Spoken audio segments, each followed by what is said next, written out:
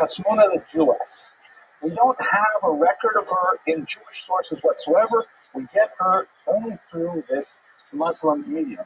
And he says a very beautiful story at the very beginning that Kasmona's father was a very educated man. We'll have some opinions as to who he might have been. And he would teach her this particular Arabic poetic style of rhyming, not exactly rhyming couplets, but he would start a poem from her, and then she would have to finish it. Anyway, so the first quotation that we have, her father said to her, "I have a friend whose woman has repaid good with evil, considering lawful that which is forbidden to her." That's kind of a complicated sentence. He says to this young daughter, I have a friend who has repaid good with evil, done something bad to her husband, boyfriend, whatever, considering that lawful that which is forbidden to her. And she's taken advantage of that relationship. Kasmuna then replied, just like the sun from which the moon derives its light, always, yet afterward eclipses the body of the sun. beautiful astronomical metaphor that fits with the first idea of the poem. And as the Arabic author of the collection of poems writes, her father embraced her and said, "My daughter, by the Ten Commandments," very typical Jewish thing to say, "you are a greater poet than I." So this is our first kind of introduction to Kasmuna. You have this beautiful idea of a relationship with her father, a very literary relationship, and one in which he demonstrates wit and sensitivity, and to a certain degree asserts her kind of unique femininity in an unusual way, which we will explore in the course of this lecture. So that's our first introduction to Kasmuna. Any questions so far? Okay, so since we are walking, I actually had a different talking dog joke to start, and I would like to tell that joke because it was in my brain when I started. So if you don't mind, Joseph, you're still awake, right? So I can tell you this joke. So the joke goes like this. The joke I was going to start with. It's Erev Yom Kippur, and the synagogue is full of Jews, and they're all thinking about atonement in the year to come, and they're waiting and waiting for the chazan to show up, the cantor to show up. And he's not coming, and finally someone bursts in and says, "The chazan, he took another job. He's over in Peoria right now. He's going to lead the services over there. We don't have a chazan." Everyone's saying, "Oh my gosh, it's almost Yom Kippur. We have a few minutes. How are we going to possibly daven the Yom Kippur Kol Nidre service?"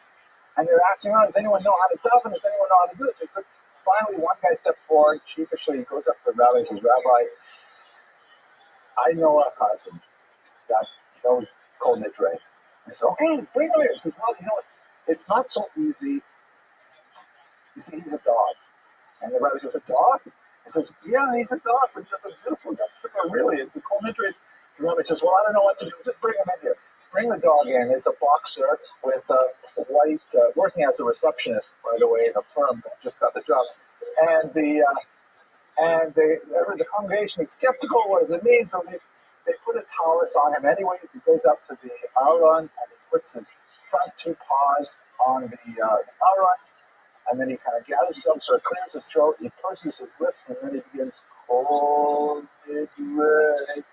And the room is silent. Everyone is overwhelmed with the emotion and the sensitivity and the technical precision with which he enunciates all the prayers. And people by the end of the service are weeping. They're overwhelmed. What a tremendous Kol Nidre. They've never heard such a thing. So the rabbi says, "Can we do chakras?" He says, "Sure, chakras, most of the whole thing." Goes through everything, goes through the Hila, finishes the davening. The congregation is transformed. They've all done tshuva. They're going to be tremendously good Jews for coming here. And the committee of the board members come up and they say to the owner of the dog, "Listen, we love this Yom Kippur service, and we'd like to offer your dog a full-time position as chazan." And the guy says, "I'm sorry, that's not going to be possible." And they say, "Well, why not?" He says, "Well, he really has his heart set on medical school." So that one's more Jewish, but I think I like Dr. Sanders' joke anyways. Okay, so back to Kasmuna. Here we go. Now, the style of her poetry is a very highly technical Arabic style called, I'll try this once, muwashashaha. My Arabic is terrible. It's just a little bit worse than my Urdu and my Swahili. But this is considered, as I've read in the literature, an extremely complicated type of poetic style that the cogno sense you really enjoy with detailed, rhyme and meter and so on. And we can only assume that it is as great as the poets and the scholars say. Now, the way that this poetess is described is, as I said, Kasmuna the Jewess, and she is named as Bint Ismail. Sorry, it's Bint Ismail ibn Magdala. I might have a typo on this here. The daughter of Ismail of Baghdad. And one particular scholar named Bellamy argues that, in fact, when you look more closely at the literary evidence, it's quite possible that Bagdala was actually a misprint, and it was none other than Shmuel Hanaki, which is Samuel ibn Nagrela. An absolutely fascinating proposition, because Shmuel Hanagi, that's his Hebrew name, as opposed to the Arabic, was one of the most famous Jews of the Spanish Golden Age, a tremendously towering figure of phenomenal importance.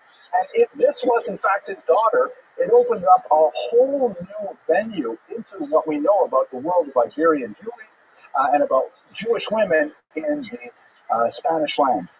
As we shall see, there's a lot of controversy over that particular assertion. It's far from clear that this is in fact her father, but it certainly does place her life within a royal context, a long rabbinic context, and in fact, a royal context. So before we go into it, let's just talk a little bit on why we know so little about her. The unfortunate reality is that women basically drop off the radar screen for almost all of Jewish history. We have some exceptional women who stand out in the biblical period. Of course, the foremothers, women like Zipporah, Moses' wife, and so on, with very few exceptions, like let's say Gloria, with very few exceptions, they always tend to be, living in the shadow of a male, either their husband, their father, sometimes their sons, but they rarely stand out on their own. And the historiography, the literature that we have, basically ignores women's history. And there are a lot of reasons for this. It's hard to believe that Jewish women were not so exceptional, since we know how exceptional they are even today. And I said that even when my wife left the room. She actually walked out of the room for a second there.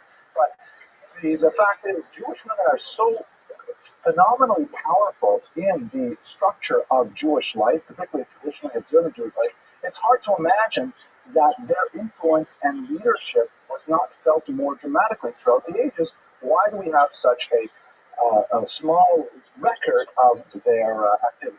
Part of this is because of the tropism of historiography, meaning the way that historiography works. Most of Western Jewish historiography, which follows non-Jewish historiography, tends to focus on leaders who stand out in the public eye.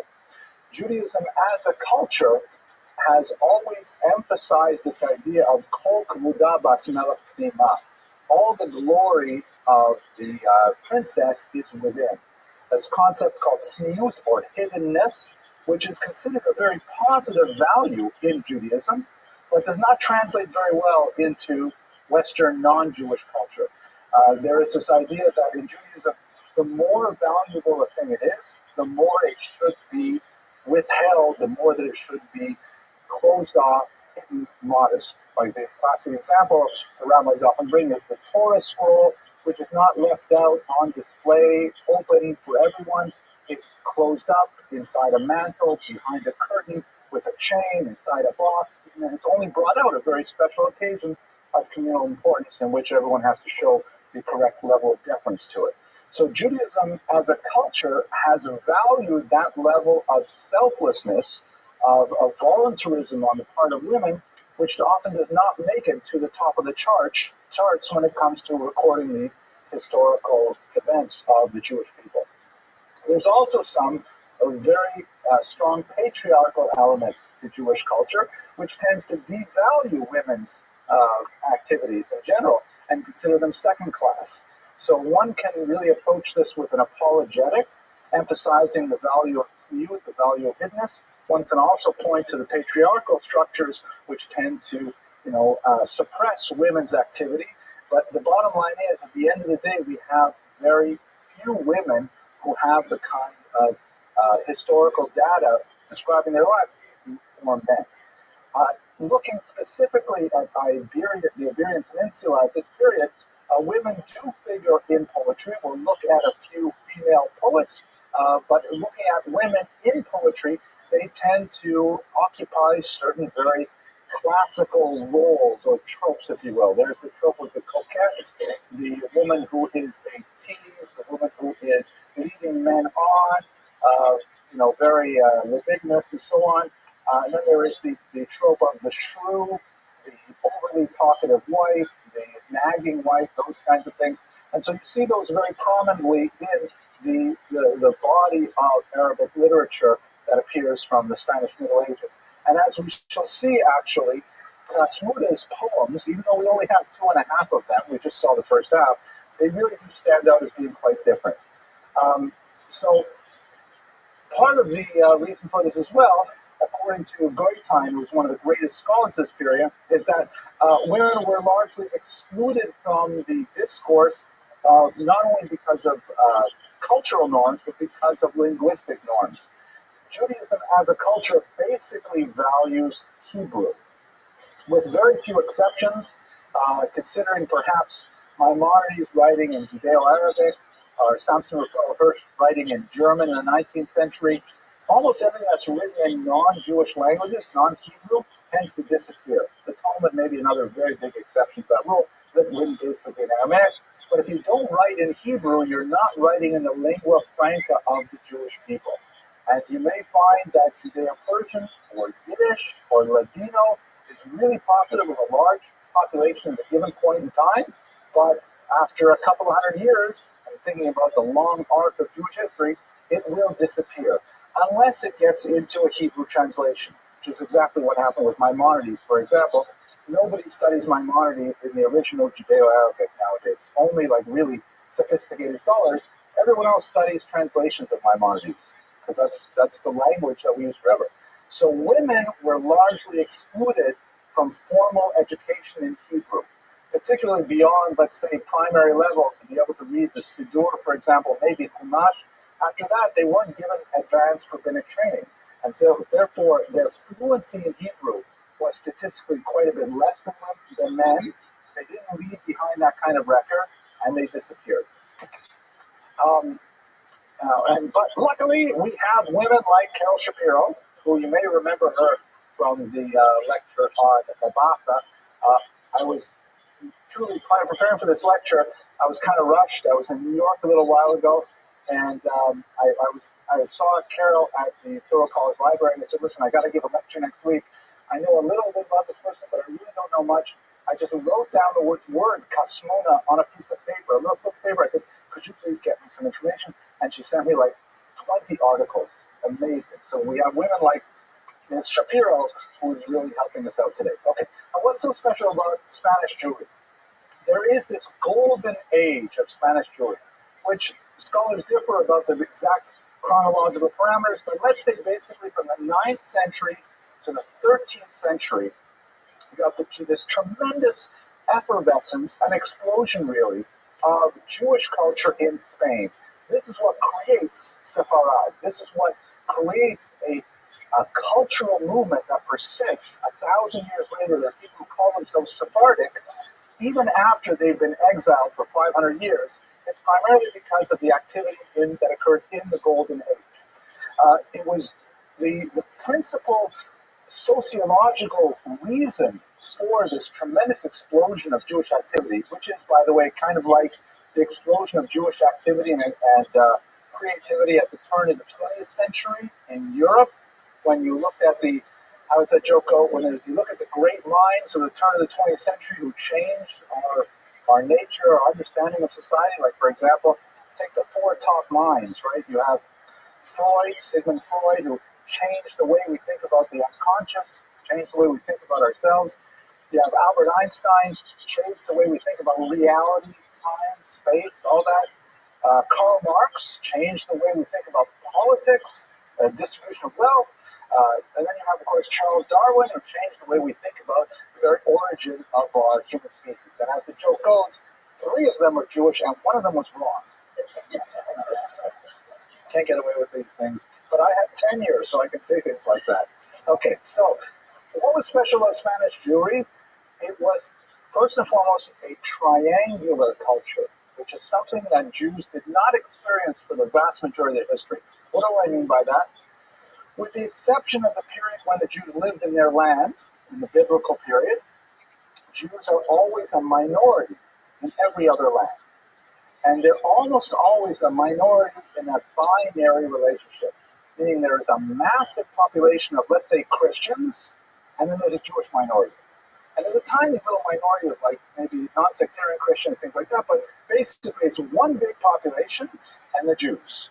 Or in Muslim lands, one big population of Muslims and the Jews.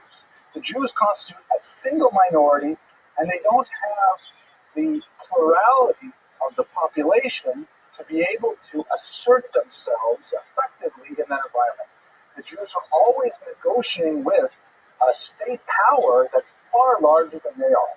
And so Jewish culture, for most of these centuries we're talking about, tended to develop in an insular fashion, inward looking, developing mystical thought and internal Jewish ideas and so on. Spain, however, was quite different because Spain is a more or less three-way split of three distinct populations: the Muslims, the Christians, and the Jews.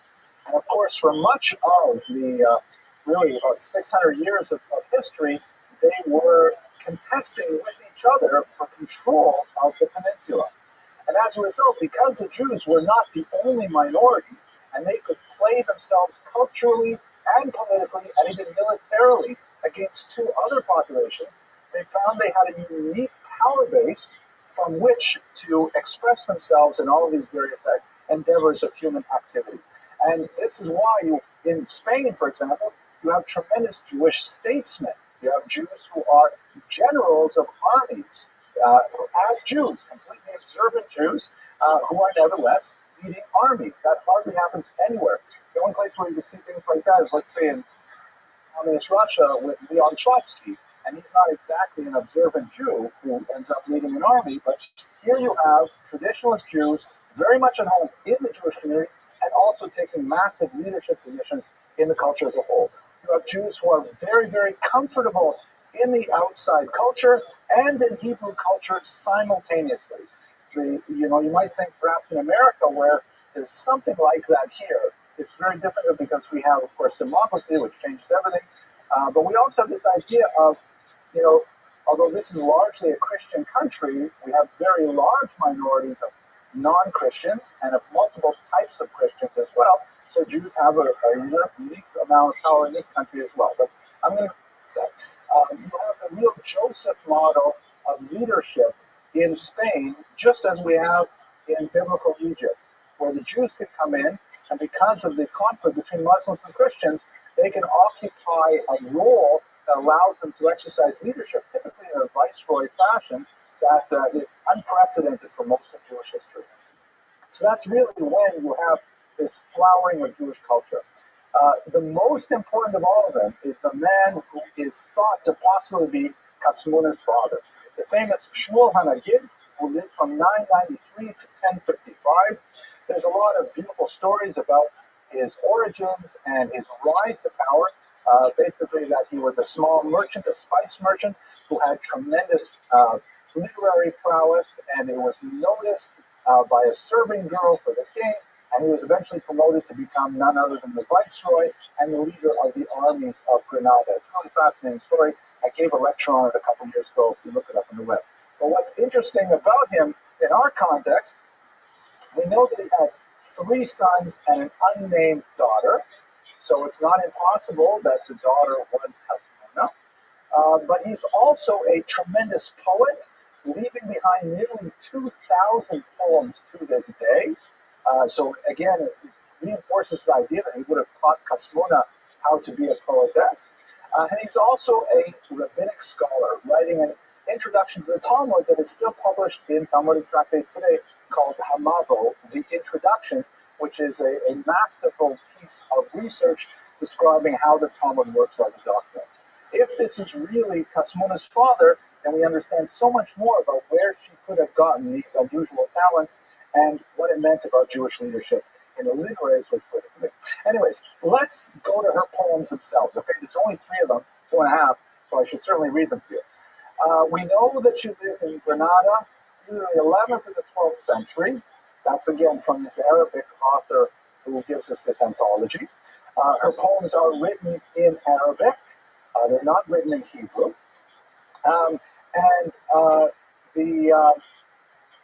The story that the brief descriptions in this Arabic anthology say that her poetry was so beautiful that it especially motivated her father to find a husband for her.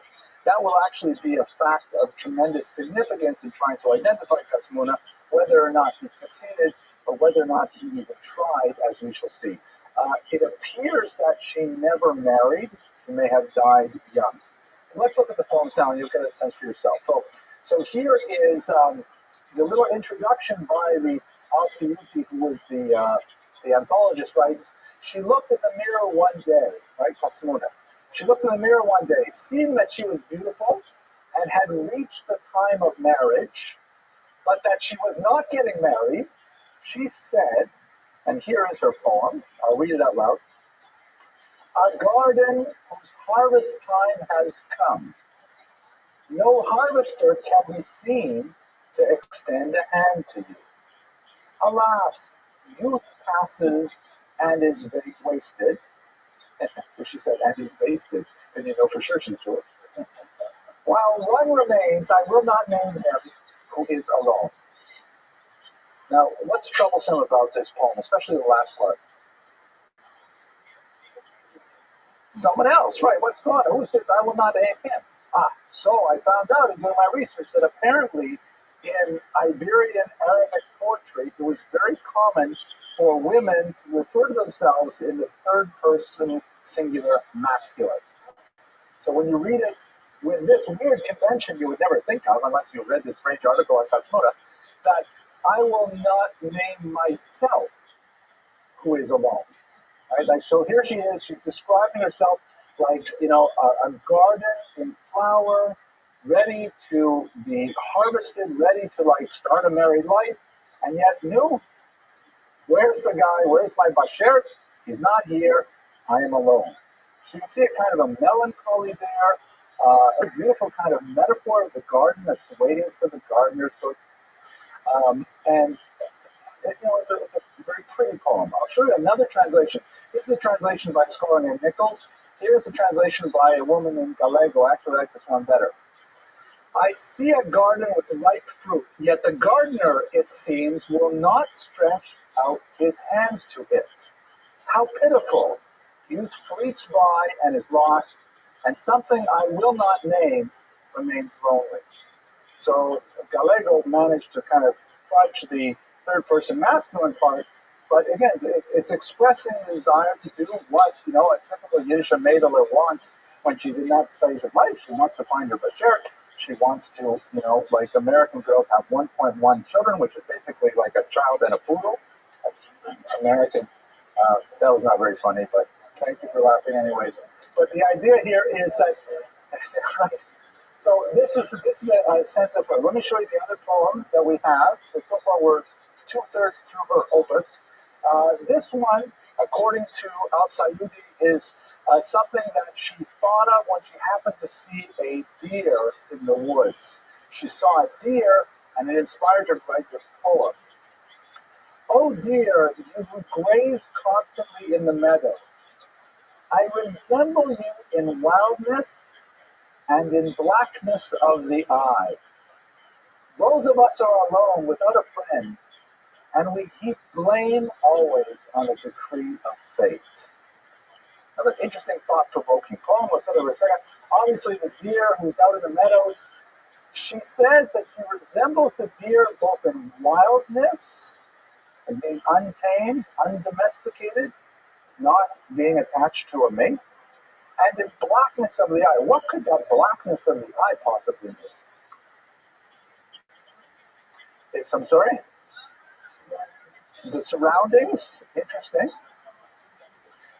This is surprising, very cool. This is something that's so cool. Oh, Raphael, go ahead.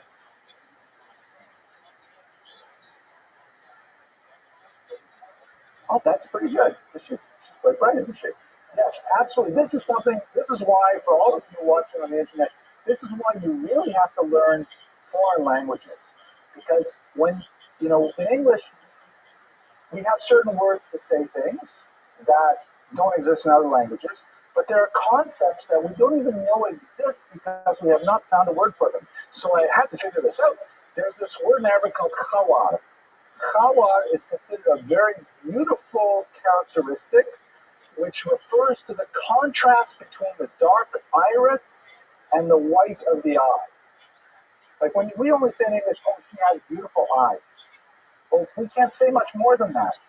But they have a unique word, khawar, and again, you think about Spanish Jewish women with dark eyes, presumably, the contrast between the dark iris and the white, the clear white eye, the outside of it, that's considered very beautiful. So she used Rabbi here to say, like the deer, which has a very black iris and a white eye, so I am like you in this beautiful way. I found this fascinating. This is worth the whole lecture for me. Everybody can go home. The second part here, this is Galego's translation, the other scholar. O gazelle, which always grazes in a garden, I am comparable to you in loneliness and despair. We are both alone, without companion, but let us wait patiently for the decision of the Almighty Providence.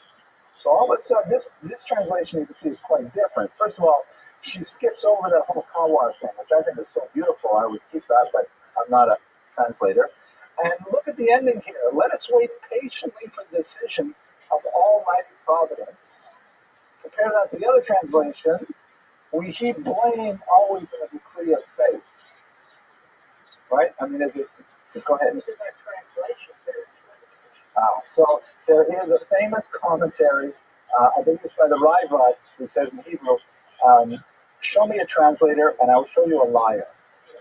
Translations are always going to be, I mean, like the word here, I'm guessing, I don't know Arabic, but heap blame can be the same as assign responsibility. So does assign responsibility mean heap blame, or does it mean wait patiently for the decision? I don't know. Still, because unfortunately I don't know Arabic, I'm relying on the scholarly translations that exist. These are two that I found.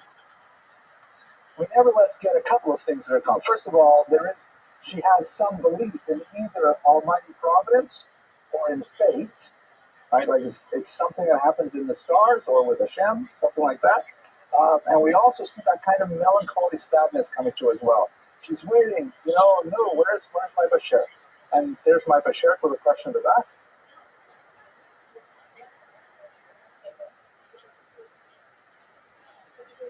Oh, I should get the guy who wants the voiceless fricative. We need that guy over here to tell us exactly what it is. Let me show you where I think we really see her personality emerge. When you compare her to, as Gallego did, to typical poetry of Arabic women of the period. Let's just hang on a second. I'll just show you these poems and I'll come back to you. So here we go. So James Manfred Nichols, who actually provided some of the translation, he says that there is this whole genre of women's poetry in Arabic, because then again, that was the vernacular. They were speaking Arabic. It was not so difficult for them to write Arabic, unlike Hebrew. And there's a lot of essentially love poems. And by the way, Shmuel HaNagid also wrote a tremendous amount of love poetry. Some of it is really quite heated, really erotic poetry. You can visit that lecture, you'll see I quote a couple of them there, and the ones that I didn't even include on the internet are even worse. But really, very hot poems. And her poetry, though, is characterized, as he put it, by its delicacy and its melancholy. Lots of metaphors, not too graphic, and again evokes that kind of sadness, that tristesse, to use the French word, rather than some kind of more graphic element. Also, the very common genre, which we find strange reading about in the 21st century, but the Iberian poets had a whole genre called ghost poetry, in which actually it's not so weird. It's like rap is like that, You ever listen to rap music? Where it's all about, I'm so tough and I did this and I got that, I got into jail and I got out. So it's all like, from what I know, rap is laughing. But that's so they had that kind of genre of ghost poetry. I beat that enemy of mine and he was so embarrassed and stuff like that. And Jews wrote that poetry too. Jews love that stuff. So it doesn't have the kind of narcissism that you see in a lot of the genres of poetry, and it does not have that coquettishness. She's not like, flaunting her youthful beauty and the effects it has on her male admirers. Check out these examples. So here's a poetess, a female poet named Walada, who wrote, "Worthy am I, by God, of the highest, and proudly I walk with head aloft. My cheek I give to my lover, and to those who wish them, I yield my kisses." Right? So it's very strong, very graphic, very sexual.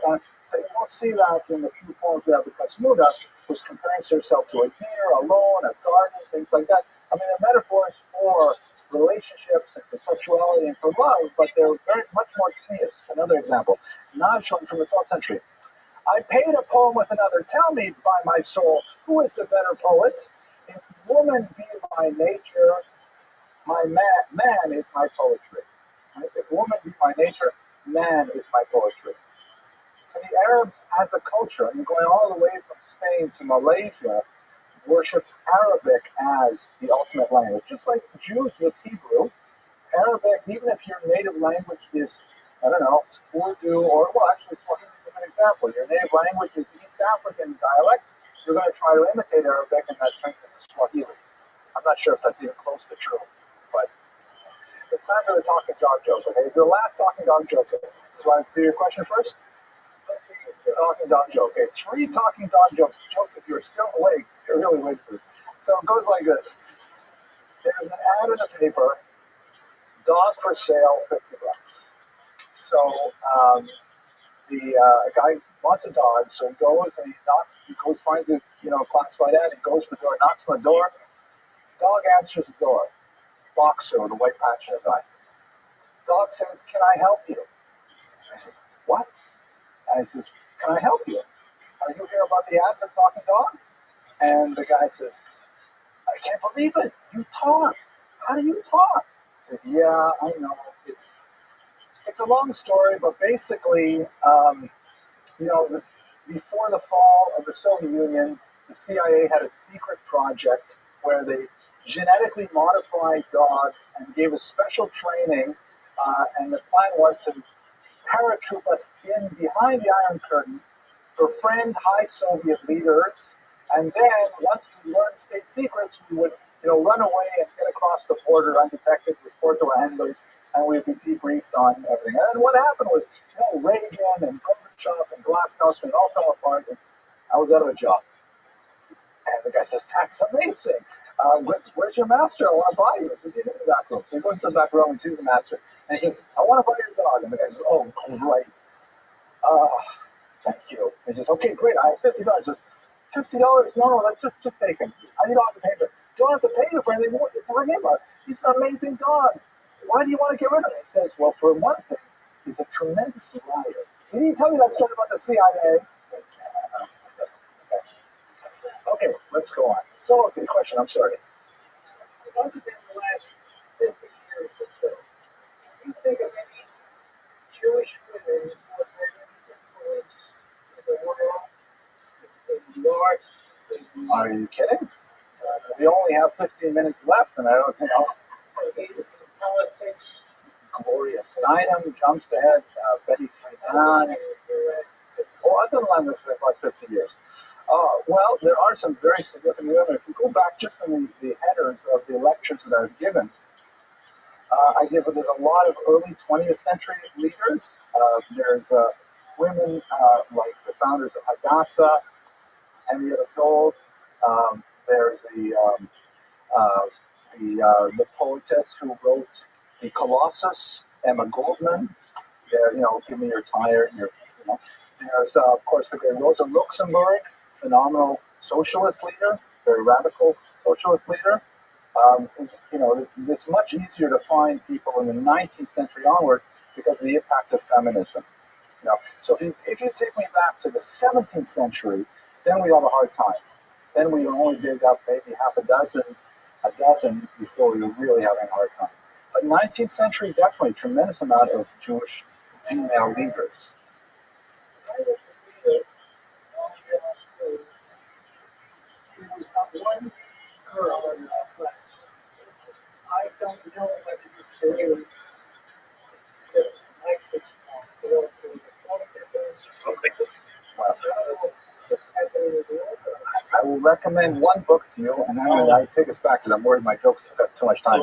There's a brilliant book out there called The Breath of Life, Feminism in the American Jewish Community by Sylvia Barrett Fishman. She's one of the greatest scholars of American feminism.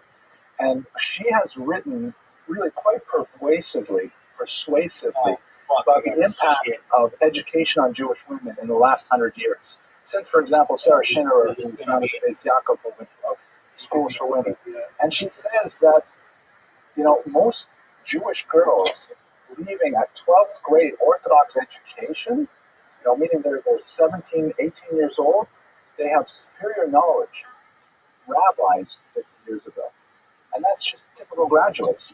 There are two of them in this room right now who have, skills in Hebrew translation, tremendous amount of textual knowledge, tremendous amount of contextual historical knowledge, ritual knowledge that's literary, that they can write about and they can speak about and they can teach about.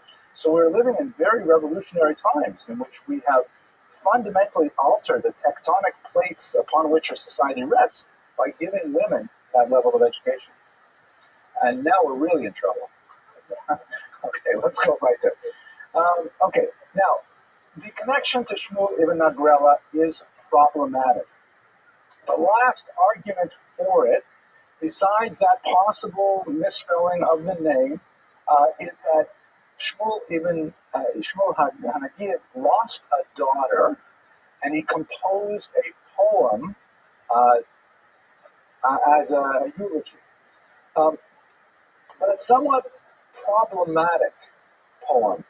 According to what we know about his life, because he was, again, a very famous Jew of the period, his daughter died of during a smallpox epidemic in 1044.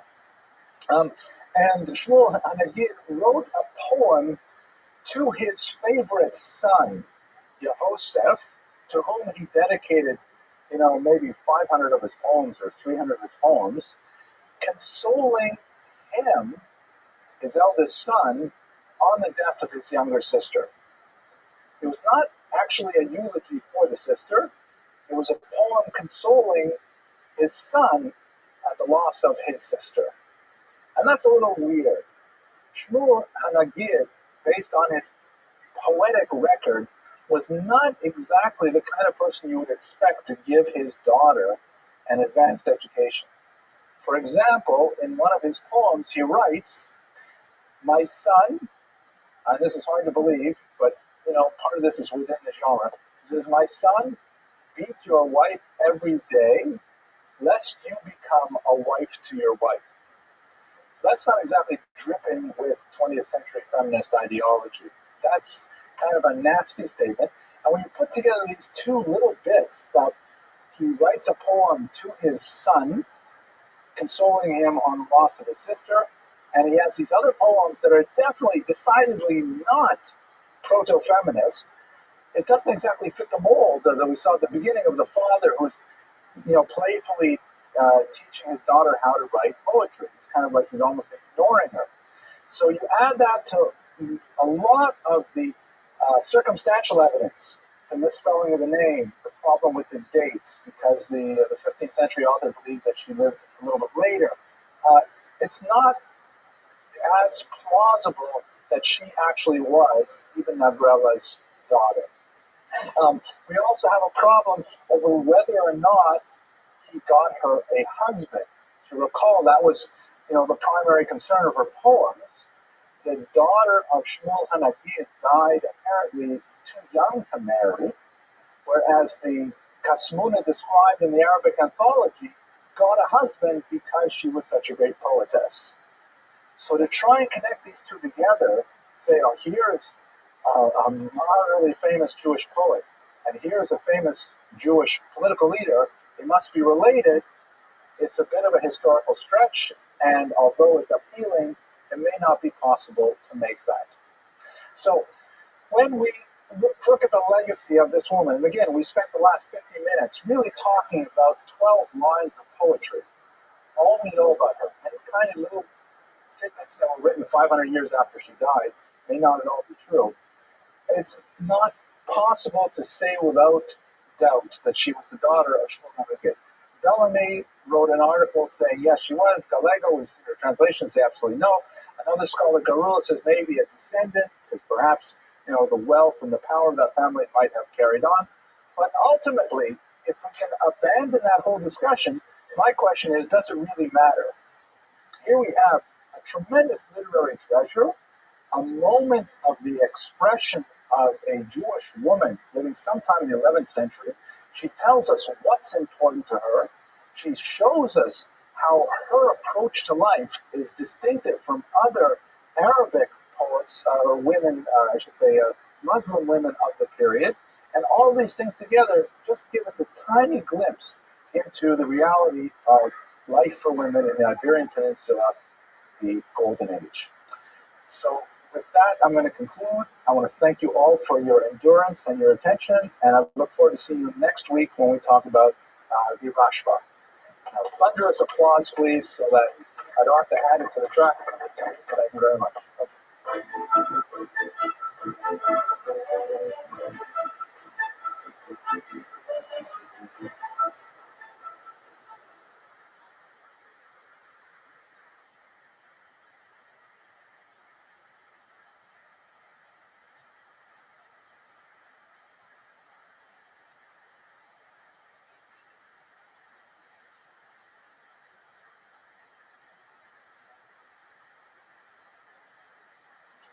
Okay, I hope you're all doing well. It's great to see you again. I hope you had a fantastic holiday with Yom Tov. I especially love those 3-day Yom Tovs. I mean, I wish we could have them one after another. I really do. I really do. They're fantastic. It's the fourth day when you have to come back to the real world that's very difficult. But otherwise, if I were to make my own religion, the only thing I would do is I would just make the holidays a little longer. At any rate, today's, by the way, I was able to do so much with my Yehuda Levi. Not enough for this presentation, but nevertheless a lot that I really enjoyed, and I will, regale you with a lot of his poetry. And of course, we have to start tonight with the most famous, perhaps, of all pieces of medieval verse in Hebrew. We certainly have this famous poem. It's only a few lines, but I'd like to begin with it. Of course, you know what it is. Libi b'mizrach, my heart is in the east. Let me try and read it with a Sephardic accent. You'll forgive me, please. Libi b'mizrach v'anochi b'sof ma'arav. Ech et ama et asher ochal ve'ech ya'arav.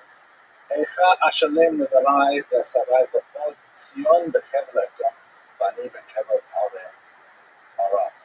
Yakel be'enai azov choto sfarad k'mo yakar be'enai ra'ot afrot tvir neferav. Now here's the English translation. My heart is in the east and I in the uttermost west. How can I find savor in food? How shall it be sweet to me? How shall I render my vows and my bonds while yet Zion lieth beneath the fetter of Edom and I in Arab chains?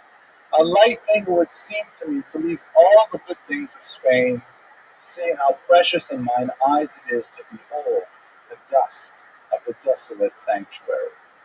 But what he is expressing here, of course, is the famous lament, and he lived this in his own life. He's a person of tremendous fame and success in Spain, which was like the Brooklyn of the medieval world. I mean, it was like the center of the Jewish world, where all literature and all sophistication came there. Baghdad was already a distant dream, and now Spain was, Cordoba and Granada were places of great culture, and yet he longed for the backward, desolate sanctuary of the desert areas, the arid spaces of Jerusalem. And of course, as an older individual, he gave it all up, and he made his way to Jerusalem, where, according to new research that has come out of the Geniza Library, we know that he did actually make it to Eretz Israel, but he died within months of his arrival there. Nevertheless, this famous lament, Libi b'mizrach, v'ani b'sof ma'arav, my heart is in the east, meaning in Israel, and I am way out here in the far west, is the refrain that has been through the last 800 years of all Jews who wish to make Aliyah, to live properly in the land of Israel. So we're going to see how this is expressed in the great Yehuda Levi's life over the next hour or so, and I hope you find this fascinating as I did. Let's begin, though, with some of our standard good and welfare for tonight. First of all, thank you to our sponsors. Once again, we are fortunate to have the generous sponsorship of Nick and Kathy Pressman, friends of mine, students of mine from Miami, who after Hurricane Irma sponsored 2 lectures. We thank them very much. We also I'm really excited because, we filled up all of the sponsorships for the fall semester, which is really nice, and people are still giving money. That's really amazing. It just getting these anonymous donations coming in, and I have the screen here, but I took this yesterday, and I got a couple more today. So we are right now at $9,998 for the scholarship fund. So would someone please give $2 just so we can get one more thing? Okay, good. Thank you. We have $2. Can we have $2.50? No, that's great. Here it comes right now. Professor Levine, thank you. We have now made $10,000 with this donation. That's great. Okay, thank you. I will deposit it in the scholarship account after we're done. So, and I'll send an email to Rabbi Krupka right away, the executive vice president, that we made $10,000 right here now. But we can go further. Our goal is $100,000. I have at least a few weeks to make the other $90,000 up. Professor Levine, can I? Okay. So, anyways, that's really cool. Please do continue to give to our fund. Okay. Other really cool good and welfare thing. I'm very pleased that after an inordinate amount of time doing research and writing, my new book has finally appeared. Thank you very much. This is an advanced copy. We're going to have a book launch right here in this room on the 30th. You're all invited, of course. We'll have a regular lecture beforehand, and we'll have some, food and drink and things like that as well to celebrate the appearance of this book, which I hope will be useful for the scholarly world. It's a study of the Holocaust writings of a Hasidic rabbi named Columbus Thomas Shapiro, known as the Eish Kodesh, the Holy Fire, after the title of his work. And basically what I've done is I've taken his work and placed it in the immediate micro-history of the Warsaw Ghetto, which I believe sheds tremendous light on what he exactly said in his weekly sermons in the ghetto. I'll pass this around if you're curious to look at it. We'll have copies for sale, of course, at the book launch, and there are copies available on Amazon. There's a 20% discount for the pre-orders now, not on Amazon, but on CreateSpace. Go to the website, you'll find all that. Okay, let's go to Yehuda Halevi, though. Okay, so a major source for today, I read a ridiculous number of books for tonight's lecture, and sometimes when I read so many books, it always come out in quite as fluid a lecture. Sometimes it's better when I kind of make it up as I go along, but nevertheless, I had a lot of fun. I especially enjoyed Hillel Halkin's excellent biography. Hillel Halkin, of course, is one of the great men of Israeli letters. He wrote fantastic biographies of Vladimir Jabotinsky, which we relied on last year, and his biography of Halevi is really a work of great poetry. I'd like to point out, he has a tremendous sense of humor. Let me show you the table of contents. Now, here it is. Contents. Yehuda Halevi, page 3. Appendices, page 315. Right? So it's really useful if you want to look up a particular chapter in his life. It's all in that first 300 pages. And then then you have the appendices, which are useful reading. Then you have chronology at the end. But it's really well worth reading. There's a lot more material than I could possibly present in the scope of one lecture. I also like to point out this really interesting book, which has a certain amount of material on Yehuda Halevi's life, but it really is an interesting take on the entire period that we have been studying since the beginning of the semester. The Ornament of the World, which was a term used to describe Granada at its highest point.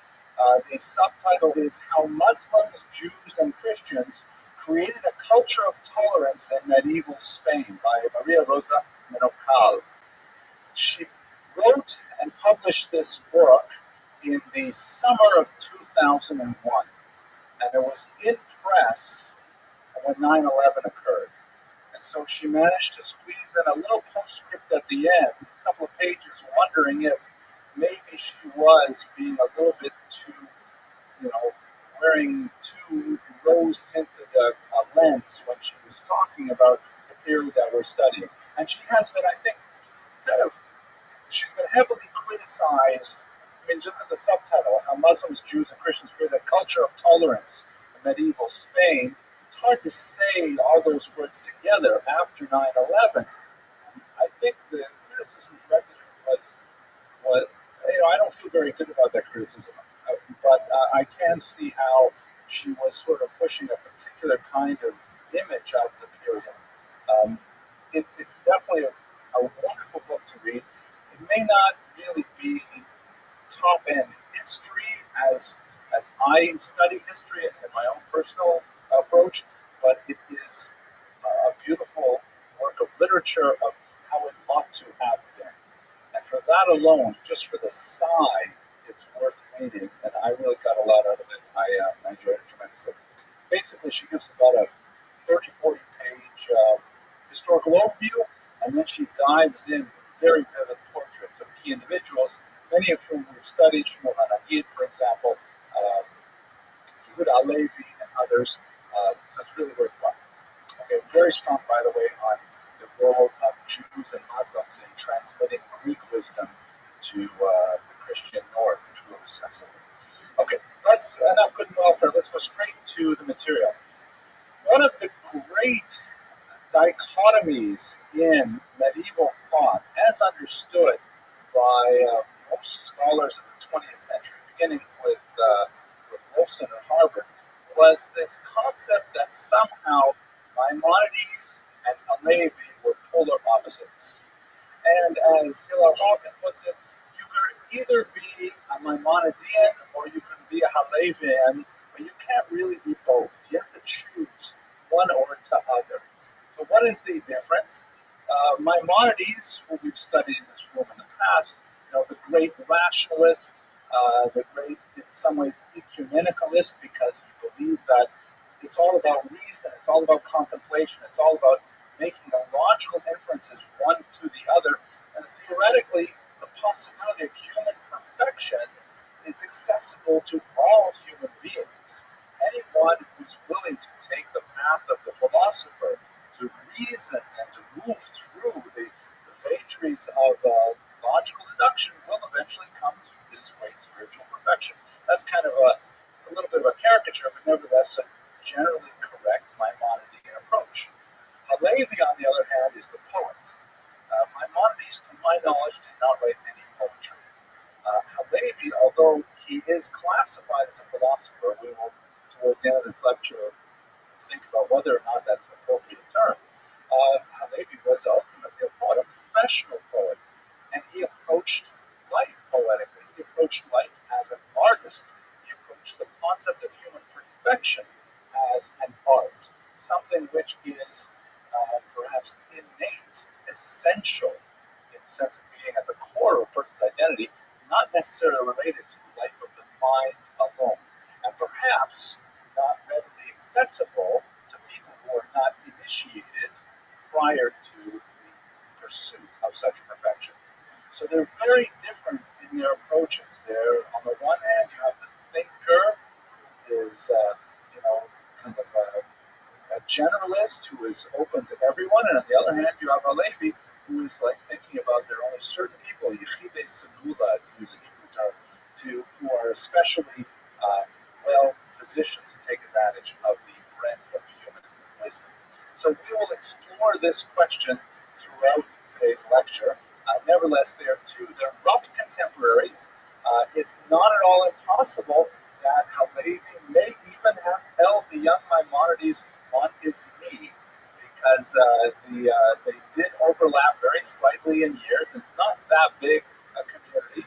Halevi, of course, was already at the peak of his career, but Maimonides was from also quite a distinguished family, so it's not impossible that, at a bris or a simcha or something, he may have actually tweaked his cheek at one point, but nevertheless, they led very different lives afterwards. Okay, so let us do a little bit of the geopolitical context. What's going on in Spain at this time?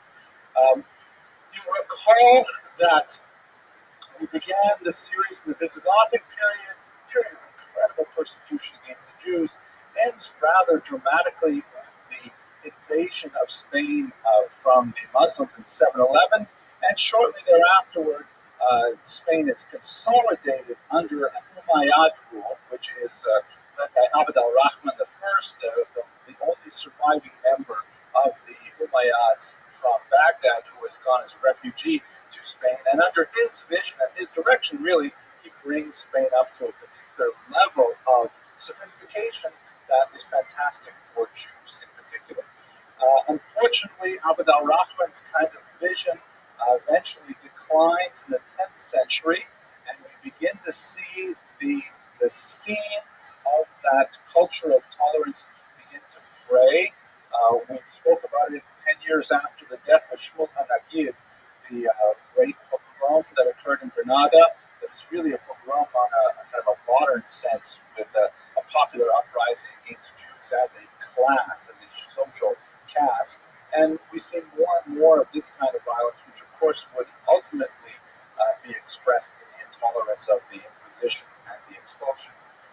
But the political nature of Spain at this point was beginning to fall apart, and it is in this chaos, as Muslim Spain is beginning to collapse, that the Jews find their voice, particularly people like Yura Levi. This is known as the Taifa period, when the single Muslim rule that was evidenced by Abd al-Rahman falls apart, and there are many little kind of city-states. Granada becomes its own city-state, Cordoba is another city-state, and so on, and they are competing with each other. This is unfortunately followed by the darkest period, the invasion of the Berbers. And they come in two flavors. I'm not exactly sure about the detailed differences between the Almoravids and the Almohads, but the basic idea to both of these Muslim invasions from North Africa, you'll recall we spoke about them as Shmuel HaNagid. These are not Arabs, these are Africans who had converted to Islam, and they did not come with the kind of cultural sophistication and cosmopolitan ideologies of the Baghdadi image, or the Syrian image of a cosmopolitan Islam. They came with a much more rigid definition of Islam, and one of the things that puzzled them tremendously was the degree of tolerance that the Umayyads in Spain had shown for non-Muslims. As we discussed, non-Muslims are protected under Muslim law, particularly Jews and Christians, in some cases Zoroastrians, as dhimma, as people of the book. And they are granted special protections. They're allowed to observe their religion, certain symbolic discrimination, wearing certain colored clothing, and building their synagogues higher than mosques and things like that. But in general, they're granted a tremendous degree of toleration. Sometimes that it's surprising even for me when you read about it. Like, for example, the degree to which Jews and Muslims and Christians would drink alcohol together. Alcohol, of course, being forbidden to Muslims. And nevertheless, drinking parties was perfectly accepted sort of cultural activity that was engaged in by multiple religious groups simultaneously in the Umayyad-influenced Spain. The Almohads were saying, what is going on? These people are just like, they're out of control. So they opposed a far more rigid definition of the tolerance or intolerance of non-Muslims that eventually caused people like the Maimon family to flee and to try and find shelter elsewhere. In the case of Maimonides, of course, he made it to Fustat outside of Cairo, where he launched his coup. Halevi and others managed to eke out an existence despite the new restrictions imposed by the Almohads, but eventually they too felt the pressure, and the emigration was a concern. Here is a map that shows you some of the breakdowns of the various sites. It's hard to really pick any map for the period because the boundaries were shifting quite significantly. But in general, you have a Christian north and a Muslim south, and there's a lot of shifting boundaries in between. Over the period that we'll be studying to the end of the semester, the Christians, of course, will push their way down, and eventually they will drive out the Muslims from the great citadel of Granada and the red fort known as the Alhambra, the foundations of which were laid by Shmuel HaNagid's son, Yosef. Now, let's just keep in mind how diverse the Spain is at this point. We have several different groups. We have what I just made up this term, old Muslims. These are the fans of the Umayyads. Remember, the Umayyads are like the Baghdadi Arab Muslims who think of Islam as this, cosmopolitan, tolerant kind of society and culture. You have the Berber Muslims, these are the Africans who are far less tolerant coming out from the south. You have straightforward Christians and straightforward Jews.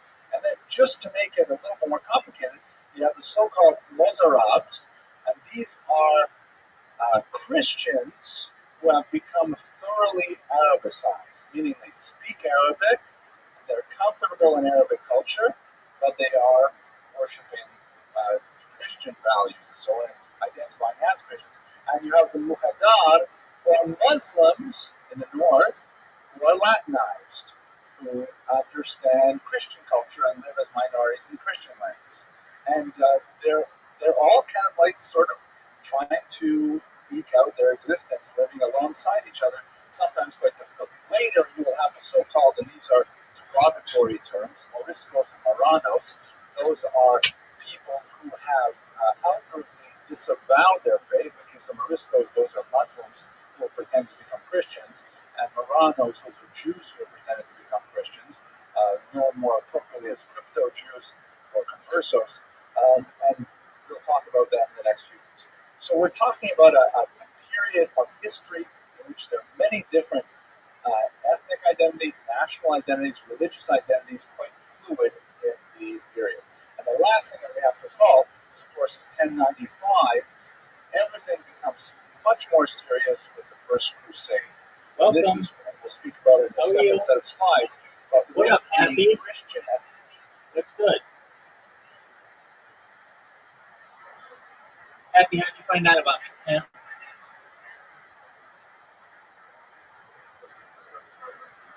Come on, man. Who gave you the link?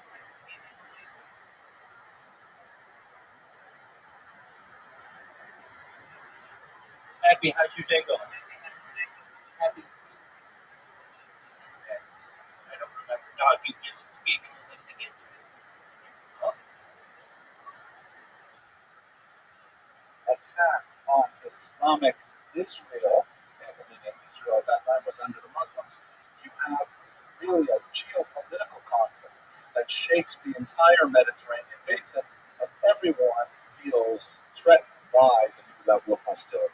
So it's a period of tremendous change in the 12th century that we're talking about right now. Okay, so taken all together, is it possible to think about the book that we mentioned earlier, The Warning of the World, to speak of what's called convivencia, the coexistence, the period of living together? Menacall was criticized for being a little bit too rosy about it. I think there's some value to that criticism, but perhaps it's overstated with the hindsight we have living in the current period we do. But we definitely have elements like, for example, here's the tomb of Ferdinand III, a Christian king who died in the 13th century, and his tomb is famously in four languages: in Latin, in Romance Castilian, in Arabic, and in Hebrew. And they're not simply transliterations of each other; they actually say different things. Like, for example, the Hebrew transcription actually uses the Hebrew names of the months, not the Christian names of the months, the Hebrew date, and so on, things like that. So it is, I think you still can make an argument for a period of tolerance among these cultures. The fact that the king himself would decorate his tomb with this multicultural statement is quite significant. Okay, enough background. Let us now look at Yehuda Halevi's life. So he came from the north, possibly Toledo, but more likely the Christian town known as Tudela, which is in the Pyrenees region.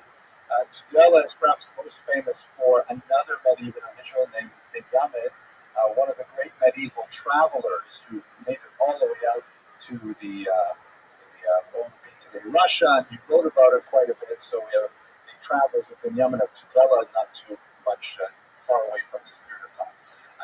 But he was a literate individual, well educated in Jewish subjects as well as secular subjects, and he made his way to the culture itself, to, as I mentioned earlier, the Brooklyn of the Iberian Peninsula, because that was where everything was happening. I'll smile about it again.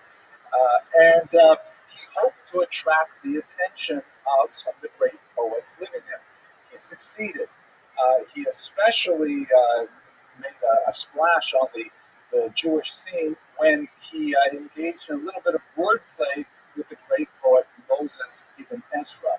No relation to Abraham ibn Ezra that we'll speak about next week, but the senior poet of his era. And in a series of missives that were sent back and forth between some of these drinking parties, Halevi, in public, on the spot, composed some extremely clever verse that would take too long to explain exactly why it's clever in this audience, but by making word plays and numerical plays on how young he was and how he was seeking to, find the patronage and shelter of the great poet Moses ibn Ezra, he was eventually charmed the elder scholar and was invited to his home. And in fact, I just had so many poems to choose from, but I thought I was not going to read this one. Now I decided I really should because it was so much fun. Let's see if I can find it right now.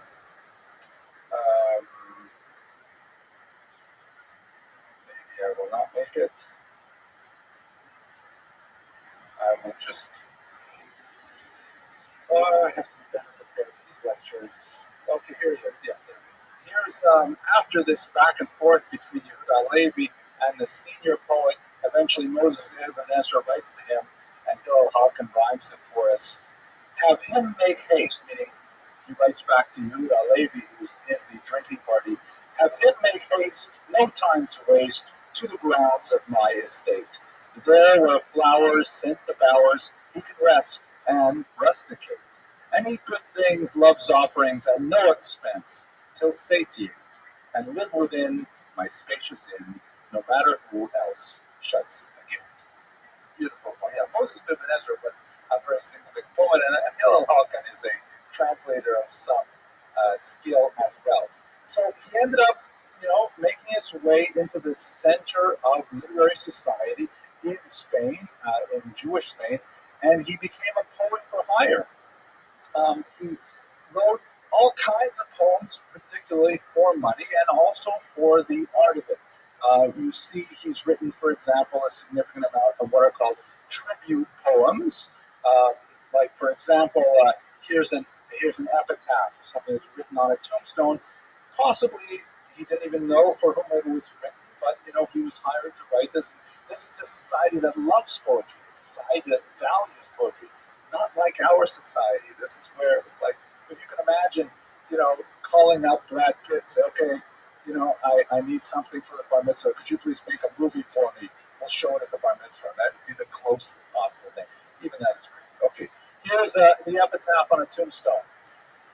Does the tear know whose cheek it runs down, or the heart by whom it is turned? It turns to its light that is now in the ground, and the ground knows not who has returned. Returned is a devout town, who feared God and was upright and learned. And of course, it rhymes beautifully in the Hebrew. Here's another one. This is a wedding poem, right? Someone's making a big chasana. Call up the poet the poet laureate of Spain. Come on by. Please recite a poem, and we'll give you who knows how many thousands of dollars. Leave what was, and this is at a wedding, okay? Leave what was and what will be. Stick to what you plainly see. Every lad must hunt his lion, and each lass should keep her eye on her young man. One look can bag him, and a single word may snag him. Yet when to a gem engaged is, God joins them in a rock of ages, whose bright rays light up the dark, and of this waste make Eden's park. By two such souls we now stand blessed, as though by Levite and by priest. Yeah, beautiful. I mean, if you're not in love at that point, it's all over now.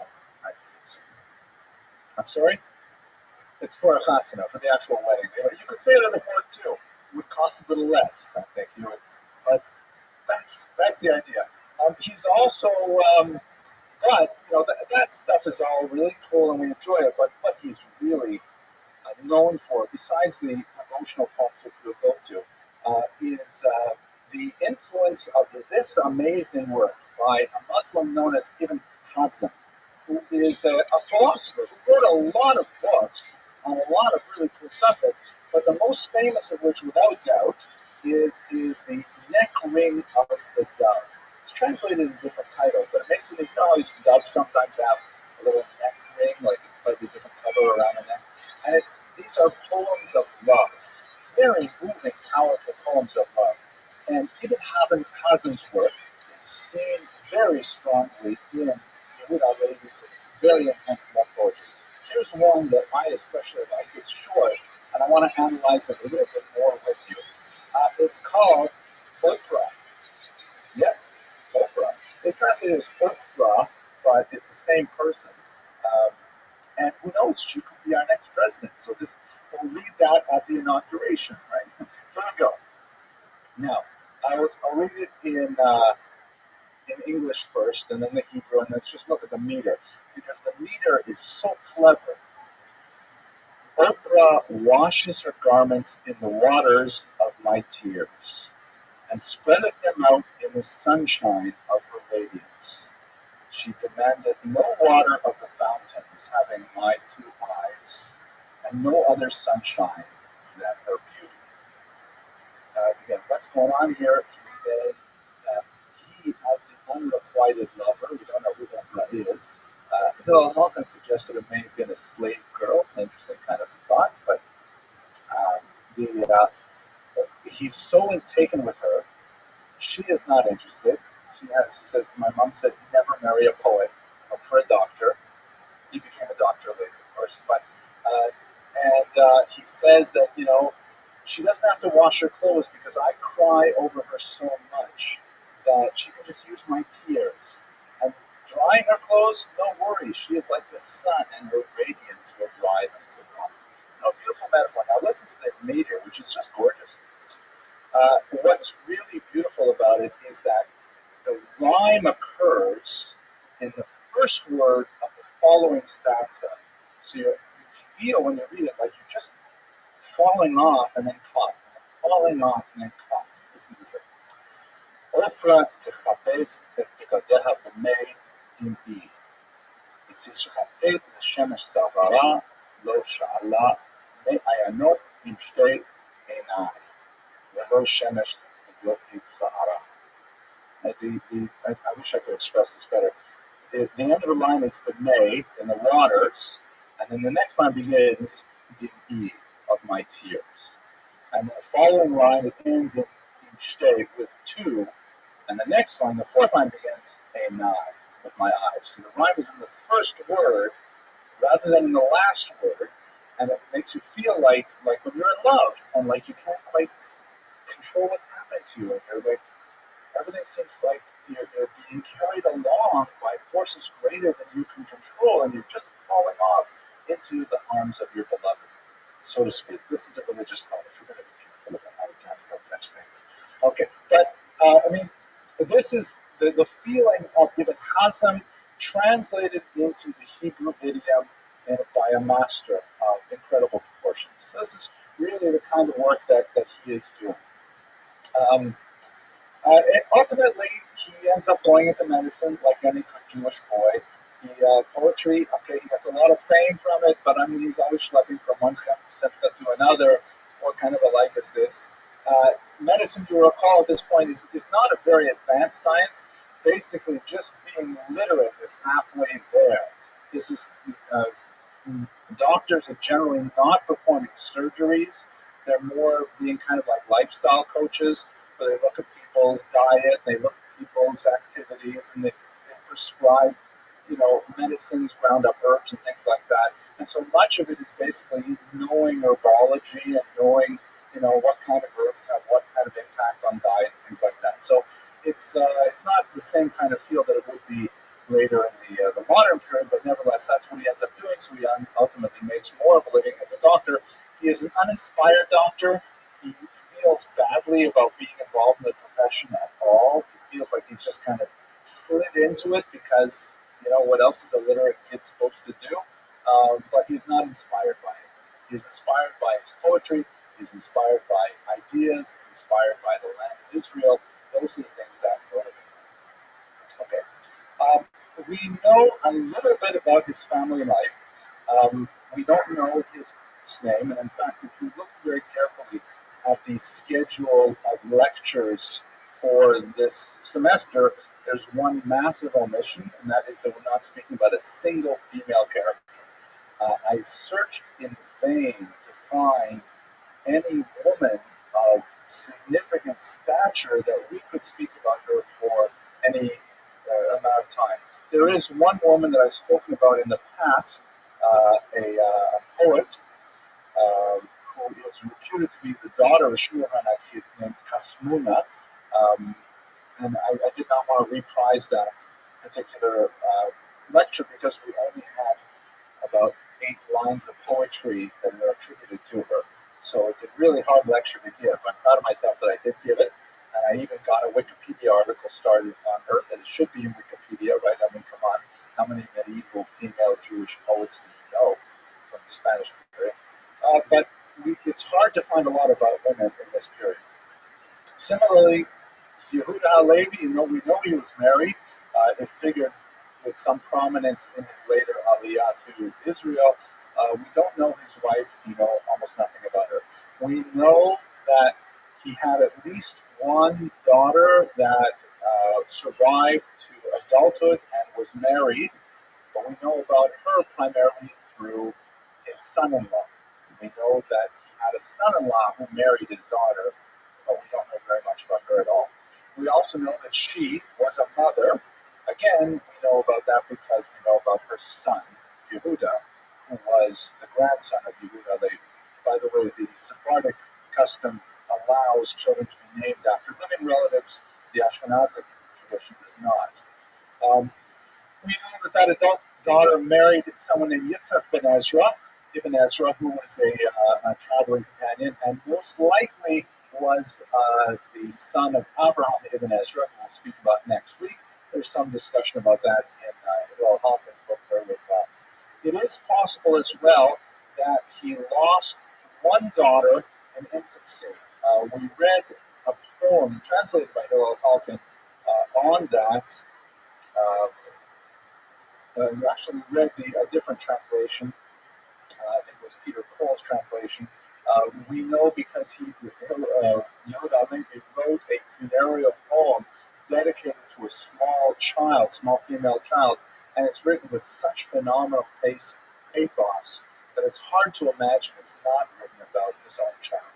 Let's just have a quick look at that poem again. I'm only going to read it in Hebrew, in English, I'm sorry. We did last time when we looked at this in the context of an earlier lecture, we looked at the meter, but let's just hear the words of Yehuda Halevi speaking about what appears to be his infant daughter who died at a young age. My child, had you forgotten the way to your own home, that your pallbearer strayed to the underworld's gloom, leaving me with, since you are not here to ask how you are, a grave's clods to kiss and your manner. Ah, death has come between you and me. O daughter torn from her mother's wombs, what life have I left when, shaped from my soul, she makes my tears flow like a spring from split stone? How can she be so changed, once white as the moon, that she now wears the earth as her bridal gown? It sawed the sweets of her wedding feast. Bitter is my own misery, for death has come between you and me. Plucked like a flower before her time, she always will be before my eyes like a frontlet, like tiller. Were I to cry whole rivers for her, still she would lie a fallen star in the roomy pit. Deep sepulchre, earth bonneted.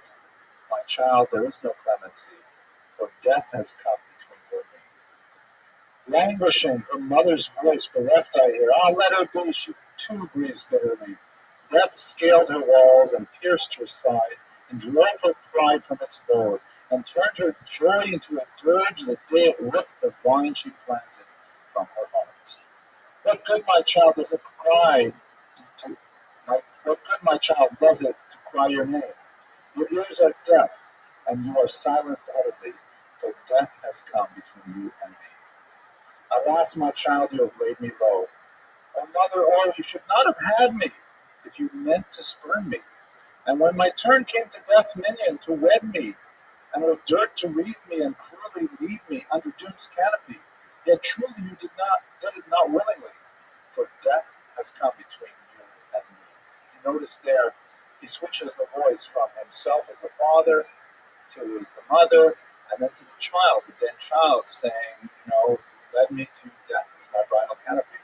And then finally, because this is Yehuda Levi, this is a great religious thinker, he adds, may he whose judgments none repeal unseal your bonds and heal your sleep with angel song, and be not wroth with his own flock, and stop the plague that he sent forth, and comfort every heart for what it lost.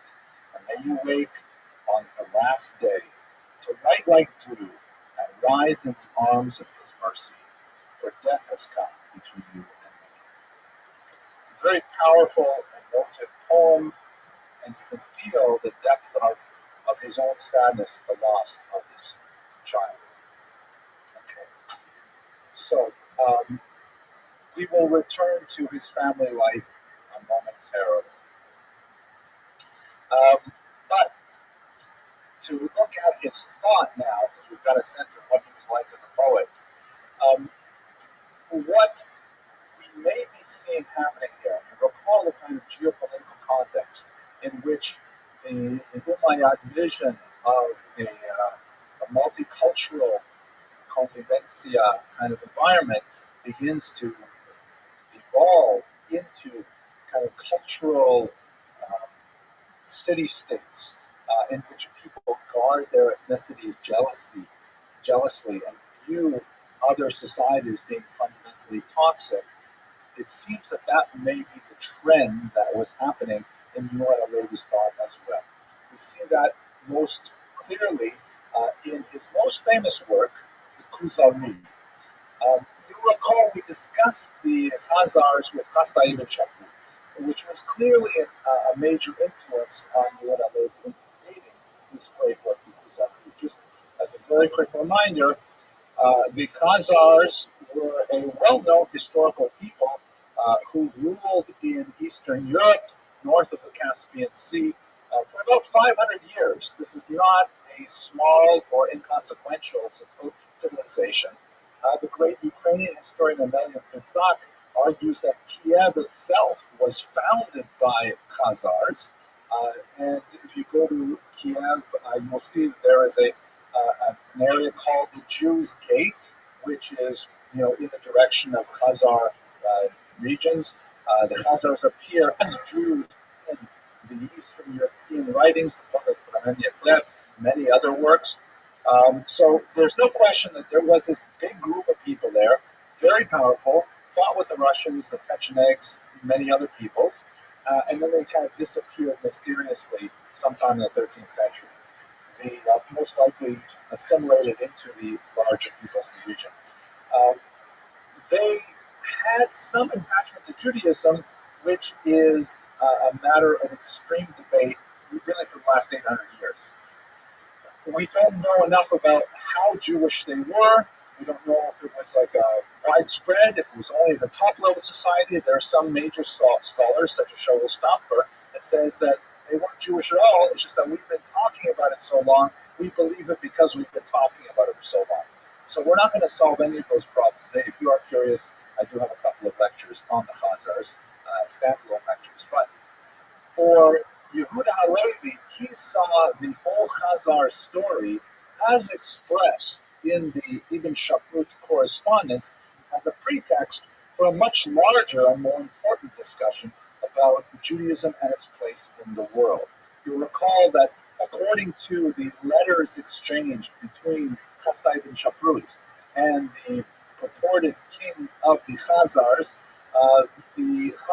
described their conversion to Judaism as a result of a multi-religious debate where there were figures from various religious backgrounds who presented their case to the king, who ultimately decided to become Jewish.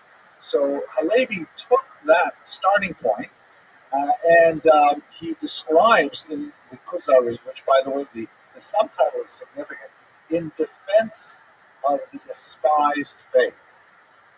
The word is psuya, which means insulted, derided, the looked down upon faith.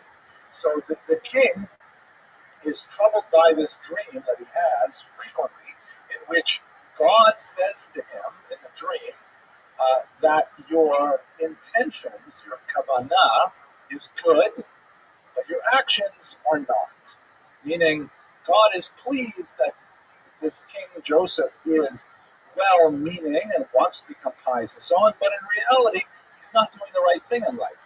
And Joseph is troubled by this, and so he reaches out to some other religions, and significantly a philosopher, really an Aristotelian, to ask him, what could this possibly mean? How is a person supposed to live his or her life? And he has these debates with these various characters, and most significantly, there is a Jewish figure, not a rabbi, a chaver. Chaver means like a learned individual, literally a friend, but in the Talmudic parlance, chaver means someone who is at a level of society that he is one of the collegians, he's one of the people who are really learned and part of society at the highest levels. And very early on in the Kuzari, the word, of course, Kuzari means the Chazarite, the person of Chazaria. The king says, that's it, well, I'm going to be Jewish. And then the rest of the book is all about aspects of Judaism as he explores them. Fascinating work in many ways. So there's so many different ways we can approach this. I'm just going to look at really two aspects of it. There's actually an entire book published by Adam Shear, Cambridge University Press, a big monster honker of a book, which is about how the Kuzari has been understood over the last 800 years. Not about what the Kuzari says, but about how it has been adapted for use by various political, religious ideologies for various ends, none of which may have actually corresponded to what Yehuda Levi was personally intending. At any rate, what is one of the more controversial elements of it is where you see the contrast with Maimonides sharper than anywhere. Maimonides is all about the mind, and anybody who can think can climb the ladder of spiritual perfection. For Halevi, it's only really for Jews. Non-Jews can achieve great heights, but ultimately, this path to perfection for Yehuda Levi is somehow in the blood, almost genetic. And many have championed this and have said, "Oh, he says it like it is. He's like he's talking about the chosen people without apologetics. He's speaking in a very forthright way to the king, saying, 'Listen, king, you would do great to convert to Judaism, but in reality, it's going to take a few generations before you can really reach a high level. At your generation, not so much.'" And that's kind of shocking for us in the 21st century, especially when we read about his love poetry and things like that. We tend to think of these values kind of coming in a package, but they did not. Halevi is much more of an essentialist, much more of a saying that this is like an artist. An artist cannot be trained. An artist has the vision and inspiration within him or her, and then the craft is what allows him or her to develop it. But it's not something you can be trained. Here, be inspired, be Picasso, be Michelangelo. It doesn't work like that. So this is a very sharp distinction between Maimonides and Halevi in particular. Secondly, very significantly, I mentioned that the hero protagonist is not a rabbi, but a chaver. So what exactly is the role of philosophy in Halevi's Kuzari? One of the most important figures early on in the book that is dealt with most significantly before he's finally pushed away is the Aristotelian. And that's really, the Aristotelian is Maimonides' hero. He is very much enamored of Aristotle's thought. He refers to him as ha-philosoph, the philosopher. And for Halevi, that's his primary interlocutor, whom he has to demonstrate as being out of touch.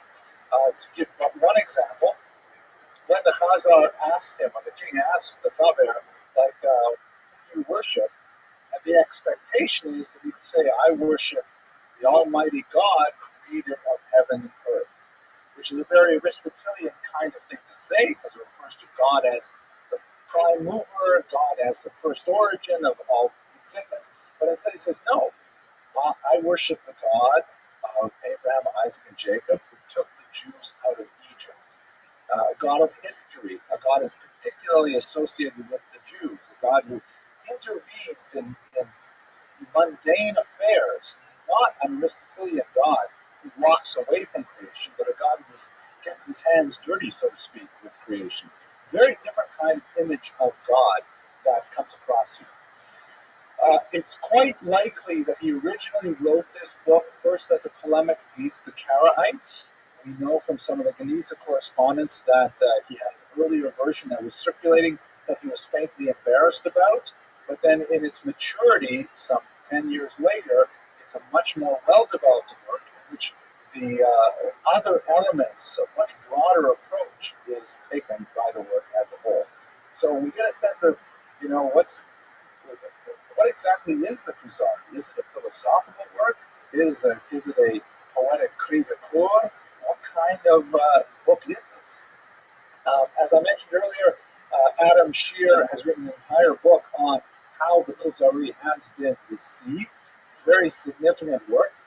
Naturally, just off the top of our heads and looking at the time, you could see how it would very much be appreciated by the Zionists, not only because of his own life example in making Aliyah, but also because of the sort of integral vision, in the sense of integral nationalist vision of the Jews having a unique destiny, not one which is kind of like connected with the liberal values of tolerance and the expansion of a human civilization, but rather the unique destiny of the Jewish people as a body politic. So there's quite a bit to say about specifically how the Kuzari has been approached by scholars over the generations. Let's go to the final chapter of his life. We mentioned earlier that Crusades fundamentally altered the medieval world, and one may say, in fact, with a high degree of confidence that we're still living in a post-Crusade era, that the hostility between Muslims and Christians, writ large, the Muslim civilization and Christian civilization, of which here in Brooklyn we are a part, we still feel the ramifications of this attack in the 11th. Can you hear me? Yo, Joshua, how are you? Joshua, can you hear me? How was your day? What are your favorite things in the world? You like the Supremes? Yeah, well, fuck you. The Supremes said fuck you too. 11th century. Basically, what was happening is that the Christianity is divided between two major groups. The Roman Catholics, over here in this kind of yellow color, the Orthodox, sometimes called Greek Orthodox, which are in this sort of like peachy color, and then of course Islam, Muslims, which are all across the southern part of the Mediterranean basin. The Roman Catholics and the Greek Orthodox don't get along. They've been fighting for quite some time, and after 1054 they have a major schism where they're really not getting along. But at the end of the century, the Patriarch in Constantinople, which is the leader essentially of the Greek Orthodox Church, reaches out to Pope Urban II in Europe, and the Roman Catholic leader, and says, we need some help because we're not getting free access for Orthodox Christians to visit the holy sites in Jerusalem, which are under Islam. This was another unique ecumenical moment where these two warring Christian factions got together. How you living, man? Are you?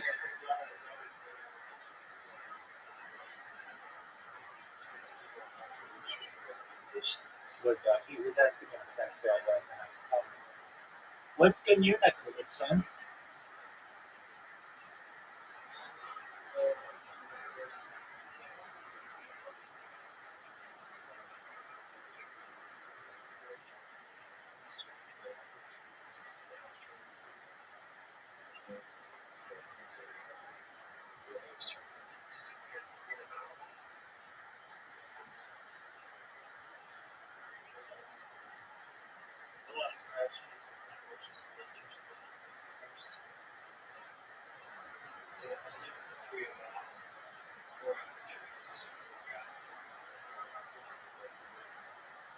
All right, do you feel like a fan?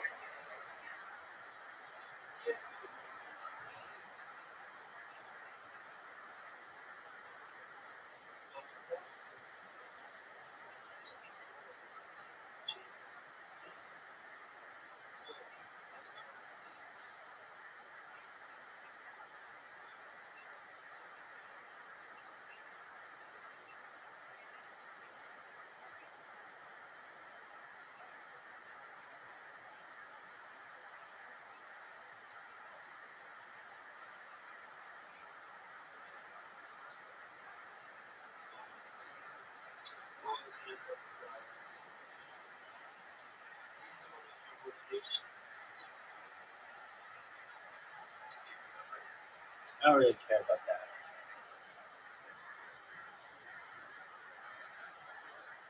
I would rather just have the data remembered, like the time capsule of when I'm creating. I'm pretty sure I'll be remembered, but um, that's a great question. I don't I don't necessarily do things to be remembered because it's up to the people who watch it whether they actually will remember me. I do it well. I do it from future families. I want them to remember me, but or at least how would I even put it? It's like before I even meet them, it's like a gift to them. So it's like more for people of the future who I've never met. Does that make sense?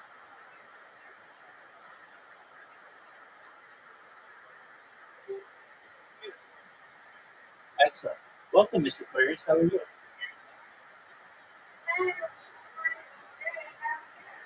Taking eggs. How was your day? Anything? Are you ready for me? All right. Here we go. I'm sending you an invitation.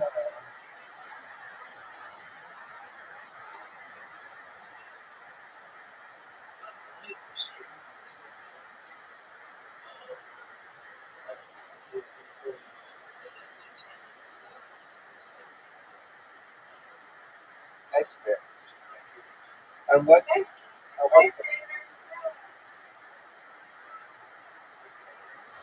On what platform did you stream?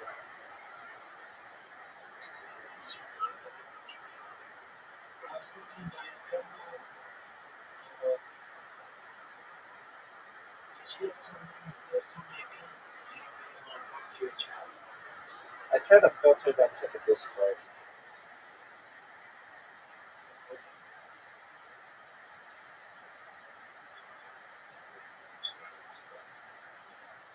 I mean, I do get people to talk to me in chat, but normally I can't see them because I sync up screen. So I just say, and then my Discord talk with them. They really want to talk to me. They do. It says it in the title of the stream where they can contact me. So I think that's good enough.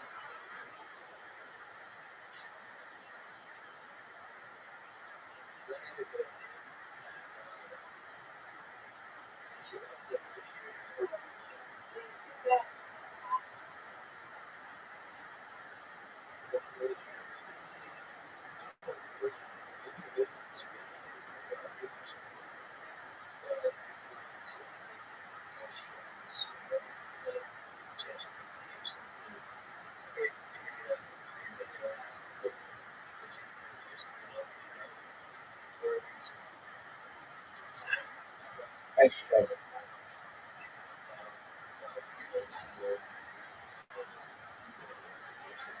Okay, where do you do that?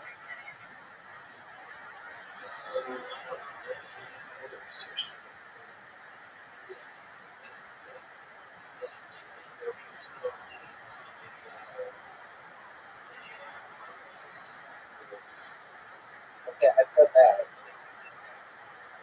And I've got people do that, especially with rock. Ever heard of rock?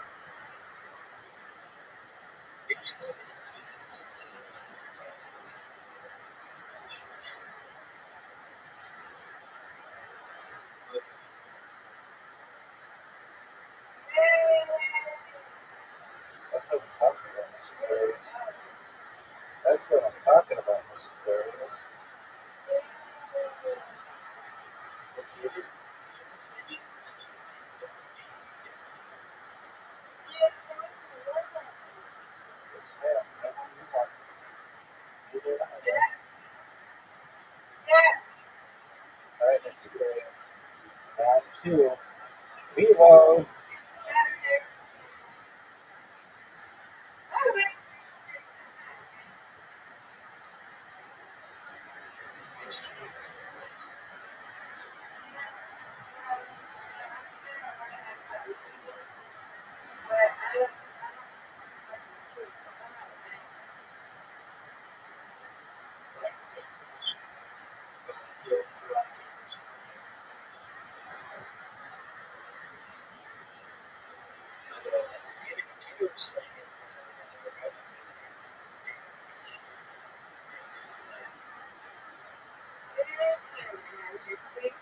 Exactly. How much more human more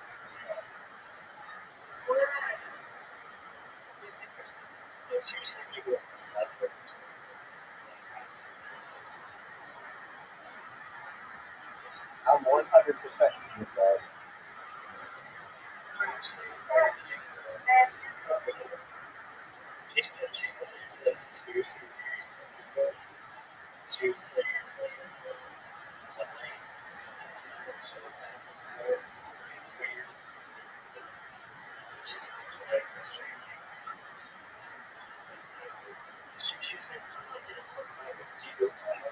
yeah, from north is Santa Barbara, as far south as San Diego, as far west as the Pacific Ocean, as far east as the desert, and shoot, and Beverly Hills, Los Angeles, and Disneyland. So she doesn't know what she's talking about.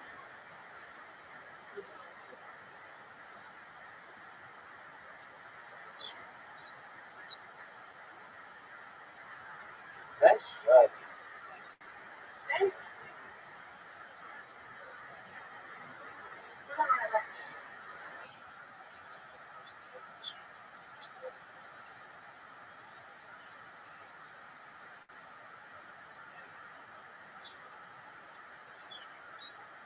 How did that go?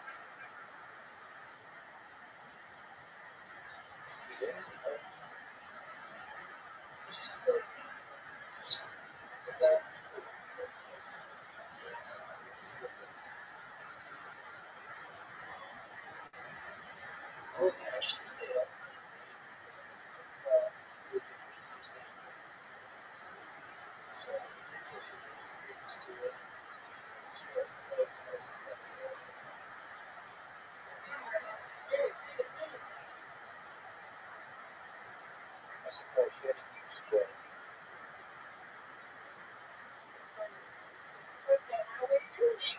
That's right.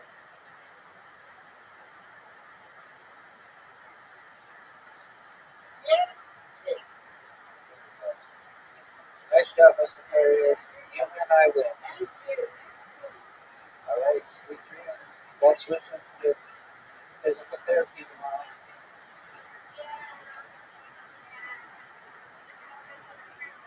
There you go. Take care.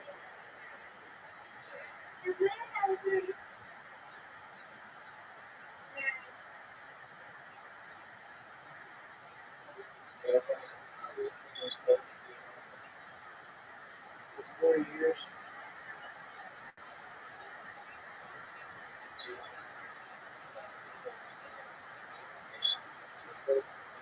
Perhaps someday.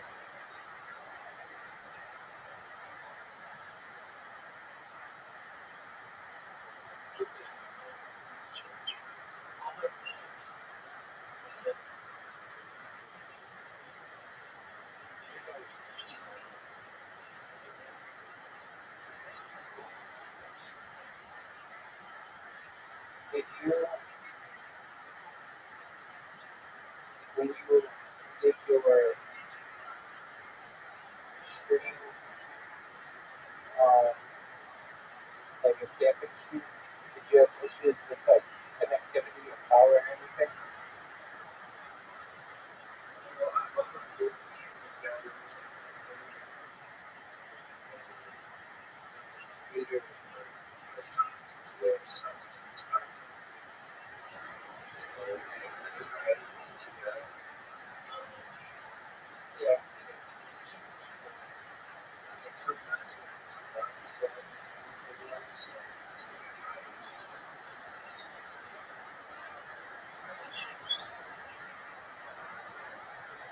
have Sarah.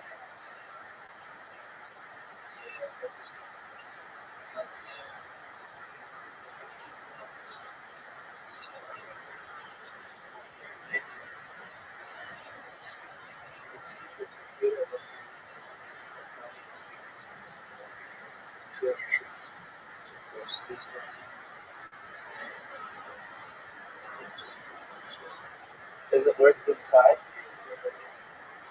Does it work inside?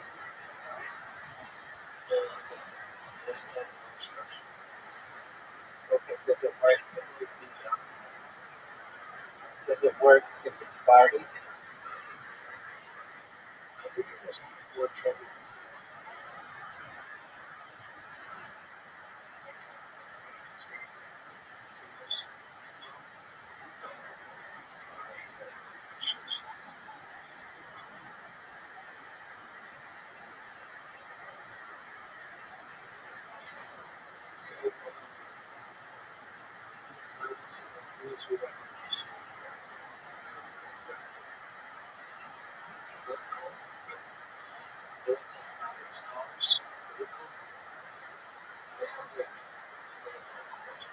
Sure. They want to know who my recommendation for medical scholar there? Okay, that's a great question. I would say, yeah,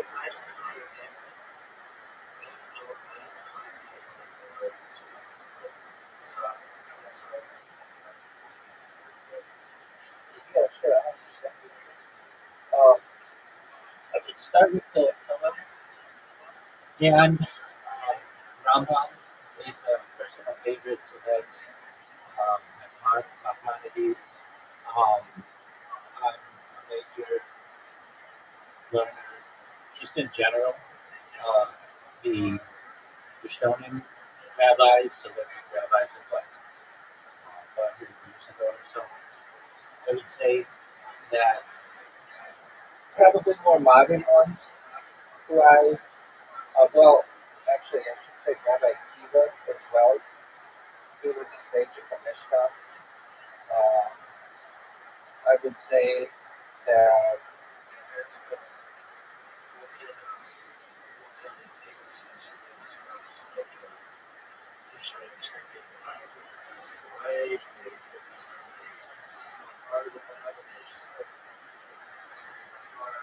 yeah, so like Rambam, he in addition to being a rabbi was a philosopher, a legal codifier. So he wrote something called Mission of Torah, which basically wanted to give people an easier way to understand the laws that are encoded in Torah. He was also a physician, so from a history perspective, I found him really fascinating.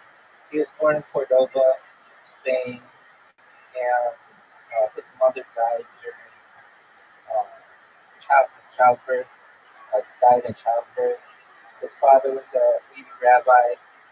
The Muslims invaded Spain and basically kicked out all Jews, so they moved to Morocco. Then he moved to Egypt and was a physician there for like the caliphate, like basically not just Jewish people, but like Muslim people as well.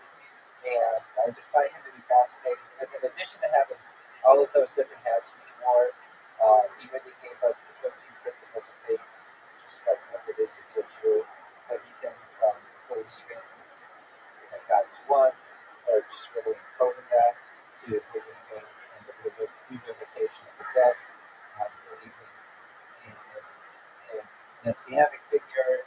Um, these are all things that I just think that it was important of him to do in order to make things more codified and simpler for your average Jew. Looking into the modern period, Rabbi Samson, Raphael Hirsch, he was a leader of modern orthodoxy, integrating Torah with modern life. So basically, like Torah was like an ancient set of teachings, but around the Enlightenment, what we call in Judaism the Halacha, we had the issue that Rose there. Welcome. We needed basic modernization, and so he helped to do that. I would say that some of the other more modern rabbis who I respect, Rabbi Abraham Isaac, he was the first rabbi of essentially Judea, uh, Samaria, and philosopher of religious Zionism. Rabbi Joseph Soloveitchik was a key leader in modern Orthodoxy. And then moving into the modern age, there's Rabbi Menachem Mendel Schneerson, who was the Lubavitcher Rabbi, who died in 1994, so it's much more modern. But essentially, um, what these people would do is each in their generation be able to develop Judaism for the people of their time. So Rabbi Menachem Mendel Schneerson set up a system where essentially emissaries would travel around the world in different cities and towns of the world to set up essentially what are called kavod and give Jews a way to be able to reconnect with their religion in an Orthodox manner. He also set up the daily campaigns for the time to fill in for many Jews who never have time to fill in or couldn't have time. So to get into practice, Rabbi Soloveitchik really used, I would say, media well and had modern interpretations of how we are to be Jews. And that even today, you can find rabbis on YouTube who I find interesting. Rabbi Yosef Mizrahi is one of them. He does a regular YouTube stream from wherever he's traveling in the world and answers questions. So basically, he answers questions from his community. So, like all of these men during their time had a certain goal, whether it was be to codify the law, or whether it would be to modernize the law, or whether it would be to communicate via letters with people, or eventually in the modern age where maybe they would use television or radio or even YouTube or social media. So I think each one of them in their own right has a role, and I find them all fascinating.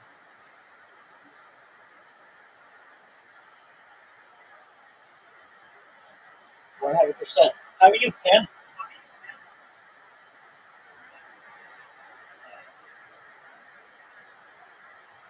Oh, dude, Rick Sanchez, how'd you find out about me? Oh, Taik. Okay, are you a fan of Haven?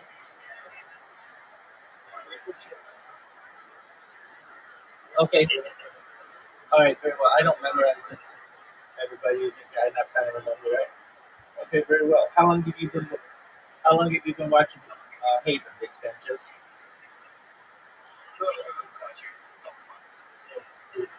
Taik. Very cool. So you've been a fan for a couple months.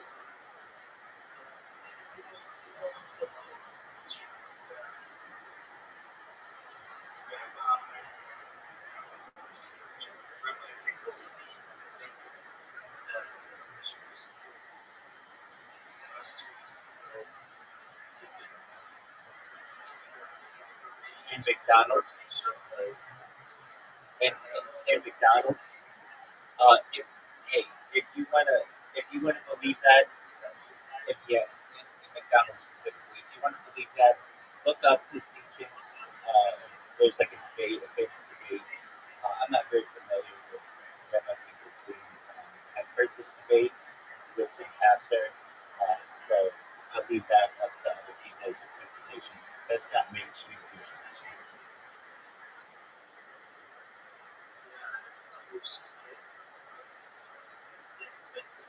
Well, I'm not saying that it is. I've never. But if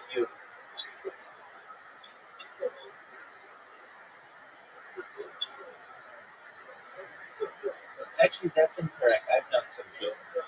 I've known some Jews that does do franchises, but um, there are some questions that arise when this happens.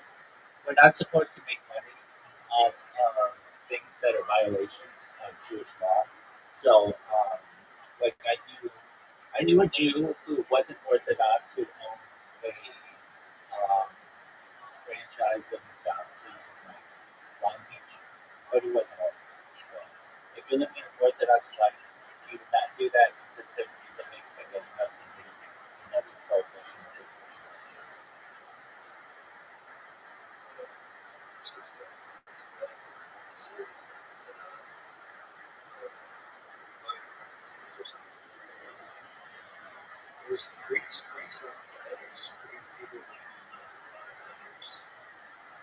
There you go. Everybody needs something. Reed Sanchez, what are your favorite things about Onion David?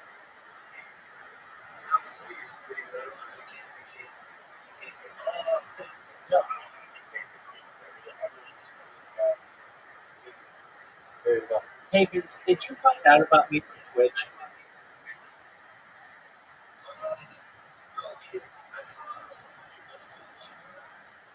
Taik.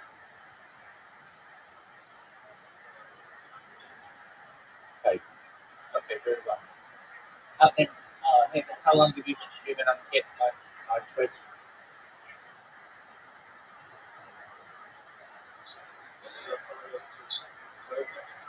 No.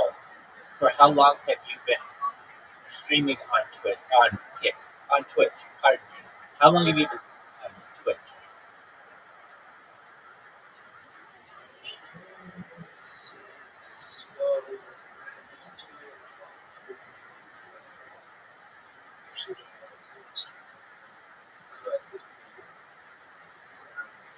Okay. And how frequently do you do it?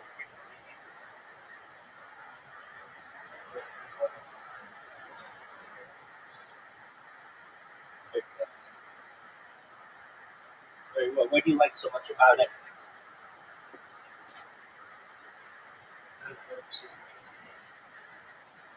Okay, but what about it? What about it entertains you?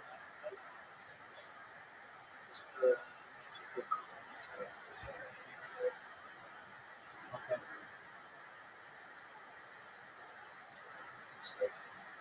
Are you interested in streaming on Kick more often?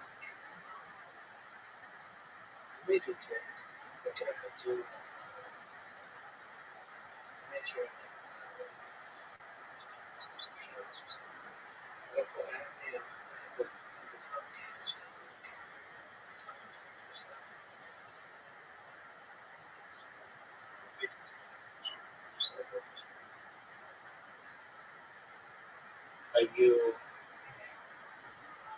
ever going to do YouTube?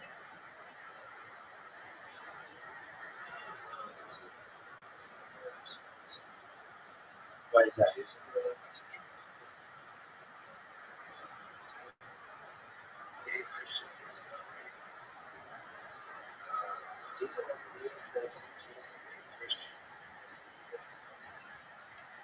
That does happen.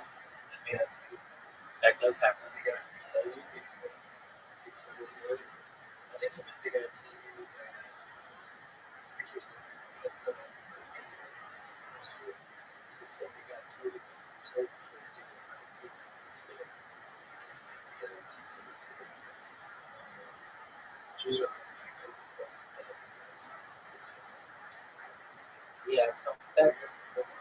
Yeah, so that's common.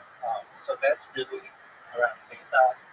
Um, so between essentially Purim, which is an early spring holiday, and Pesach, which is a spring holiday, we avoid having any kind of bread that would be leavened, and also included in this is anything that could be interpreted and really from an Ashkenazi perspective, something called curio, and um, this would include things like corn and And because of that, with the corn syrup that's in modern Coca-Cola, we avoid drinking any kind of liquids that have or foods that have any kind of corn syrup in them.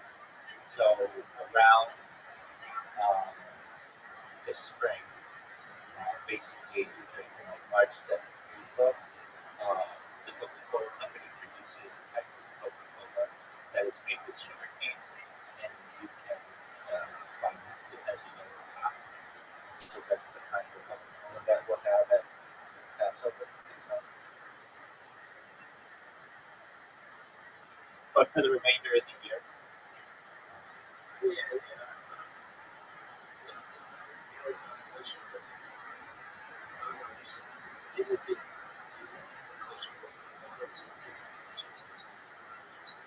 okay. I mean, you can buy generally Coca-Cola is considered kosher. It's just the question of kosher for Pesach. You can buy it yourself, though. You don't have to be Jewish to buy the yellow cap Coca-Cola that's kosher for Pesach. So just anytime between basically March and April, go to the store and go buy yellow Coca-Cola, and you'll be able to have the same kind of Coca-Cola that any Orthodox Jew would.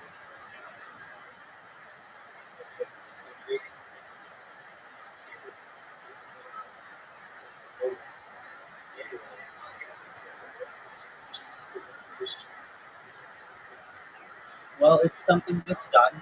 It's essentially pretty focused on Israel. Um, we have issues with many of the Christians have done to us. Blood libel, and there's the Inquisition, where Christians force Jews to convert to Christianity, and essentially we have that over that.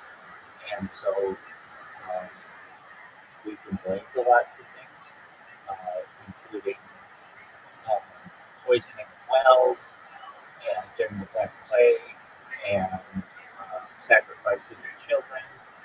And so we treat people, many times Christians, sometimes Muslims, uh, we get back because of that.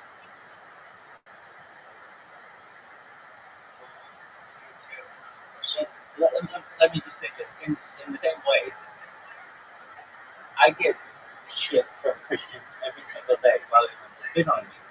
Uh, every day I get people saying things to me. So it's basically just the hatred that goes on in the world.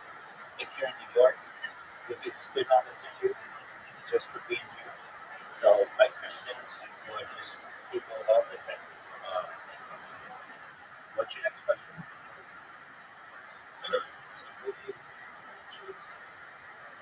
I know non-Jews. I have good interaction with non-Jews. I wish that non-Jews sometimes would change their ways, but I understand it's the way of the world that where there are Jews and non-Jews.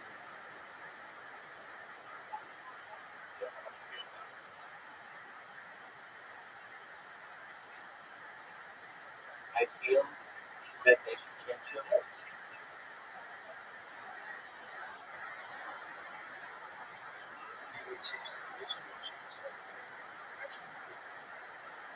Yeah, in some ways. I mean, um, let's just take Christianity for instance. Like in my opinion, it doesn't make sense that they depends on your sect of Christianity, but they believe God died for 3 days. In my view, God doesn't die. I don't understand how you could live in a world where you think God would die. If God died, then why they live with God? That doesn't make a lot of sense to me. There's something in Christianity known as, or I think in Catholicism known as the transubstantiation, where they believe that Jesus' body is the real body of the Eucharist, the Holy Wafer, and that his blood is the wine. And if you don't believe this, Christians not really believing the true tenets of Catholicism. That doesn't make sense to me. The idea that, like, even like 30 years ago, within the Roman Catholic Church, um, you like homosexuality was like wrong, and now like they've changed their opinions and they've embraced it. You're just like it's like not the same religion. It just keeps changing. And one of the things that I like about most aspects of Judaism is we do our best to maintain traditions and stay consistent.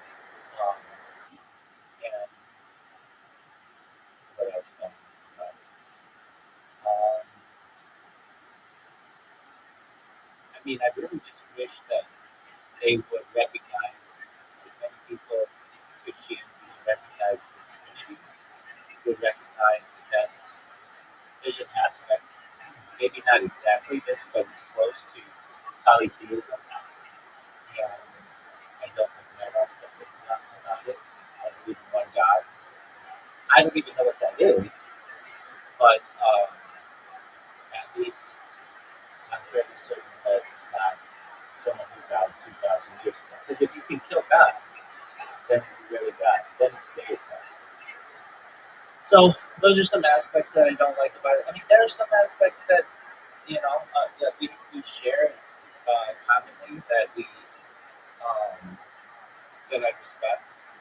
That at least up until maybe like 50 years ago, having large family was important. Um, Sanctity of life to some extent was important. Um, Aspects like loving uh, were important for treating others the way that you want to be treated. Those are all Jewish interpretations that have been either shared or borrowed by Christianity. So there are some things that I like about it, but there are other aspects that I don't. And so I wish that they, like the Christians, would come back to their roots. If you really study Christianity, 2,000 years ago, it's just a branch that break off of Judaism. And so ideally, I would like if I had the opportunity to be able to speak with Christians in Mass, if they in Mass, not in the Mass, like EM based on my business, I would want them to recognize that many of the statues that they create could be interpreted as idol worship. Some saints can be interpreted as idol worship. And I think if they heard what I had to say, or just in general, they would say they would recognize that a lot of the aspects are perhaps moving away from what is a common or important of their belief system by the theism.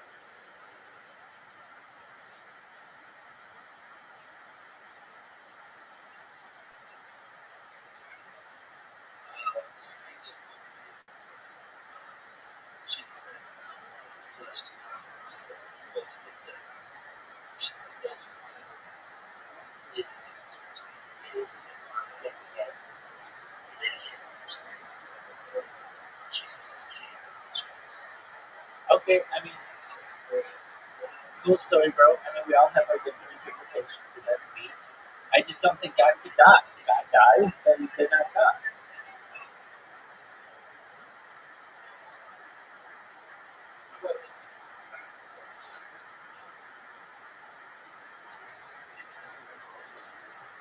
And we don't consider them God.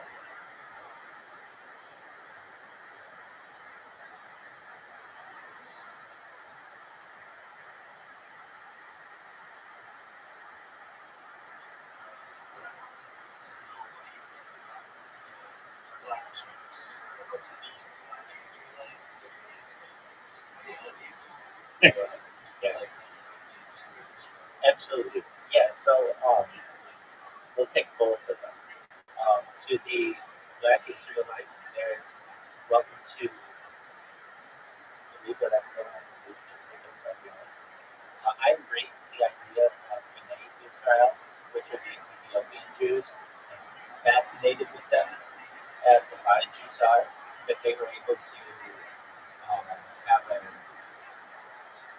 a basically unchanged form of the Torah that was discovered in the 20th century, and that they essentially like a very good chance that they were either one of the 12 tribes or were in exile after the destruction of the Second Temple around 70 Hanukkah.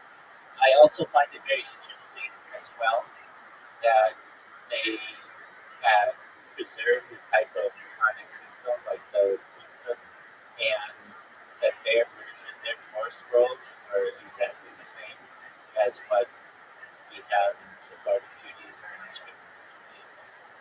Um, and I see them as other rabbis have interpreted as our cousins, basically, and welcome them back to Israel. And I know that there's been some issues with the blending of them within society, the assimilation of them within um, Israeli culture. But I really feel that we should embrace them. And um, I think it's really interesting as well. If you study colonialism of Africa, that the Ethiopians were one of the few countries that was never enslaved. And so basically they were able to preserve the Ethiopian Jews specifically were able to preserve their religiosity for 2,000 years. And now it's not exactly what we have in today's Judaism. It's very similar. And thus, like they're as welcome as any other Jew within society.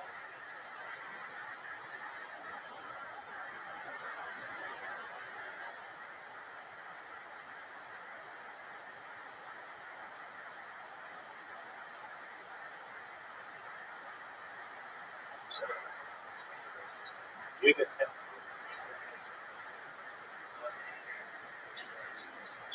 Absolutely.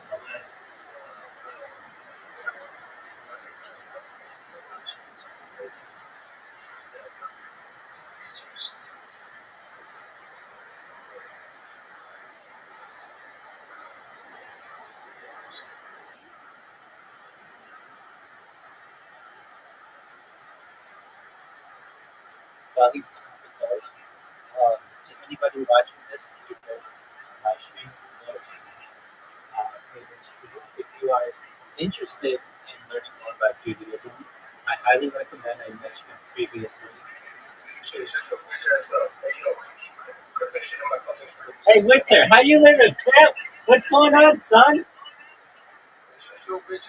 Oh, dog, you love it. You fucking love it. You're my biggest fucking fan, aren't you, dog?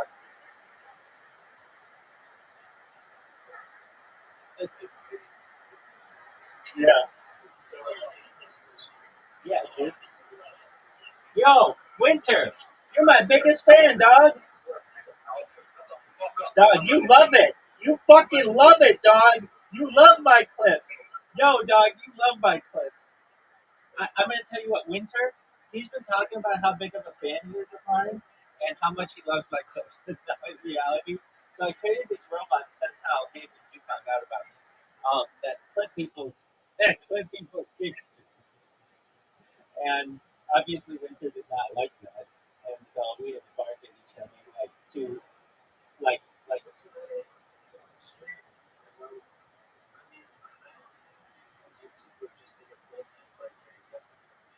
100%. Yeah. But I put in the title to follow me on YouTube and join my business. So those are reasons. As I was saying though, anyone who's interested in learning more about Judaism, particularly Orthodox Judaism, should watch Rabbi Yehuda, Rabbi Yosef Rabbi's streams on YouTube. They're fascinating. I love them. I watch them as often as I can. And then also what I love and what I've been doing is watching Professor Professor Abramson's stream, so you can find this just under Professor Abramson's and I made a list of like 700 his YouTube lectures that he has. His name is Professor Henry Abramson. He is the head of the history department at Touro College, now Touro University in New York, and also they have a branch in Florida.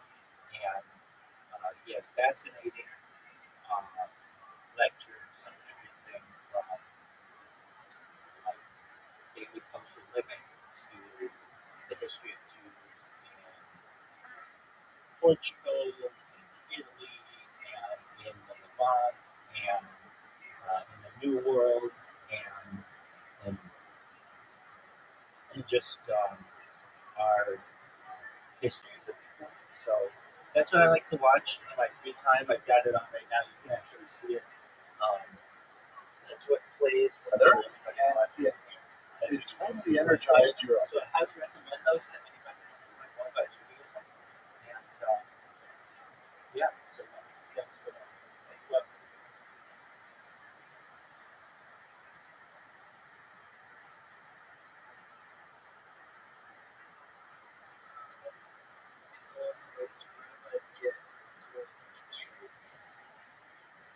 well, this is a good question.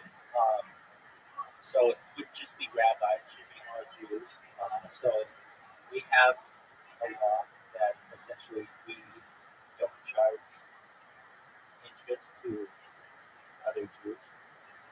However, Christians have the same law that you don't charge interest to other Christians.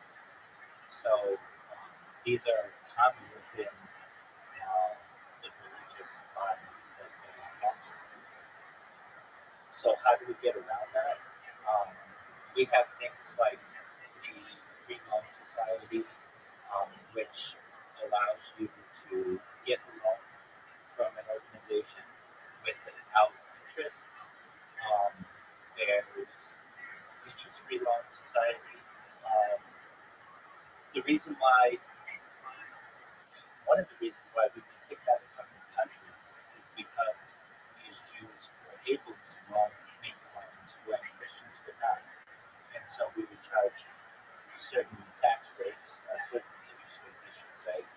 And then eventually the leaders of the country would not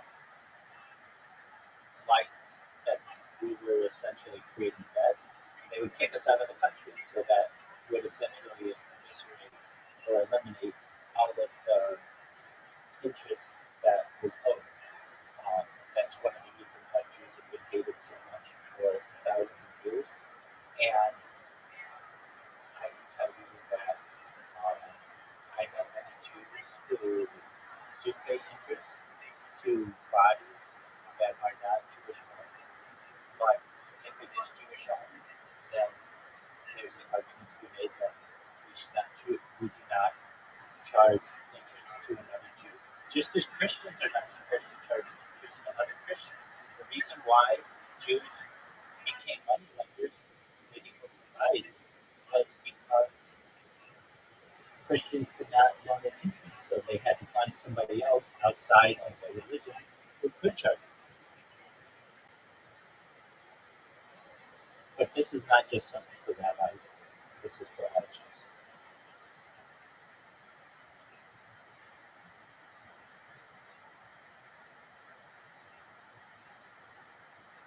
To follow up on that, but Christians can charge Jews interest, and corporations can charge Jews interest. It's just if we are loaning to another Jew, we are not to charge interest.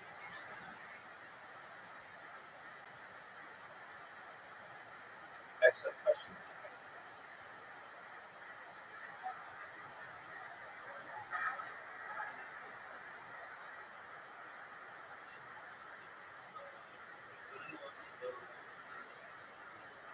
Is there anything Jewish religion similar to Christian religion?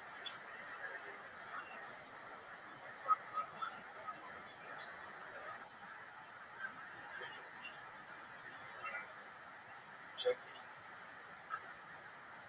person, person of light, person of green, to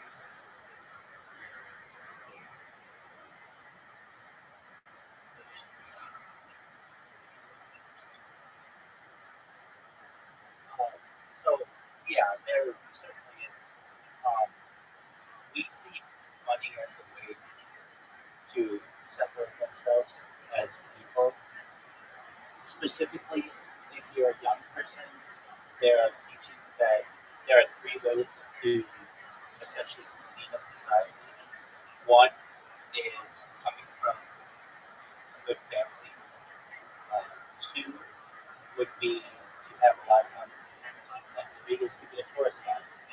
And um, those are basically three ways that traditionally have been able to become successful. Now, we see wealth as a blessing. So, especially in Torah, wealth is seen as a blessing. We see God as the being that gives us wealth, which gives us power. And we see our patriarchs, specifically like Abraham, Isaac, and Jacob. They were wealthy, but they didn't necessarily start off wealthy. It took time. And their stories are basically the stories of our early accumulation of wealth. Now, there are dangers of making money as the ultimate goal. So, like, there's a saying, the more property that you have, the more liberty you have. There's the idea, I think, in hip hop, more money, more problems. It's kind of the same idea. And too much focus on possessions and consumer person. And then we talk about like who's rich. At the culmination of your life, it's not how much money you necessarily have, it's who is happy with what you have. And so those are aspects of wealth that um, tend to have or beliefs on aspects of wealth. When it comes to business dealings, it's really important that we're honest in business, particularly with our neighbors. So one of the things that we want to make sure that we do is conduct ourselves, especially in our business affairs, faithfully. And wealth that's pursued through dishonesty or exploitation, many times it's jumping the gun. It's really a balance, I would say, and at least in the teachings that I've had, someone who earns a livelihood, it's considered a commandment or mitzvah because that allows a person to support their family. I would say as well, this balance is something that we shouldn't let overwhelm us. So we have other commandments. Those are like, for instance, to pray, to have some kindness, family life, study Torah. Now, in terms of like being overly wealthy to the point where you're greedy, that's to be avoided. It's in Proverbs that it says something like, "He who is greedy forget troubles his own heart." And so we do our best to avoid greed. We do our best to balance money making and familial life and prayer life. But we don't have a saying like they have in Christianity. It's something like this. I'm not Christian, so I don't know the exact phrasing, but it's something like there's a better chance of camel making it through the eye of the needle than a rich man to get into heaven. We don't understand.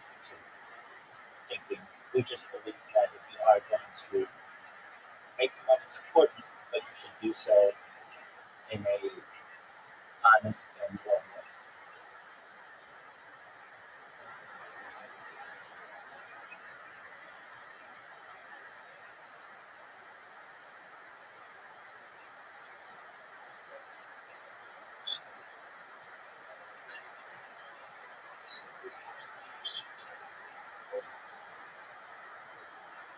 I don't know if it's about, yeah, I don't know if it's about worse.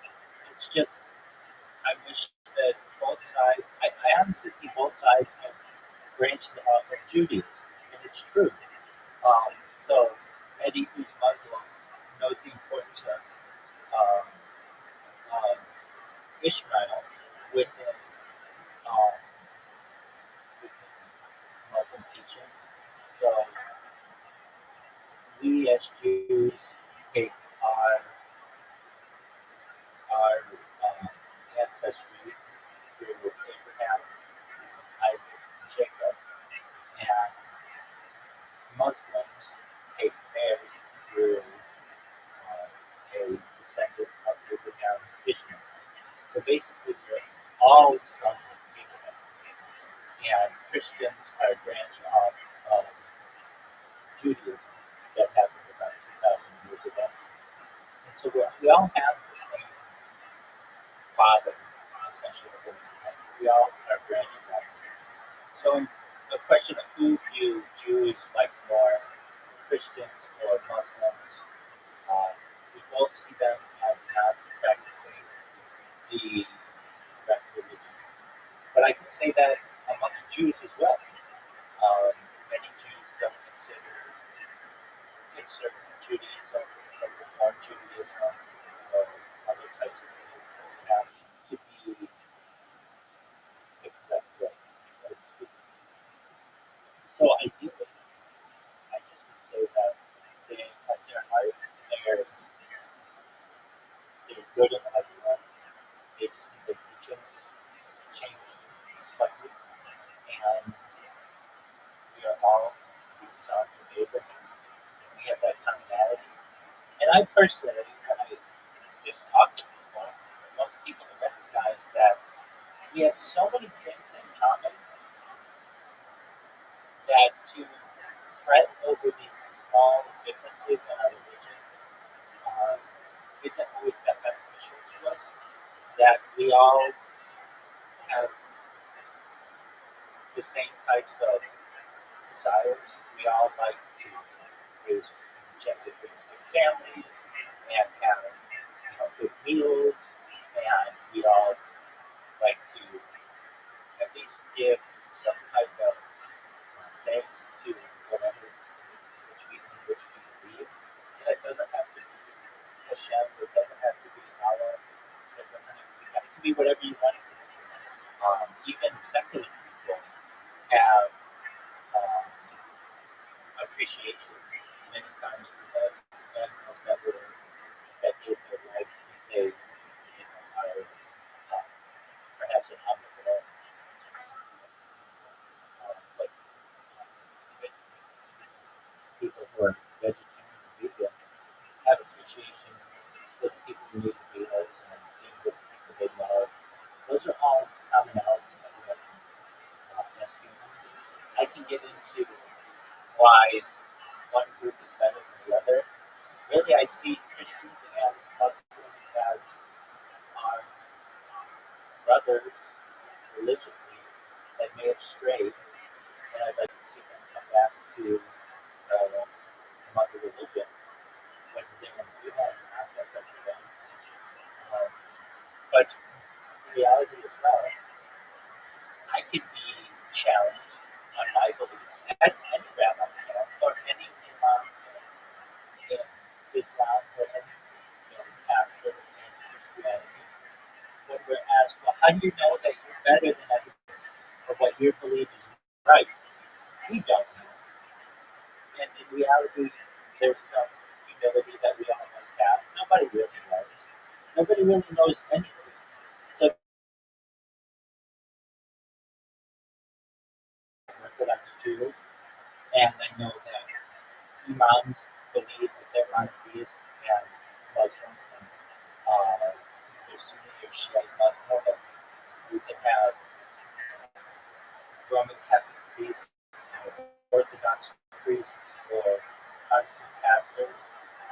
They don't know. None of us know. And if anything,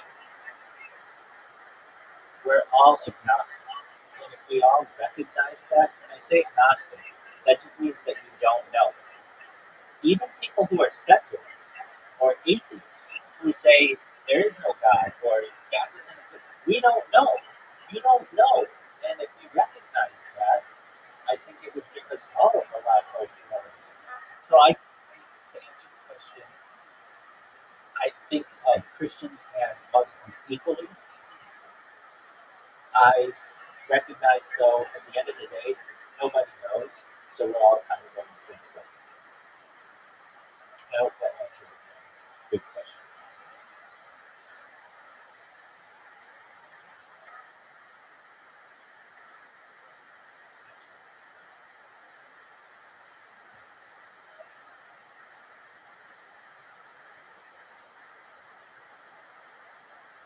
Let me add one thing to this, though, actually, to that question.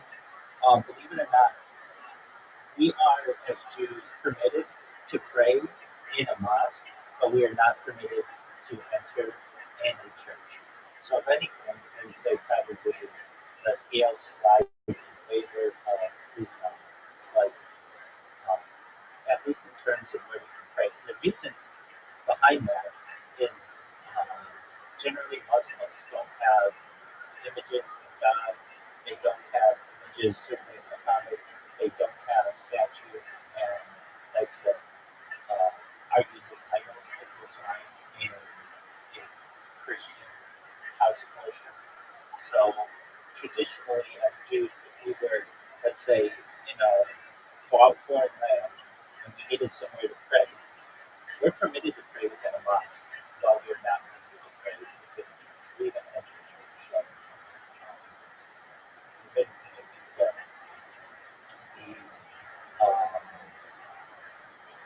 the majority of Orthodox Jews would probably say, at least from a Christian standpoint, we would side more with Islam than we would Christianity.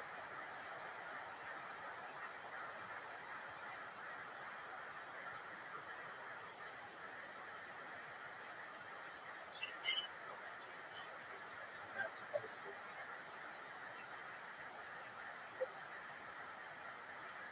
Oh, dude, it's not true. I bet they're here to tell me how much I like to touch something with them. What up, bitch? Yeah.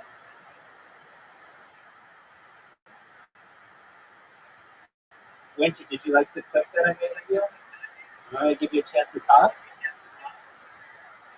Here we go, Winter. I'm going to give you a chance to talk. I want you to charge up. Give me everything you got. Tell me anything you want, big dog. But before I do so, I'm going to just read what your profile says. It says, now me gain up all those glory. The world is mine, the world after me, take the sword. Happy days we call it now, said sword. Anyway, you the world, you dogs down around me. Here we go, pimp. Everybody, it's the one, the only Winter. What's going on, pimp? Let's go and subscribe to Snowrose, follow Snowrose on Twitch. It's good.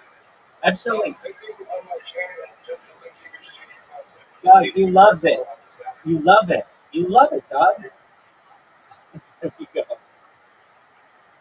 Excellent, excellent person there. I hope he has a very successful stream. Becomes one of the biggest streamers of all time.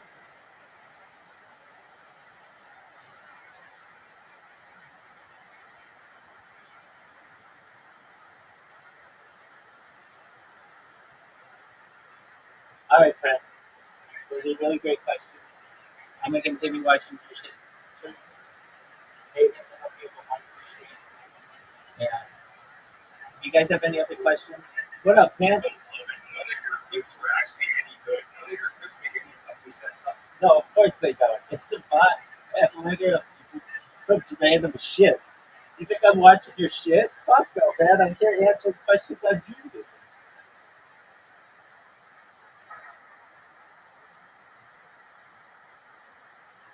If anybody ever has any questions and I'm not here, I'm not able to take them, I do have a section of my Discord that says Ask Rabbi Anything. Feel free to ask me whatever you want. I will answer your question in a timely fashion, usually within 24 to 48 hours or so. And I appreciate the opportunity to be able to speak with the audience of Haven and Rick Sanchez. Shout out to Rick Sanchez for being here. Hope everybody's just having a really good night. Hope you guys all have a really great week ahead. Thank you for the opportunity. And again, if you ever want to watch Jewish history lectures, I highly recommend Professor Henry Abramson from Touro University. All you have to do is just look up his henryabramson.com, but also just YouTube and Henry Abramson. You can find out his content is fascinating. He does a lot of traveling in the world to many of these locations, so fascinating. And then really for some really great content, check out Rabbi Yosef Mizrahi. His content is Yosef Mizrahi on YouTube, and he has a great website. Shout out to Winter. Winter, you've got some really great content, dog. Everybody loves it. Everybody was just in here saying how much they love your content and how they all found out about perhaps do those clips on you. So shout out to you, man. It's amazing. You want to talk again? Richard, you want to talk again? You want to talk again, Victor? All right, then. So here we go, big dog. There's your chance. The ball from my channel. Yo, Pimp, what up, Pimp? What's going on?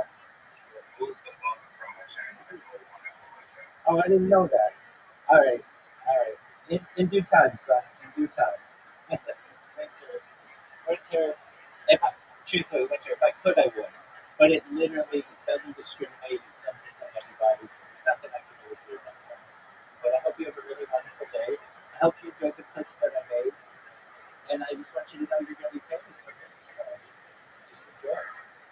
All right, thanks. Do it again. Because all of a sudden people could unite under a single banner, follow the cross to Jerusalem, and rescue Jerusalem from the infidel. It was a tremendously sticky message, to use the kind of metaphor that marketers use. It just made sense. It was we use the word crusade today to refer to great epic causes, missions, right? So it comes from this particular period. The word crusade, of course, comes from the word croix, or cross in French.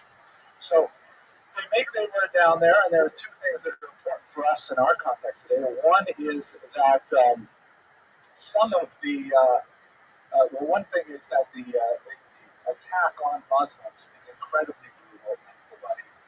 Horrible massacres of Muslims in Israel and in Jerusalem, in particular, that were felt throughout the Muslim world, and slaughter of Jews as well, especially in areas like the Rhineland, the Ashkenazic territories, where some crusaders said, "Why should we schlep all the way to Jerusalem when we have infidels living here in our backyard?" So the period of tremendous violence directed against non-Christians as a whole.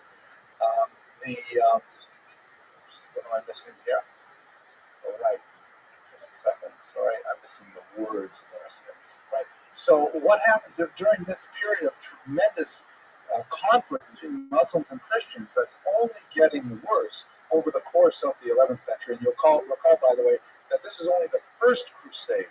There were many, many crusades that extended over the next 200 years. They kept on getting wiped out of Israel, and then they'd come back again, and so a lot of back and forth. This is really a war that went on for centuries. I know what they want to say. They want to say, quit modding you. And I want to say back to them, I don't have any control over it. It bots and distributes. Rabbi, after considerable debate, says, "You know what? This is no place for me. I have to go to Israel." Of all the craziest places to go during the Crusades, to go and leave a safe, cosmopolitan, wealthy home in Spain and make your way to Israel was really mind-boggling. And nevertheless, it was the He's one of my favorite inevitable people. result I of love his thinking. I mean, Everybody follow the Winter idea on Twitch. of And Israel being Oh, the Winterberry. ultimate home of the Everybody Jewish people follow Oh, is, Winterberry. They're amazing. inescapable in his thought. Look at Shout out to some Oh, of these Winterberry. things that he's written. He would frequently dream of Israel. Your dwellings, Lord, are places of love, but your nearness is clear as things seen, not guessed of. My dream took me to your temple's mount to sing, and all its lovely someone worship repeated it, and my offering with their libations. And around me swirled thick smoke and ministrations, sweet to my ears, of Levites at their stations. Oh, it I does. was having these recurring This is dreams of he making will have to do this. some Literally of for which he days realizes before are I'll rather stop. absurd. Like, for example, in this famous poem, I won't read the whole thing of it, he says, a man in your 50s and you would still be young? Soon your life will have I'm flown gonna check like a out his bird stuff from a on Twitch. branch. Everybody Let you check out shirk Oh, the service Winterberry of on God Twitch. and crave the service of men, and run after the many and shun the one from whom the multitudes of all things come, and laze about instead of setting out on your true way, and for a mess of pottage sell your immortal part. Has your soul not had enough? Why then yield each day to its lust? Leave its counsel for gods, put the five senses aside, and make amends to your Maker before your last days rush away. Don't pretend you have to seek to know his will or wait for auguries. Will, but to do it. Be bold as a panther, swift as a deer. Fear not the open sea. Though mountains of waves crest and crash, and hands shake like rags in a gale, and shipless speech cartridges quail, and crews leap to the task and in dismay stagger back, trapped in an ocean where nowhere to flee, while the sails flap and crack, and the deck creaks and groans, and the wind whips the water into haystack-high bales. One day it towers like bricks, and the next it's flat as a field. I just go reading. I gotta stop though. He wrote quite a few poems, by the way, about his fear of the sea. He was Come on greatly back, terrified of, traveling, There he is. which was a dangerous There proposition. he is. And it appears frequently in his poetry, almost as frequently as when he writes about I love you, when Winter. he was giving up I in love you, Spain Winter. to go to this backward, desolate, dry place full of violence and history. What ends up Oh, happening for is sure. he leaves I help everybody. his son-in-law Those who heard me, those who helped me, and and he leaves anybody who behind touched from the possibly course of his the wife, street, we we're don't going know to make much sure about that behind his daughter and his grandson Yehuda, and he makes his way across the Mediterranean basin where he lands in Alexandria in the month of May, and then he gets stuck there. And for 800 years, we didn't know what happened. We know he made it to Winter, we Alexandria. love you. We didn't know if he made it to Jerusalem. We Winter, don't you know want me to what happened to unmute him. you? There was a legend Winter, you ready? reported that he made it to Jerusalem. Winter, are you He ready? got there, he saw the Yo, Holy Winter, Temple, what's the up, ruins man? of the temple. He bowed down and kissed the stones of the ground. And as he Winter, was we bowed love you, down, dog. the You're hooves the of a You're the mountain man. warrior. We're going to Some make you a versions have it as an trillionaire, Arab, dog. Shout other out to versions have it Winter. as a Everybody Christian follow crusader. Winter. Trampled him to death. He dies there until his beloved Jerusalem. But it was a legend. We don't know what You're happened. the man. Luckily, Everybody we have loves a you. cover. You're Amazingly, in the last You're an all-star, 40 dog. odd years, we Everybody do know loves what you, happened, more or less, with Yehuda Halevi. Everybody's going to love The you. You. Cairo Geniza Everybody's going to preserved love you. several key Everybody's letters going to love you. between Yehuda Halevi and You're a his pimp. Spanish colleagues. Everybody And loves we know that he actually You're made one it of to the Jerusalem. We all-time know best, that he ended dog. up stuck in Alexandria from May Come on until back, November. Winter, we can play this May game to for November. days. After about a week, you might annoy me. September, but okay, I could spring. do this all He ended there far too long. He stayed there way too long Yo, because dog. he had phenomenal hospitality. You're amazing. Everybody in Alexandria loved his poetry. They wanted him to stay, and it was like the last bit of temptation because he was surrounded by people who respected him and respected his poetry, wanted to hear more of it, and he really had difficulty tearing himself away from these new patrons who viewed him as like this rare celebrity who come all the way from Spain to him. But eventually, he tore himself away, possibly because he received a letter that his grandson Yehuda was coming after him. And he said, oh my gosh, I can't let, there's a lot of, what exactly was thinking. One idea was, I can't let Yehuda make this dangerous trip, and I'm not going to be there. I'm going to be here in Alexandria. But anyway, he forced himself. He left, most likely alone, without his traveling companion, his son-in-law Yitzchak, and a close friend and servant. Also, not entirely sure why his servant is there with him, but it appears that Yitzchak had decided to leave Yehuda Levi's wife. And this bit of unfortunate Shalom Bayis difficulty also was something that was dragging against Yehuda Levi, because he's thinking, oh my gosh, my daughter has already given up her father, and she's given up her husband. She doesn't realize that her husband is not coming home, and if she has to give up her son as well, it will be crushing. So he says, I have to follow through. I can't die here in Alexandria.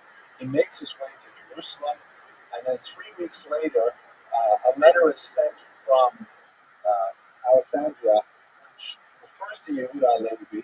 3 months later, with 3 key letters after his name: Zion Tzadi Lamed, Zecher Tzadik Livracha, of blessed memory.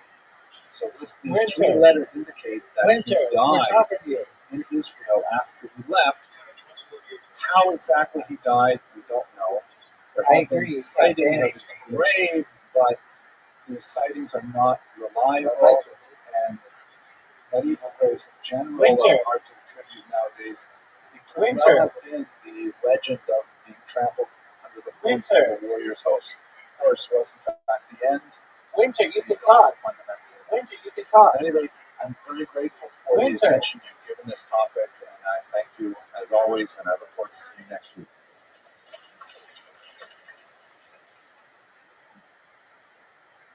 Hello everyone. Thank you very much for watching this lecture. I hope you enjoyed it. I really got a lot out of it. I just want to make a couple of last comments. First of all, are you guys here?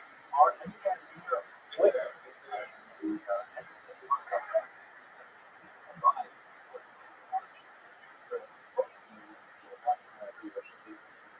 Winter, you want to talk? Winter, go ahead. Winter, your Twitch channel is...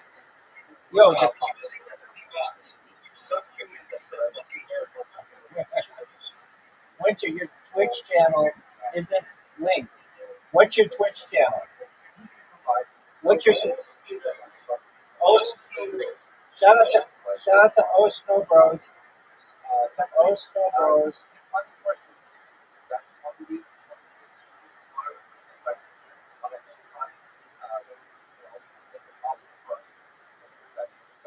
Yo, dog. Yo, can you spell that?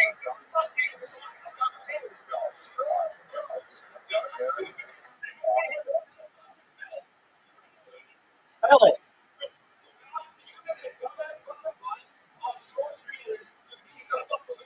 Spell it.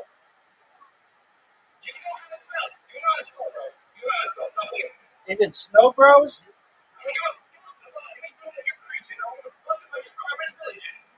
Tonight's presentation is, I'm so fascinated by Ibn Ezra. How do you spell it? It's amazing. I have given 3 lectures now on Ibn Ezra. Every time I do the research for a presentation on him, I say, oh my gosh, I'm missing so much. I go back and do more. And in fact, every time I go back and do more, I've learned so much about this individual. He really is a phenomenal player in the intellectual history of the Jewish people, and that is quite a complicated scene.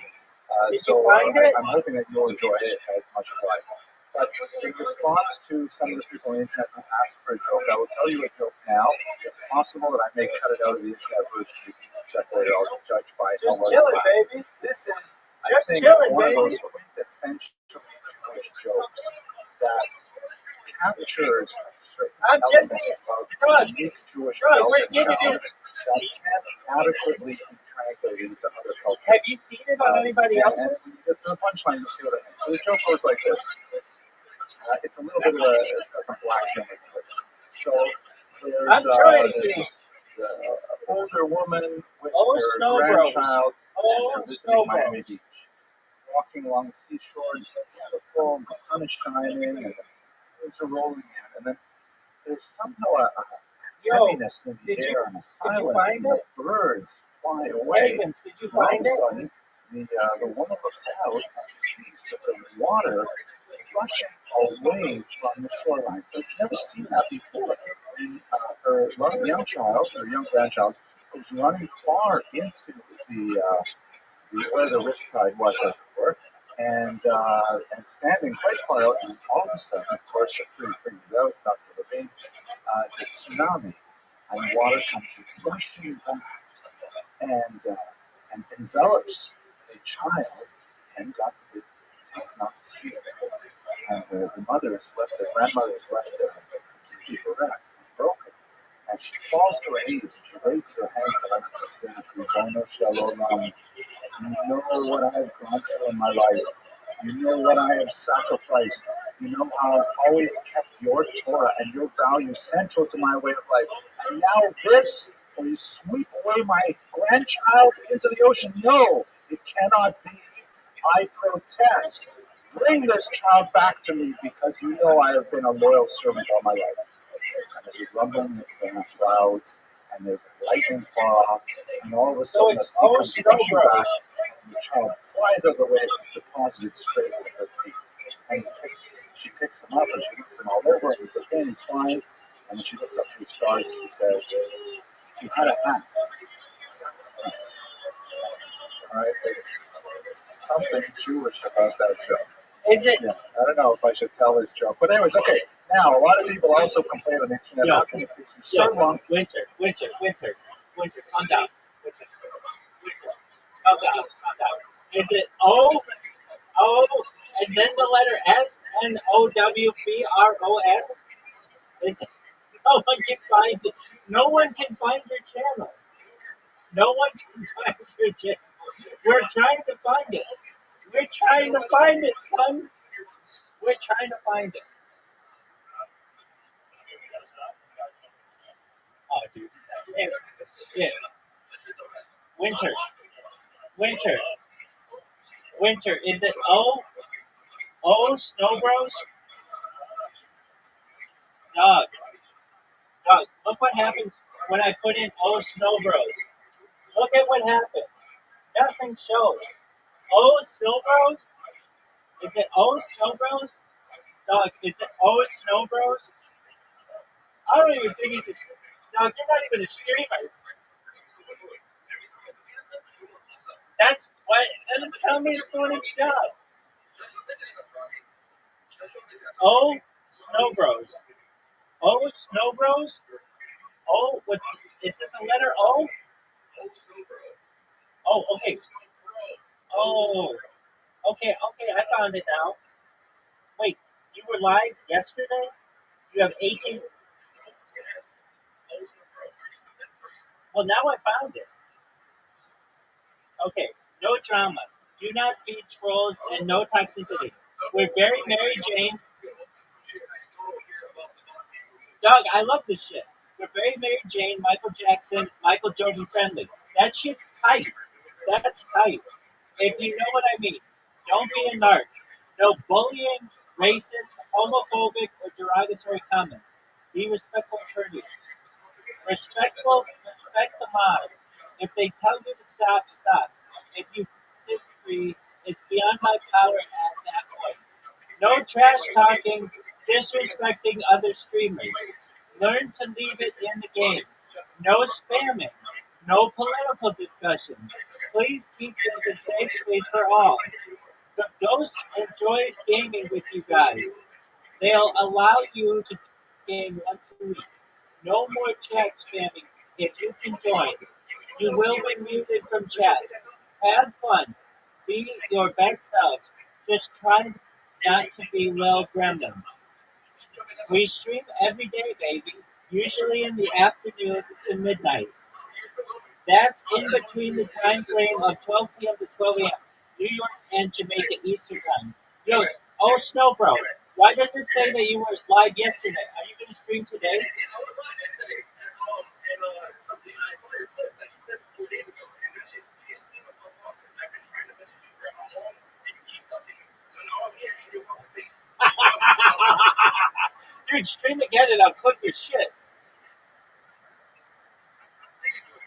All right, we'll start streaming. I can't do it if you're not streaming, son. Just stream. Just stream. Good. Good. That's what I want, dog. This is content, baby. This is gold. Winter, we love you, dog. Winter, you want to be friends? Let's be best friends. Winter, let's be best friends. I love all the shit that you love. I love Michael Jackson. I love Michael Jordan. What number did Michael Jordan wear? He wore 4 numbers, dog. He wore 4 numbers. What were the 4 numbers Michael Jordan wore? Dude, it's some Michael Jordan trivia.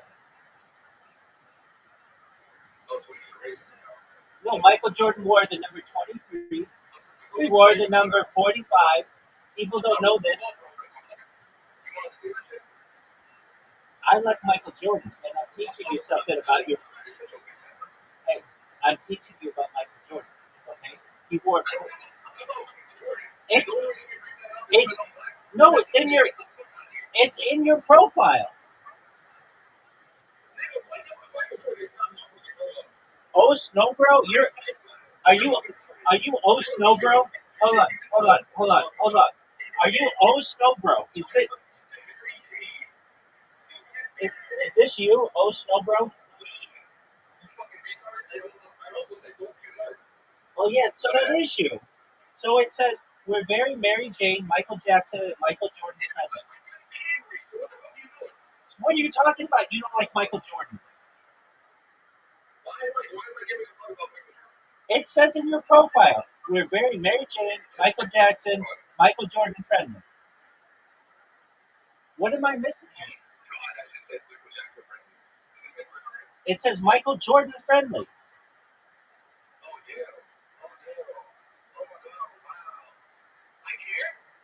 Okay, so I'm asking you, what 4 numbers did Michael Jordan wear? What other Michael Jordan are you talking about in your profile? Dog, I'm reading. You want me to read it again? Here we go. Rules. No drama. Do not be trolls and no toxicity. We're very Mary Jane, Michael Jordan, Michael Jackson, Michael Jordan friendly. If you know what I mean.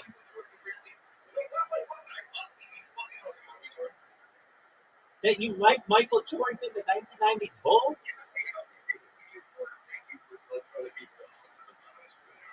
What 4 numbers did Michael Jordan wear over the course of his career? Why does it say Michael Jordan in your profile? Okay, so Michael Jordan wore number 23. No, do you want to hear why? Do you want to know why Michael Jordan wore the numbers he wore? Why don't you start streaming so I can click you? Why don't you start streaming so I can click you? Why don't you start streaming so I can click you? Why don't you start streaming so I can click you? Why don't you start streaming so I can click you? Why don't you start streaming so I can click you? It says that you stream every day, and you didn't stream today. It says last live yesterday. You have 18 followers. I'm gonna up that, baby. I'll get you 36 followers today, son. Just start streaming. All you need to do is start streaming, baby. All you need to do is start streaming, baby. All you need to do is start streaming. Winter, are we best friends? Are we best friends? Dog, I love Mary Jane, Michael Jackson, Michael Jordan. I love Michael Jordan, dog. Do you know what 4 numbers Michael Jordan wore? I can't do it, baby. I can't do it. I've been doing this for 3.5 years. You can't even stream today, son. You can't even stream today, son. Dog, all day long. I love this. You have no idea. This brings me joy. This brings me inner joy. Let's talk Michael Jordan. Let's talk Michael Jordan. This is, I love this. Winter, you're one of my favorite people I've ever met on the internet, dog. I love you. I love you. I can't believe we're such good friends. Dog, I can't believe we're such good friends. Dog, I can't believe we're such good friends. Are we best friends now? Are we best friends? Do you like the Supremes? Are we best friends? Are we best friends? Dog, are we best friends? That's my question for you. Winter, that's my question for you. Winter, are we best friends? Winter, are we best friends? Winter, are we best friends? Winter, are we best friends? Are we best friends? Winter, are we best friends? Are we best friends?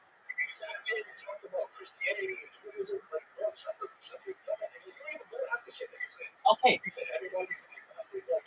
that's absolutely true. Okay, we're best friends. We're best friends.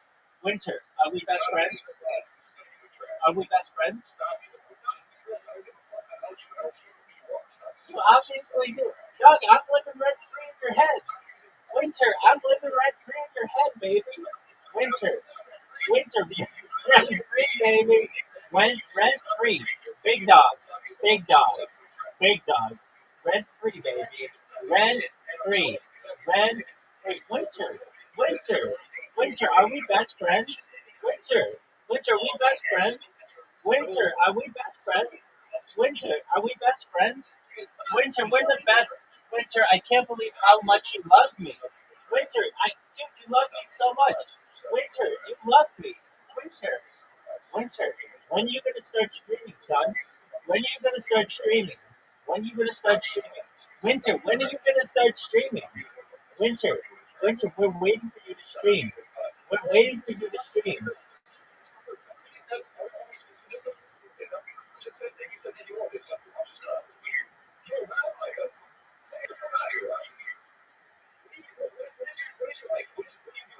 Winter. Winter, are we best friends? When are you gonna start streaming? Winter, can you please start streaming so I can clip you? Winter, please start streaming so I can clip you. Winter, please start streaming so I can clip you.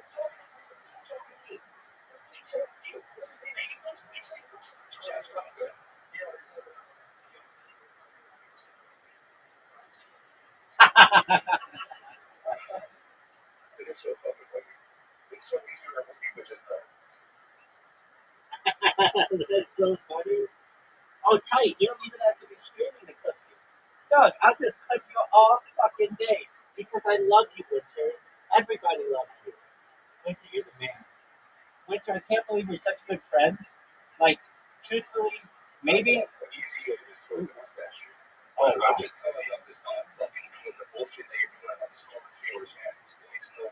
We're just trying to get through. We're just trying to get you some influence, so. I don't want your fucking influence, darling. I can do it myself. I don't need help from you or any other bitch ass looking in here. Do you like Michael Jordan? Exactly. Winter, we're gonna make you a trillionaire. Winter, are we best friends now? Have you calmed down? Are we good friends now? Do you want to be Winter? Do you want to be Winter? Do you want to be pen pals? Oh, but maybe Winter. I love you, man. I love you. I love your tenacity. I love everything about you. Winter. I love everything about you. Everything. I love your tenacity. I love your fortitude. I love your drive. Winter, you got that dog in you. I love it, dog. You're amazing. Winter, you're amazing. Winter, you're amazing. Winter, thank you, dog. I heard you the first time. Thank you. Are we best friends now? Are we best friends? Did we just become best friends? Winter, did we just become best friends? Why not? Because you're a piece of shit. Some people love you. You said you were the first time. Why do you keep asking me dumb questions? Do you want to know what 4 numbers Michael Jordan wore during his career? Why do you say you like Michael Jordan and you're about? I like What's Taik? That's the only thing I'm talking about. Okay. Shut the fuck up about my journey. It's in your profile. I don't give a fuck what's in my profile. I would explain myself to you, and you're still being a fucking retard. Okay, so let's get down to brass tacks. Are we best friends? Fuck you, the best tax. I am not your friend. Okay, no, I didn't say friend. I said best friend. I am not your best friend. Why not? Why aren't we?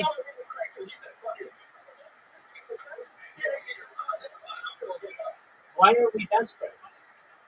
Just when you fuck up, I am not your best friend. Winter, did you like the clip?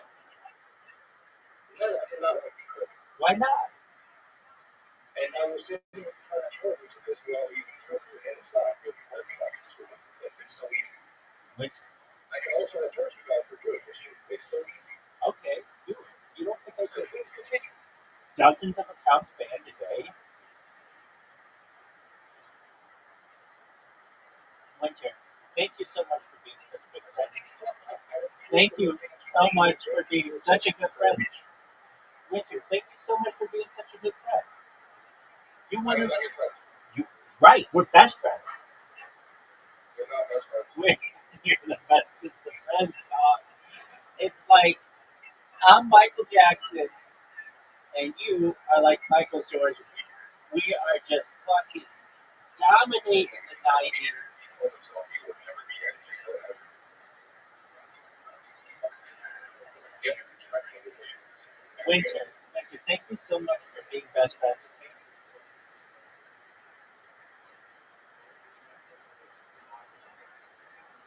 Yeah, this is actually they teach you this. The first day of joining the side, they teach you all these comebacks. Here's a good one. Cool story, bro. That's a great one. Here's another one.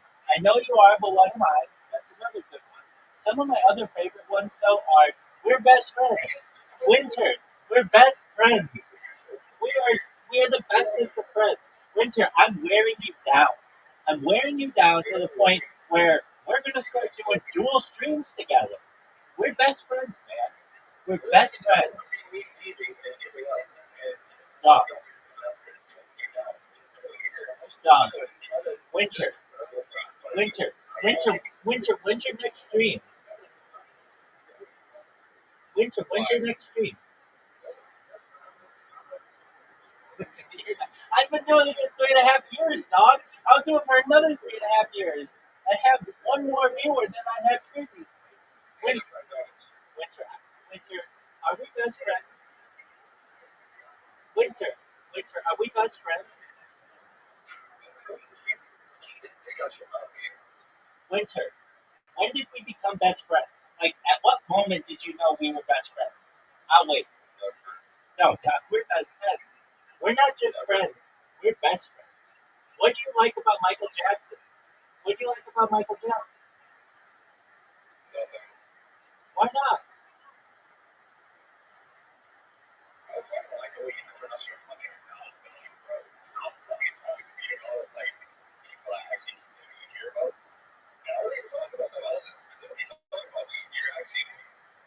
I'm going to read your about to everybody once again. It says, rules, no drama, do not feed trolls, and no toxicity. That's what you're doing right now. You're feeding me. I'm eating that shit up like pudding. Here we go.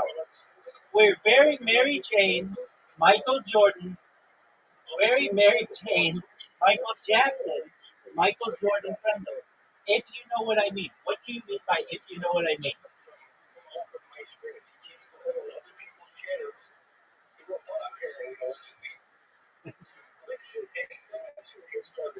$100%. That's 100. No, you're 100% right. 1,000% right. Dog. But we just became best friends. And I want to know at what point during our conversation did you think that we became best friends? Because I'll tell you, it was when we were talking about Michael Jordan. And I was like, do you know, Doug, do you know the 4 numbers? Dog, do you know the 4 numbers that Michael Jordan wore over the course of his career? Dog,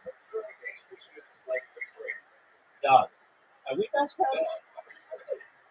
Are we best friends? Are we best friends? Are we best friends? Are we best friends? Yes or no? Are we best friends? Yes or no? Are we best friends? Are we best friends? Are we best friends?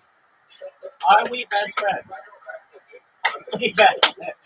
Are we best friends? Black girls didn't make up clapping.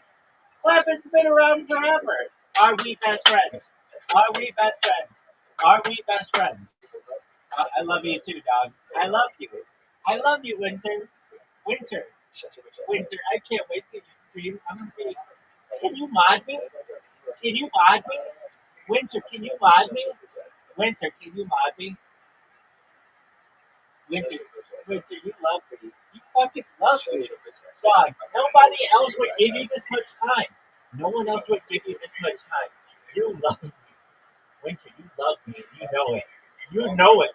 Winter, Winter, you love me. You love me. Winter, you love me. You love me. You love me so much that you let me live rent free in your head. You let me live rent free in your head. And I appreciate that. Winter, thank you. Winter, what's your favorite Michael Jackson song? Winter, what's your favorite Michael Jackson song? Winter, Winter, I just asked you a question. What's your favorite Michael Jackson song?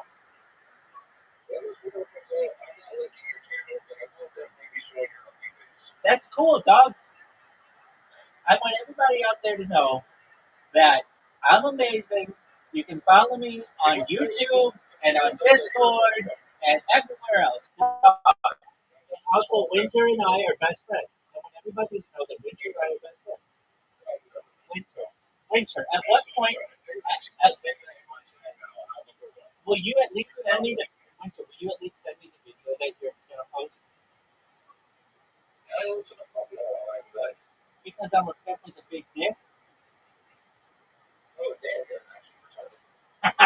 Winter. At what point did you decide that we were best friends? How late?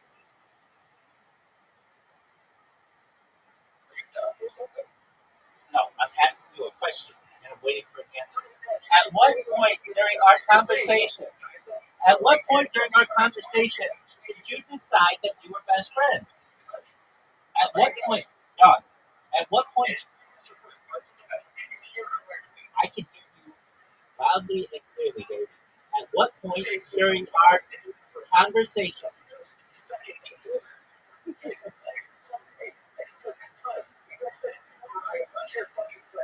I know, we're best friends. That's the key. We're not just friends, we are best friends.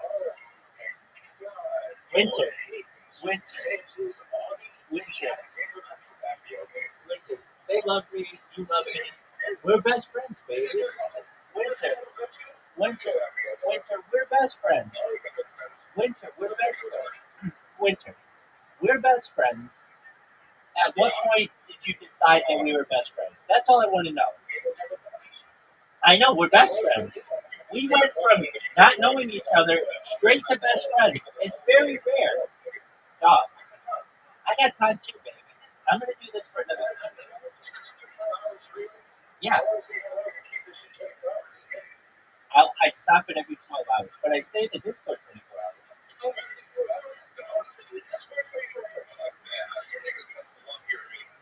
Oh, that's what we want, man. More people like you, especially if they're my best friend. Winter, Winter, you do all this because somebody clicked your stream?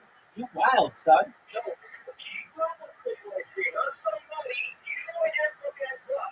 How many times have I ever clicked your stream?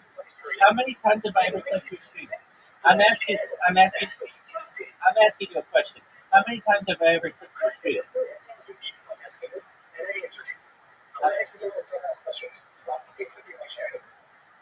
Are we best friends?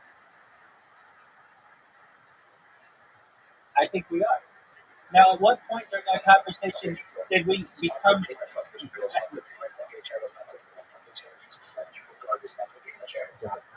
I'm going to clip it even harder. I'm going to clip it even harder. I'm going to sit there all fucking day and just clip, clip, clip, clip, clip, clip, clip, clip, clip, clip, clip. Yo, Doug, do you like Michael Jackson? Do you like Michael Jackson? Do you like Michael Jackson? Do you like Michael Jackson? Do you like Michael Jackson? Are we best friends?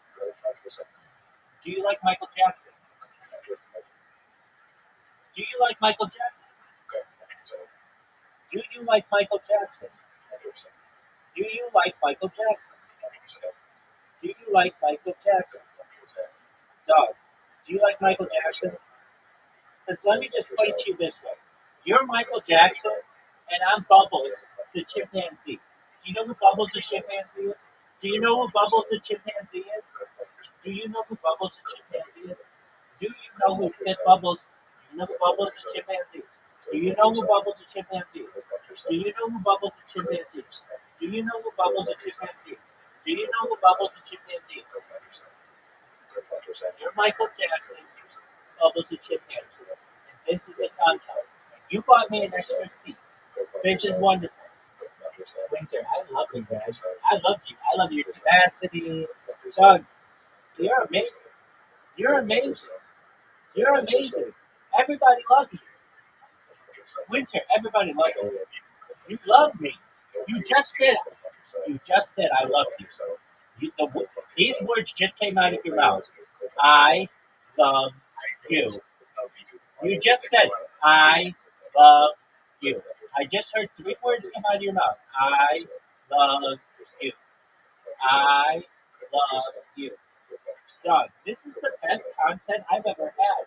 This is fire content, dog. Winter, do you know what 4 numbers Michael Jordan wore over the course of his career? Dog, do you know what numbers Michael Jordan wore over the course of his career?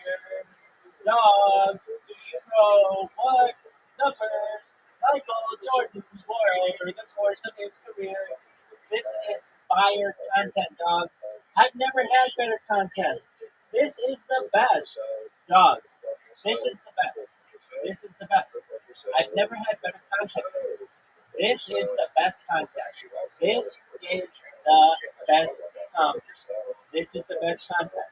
This is the best content. We're best friends. Winter, Rabbi. We are best fucking friends, dog. Best friends. Best friends. Dog. We're best friends. We're best friends. Best friends. Not just friends. Best friends. We are best friends. Dog. We are best friends. We are best friends. Do you love me? Do you love me? Do you love me? Winter, do you love me? Do you love me? Winter, this is the best. I've never had a better time with anyone in my entire life. This is the best. This is the best. I love you. This is the best, most fire content anyone's ever had in the history of humankind. This is wonderful. I love it. You love it. Everybody loves it. I can't believe we're best friends. We are best friends. Dog. Thank you so much for being one of my best friends. Thanks, dog. Thanks. Thanks, baby. Thanks. I like it. I like this is the remix of Go Fuck Yourself. This is the remix. There you go. I like the remix more. But that's cool, dog. That's cool. So are we best friends now? Winter. Winter, are we best friends? Winter, are we best friends? And if so, during what aspect of our discussion did you have the realization that we were best friends? Dog, are we best friends? Are we best friends? Did you have to clear yourself because you had cum in it? Hey, dog, did you have to clear your throat because you had cum in it? Dog, are we best friends? Are we best friends, dog? Dog, here's my question. Here's my question. Are we best friends now? Winter, you love me. Winter, do you know what the mere exposure effect is? You're showing it right now, dog. I'm living rent free in your fucking head. Winter, mere exposure effect. Mere exposure effect. Mere exposure effect. Mere exposure effect. Best friend. Best friend. Best friend. Best friend. Best friend. Best friend. Winter and Rabbi are best friends.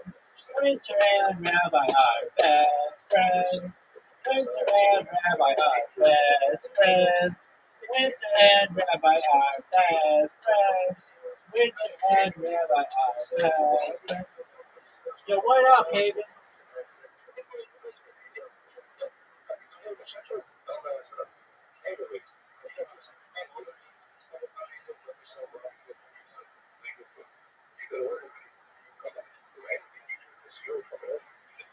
Winter, are we best friends now?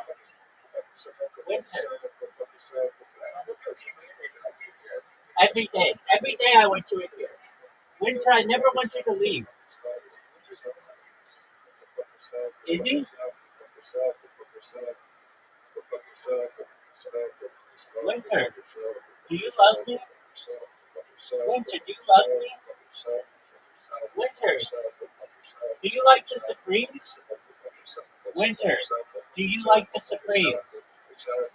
Winter, do you like the Supremes? Do you like the Supremes? Do you like the Supremes? Do you like the Supremes? Do you like the Supremes? Do you like the Supremes? Are we best friends? Are we best friends? Are we best friends? Are we best friends? Oh, don't talk about that.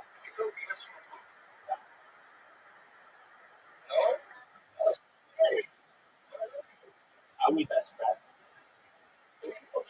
Are we best friends? No. Are we best friends? Are we best friends?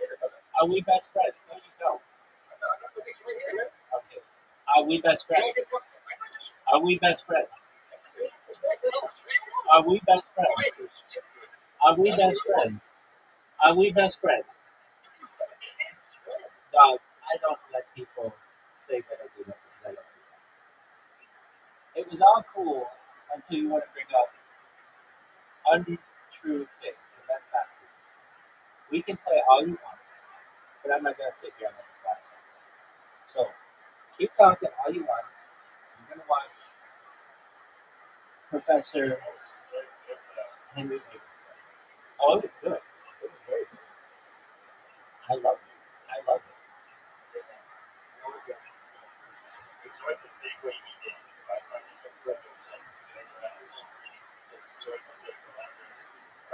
Exactly. All right. So we're gonna let him do that until he wears himself out. To get to the material. So the material tonight is about Abraham ibn Ezra, one of the most famous of the Andalusian poets, and a great commentary on the Bible, and also a phenomenal scientist, as we shall see. Tonight, the new stuff that I haven't done in the previous classes is going to be primarily on his astrology, which is absolutely fascinating. I was really spellbound by it. Let's just do a little bit more of the delay stuff, the good and welfare that we have to explain. What's going on? First of all, thank you to our sponsor. This is Phil Baudet, Arkansas. You'll recall he's sponsored classes in the past. He's actually I believe he's a major in the U.S. Army, and he prefers to remain anonymous. He's a big fan of these lectures. He used the term Phil Baudet, meaning like a Chayal Baudet, a lone soldier, because in honor, I'm proud to say, of my son, who is a lone soldier in Israel. And he wishes us the best of Shana Tova for more online programs. Also important, good and welfare. Next week in this room, we have the book launch of my new book, which I'm really very proud of. It is a historical analysis of the Holocaust writings of Rabbi Kalonymus Kalman Shapiro, the Eish Kodesh, also known as the Piaseczna Rebbe. This is an absolutely amazing story of spiritual courage in the Holocaust, and I look forward very much to sharing it with you in this room. We will have some food, and we'll have some music, and we'll have an opportunity to speak about his tremendous heroism. And by the way, this week, around the world, it's amazing the surge of interest in this 20th century master. I went to an event on Saturday night. There's an event tomorrow night in Williamsburg. There's a major event in Heichal Shlomo Yerushalayim on Wednesday night. And of course, our event here next Monday night.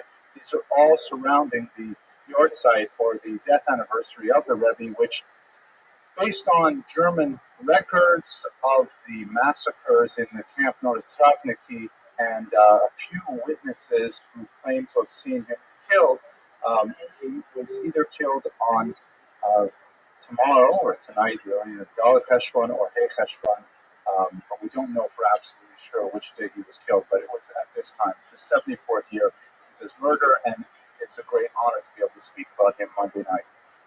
Also kind of cool, we won't talk about it too much tonight, but the Sephardic lectures have actually been getting a tremendous amount of attention. I'm really pleased, and I've been asked to lead a tour to Spain and Portugal this summer. So we're going to go, see, here's mine, I put a big arrow with the word yay over here. It's on the Douro River. We're going to sail from Lisbon into mainland Spain, and to take a lot of stops along the way, and it's going to be a really fantastic deluxe trip. I'll send you more stuff on the internet about what it is, but I think it'll be a really amazing opportunity to learn about this history in situ, as opposed to here in the holy city of Brooklyn. Okay, let's go over one more detail about tonight's lecture. A thank you to Dr. Shlomo Sella, who is my major source for today, my major news source beyond what I've used in previous lectures. He wrote some amazing monographic studies of Ibn Ezra's science, which is way above my head. Even though it's like 800 years old, it's still science that's hard for me to understand. But it is fascinating, especially the unique nexus of the Hebraic content of his science and the history of Jews in the transmission of Greek and Arabic culture into the Western European world. Most of the new material in this class really comes from his amazing work. I highly recommend his studies. They're absolutely fascinating. Okay, so let's begin with what we know about Abraham ibn Ezra. He is a very close contemporary of Yehuda HaLevi, we spoke about last week, and in fact, they were related by marriage. Beautiful Hebrew term, I'm sure most of you are familiar with this term, mechutan, or mechutin, which means the one with which I am related through marriage. From chatuna is marriage. In Hebrew, chassan is groom, and we don't have this word in English, like people like the parents of my sons-in-law are my mechutanim. I have a relationship with them, even though there's no blood relationship. So he was mechutin to Yehuda HaLevi. Ibn Ezra's son married Yehuda HaLevi's daughter. We saw last week how poorly that ended when Yitzchak ben Abraham Ibn Ezra decided to leave his wife and stay in Egypt rather than go back to Spain. It ended even worse, as we shall see shortly. He eventually ended up converting to Islam, which was, to use the Arabic word ashanda at the time. But we'll speak about that in due time. But Abraham, the father, was, like Yehuda HaLevi, came from the Christian north, most likely from Tudela, the same town as Yehuda HaLevi. And then he made his way to southern Spain, to Cordova, and possibly Granada as well. He was then driven out of the region in the 1140s with the Almohad invasion. You recall we spoke about these two groups of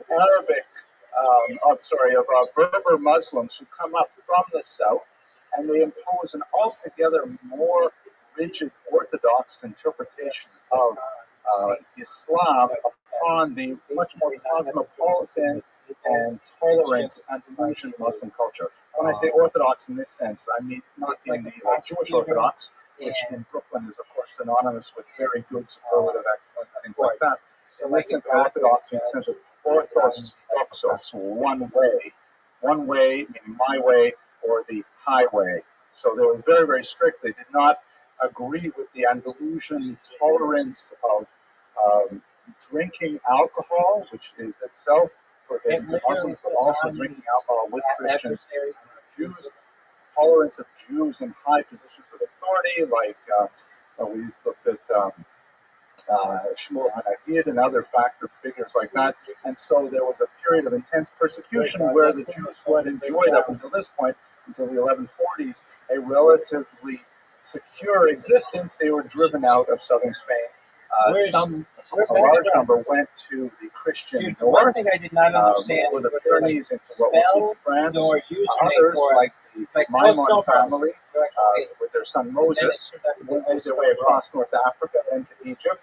And in the case of Ibn Ezra, he made his way to Italy and then to France and then ultimately to England, where he most likely passed away. I'm going to watch his stream ironically, although he was a very gifted poet, and I would like to read you some of his poetry momentarily, that's kind of like the way in which so many of these Andalusian Jews made their fame.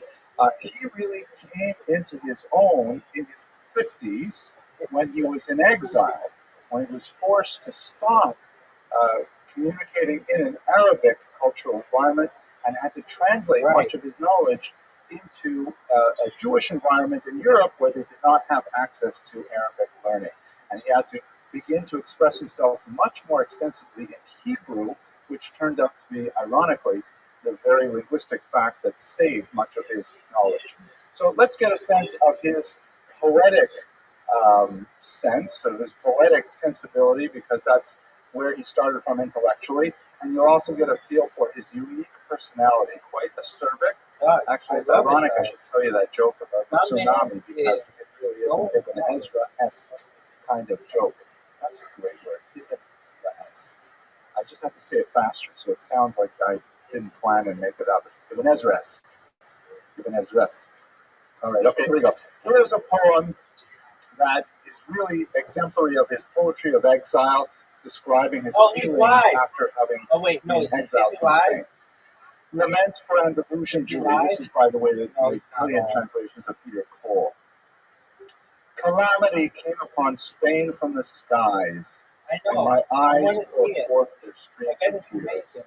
I am known like an owl for the town of Lucena, where exile dwelled, guiltless and strong, for 1,070 years unchanged, because the Andalusian Jews believed that they had originally come with the exiles from Jerusalem. So 1,070 years means, since the exiles from the destruction of the temple in the first century. Until the day that she was expelled, leaving her like a widow, forlorn, deprived of the scriptures and the books of the law, and as the house of prayer to folly in. Some men murdered, and others sought shelter. For this I weep and mourning wail, if only my head were a fountain of water. I shaved my head and bitterly keen for Seville's martyrs and sons who were taken, as daughters were forced into strangeness of faith. Cordoba's ruined like the desolate sea, its nobles and sages have perished in hunger. There are no Jews left in Jaén, Mallorca, Malaga, and Almeria. All traces of life are gone, and those who survived were beaten down. For this I wail in my grief and mourn, for they have melted away like water. For, this is a hard one, for Masa, I groan in distress. City of sages, whose light barred darkness, its pillar of Talmud was toppled and broken. Its Mishnah was trampled, cursed, and crushed. The upright were slaughtered, and no one was spared. Fez was raised, and its brethren butchered. Talmes and splendor shines no more. For Meknes and Quetta, my cry is bitter. For Dera, I put on sackcloth and mourn. Their blood on the Sabbath. Yo, Pip, what's up, baby? How you live in winter? Or possibly. Okay, so he's got to say that. That's a big thing. Word, dog. Debate me. Don't make false accusations. 100%. That was fun, though. I wonder how long he's going to take to give up? Did he just give up?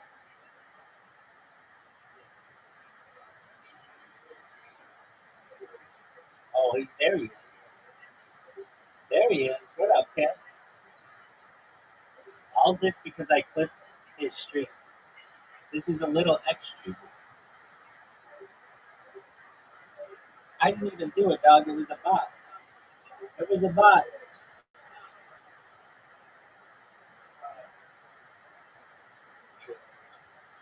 Weird, dog. I like that he, knew that I clipped his stream, though. It shows that my clip bot works. Yo, dog, what up? Free publicity. I like it. I like it. Winter, I like it. I like it. Winter, I like it. Winter, do you want to talk? I might have to let him talk. Winter, you want to talk, big dog? Just don't say mean things, and I'll let you talk. What up, Kim? You can talk, dog. Fucker. Yeah, I don't give a fuck if it's a bot. Okay. How's your day going? How's your day going? How's your day going, Winter? Winter, when are you going to stream? When are you going to stream? Yeah, when I have to fucking do this bullshit. Okay, well, when are you going to stream? But look, I don't want to do this bullshit. It's not easy. Okay, I mean, I get it. there's no bot on you. No, there's no bot on you. There's no. So shit, you miss. You tell them, Mister. You tell them, Mister. Calm down. Calm down. There's not really a way to defend yourself against that.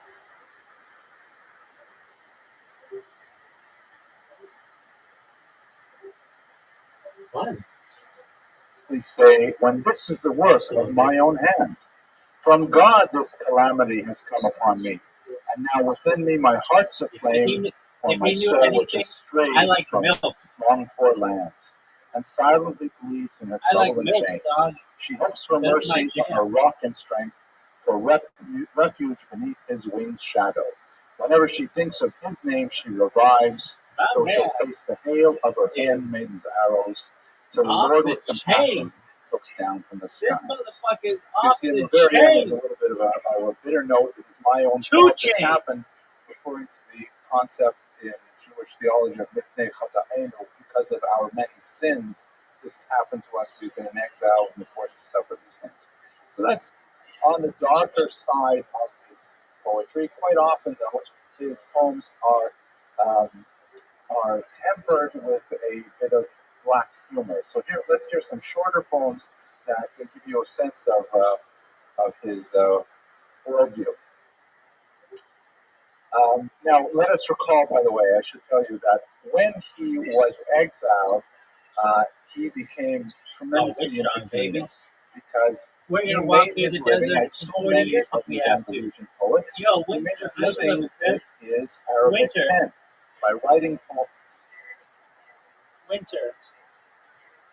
Yo, Winter, you want to speak? I'll let you speak.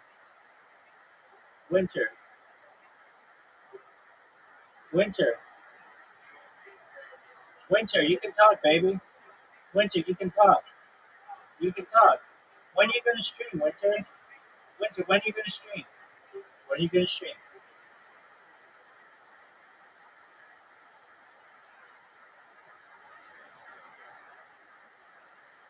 Is he coming back?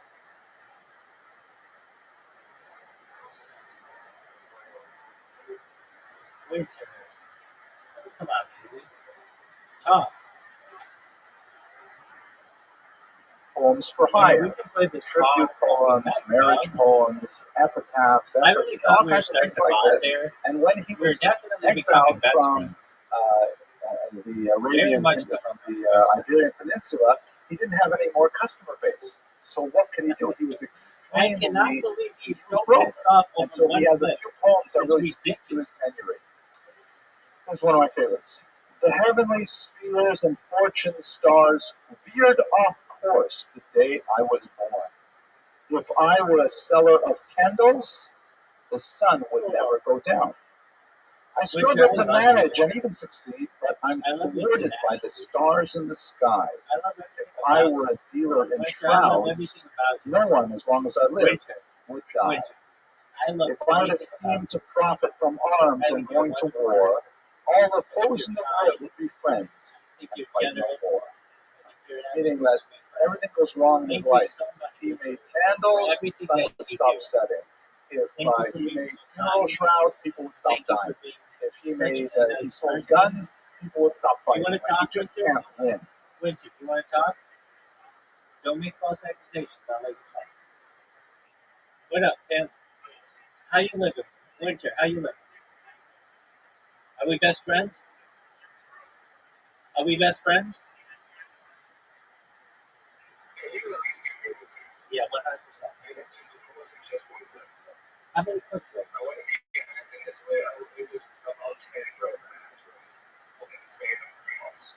Well, that's pretty good. It wasn't just one clip. No, it's not. None of the clips were doing anything for my channel. You look at the clips, it's just me doing nothing. It's just me playing my game and running around. If you want to make actual clips, how about go to my channel and make those clips? These bots don't do shit for me. Okay, But they do something for you. And that's the fucked up part. do you want to see my bot? It's the smaller channels and you don't give a fuck. Do you want to see my bot?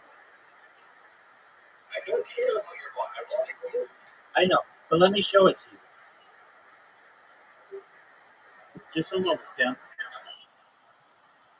I'll show you. All right, so I've got 5 of them here. 1, 2, 3, 4, and then I just want to say, I do respect the grind. I respect the hustle. But if you're just shitting on smaller channels, what's the point? no. In fact, I shit on much bigger channels most of the time. You just happen to get in the crossfire. Do you think that's okay? Yeah, it's free promotion. That's not okay. You're actually a piece of shit. You love to. I see why you fuck this. Dude, calm down with that. Okay, so See exactly how you fuck this. quit with those accusations. See exactly how you're molested. Calm down, dog. You know shit. I've seen it. Doug, I don't do anything like that. If you knew anything about my streams, you would know that I like milk. Straight up, big bimbo milk.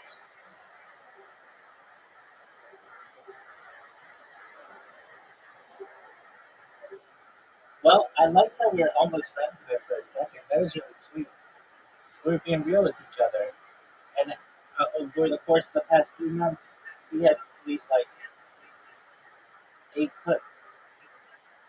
That's incredible. That's kind of an Ibn Ezra-esque sort of sentiment. It's also especially noteworthy. Let's recall this when we talk about his astrology. So much of this has to do the stars veered off course. Things were set in stone by the celestial heavens and so on. Here's another one that describes his experience trying to put together, a few rubles from his poetry.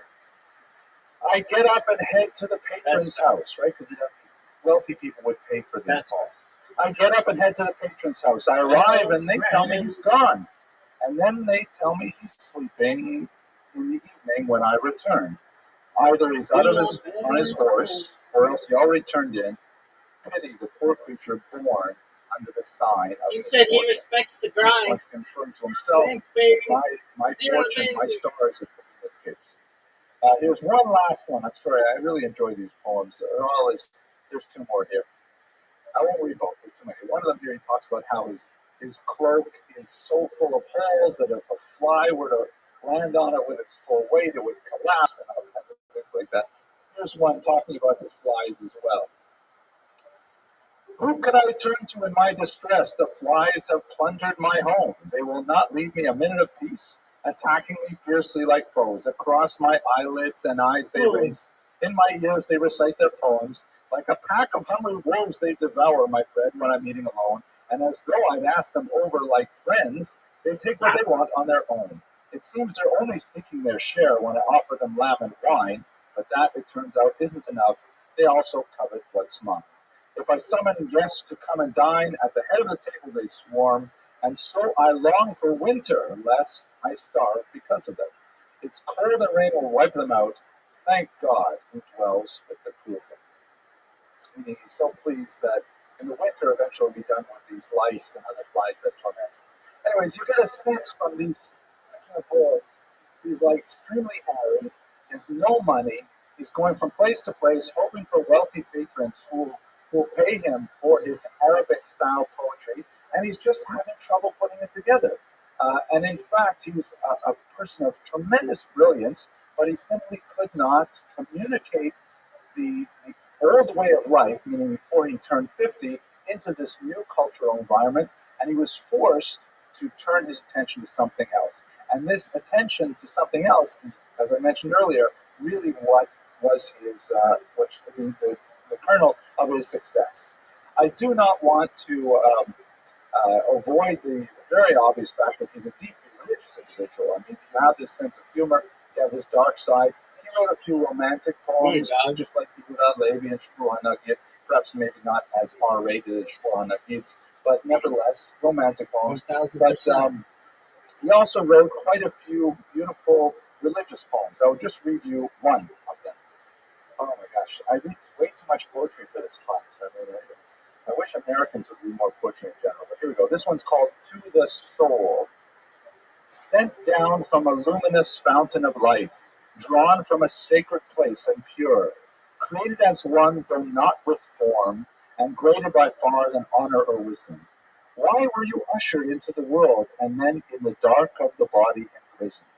At first it seems sweet to you, but in the end it's hard and bitter. Put the pleasures of time behind you, unless in exile you've always wandered. Consider your glory, for this is your good, to serve the living God in awe. Listen while living within this world, and be bound to the one to come with the Lord.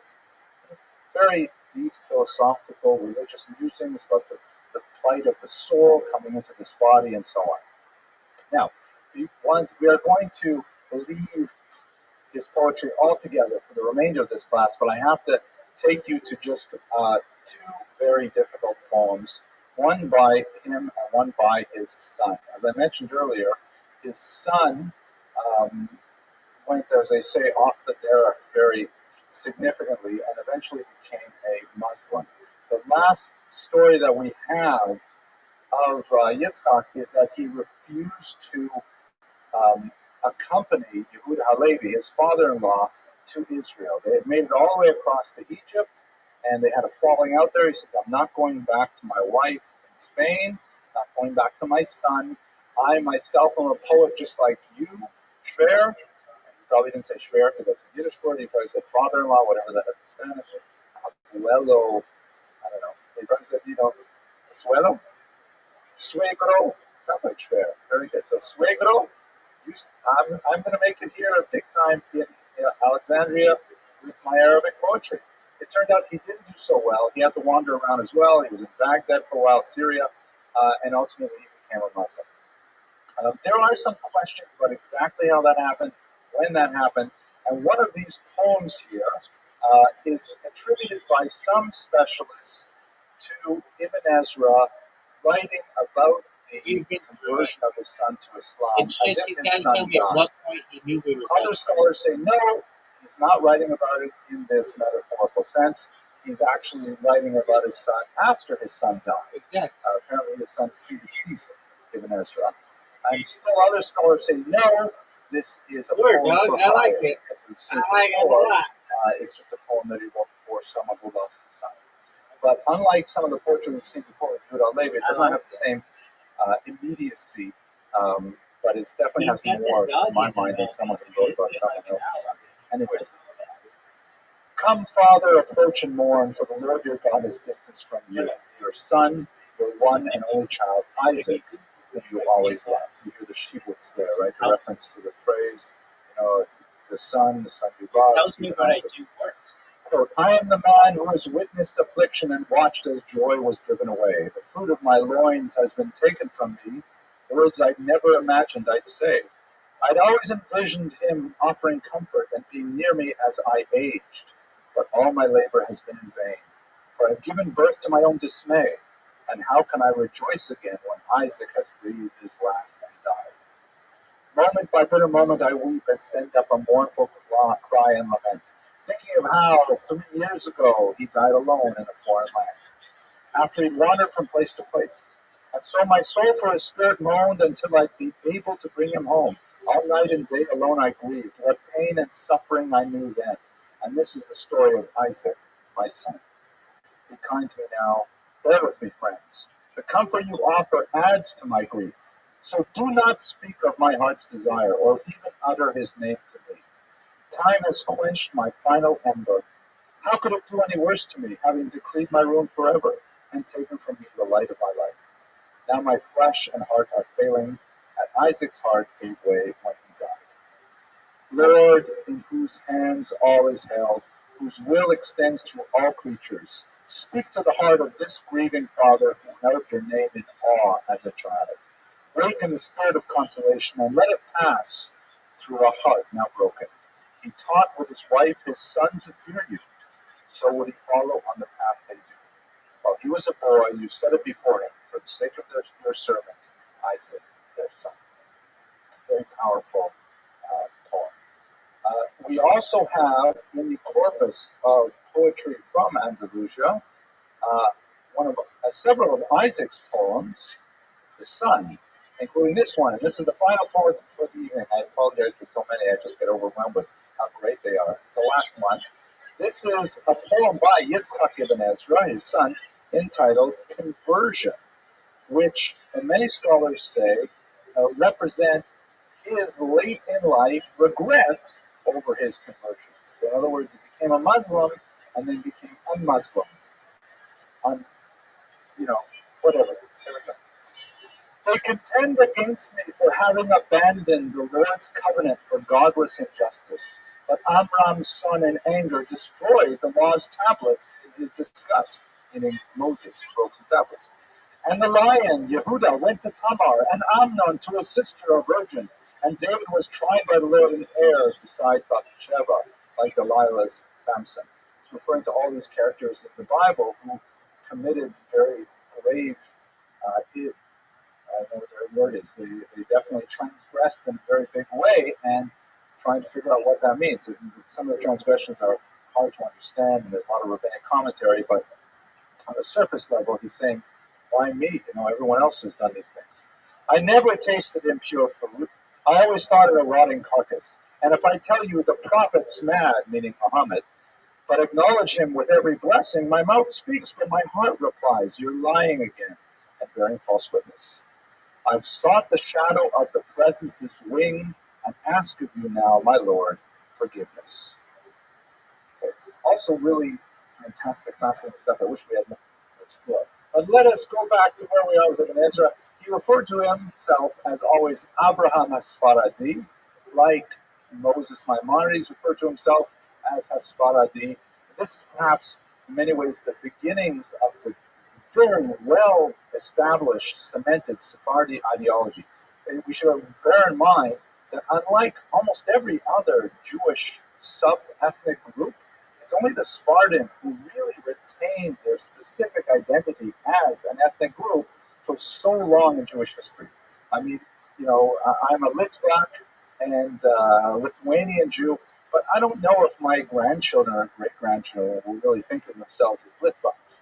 They may think of themselves as, Canucks, because, we have a few generations in Canada. But will they really think of themselves as Litvaks? I don't know. But Sephardim really stick close to this idea. And you can see it early on that he refers to him always as Hasfaradi, the Sephardic one, the Spaniard, because he spent, of course, most of his life in Europe.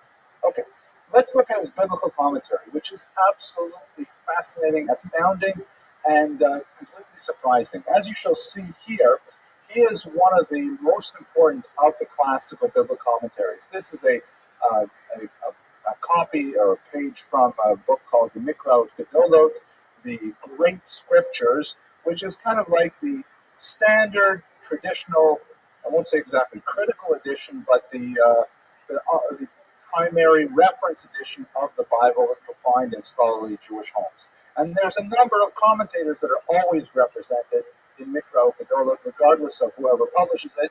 You will always have Rashi there. You always have Ramban, Nachmanides. There are a few that will definitely be there. And then depending on the printing, you may have a few others that are included or not included. Ibn Ezra is one of the commentaries that is always included. You can see here he is. Ibn Ezra is central to the traditional interpretation of the Bible, and he's included with the greatest of the greats in terms of their commentaries. This is extremely surprising in many ways because he differs so dramatically with his peers. Sometimes with tremendous disrespect, apparently, referring to his contemporaries as fools, as blockheads, as ignoramuses, speaking of them in very contemptuous terms and dismissing their arguments in a manner that really wouldn't be tolerated in yeshivas today, in my humble opinion. And moreover, more significantly, he says a lot of really controversial things. So much so that in many yeshivas, even though he has pride of place in Mikra Gedolah, the systematic study of Ibn Ezra is discouraged. Because when you study Ibn Ezra, you will come up against some very difficult hashkafic, philosophical problems. Nevertheless, because of those philosophical problems, he actually inspired the composition of more than 36 super commentaries, meaning he's writing a commentary on the Bible, and more than 36 other rabbis have written commentaries on his commentary, trying to parse out why did he say this and how do we solve this problem that he brought up, and so on. Very, very, perhaps more than any other of the traditional commentaries, including Rashi, including Ramban. Ibn Ezra is the one that inspired the most super commentary activity. That's just an indicative of his provocative nature. Here is perhaps why he got such a big start in the modern era. This is Baruch Spinoza, the most challenging figures of the early modern age. He was a Jew who advanced a series of theological notions. He's actually a Sephardi as well, living in the Netherlands at the time, who challenged a lot of core theological notions. In his theological political tractatus, he praised Ibn Ezra and said of him, Ibn Ezra, a man of enlightened intelligence and no small learning, was the first, so far as I know, to treat of this opinion. Now, what is this opinion that Spinoza is talking about and attributing it to Ibn Ezra? It's essentially the idea that there was human involvement in the composition of the Torah. That the Torah was influenced by historical factors. People other than Moses wrote the Torah, and this is like an earth-shattering idea that eventually would lead into the Wellhausian school of biblical criticism and so on. But we'll look at one example of where he gets this. Many hold that Spinoza was way off base in terms of how he assessed Ibn Ezra, but I will leave it to you to judge that. Here is another figure who's perhaps not so much on the kosher v'yosher list of Orthodox Jews, Abraham Geiger, widely considered the founder of the Reform movement. This is the beginning of the 19th century. It was more of a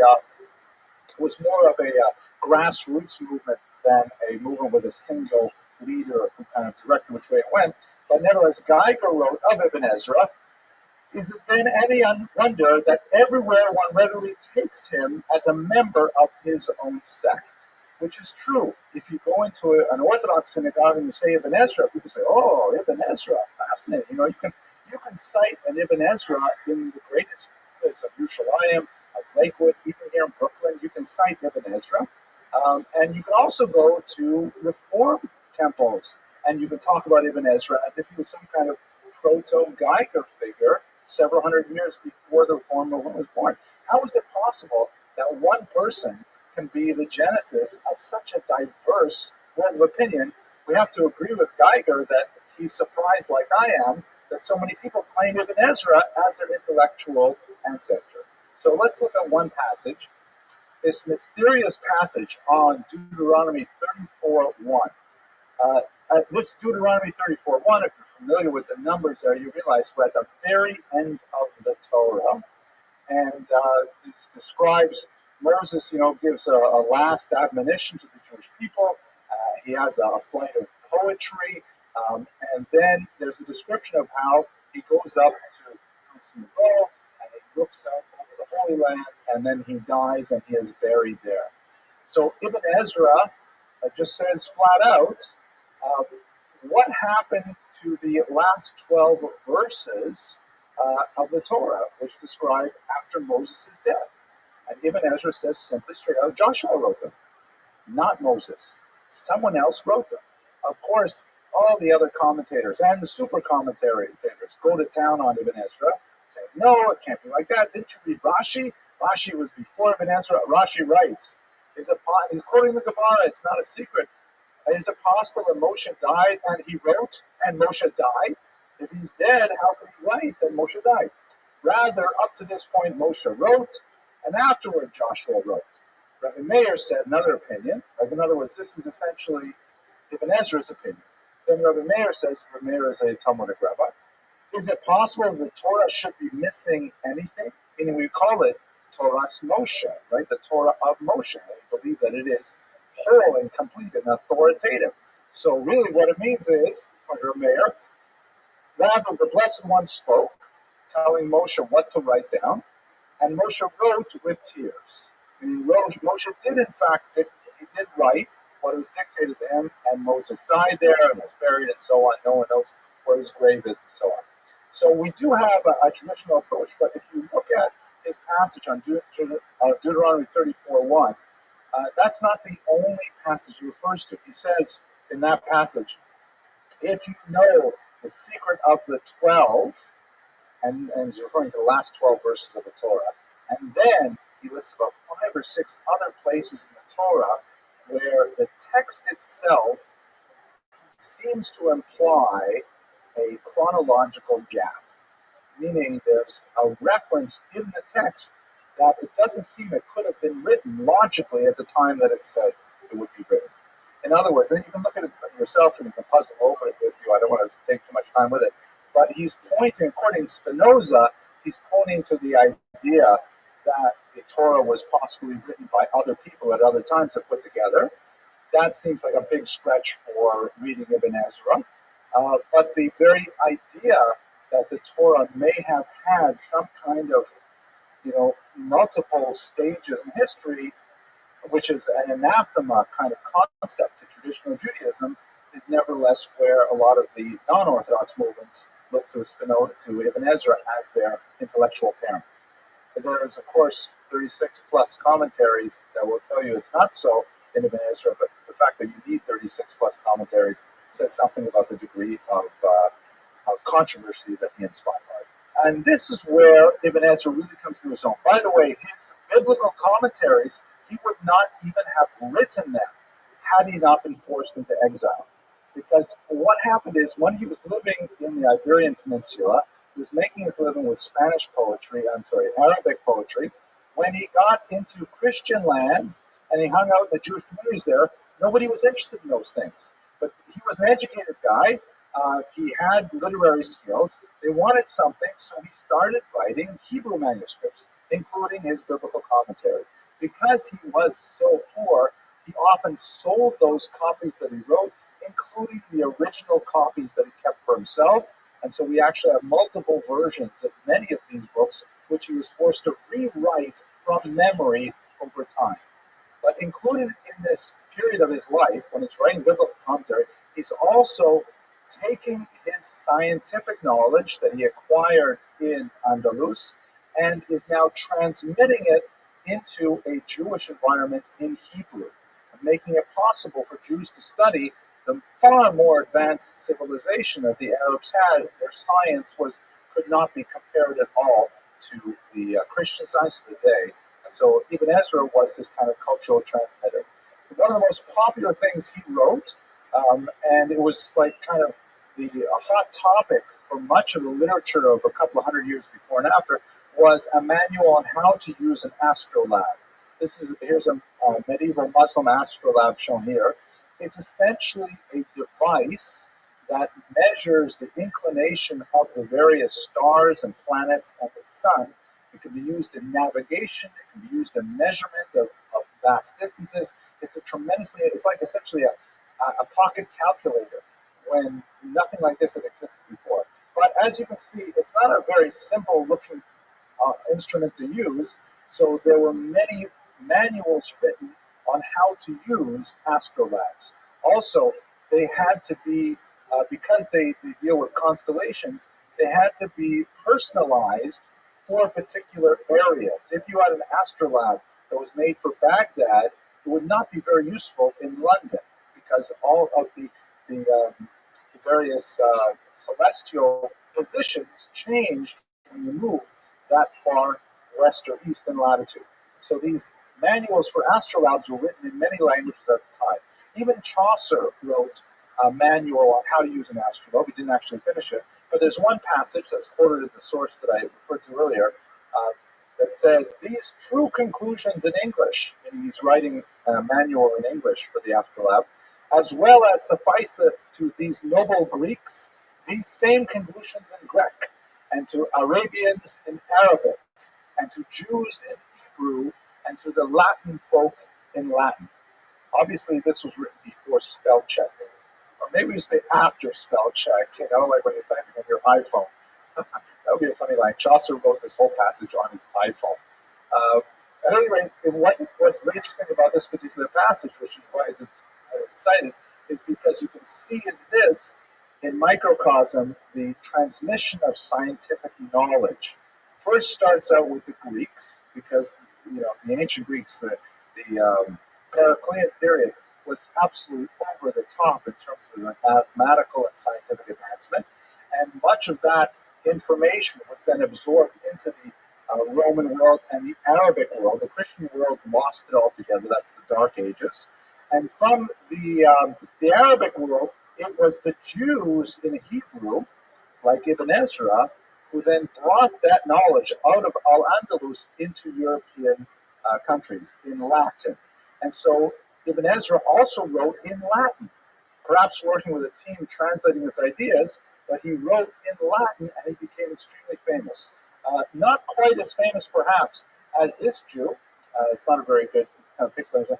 Petrus Alphonsus, who was also a Jew from Spanish derivation, who went to France and converted to Christianity and essentially sold his knowledge. He was a great Jewish scholar who was letting the Christians know what kind of scientific advances they had in Arabic culture. By comparison to Ibn Ezra, however, Petrus Alphonsus, also known as Petrus Judaeus, was a complete ignoramus. And he had basically a high school education, whereas Ibn Ezra was a tenured professor. And so Petrus Alphonsus was kind of making things up as wrong, lots of errors, very superficial and so on. But because the Arabic science was so advanced, he was the principal conduit for many to the beginnings of Arabic wisdom. But Ibn Ezra's wisdom was far more sophisticated, far more accurate, and so his scholarship really prevailed over people like Petrus Alphonsus. It is interesting, however, that the trope of the Jew who abandons Judaism in order to, become an agent of cultural change or cultural transmission in a foreign culture is one that goes way back to the ancient period and continues even to the present day. If you go to the local bookstores, and by the way, for those of you who were born after 1990, a bookstore is kind of like a store where you can actually walk in and buy paper books. You can find lots of these popular books about Orthodox Jews who leave the fold and then explain orthodoxy to the secular world, usually with a kind of a negative bent associated with it. It's a long, long story in Jewish history, and we can, maybe one day we should, kind of catalog these individuals and see what's psychologically similar about them. At any rate, let's focus in on one of his most famous scientific books, and you have to place this within the context of 12th century science. This is a period, of course, when people believe very deeply in astrology, the power of the stars to determine a person's fate. And we saw it in his Andalusian period in many of his poems, talking about how the stars determine his fate, that he should be poor, and so on. So he wrote many books, actually most of them within the space of one extremely productive year. He wrote many books on astronomy and astrology, one after another, and he made a huge amount of money with them. He actually sold them several times over, principally in France. Then one of those books we look at right now, because it's most fascinating, is called the Sefer HaMoladot, which literally means the book of things that will be born, or nativities. And because the astrolabe can be used with astronomical tables to determine things that will happen in the future, we have here the genesis of a scientific calculation of what could happen to a person's life, and in fact, the entire world over a period of time. Because you can figure out, well, Venus will be in this place, and the moon will be over here, and you'll predict an eclipse and all kinds of things. So he wrote a book on how to figure out what is going to happen in the future astronomically, and then what that means astrologically. And this is the foundation, essentially, of horoscopes, right? But it's tremendously more sophisticated than what you read in the newspaper. So in this section here, he writes about, yeah, this is true. This is the way it works, that everyone's life is determined by the stars. There's actually a huge discussion in the Talmud about it, a question of whether or not Ein Mazal Yisrael is there. Oh, we say in Hebrew, we say Mazel Tov, right? Which means literally good constellation, meaning the stars are aligned. If someone gets married, you say Mazel Tov, meaning, oh, may this be an auspicious moment of the constellations for your marriage. Mazel Tov doesn't mean congratulations or good luck.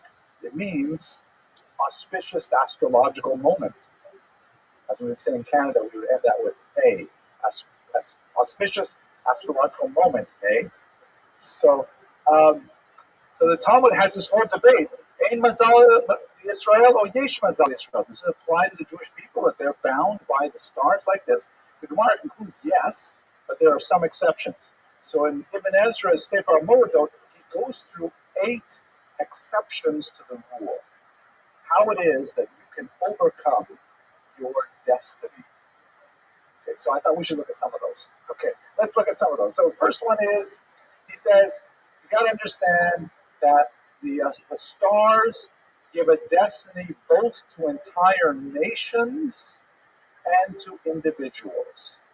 So it's possible that you may be born under an unfortunate constellation, that you will be swept along by the general positivity of your national horoscope. Meaning, and he uses the sense of nation, by the way, really more synonymous with religion or ethnicity than with what we would call nation. But he says, like, the Jewish people are destined to survive. Netzach Yisrael lo yishaker, right? The eternity of Israel is not a lie. But individual Jews, chas v'shalom, may have a different horoscope because the stars predict an entire people as well as individuals. So even though in many ways, these are kind of like reasons why you shouldn't feel bad if you don't get the horoscope it says in the newspaper, because there are all these exceptional rules. But if you were really an expert, you would be able to figure them out. So the astrology refers to entire peoples as well as individuals, and sometimes they come into conflict, and you don't know which one is going to win. Borders and climates. This is another aspect which I didn't want us to take too much time on, but he was also very, very particular about vocabulary, and he was unusual in that he refused to adopt Arabic words to express Hebrew philosophical concepts, which made him sometimes very difficult to understand.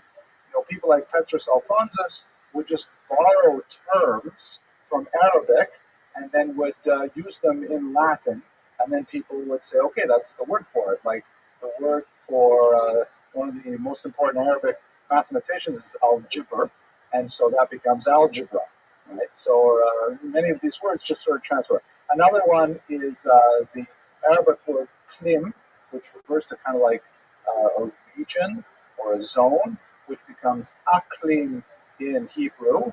I'm sorry, in I think Klim was, I forget what it was, Hindu, it was perhaps, and that becomes aklim in Arabic, and then it becomes climate in English.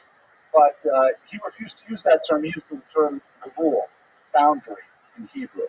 And so he was really quite, what's the right word for it? Not ethnocentric, a stickler, but I'm trying to say something like this. Like, there's like national pride about this. The Hebrew language says everything. We don't need to borrow nothing from nobody. We take only Hebrew words. Like the famous word in Hebrew, you know what they call the rear axle of a car in Hebrew? It's a rear axle. Right? You know how you say the front axle? The rear axle takadmoni, right? The rear axle that's in the front. Right? So yeah, the French are like that. They have an academy where they're very particular. They don't accept words into French. They try not to borrow words from other languages, and they invent their own that are French origin. And in Hebrew too, especially in the 1950s, they had an institute that tried to keep people pure. Instead of using the word like economia, right, economy, they use the word kalkala, which is totally different origin. Anyways, off track. Borders and climates, how can this affect it? Well, as I mentioned, the astrolabe is like specifically associated with particular areas. So if you're living in one area and the stars are aligned for your horoscope in that particular area, what happens if you move to a significantly new place? Well, the stars are aligned differently for you over there. And in fact, anyone get the reference to this week's Parsha? I think you did, right? Mashana Mako, Mashana Mazel. Literally, you change your place, you change your mazal. And in this week's Parsha, Abraham is forced to go to a different land because the Gemara says, hey, where you live right now, you'll never have kids. You must go to Eretz Yisrael because over there you'll have a different mazal, a different constellation that will apply to you. It's really cool stuff. Another thing that changed the world year, there's a whole cycle of years. It's not 364 and a quarter odd days. There's a whole cycle of years where the general position of the Earth with regards to other planets can change on like a 500-year horizon of change. And so even though you may have positive horoscopes individually, naturally, in terms of climates, it could be that the entire globe is in that particular period of world year that could change everything as well. And your socioeconomic background. This is fascinating stuff. You may have a mazal that says you're going to be a king, that you are going to be melech, that you have all of the qualities of a king. But let's say you're born into a slave household. Well, you become a big businessman instead. You'll end up, owning your own company. I just think I shouldn't say it because it's going to offend somebody politically. But you'll end up, you'll go from, it's true, like if you were a slave and you had the mazal to be a king, you're not going to be a king. It's too far a leap. But you could go from being a slave to being a huge business owner. In other words, the general trajectory of your mazal will point in a certain direction, and the realities of where you live socioeconomically will dictate the starting point of that change. Also, forces of nature that, you may have the mazal, a person may have a mazal to live a long and healthy life. But if you decide that you want to be a skydiver and you want to, try hang gliding and all kinds of risky sports, and you want to challenge the law of gravity, our bets are off. He used the example of you want to go out to sea. You may have this great mazal, but if you put yourself into a position of danger, it could be that the forces of nature have a stronger mazal than you do. So they can be overpowered. So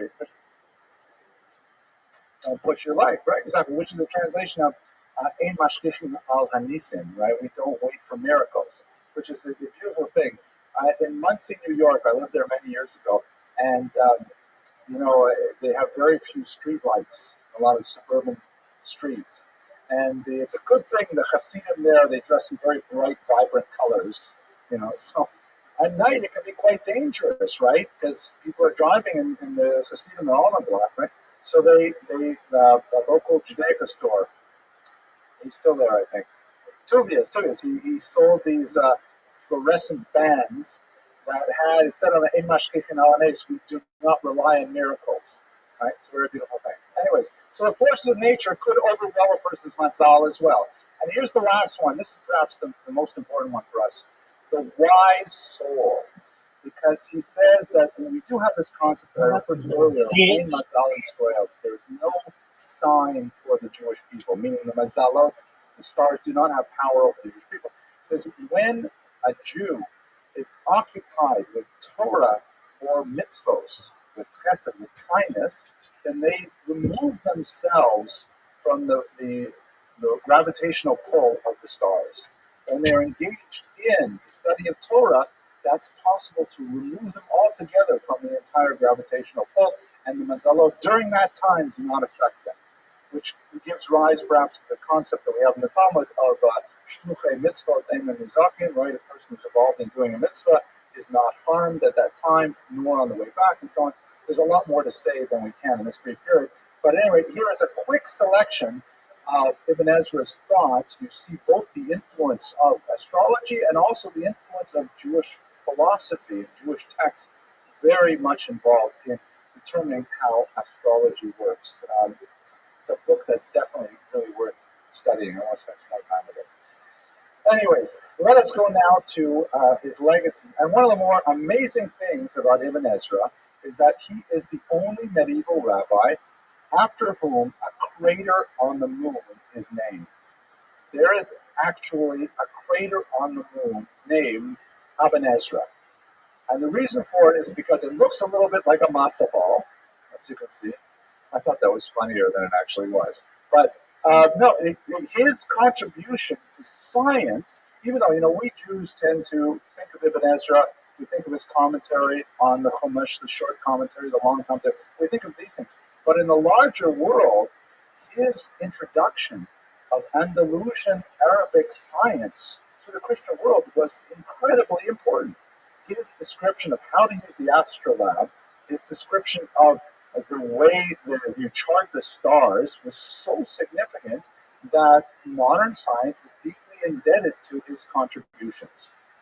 And so much so that when they mapped out the craters on the moon, he was a leading candidate for whom should be expressed gratitude. It is ironic that we know of him only in one smaller, maybe, aspect of his activity. It's closest to home, but nevertheless, he was a figure that strode tall on the world scene. You want to talk, Don? You want to talk it out? You want to talk it out, Don? Don, you want to talk it out?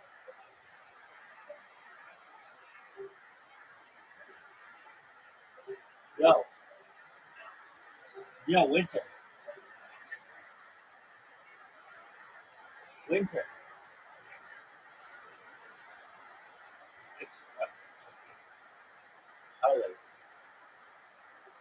you want to talk? Winter, you want to talk? Winter, do you want to talk? Winter, do you want to talk? Winter, do you want to talk? Winter.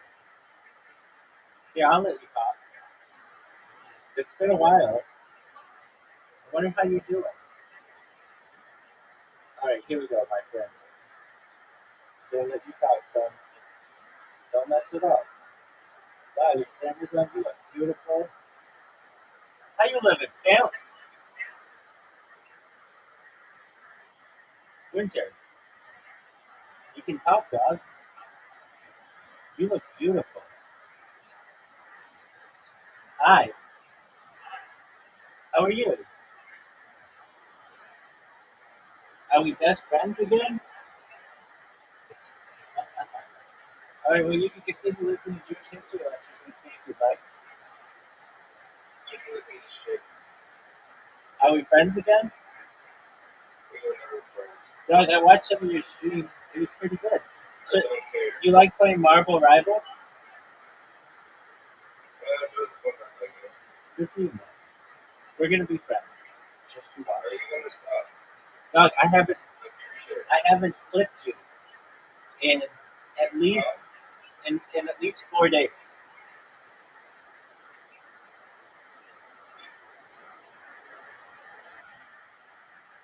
Is this how much you can take in this number? You mean my clip box and my spam box? Yes. Oh. They go to the Oh, for sure.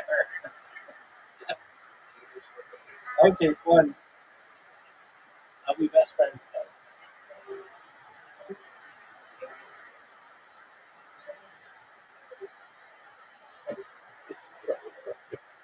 Hilarious. Many other aspects of his work, he influenced Shaky like poetry. Even there's a John Lennon song that is taken from some of his early poetry, because he influenced a tremendous amount of Christian thought, far beyond the much more narrow audience of Jews in Christian Europe that he appealed to. So with that, I'd like to conclude. I hope you found the life of Ibn Ezra as fascinating as I do. We will return, as I mentioned, next week with a very special program. I hope you're all going to come because it's going to be really great. Chance to celebrate. My family will be here, God willing, to celebrate with us. And I hope you have an excellent week. It occurred to me, I haven't really told you what is this book about. The book, this is the very last plug for the book that I will put into the lecture series. Basically, the Ascension of Rabbi, very holy individual. Here's this iconic photograph on him. You see all over the place, a very holy looking individual. Was a major Hasidic thinker of the 20th century. Had already published a very important book called Torah and Talmud and the Obligation of Students that was extremely popular in the 1930s. And he had this grand plan for reinvigorating world Jew even more enthusiasm for their Jewish background. Unfortunately, it was interrupted by the Holocaust, and he found himself in the Warsaw Ghetto and ministering to his followers for the duration of the war. Even though he received many offers, even from the American Jewish Congress, the Joint Distribution Committee, and the Underground Resistance, he was offered many times to be taken out of the ghetto. He insisted on remaining with his followers throughout, administering them in a pastoral sense throughout the war. Luckily for our purposes, he recorded his weekly sermons, and when he realized that the ghetto was going to be destroyed, and he along with it, he gave them to the secret Oneg Shabbat Society, which was documenting the Jewish life in the ghetto, and they were buried in this tin milk container that I put on the cover of the book. They were discovered in 1950 by a Polish construction worker, and they were published under the title Eish Kodesh, the Holy Fire. Fascinating story overall. Now, the small contribution that I've made to the research on Eish Kodesh is, the way he describes his sermons. There's no reference whatsoever to Nazis or Germans. I mean, there's a lot of discussion of death and destruction and persecution and suffering, but if you didn't know the specific context, you might think this is just a really depressing 19th century Hasidic work. It's only from the context that we know he's talking about the Holocaust. However, since we know the dates when he delivered each of those sermons, what I did is I went back to the various journals and memoirs and newspapers and German documentation, and I found out what was happening in the ghetto that very week, street by street, on a micro-historical level, and then I compared it to what the Rebbe said on Shabbat, and I saw that in many, many cases, he was speaking directly to the concerns of his congregation. In other words, he was using his pulpit as a way to offer consolation and guidance and theological direction to assist specifically with the processing of the horrible events of the past week. And it's absolutely fascinating. It's a sustained work of spiritual heroism. And I believe that reading his drashot, his sermons, within the context of their historical setting is really the best way to appreciate the book, to appreciate his words. Because then you really see, to use a Yiddish Hebrew term, godless, his greatness. I am very pleased that one of the premier students of his session of Hasidus is Rabbi Moshe Weinberger, Richard, you who want to has talk a to synagogue by the same name, Congregation Kodesh. Richard, And you want to in his talk to him? letter called a Haskama, or a sort of an approbation letter, he writes that basically he Turn has that camera had on, this big dog. mediation. Let me see that beautiful face here. Do you want to talk about Michael? Do you want to talk about Michael Jackson or Michael Jordan? You want to talk, baby? Winter, you want to talk it out? Winter, you want to talk it out? Winter, Winter, you want to talk it out, big dog? Winter, you want to talk it out? Winter, you want to talk it out? Winter, you want to talk it out? Winter, you want to hug it out, bitch? Winter, you want to hug it out, bitch? Winter, you want to hug it out, bitch? Winter, you want to hug it out, bitch? Winter, you want to hug it out, bitch? Winter, you want to hug it out, bitch?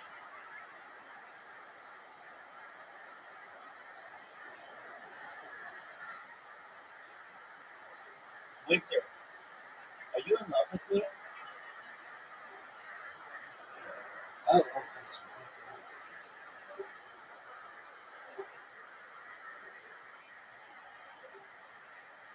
Winter, do they call you winter because you cold as ice, motherfucker?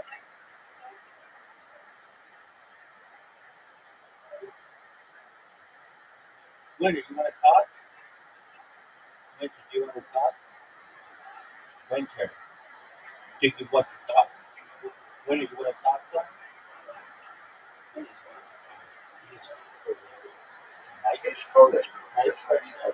on his desk for 40 years, and so much of it was opaque to him until he read my book, which made me feel really great, and I'm telling as many people as I can. Anyways, we have the book launch on Monday night, the 30th. I really hope if you're in Brooklyn, you're able to join us and to celebrate the life and the work and the contribution to world culture, through Hasidic thought that is representative of the session of Rabbi. If you can't make it to Brooklyn, I would be very honored if you wanted to get a copy of the book. They're available, of course, on all the internet outlets, and you can certainly ask if your local Jewish bookstore, which is even better because then you support a local business. And I guess that's about it for the plugs. I'm very proud of the work. I think it represents something useful for people, and I hope you like it.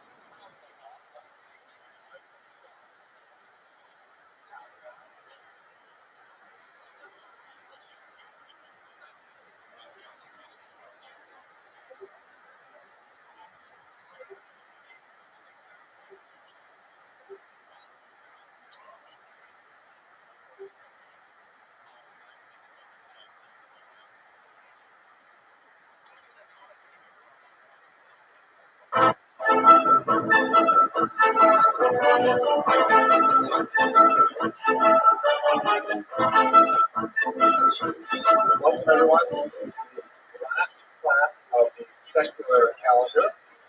We will be continuing as normal, God willing, next Wednesday, January 7th. We will take one day off this month for the Yeshiva break, which is the week of the 26th. But otherwise, Oh, we're you want to talk? walking on through Big the dog. You want to talk, big dog? Dog.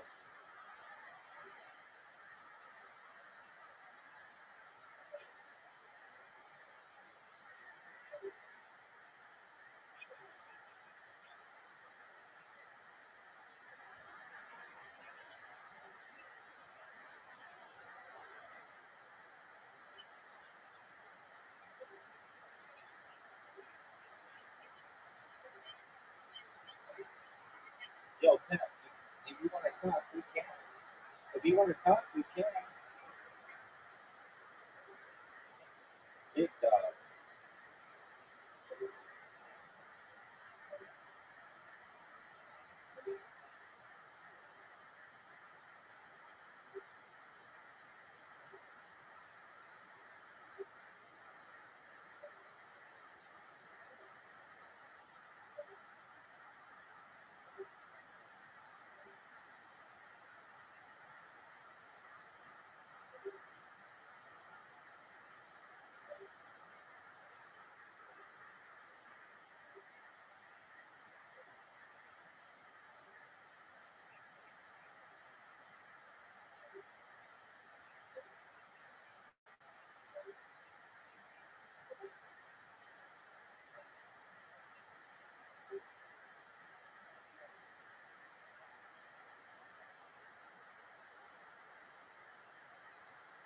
talk?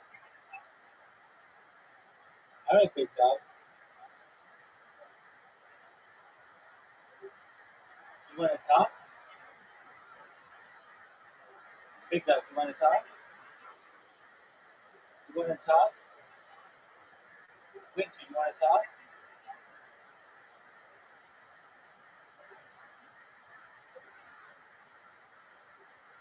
Now we can of all those worries. World is mine, the whole heart. Take it slowly. Happy days, all this now. We want to slow. Anyway, we don't know.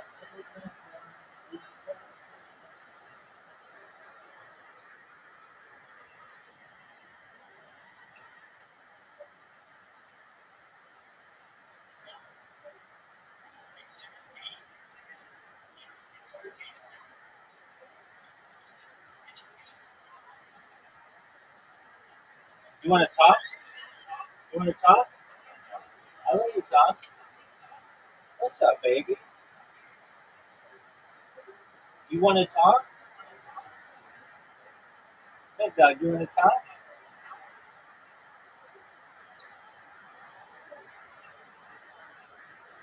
Big dog, you want to talk? You want to talk?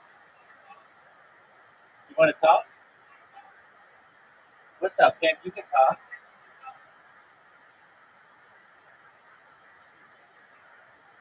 Get that dog in yourself. I love it. Yo, dog, you want to talk?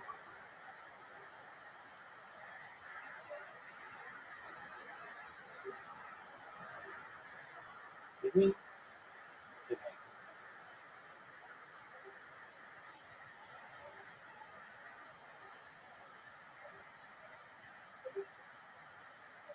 He's got that dog in. The cusp of the second new year. And I hope you enjoy the extra and special foods that we have prepared. I'm not allowed to tell you that we have a special donor who wishes the donation to remain completely anonymous, even the fact that there's an anonymous donor is supposed to be anonymous. We have to write that entirely publicly.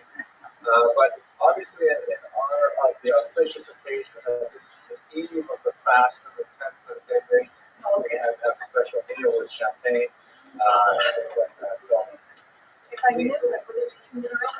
but it's also, life is tough.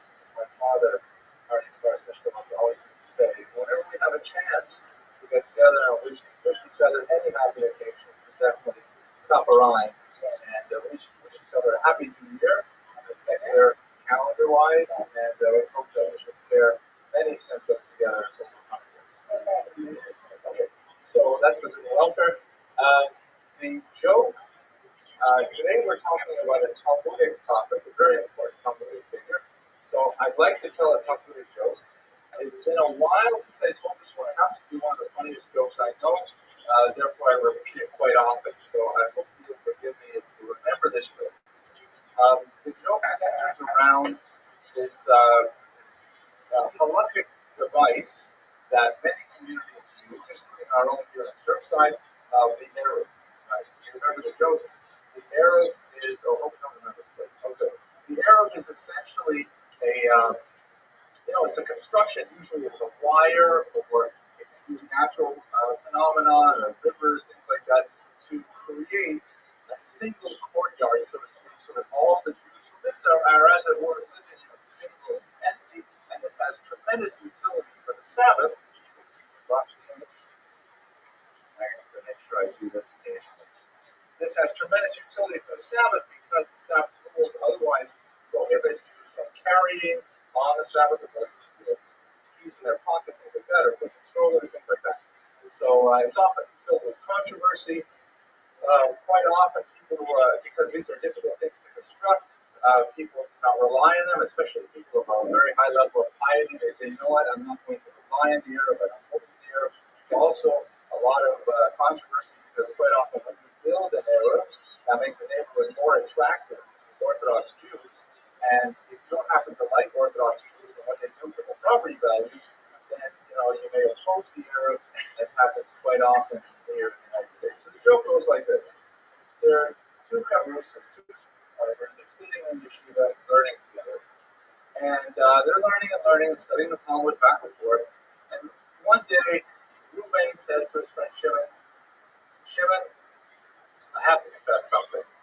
We've been learning together for many years, and we've grown so much in our appreciation of Torah and so on. And I have to tell you, I've been hiding something from you, and I think it's time I actually fessed up and told you the truth. And Shimon says, what are you talking about? He says, well, the truth is I'm not Jewish. And Shimon says, well, what are you talking about? You are so careful with your kashrut. You're sitting here learning Talmud in yeshiva. Your Hebrew skills are amazing. Your Aramaic is great. You daven from the Alma. You do all these religious things. He says, no. The truth is, I'm not Jewish. It just happened like that. I was walking down the street in Jerusalem one day. I was traveling on my way to Saudi Arabia, and someone said, "Do you want to have a Shabbos meal?" So I said, "Okay, why not?" And one thing led to another, and I really enjoyed it. And here I am. Nobody ever really asked me if I was Jewish. They just swept me around. So, and I'm not Jewish. And he says, "Well, you live a completely Jewish lifestyle." I says, "Well, actually, the truth is, I violate the Sabbath every week. I don't tell people, but I violate the Sabbath every week because actually, in Talmudic law, non-Jews actually not allowed to observe the Sabbath in all details. I violate the Sabbath every week, in conformity with Talmudic law." So he says, "I don't believe it." He says, "Yeah, it's true. Like, for example, I carry my keys on the Sabbath."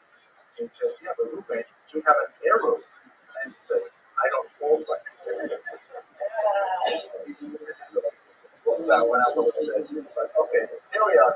Let's go to the material. That's what you came for, not for the jokes. But I did get an email from someone in, I forgot where it was from, saying that you need more jokes. So, okay, so tonight's topic is the Rashba. Very important topic. It's a great honor for me to have the opportunity to speak about him because he, as a thinker, really had a big influence on my own Talmud education. This question is an overwhelmingly important figure in the yeshivas.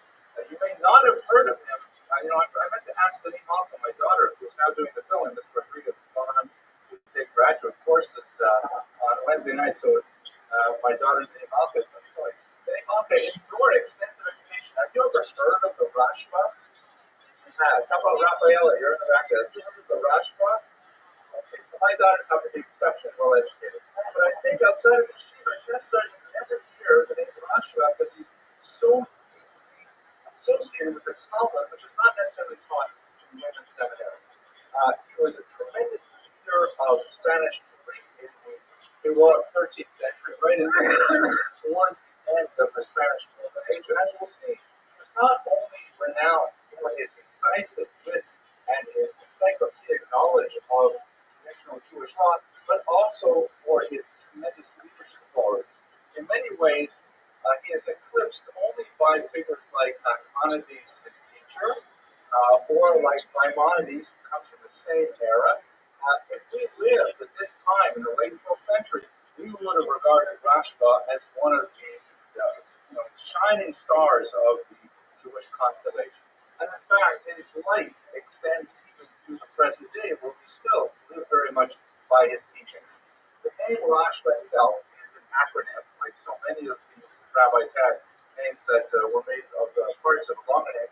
Rabbi Shlomo and Abraham Adret, sometimes vowelized Aderet, but he's known as the Rashba. Rabbi Abraham Shlomo ben Abraham, the Rashba. And his years are 1235 to 1310, associated with Barcelona in particular. That's where his life was most active. So let's place him in the context of Jewish history. He is one of the most famous of the generation known as the Rishonim. So according to philosophy of time, there are sort of large chunks of generations that can be grouped together, primarily for theological reasons, but it also has implications for how Jews work through Talmudic law.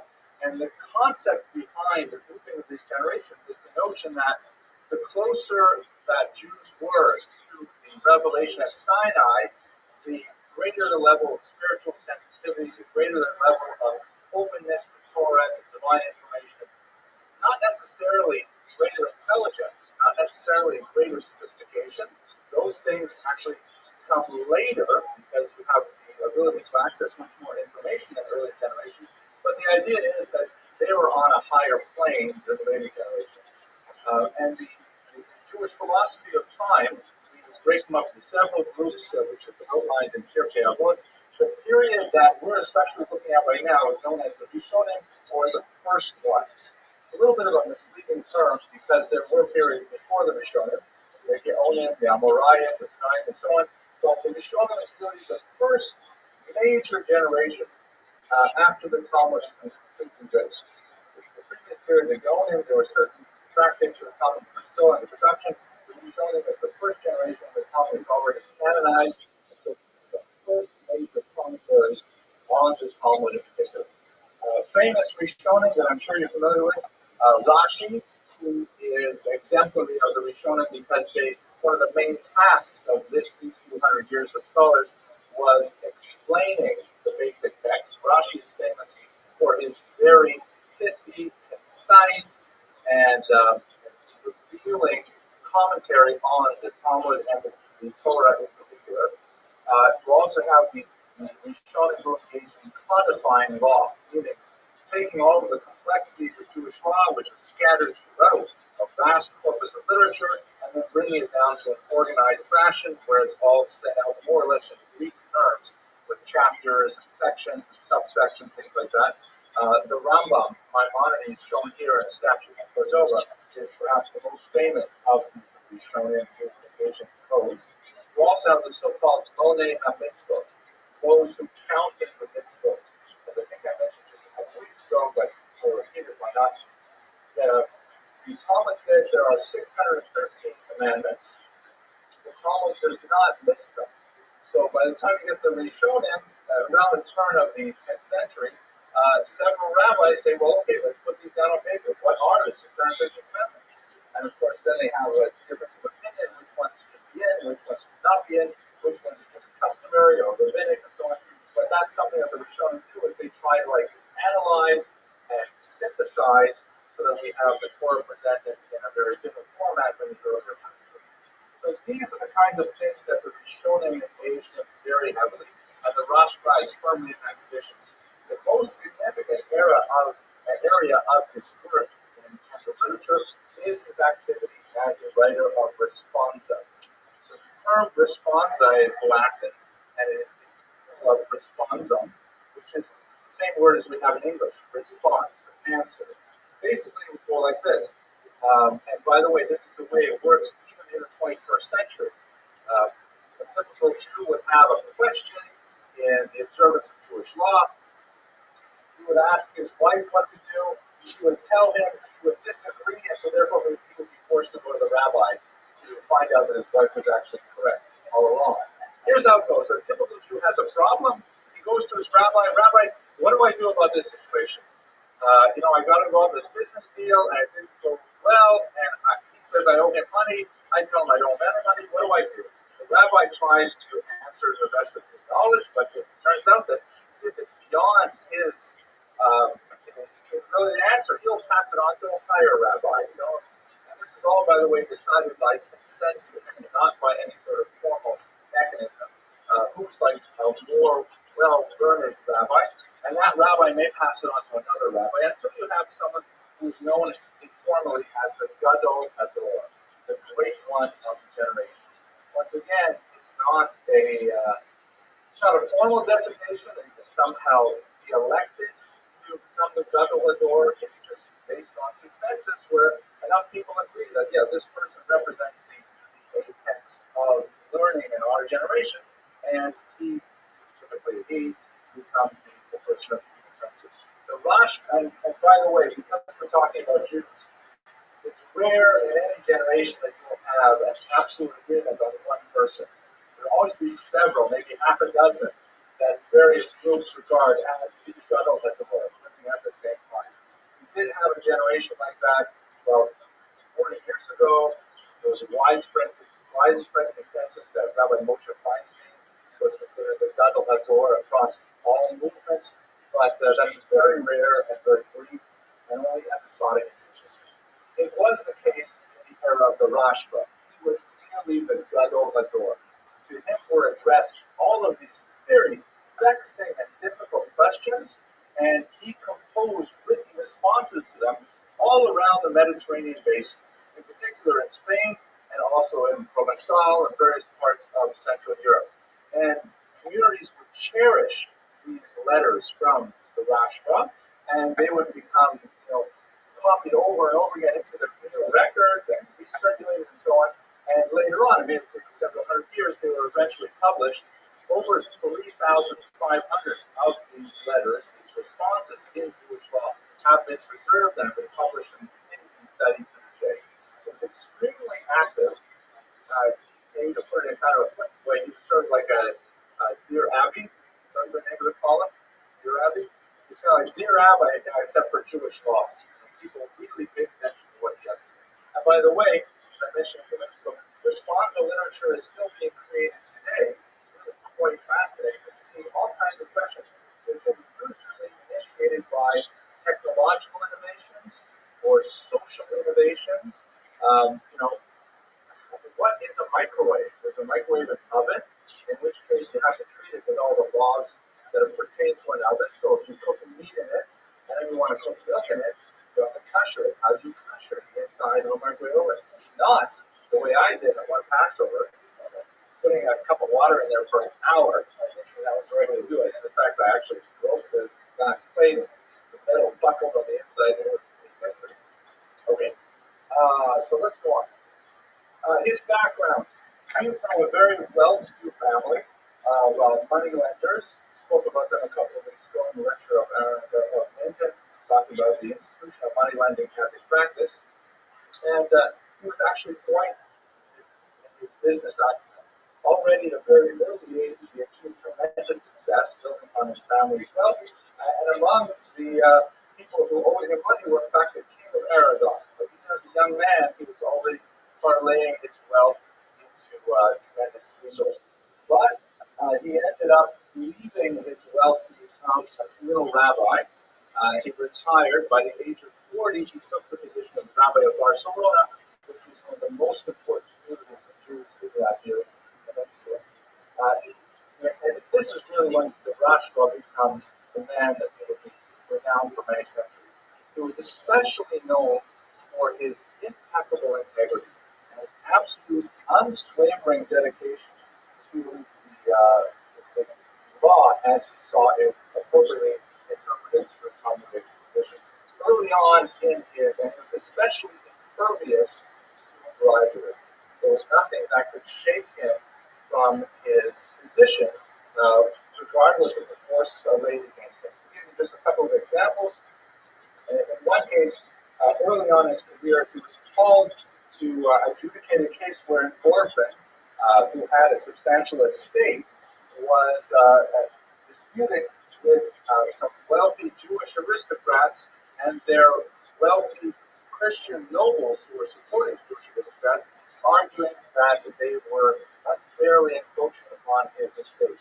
And here's a young child without parents, and the Rashba staunchly defended early on in his career this young child against much greater powers that were arrayed against him. But on the other hand, another case that indicates how his integrity was saying to his activity, there was a case brought against a Jew who was accused of informing against the state. And the Rashba did not want to hear the case. The secular state, Aragon, come in and said, we want you to review this case and tell us what you think about what we should do with this case. After an exhaustive review, and again, he tried to recuse himself, but the king demanded, so he participated. After an exhaustive review of the evidence, he ruled that the person was in fact a traitor and deserved death. This is a very, very grave ruling, particularly in Jewish law. There, the idea of putting someone to death, especially without a Sanhedrin of 71 judges, is considered a very, very difficult, almost impossible thing to do. But there are some rare exceptions where it would be permitted if it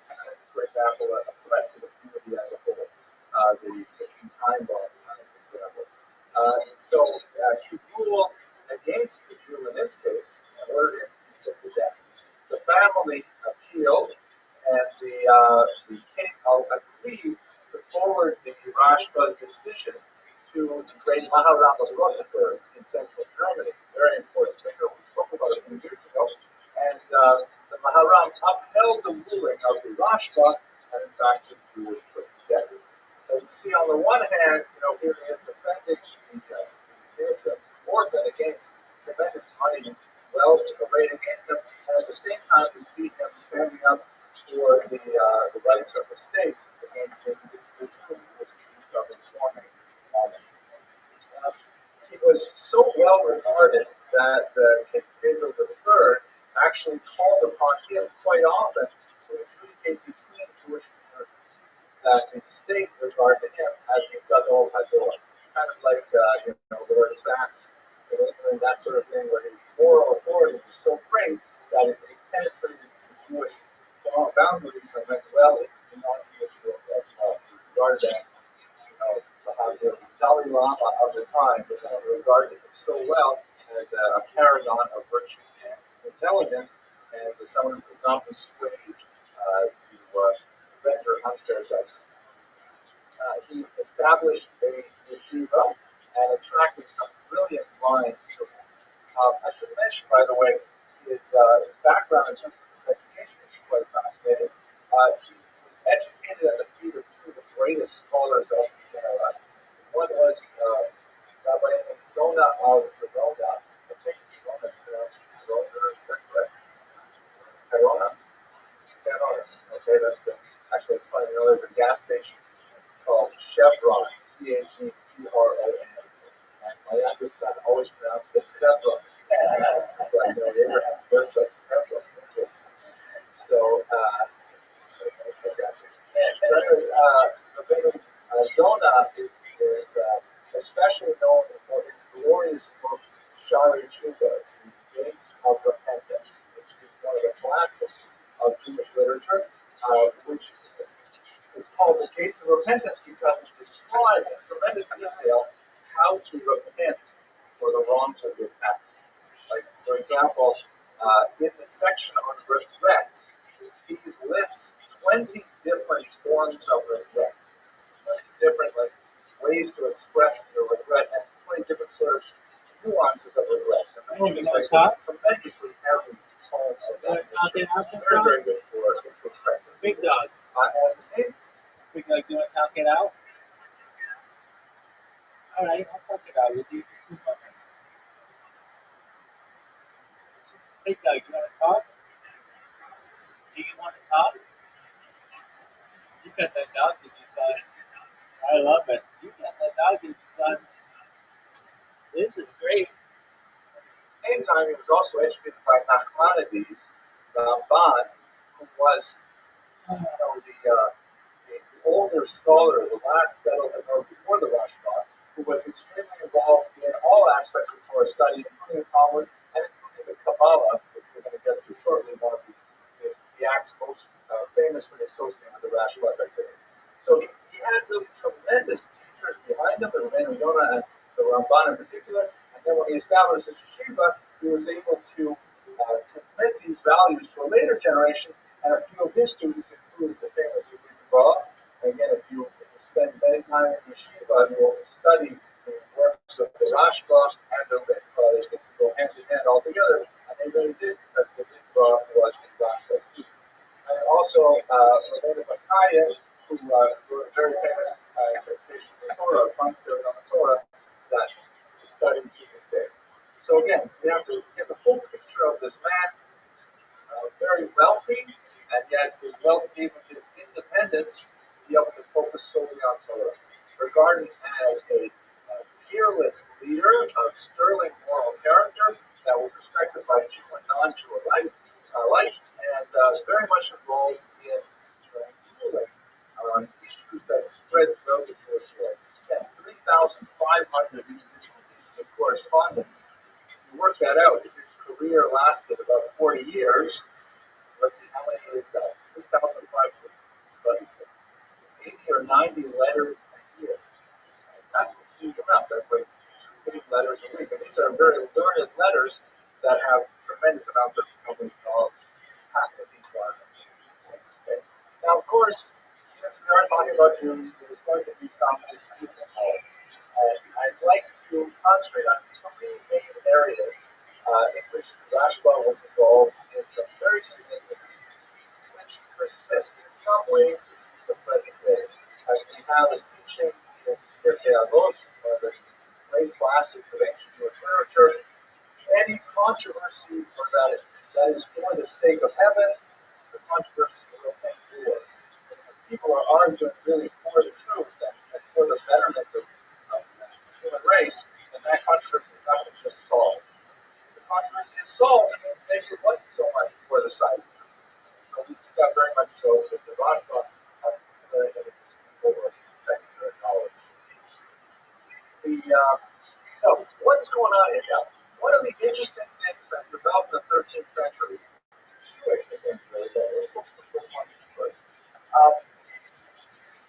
Judaism as a body of thought was bifurcated.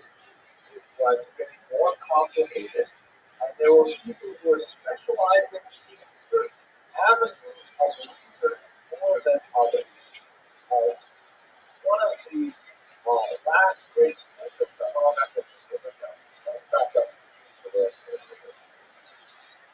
there were three main bodies of thought from the 13th century about how to approach Torah. You had the allegorists, many highly rationalistic Jews, many of whom came from Arabic lands and also from Spain, who felt that Torah as a whole must be understood as a massive allegory, kind of like in a Pylonic sense. Not everything that says in the Torah should be taken exactly as it is. It's all meant to mean something else. And of course, the danger inherent in that way of thinking is that all of the commandments then become debatable. Well, it might be a debate anyways. But there's no hard and fast rules. There's no horizon. There's no common denominator. If you want to say that, like for example, if you want to say that it's forbidden to let's say, I have to find an easy one. Thou shalt not steal, let's say. Well, I'm not actually stealing if I photocopy this book and then sell it. It's not actually stealing, right? Because I didn't actually take it away. It was a library book. I put it back in the library. Now I'm making money from the photocopy I made out of this book, right? And you can make all kinds of allegories. You say when it says this kind of word, it really means something else, and so on. And so there was a trend in the Jewish world that was excessively rationalistic and taking the Torah away from its basic meaning. Then there was a group on the other side who were highly Kabbalistic, who were reading everything not as a rationalist allegory, but as a mystical allegory, and taking everything meaning something totally divorced from the simple text says. And then finally, you had sort of a moderate camp that was trying to distance themselves from both extremes. And Rashba found himself in the middle of dispute over this, and especially where it became most pointed was in the place of secular knowledge. What do you do with mathematics, physics, chemistry, astronomy, all of the sciences that were growing in this 13th century? What is their place in the Jewish curriculum? So, as you might assume, the rationalists said, wow, it should be, deeply entrenched in the Jewish curriculum. There should be, lots of study of physics and of astronomy and so on. Jews should know tons of that stuff. The Kabbalists said, not at all, because all of this stuff is non-Jewish wisdom. It is mitameh, it defiles the Jewish soul. Jews should just stick to the 4 cubits of the Talmud alone and not study any of the secular wisdom. And the moderate camp in the middle was really, there are arguments to be said for both in some ways, because the rationalists, when you study some of these things, there's way that you can be drawn away from basic faith and you can be drawn into heresy, especially if you're studying, let's say, Greek philosophers with multiple gods and things like that. So they were concerned how are they going to negotiate the two extremes here? Now, if I can jump ahead to the 21st century, debate rages in Jewish schools today. How much Torah belongs in a Jewish school system? Do you have Torah, for example, only taught in the mornings when the kids are a little more fresh, and that way they get their best energies devoted to the Torah, and then you squeeze in secular subjects later in the day? That's a very expensive endeavor, especially for hire full-time teachers, and you can only employ them for a few hours a day. Or do you say, no, we'll mix up Torah here and secular studies there, and you might end up coming to school and do math first thing in the morning, and then when the teacher's free at the end of the day, then you'll learn a little bit of English. Do you say that the balance should be 50-50? That if you have an 8-hour school day, 4 hours is secular and 4 hours is Torah? Or do we say, no, you know what? It's just enough that they come here and they learn a little bit, so let's have 70% is secular and 30% is Torah. And so the debate is still very much alive today. What exactly is being Torah? What ended up happening is the Rashba was the only figure who has the stature to be able to set down rules in the so-called Compromise of 1305. What up? They made a ruling which was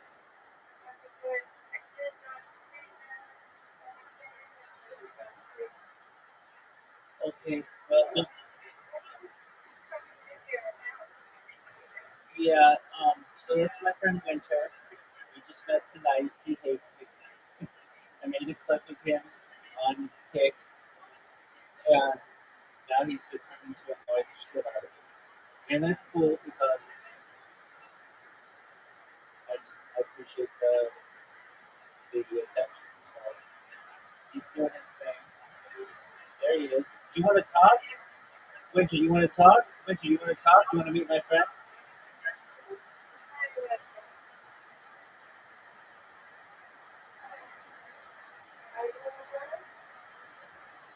We'll let him talk. We'll let him talk. So long as he's respectful. If he's disrespectful, then it'll be muted. What up, Winter? How you doing? Yeah. He's got that dog in him, Mr. Aquarius. He loves to. He loves to. He's been doing this for like 2 or 3 hours. What up, Winter? How you looking? Yeah. How you feeling as a Aquarius? It's crazy how you sound like disrespectful. You start around being disrespectful. I love you, Winter. Shut the fuck up. Okay. So, Winter, what's new? I'm talking to Mr. Aquarius. How you feeling, Mr. Aquarius? I am not okay. He knows exactly why I'm not okay. He can go fuck himself.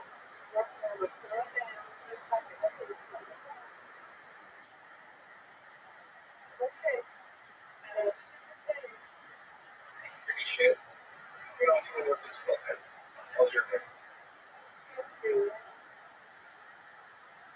Let's get to here.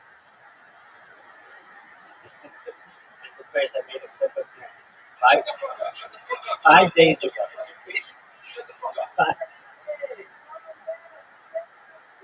know fucking that's your friend. Your friend is a piece of shit. Calm down, bro. He's a childhood piece of shit. Oh, don't go make an accusation like that. I don't do that. I don't hurt children. In fact, I do have STD protection.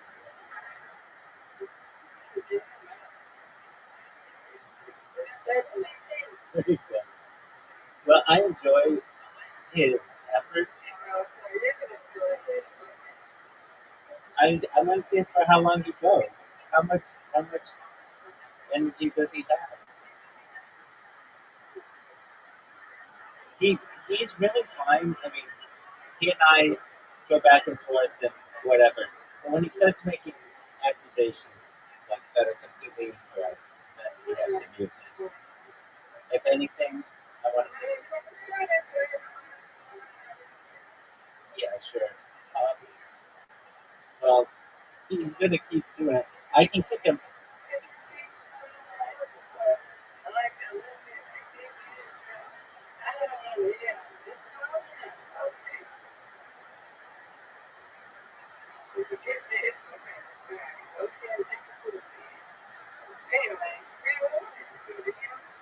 I made a clip of him 5 days ago with the robot,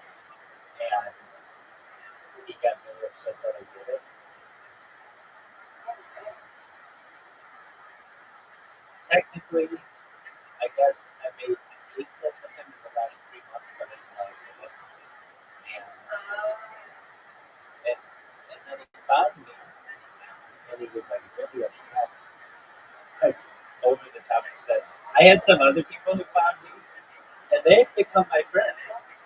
Like, and I think Winter and I have become friends. It's just a matter of time. I like talking with him. It's just when he makes accusations like that, I can't. I don't talk. But yeah, that's what I've got on. So they wouldn't let you sleep and socialize.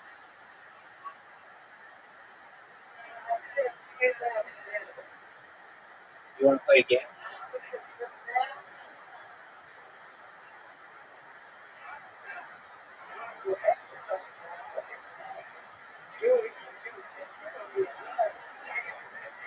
That's okay. I'll, I'll time him. I'll time him out.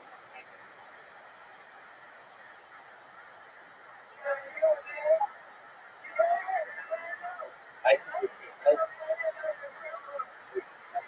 it's okay. It's okay. It's okay. I time him out.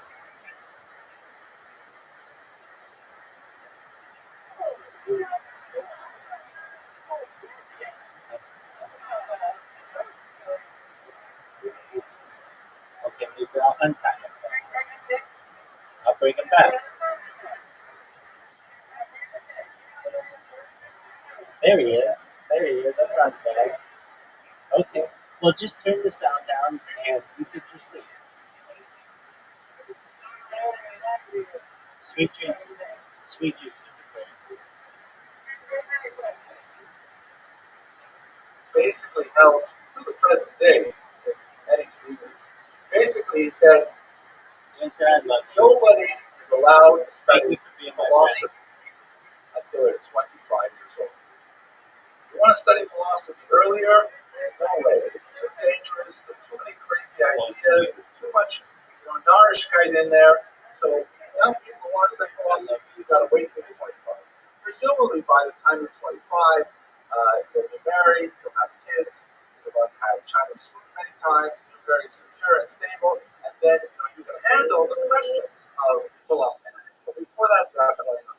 This would later feed into a ban on the study of Kabbalah until he was 40 years old. However, he exempted many non-Jewish sciences from the ban. Mathematics, okay from the very beginning. Physics, okay from the very beginning. So certain hard sciences, as we call them today, that do not have any potentially ideologically risky components, were permitted from the youngest ages.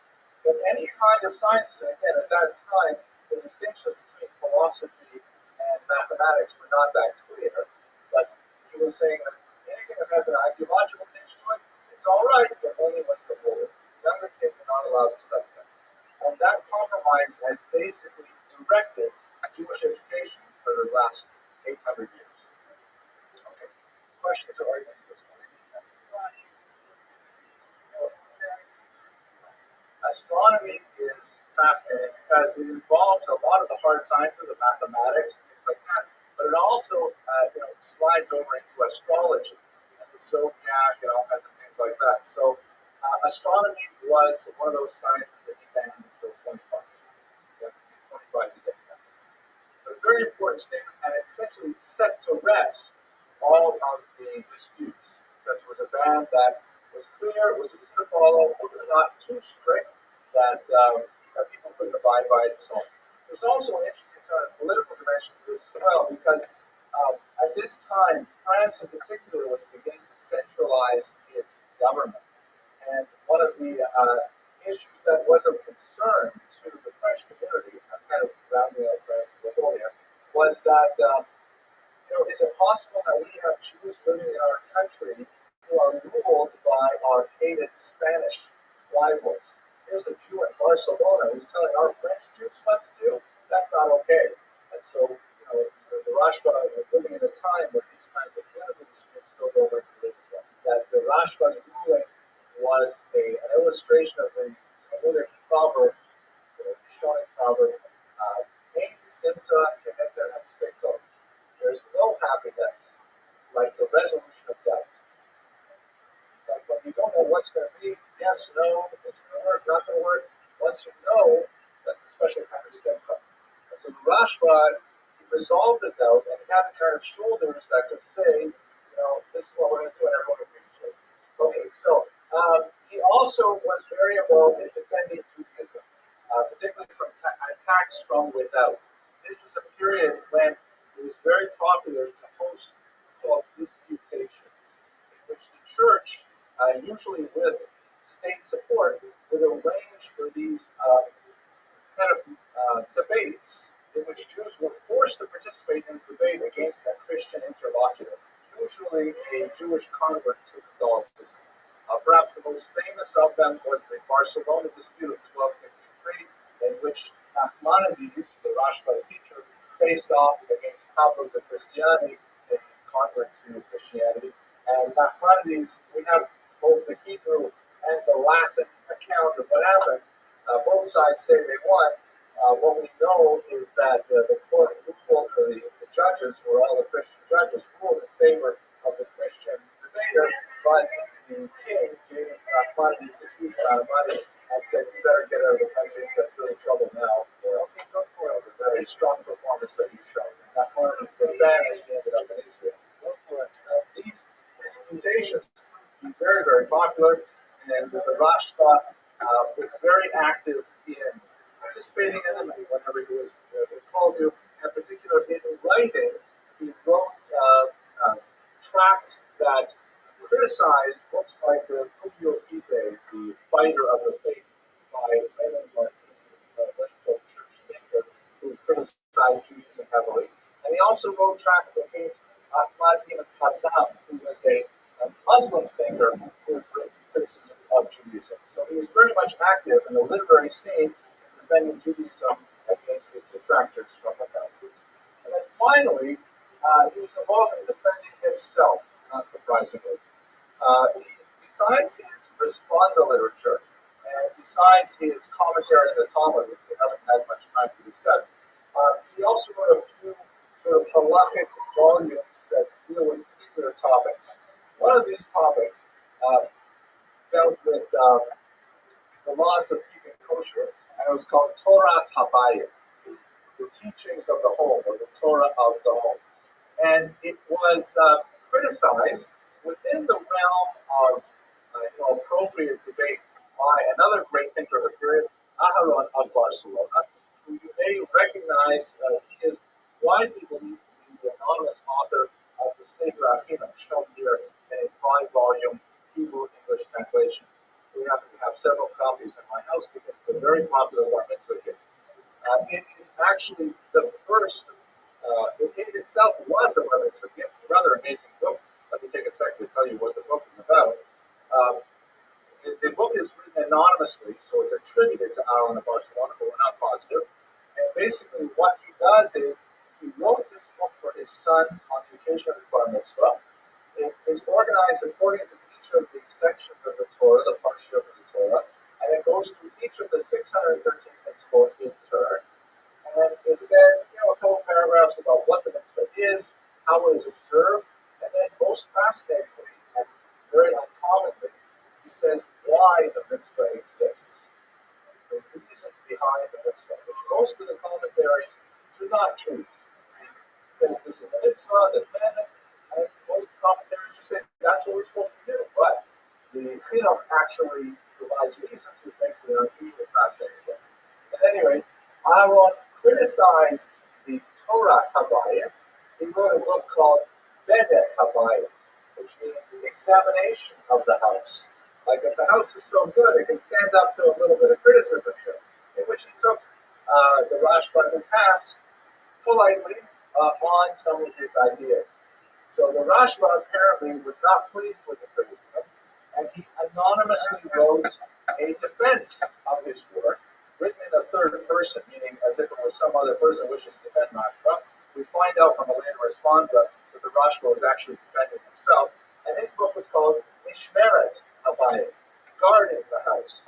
So you have the laws of the house, the examination of guarding of the house, all one kind of like triad work that so he was involved in defending his own ideas against criticism as well. So when we take all of his works as a whole, the Rashba has a phenomenal legacy. This, by the way, is the 5 volumes that his commentary on the Talmud wrote. It's separate from the responsibility myself. The Rashba was a communal figure of tremendous proportion. He was an astute leader and a profound Talmudic thinker, very, very active in protecting Jewish communities all around, both intellectually and in many ways on a leadership level. And perhaps the most lasting contribution to Jewish thought, besides his literary oeuvre, is his compromise of 1305, which laid out the boundaries for acceptable incorporation of Jewish reason into the Jewish educational curriculum. So with that, I want to thank you very much for your attention and your endurance, as always. Next week, we're going to speak about Kalonimus, another scholar who is especially involved in translating Arabic wisdom into European languages, and one of the principal reasons why Jews have a phenomenal contribution to world culture. Thank you for your participation.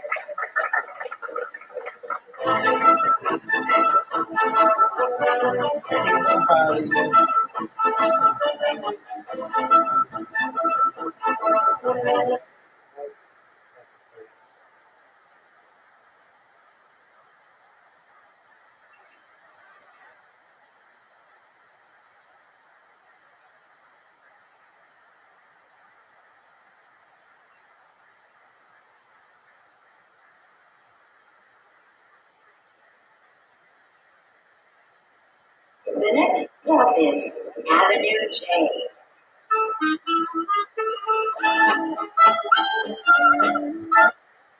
Tonight we're going to speak about Uriel da Costa, also known as Uriel Acosta. We are continuing our discussion of the Spanish Inquisition and the Portuguese forced conversion that followed for the next 100 years or so. And Acosta is one of those extremely tragic and moving figures in Jewish history. The story is a sad one. You will not leave here tonight feeling great about someone who heroically, stood up against tremendous persecution. We're going to speak tonight about someone who, if anything, succumbed to persecution, albeit under incredibly difficult and unimaginable pressures. To give away the story at the end, at the beginning of the lecture, Costa was one of the victims of the Inquisition. He was several generations along Marano, so-called Marano, or a converso, a crypto Jew who had submerged his Jewish identity in the Catholic environment. He ultimately returned to Judaism, but his return was fraught with difficulties, primarily because the Judaism that he had anticipated returning to was no longer there. It was, in fact, a figment of his imagination. And the disconnect between his imagined Judaism, which he had largely constructed while he was living in Portugal, and the actual Judaism lived by Jews in Amsterdam was totally different. He was unable to find a place for himself and his Jewish identity, and ultimately he ended his life after composing a very brief autobiographical statement that will be our discussion tonight. So he's a tragic figure that illustrates the problematic nature of Marano identity and the perils of living in that kind of bifurcated existence. In my humble opinion, perhaps the reason why I'm so fascinated with the story of Uriel da Costa is because in many ways it reflects the phenomenon that we note at the turn of the 21st century, the so-called OTD phenomenon, which is an acronym for off the derech, sort of like an internal observant the catchphrase meaning Jews who were observant and chose to not become, or no longer remain observant. In Israel, they refer to OTD phenomenon as people who are choser l'she'elah, just like there are those who are choser l'tshuva, those who return in repentance. They look at the pun on the word repentance, which means literally answer. They return to the answer. They say there are those who return to the question, those who go back to the ambiguity of a non-rooted existence. And this is exactly what happens to Acosta because he is so desperately attempting to find his place in a religious, social, cultural milieu, and he is unable to do so. Now, the story that we're going to talk about also involves issues of most likely mental illness. From internal literary evidence from his own writings, we can see that he had significant conflict with his family that was completely unrelated to his religious persuasions and his religious yearnings. But nevertheless, just reading it at face value, we see that, as he would say later in his memoirs, he has suffered much as a result of religion. Religion was something that he was at the same time obsessed with and persecuted by simultaneously.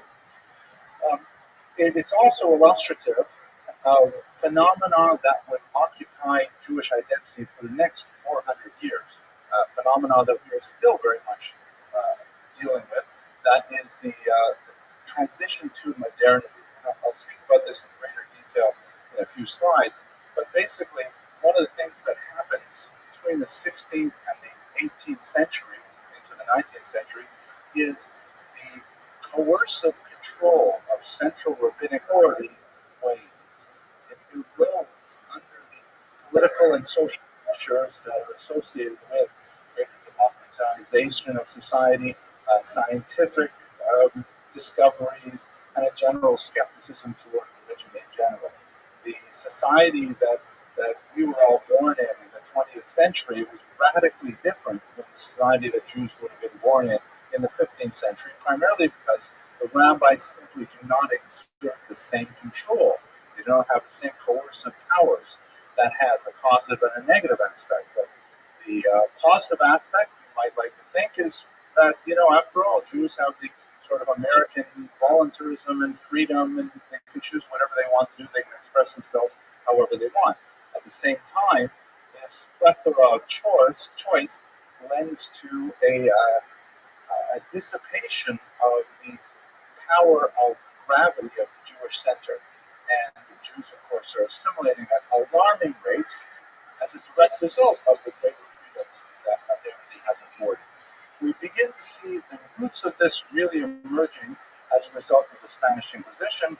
It will become full-flowered in the French Revolution, and that, of course, will be things that we'll discuss in February and March. Okay, one last.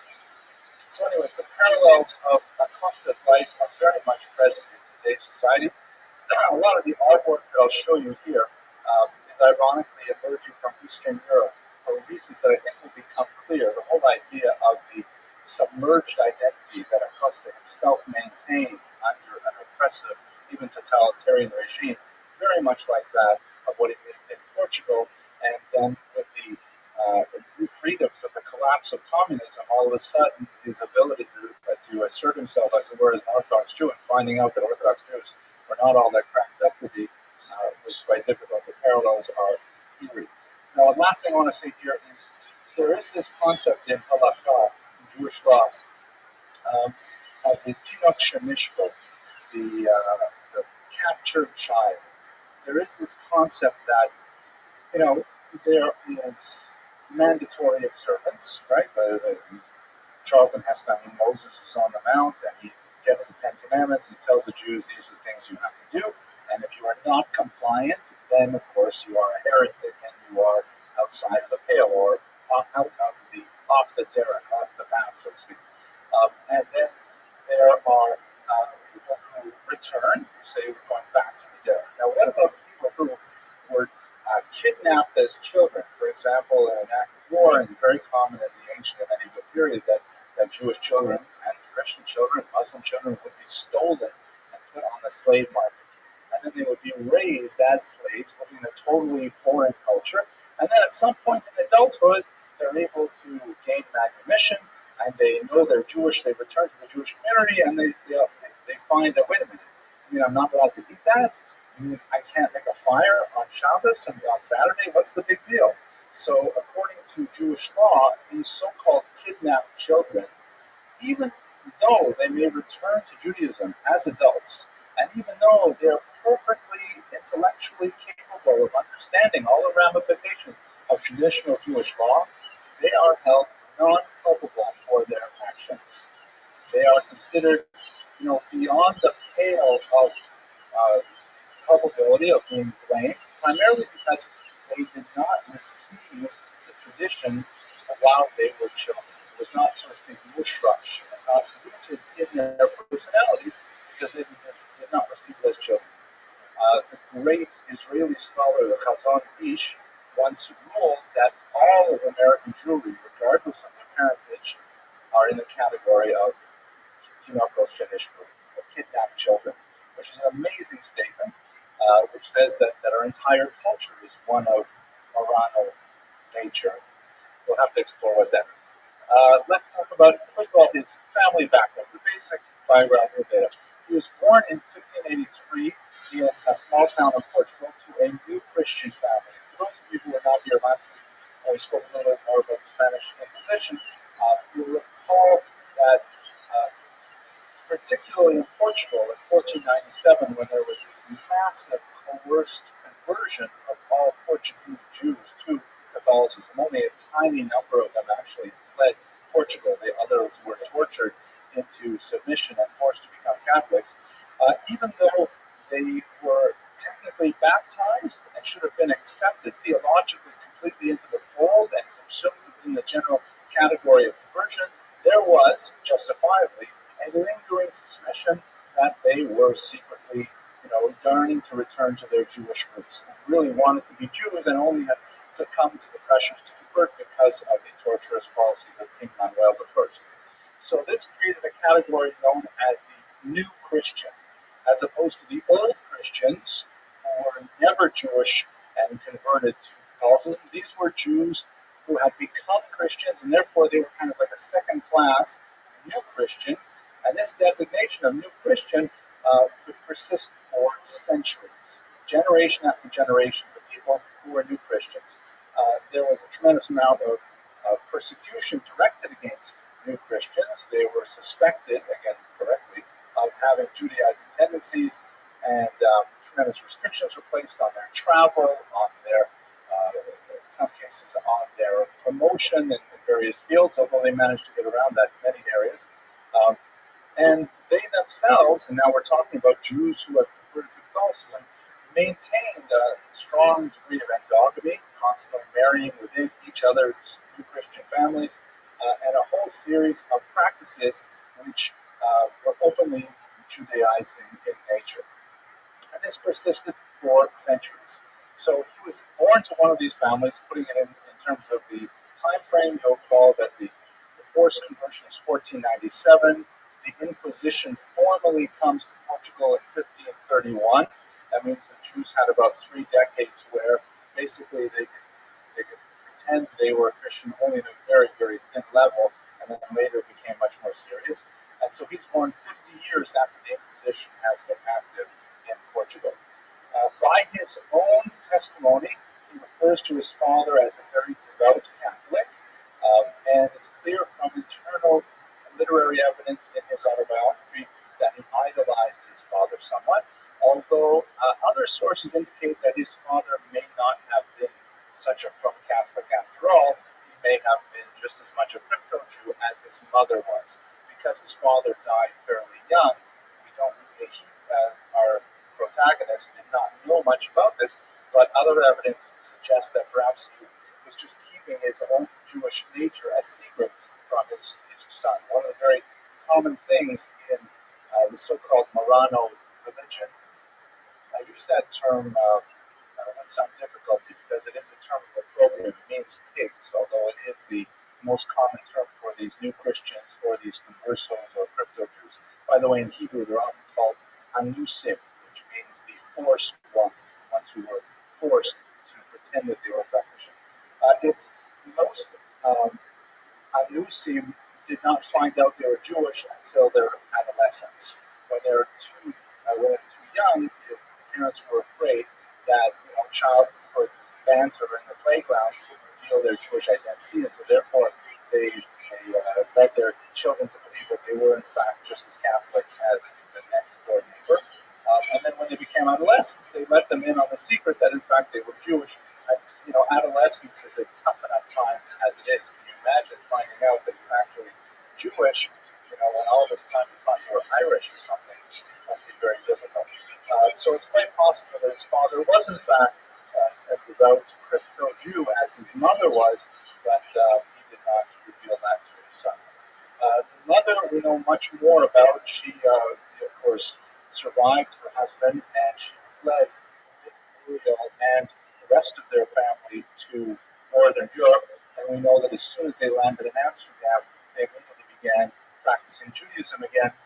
He circumcised himself and his brothers and were quite well. We also know that the Inquisition was remarkably detailed in its record keeping. We actually know of generations upon generations of extended family members of the Acosta family who were persecuted by the Inquisition and were burned at the multiple auto da fe, or the acts of faith that were held for Judaizers. The Inquisition was known, for example, to pursue cases over decades, including one woman was sentenced for the third time when she was 80 years old. She was acquitted after two earlier arrests, and she was arrested at the age of 80, and she finally died under torture in prison at the age of 85. The Inquisition simply did not let go. One of the great historians of the Holocaust, Raoul Pilgrim, compared the Nazi bureaucracy to the Spanish Inquisition, and in many ways I don't think he was very far off. So we know the tremendous data on his extended family, and it was definitely a family of very active crypto Jews. So-called underground rabbis were noted, meaning these are people who practice as religious leaders for the crypto Jewish community and so on. But there is evidence, as I mentioned earlier, that Acosta did not get along well with his brothers and his cousins, and in fact they were among those who denounced him to the Inquisition later on in life. Now, one of the terms that I have not introduced you to yet is the so-called Barak phenomenon. The conversos were also known as Barakos, a very strange kind of reference, which is borrowed from the miraculous steed that Muhammad rode to heaven on his night journey, according to Islamic theology. Burak is a horse that was neither male nor female, donkey nor horse. We talk about horse, but it's not necessarily a horse. It was some kind of like miraculous animal that is often depicted as in this Persian representation here, with the face of a woman, although it had no gender. And the crypto Jews were called Barakos, Los Barakos, because they were neither Jewish nor Christian. They had no clear place either way. In the Christian church, they were always suspect for their secret practices. And in fact, one of the interesting phenomena that occurred in many Portuguese churches is that when a person was accused of Judaizing, and they were forced to wear this humiliating tunic, I showed you a picture of it last week, the San Benito, they would then take this after the person was victimized and burned. They would take it and they would mount it in the church. It would be like a reminder in a public place for all generations of that family and all extended members of that family that in fact there was a member of the family who was so shamed. So they could never really completely buy into the church. They were not completely absorbed by any means whatsoever. And at the same time, they had nothing to go on Jewishly. And this I find absolutely fascinating. And what do you do with Judaism when you don't have any of the key propagators of the elements of the faith? When owning a Jewish book is a death sentence, you want to recall that early on in the Inquisition, doctors were allowed to keep Hebrew books because they were known to have, doctors could have consult the Hebrew language medical textbooks, but after a decade or so, even that was revoked, and anyone who possessed a Hebrew book would immediately be accused of Judaizing. Let us not forget that the kinds of things that typically would get you into the clutches of the Inquisition was nothing so grand as like holding a or circumcising your child, that was obvious. But it would be something like doing your laundry on a Friday, changing the sheets on a Friday. That would be sufficient. Or simply not eating pork with everyone else. And pork was a major part of the Portuguese diet. And to always be substituting this for other kinds of foods, that was absolutely inexcusable. Fasting on non-Christian fast days, feasting on non-Christian feast days, any of these little behaviors would immediately put you within the clutches of the Inquisition. So what do you do when you have no longer any books, you no longer have any rabbis, you don't have anything except tortured historical memory that you only began to pick up after your adolescence when your parents explained to you that you're actually Jewish? How do you persist in your Judaism for 100 years after that? So the Marranos developed, a way of observing Judaism that was deeply spiritual and meaningful for them, but bore less and less resemblance to actual Jewish practice. For example, prayers. The main text of prayers that they had accessible to them was the Book of Psalms, because that's part of the Bible. It's hard to make that forbidden, right? So they would literally memorize the entire Book of Psalms, and most of their prayer gatherings would consist of reciting psalms, because they knew that was authentically Jewish. On the other hand, many other things would slip in, like, for example, praying on their knees. Kneeling is completely forbidden to Jews, and except under very rare circumstances and very rare days, like prostrating on the Rosh Hashanah and Yom Kippur and so on. But otherwise, completely forbidden. And they would pick it up from Catholic practice, and that was considered perfectly appropriate. It reminds me, if I can't tell you a short, funny story, it's such a depressing topic, so I'll tell you a very short, funny story. When I got my PhD at the University of Toronto, it's a very old-fashioned school based on the Oxford model, and we have this huge dararam, as my grandmother would say, and you have to go present yourself robed to the chancellor, and the chancellor will then take the hood off your left arm and put it over your head, and that's the official, conveying of the degree, conferring of the degree. So when they stood us up in the rehearsal, they showed how I'm supposed to walk up to the chancellor, seated on a big throne-like thing, and I had to kneel before the chancellor. And I say, wait a second, I can't do that. I'm not allowed to kneel. I said, oh yeah, I forgot. We kick guys like you every year. Don't worry about it. All you have to do is don't climb up all the steps, because the chancellor was quite high up on the steps. So just climb up a few steps, it'll automatically be lower, and you'll do it. So they call me my name up, and walk up there. I stand a little lower. I have my hood, and the chancellor takes the hood and puts it over my head, and she says to me, Mazel Tov.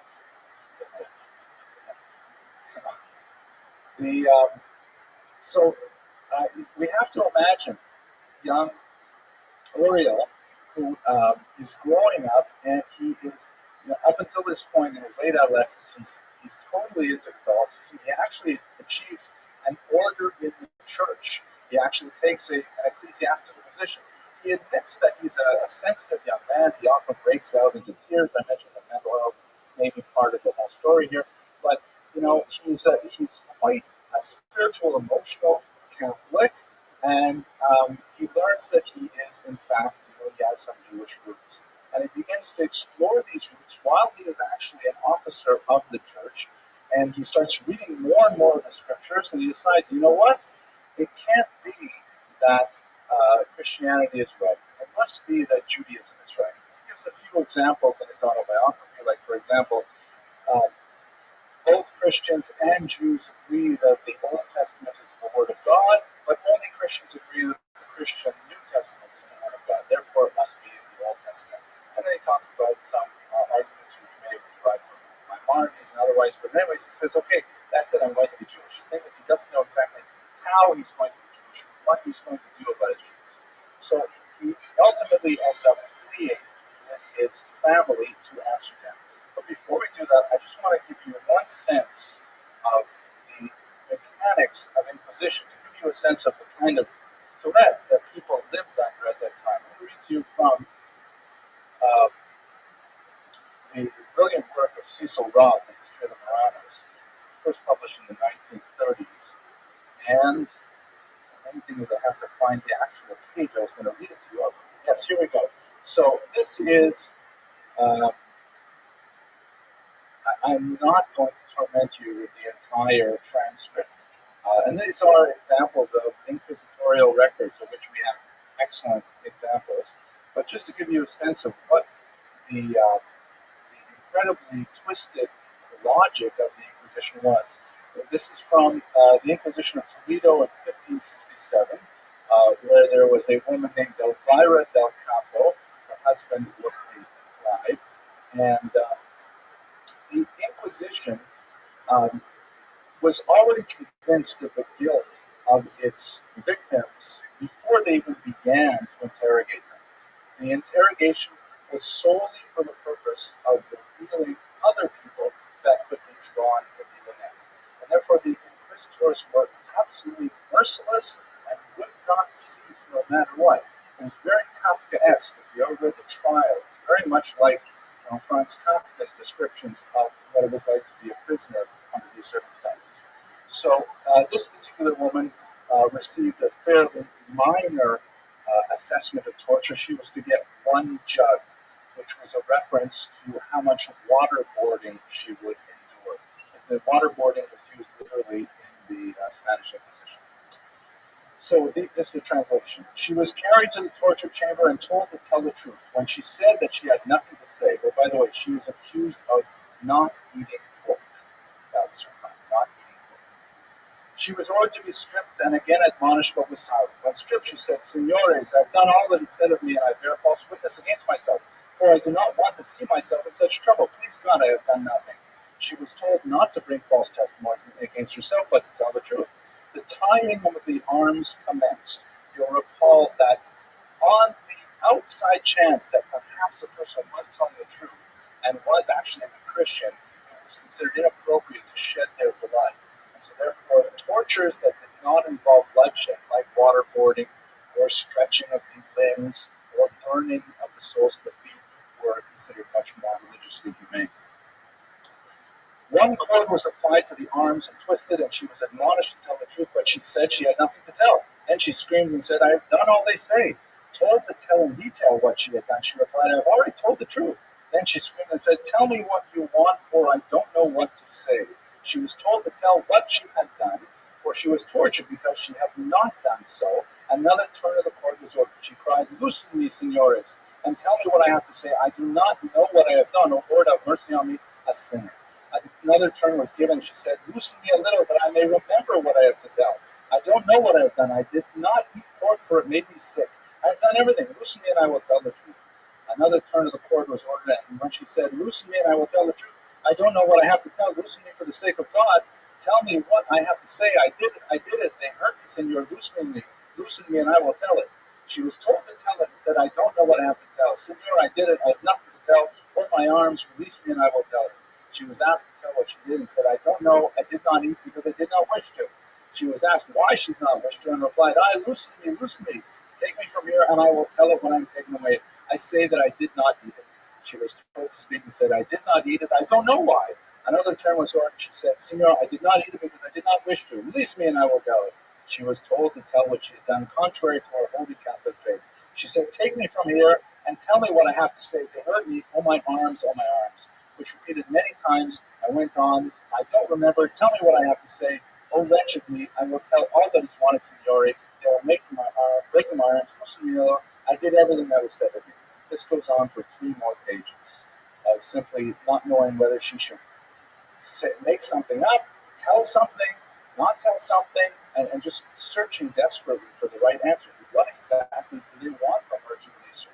Ultimately, she would betray several dozen other people that she could think of, and they would be brought into this net. The Inquisition would look for any tiny little aspect of what they might have done, and the process would continue. Absolutely torturous and something that is unprecedented on human history. Okay, so they get to Amsterdam, and they're so happy to finally be in a free state where Jews are allowed to exist the way Jews and are allowed to observe their faith openly. As I mentioned, he circumcises himself and his entire family, his brothers and his mother, all convert to Judaism, and they're living there without too much difficulty. They later move on to Hamburg, Germany, which also has a very significant family or population of Portuguese Jews. By the way, Portuguese Jews for most of the 17th and 18th century is sort of shorthand for these refugees from the Inquisition that make their way through Europe. And there he begins to get into trouble because he begins to say, wait a second, why are you guys, why are you rabbis doing these things? I never heard of any of these things. In all of my detailed study of Scripture, I have never seen, for example, the way you observe the Sabbath. And in fact, if you look in the Bible, you will see nothing of the extensive preparations and observance of the Sabbath that is common to Orthodox Jews. And this is one of the ironic sort of epiphenomena of the inquisitorial process, that the divorce from traditional Jewish teachings and Jewish texts meant that these are intensely religious people who would nevertheless have no access to the realities of how Judaism is practiced. And the disconnect is something that Costa simply could not leave alone. I just have to find one more document. It's hard to do this with one hand. Here we go. This is a document I'm looking for here. And so he was censured. He began to write a little bit. He had the intelligence and individually began to write and publish a little bit, and he got himself into some trouble. The leadership of Hamburg placed him under his first excommunication. He would ultimately be excommunicated 3 times in his lifetime. And this is the first and mildest of them. Now, let me take a moment just to discuss what exactly is excommunication in Judaism. The term itself is actually Catholic. We borrow it from the Catholic faith. Hebrew actually has a fairly rich vocabulary for various types of excommunications. The most common one is known as herem. You also have shamta, aru, a few others that are referenced in Talmudic literature. But it's basically a form of social ostracism that is typically imposed on someone who refuses to submit to the decree of the court. It's kind of like contempt of court, I think, in legal terms. It is still very much practiced today, typically in cases where, let's say, there's a business dispute and the two parties agree to go to a baked-in, a rabbinic court. This is very. I'm telling you if I'm not sure. I've never been married to my what the court tells him he's supposed to pay, and therefore the court places him in a form of terror. You read the Jewish press or any of these Jewish newspapers, and you look in the back, you'll often find these legal notices that says so and so is placed under a ban. There's a serial various terminologies used for them. And let us understand this within the context on the kind of punishments. They can vary from fairly mild things like he's not allowed to be honored in synagogue to no and it one's was allowed also to that business made with clips them, of us, not like it or did stand within 6 feet of him, 4 amot of him. So it depends entirely on the nature of the crime and the discretion of the court. I have an Perhaps appeal the most server. If he really wants to come back, he can write an appeal. Is that a word? A victim of a harem is Baruch Spinoza, shown here, who has a very significant connection to Acosta that I'll explore a little later. This is the text of the ban placed on Baruch Spinoza some century later, which is probably similar to the kind of text that was used in the same town against Acosta. So let me read this paragraph to you and you'll get a sense of what this must have felt like. The lords of the Mahamad, referring to the village elders or the town elders, having long known of the evil opinions and acts of Baruch de Espinosa, have endeavored by various means and promises to turn him from his evil ways, but having failed to make him mend his wicked ways, and on the contrary, daily receiving more and more serious information about the abominable heresies which he practiced and taught, and about his monstrous deeds, and having for this numerous trustworthy witnesses who have deposed and borne witnesses to this effect in the presence of the said Espinosa, they became convinced of the truth of the matter, and after all of this has been investigated, they in the presence of the honorable Chachamim, the sages, they have decided with their consent that the sect of Spinoza should be excommunicated and expelled from the people of Israel. By the decree of the angels and by the command of the holy men, we excommunicate, expel, curse, and damn Baruch Spinoza with the consent of God, blessed be he, and with the consent of all the holy congregation in front of these holy scrolls with the 613 precepts which are written therein, with the excommunication with which Joshua banned Jericho, with the curse with which Elisha cursed the boys, and with all the curses that are written in the book of the law. Cursed be he by day, and cursed be he by night. Cursed be he when he lies down, and cursed be he when he rises up. Cursed be he when he goes out, and cursed be he when he comes in. The Lord will not spare him. The anger and wrath of the Lord will rage against this man, and bring upon him all the curses which are written in this book. And the Lord will blot out his name from under heaven, and the Lord will separate him to his injury from all the tribes of Israel with all the curses of the covenant, which are written in the book of the law. But you who cleave unto the Lord God are all alive this day. We order that no one should communicate with him orally or in writing, or show him any favor, or stay with him under the same roof.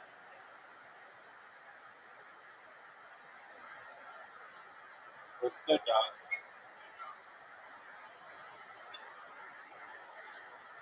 I'm the dog. I'm the dog. How are you now? What's good? Anything? You were here. You must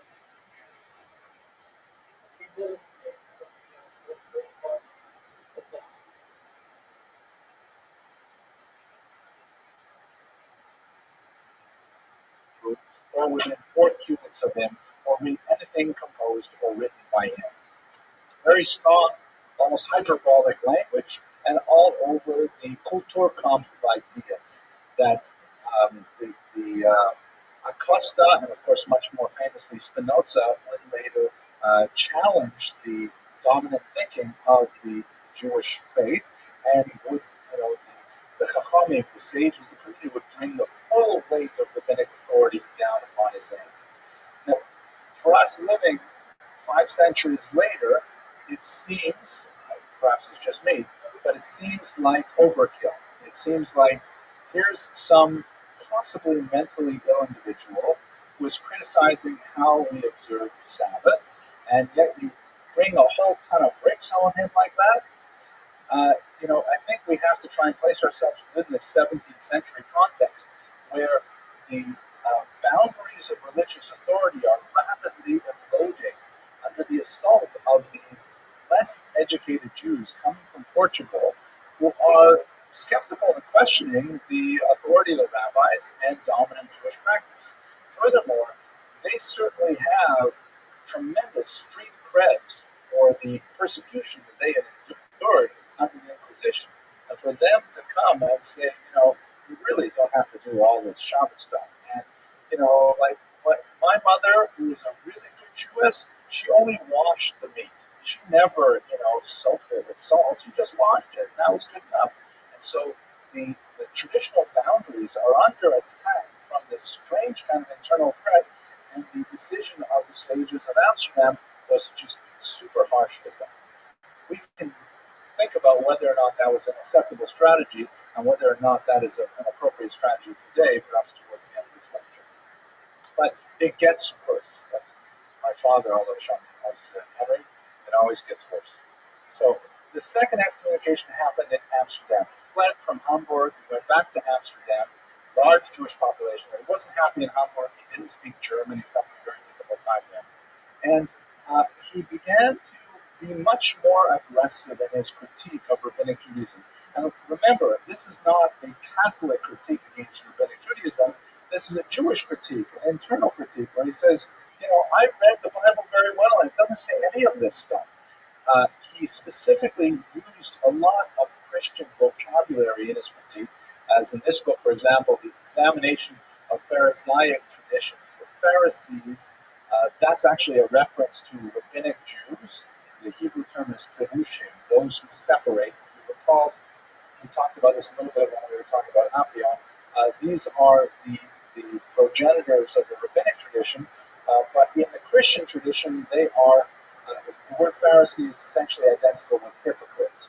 So to use Pharisee in a literary context for anyone who's familiar with Christian thought, that's considered an insulting term. And so he's saying the rabbis are just like the Pharisees. He says this openly in his autobiography. They're full of lies, just like their ancestors were, very stubborn and stiff-necked. And he's saying that they're just making things up that aren't in the Bible. Some scholars of Acosta have opined that perhaps he was heavily influenced by Karaism, which is a movement that began in the 9th century that argued that the only authentically divine portion of rabbinic literature is in fact the Torah, and everything else is all completely fabricated.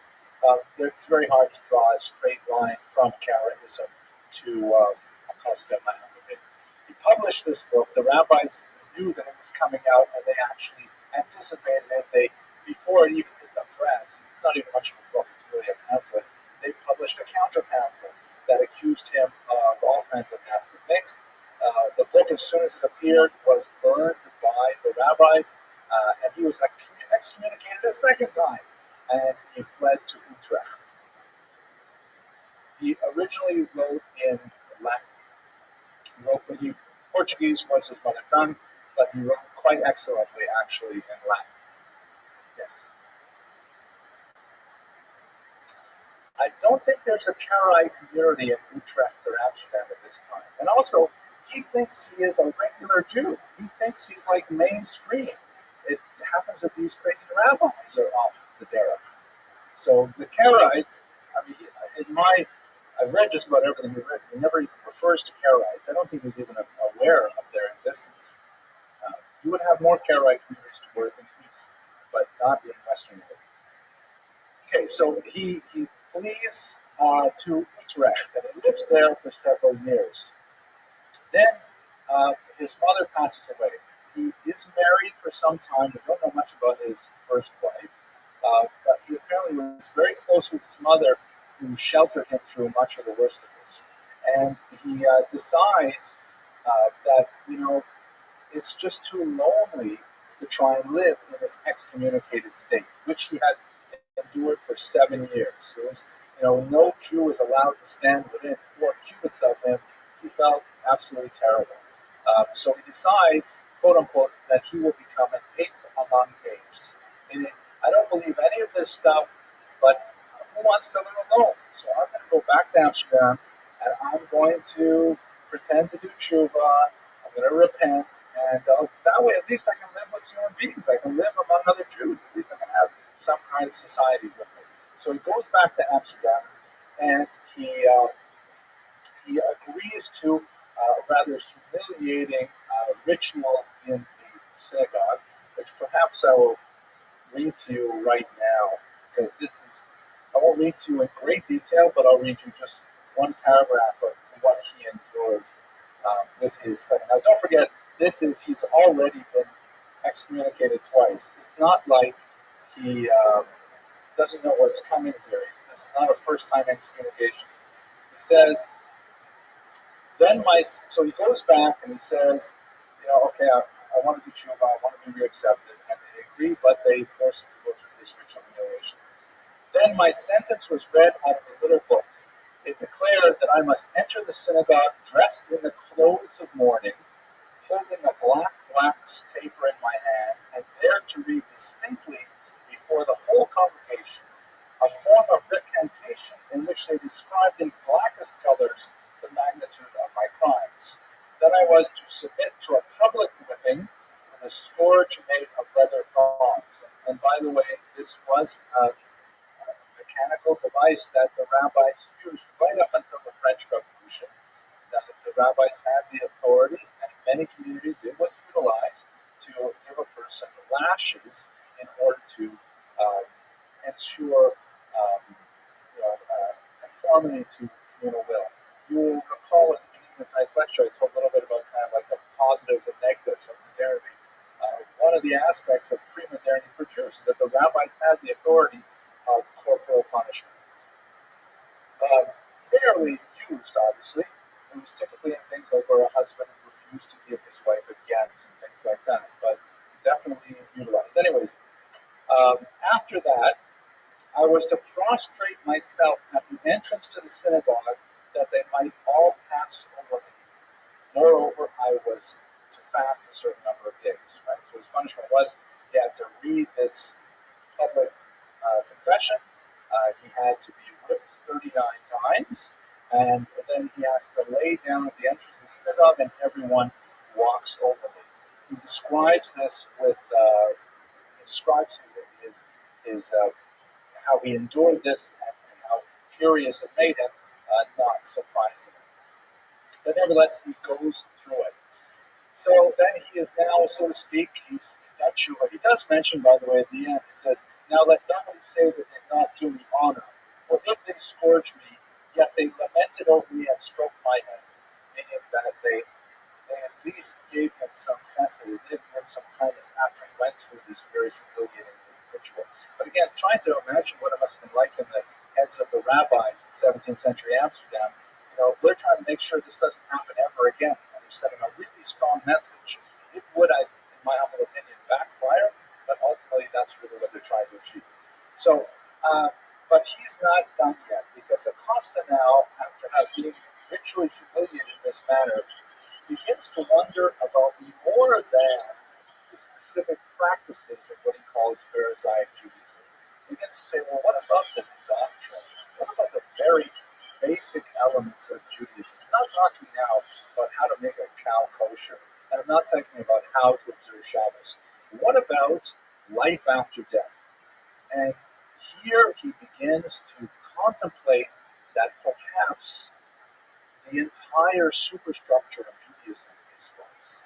And at this point, not only is he attacking Judaism, he's also attacking Christianity by saying, he ultimately comes out explicitly and says this, that he doesn't believe in any organized religion. This is a remarkably modern way of thinking. For the 16th century, to hear someone express in these terms, that's why he's considered in many ways an intellectual forebear of Spinoza, who also argued very similarly. At this point, he is much more of a troublemaker. The flashpoint is when two Christians, like not new Christians, but like never before Jewish Christians, happen to come across him, and they say they're kind of interested in becoming Jewish, and he convinces them not to become Jewish. And when this gets back to the community, this again is Acosta. It's explaining his own behavior. It's hard to believe it actually happened. You sandbagging son of a bitch. How you live? And How have you been?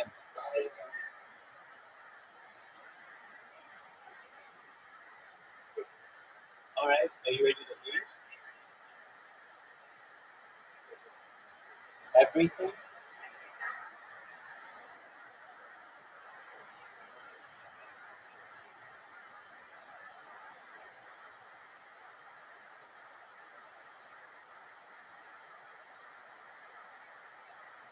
How was your day, Lou?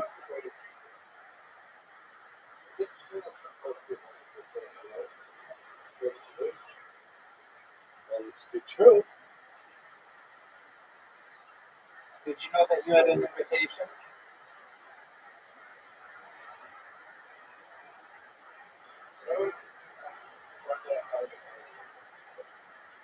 We're dog.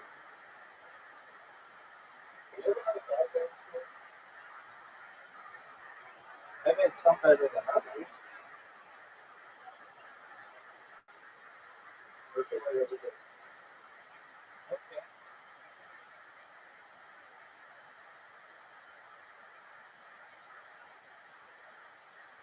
That's all right. I like the consistency.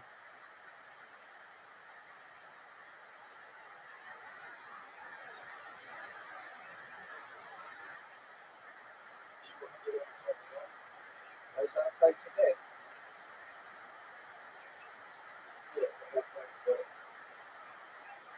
You got groceries?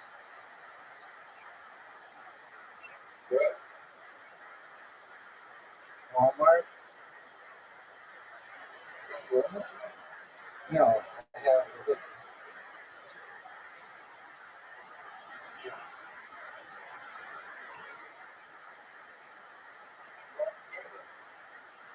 because it's free to have them delivered.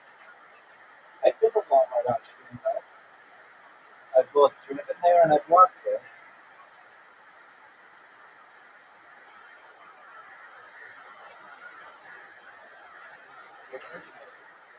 Sure. Okay.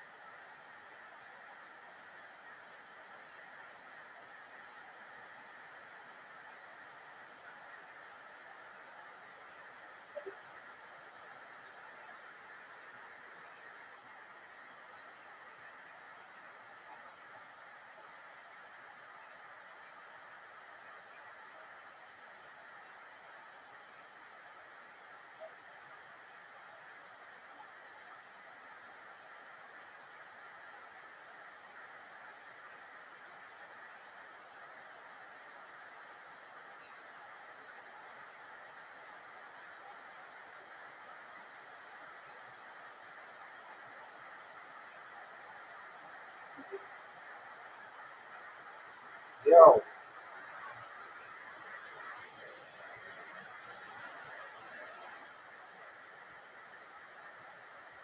what up, Tim? Did you hear me? Are you ready to lose?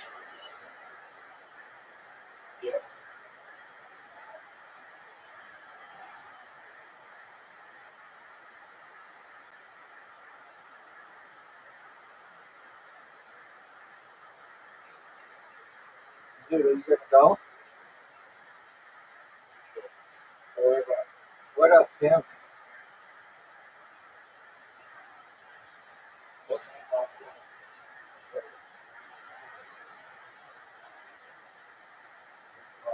Is it Woolworths?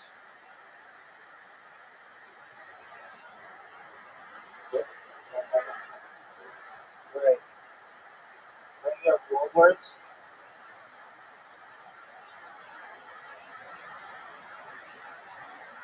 Don't you have Woolworths?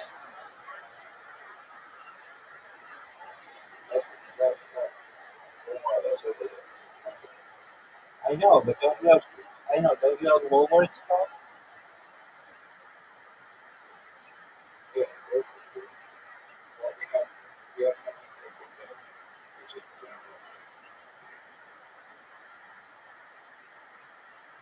Did you know that you lost Big W?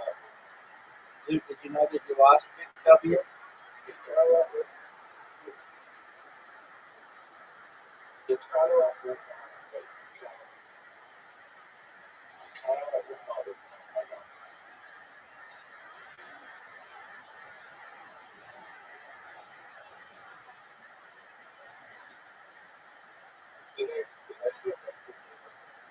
No.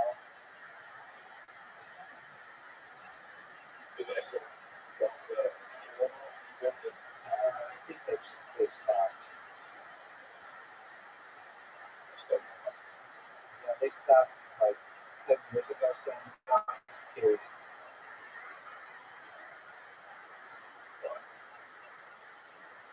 They didn't like the backlash they were getting, so it was really easy to buy them. And I think they had to do that with I think a lot of states they have to do a background check. Maybe all states, I don't know. So you couldn't just go in there and buy it anymore. You had to wait, and Walmart stopped selling, not having to wait for stuff. So they stopped doing it. But also, I heard they didn't like the negative press that we did because somebody would be like, they go in there and they buy a gun and go kill their family, whatever, and it's not something for what Walmart wants to know. But years ago, I guess like when Walmart first started, it was big to buy guns then. Doug, do you know that you're getting your ass whooped? Just straight up whooped. Get it, dude. I mean, check out. Good move. Good move.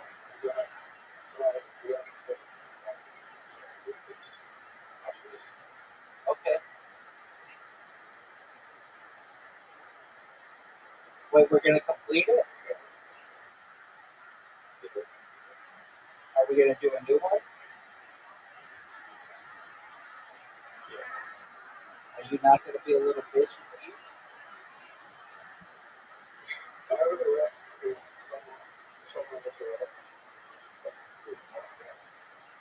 Okay, dude. Then you have to stay here for 2 minutes while I go to the bathroom so that I can play, okay?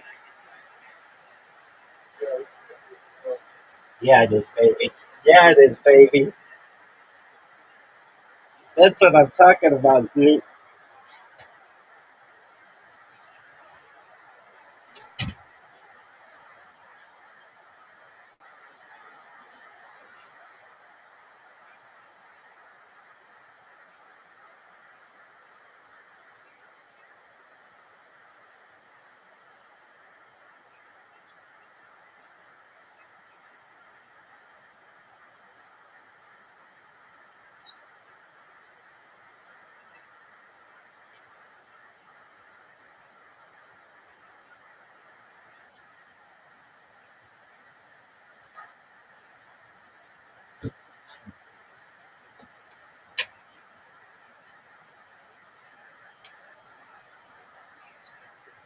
All right, big dogs.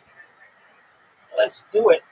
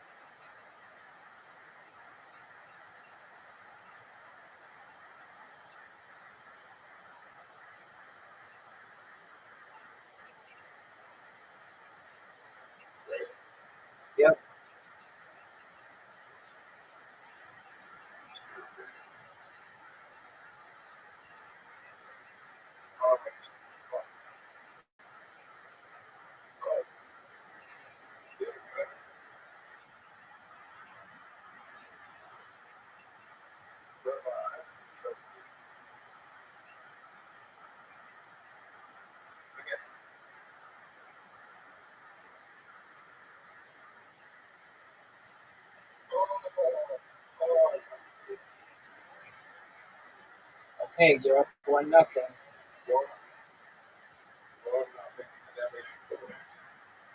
You know I suck at it. Oh yes, I am. This is my worst game.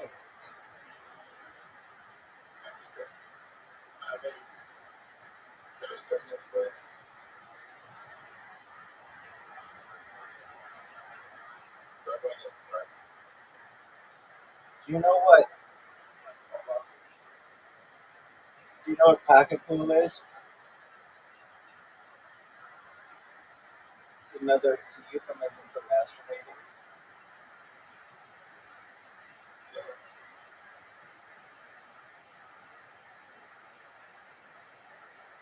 It's one of the worst shots I've ever seen. One of the worst shots I've ever seen. Do you want to see something? I mean, it's just funny. Look how sick this shot is. Did you see that, son?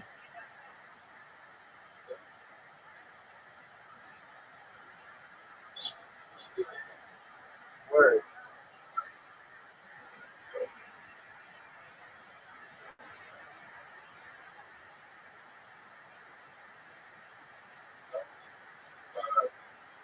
Oh, that was sick as fuck.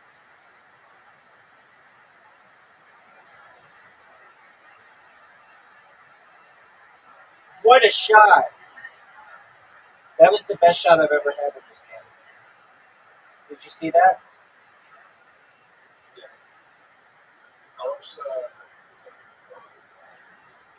And how was it, son?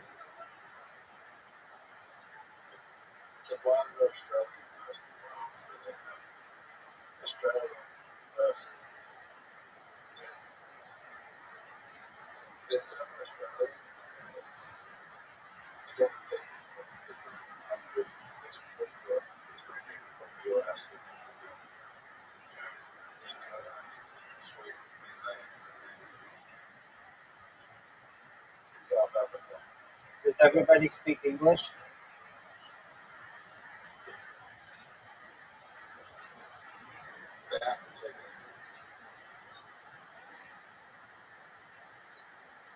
Good shot, dude.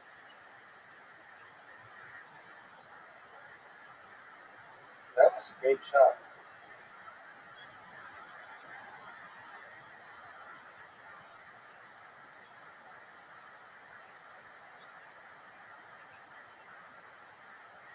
No way.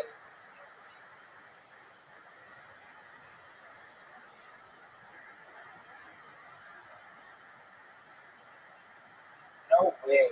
You just fucked up majorly.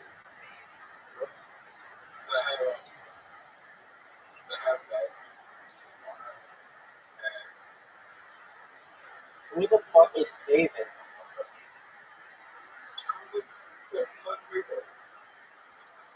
Gotcha. Do they have that one guy with the speed skater? That would have been one of the best shots ever. Okay,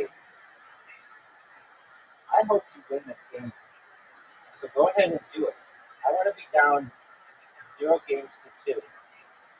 Dude, you missed the UFC because I like comebacks. Dude, you missed the UFC.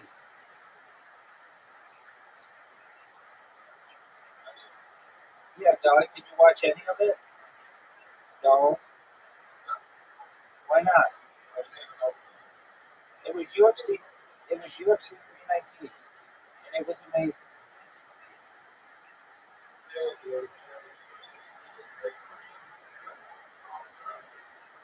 Next month, September.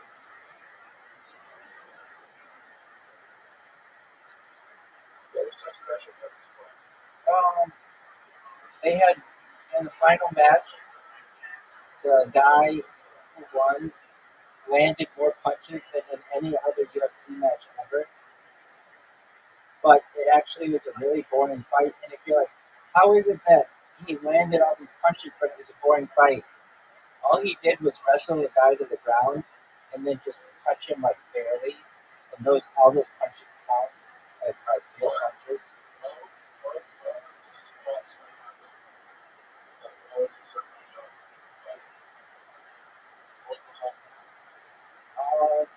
two guys who hadn't lost. Dude, you are playing so unbelievably well. Hit this shot, dude. Win it. If you make this shot, you win.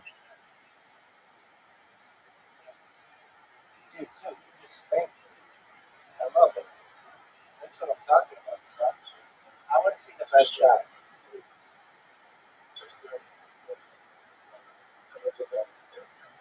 Dude, look at the best shot.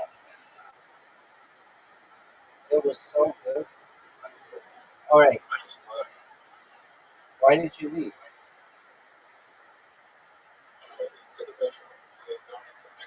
Okay, that's fine. It was my shot.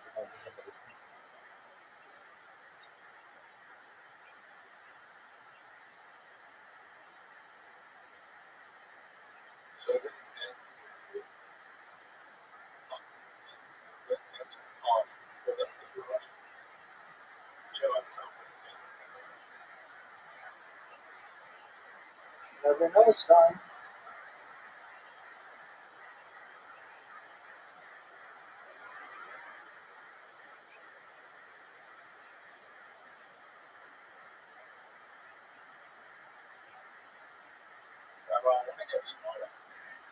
Okay. Have you tried iodine? It's an element.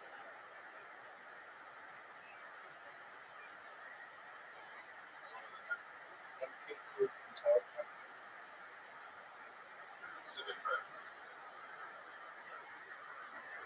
I think it has.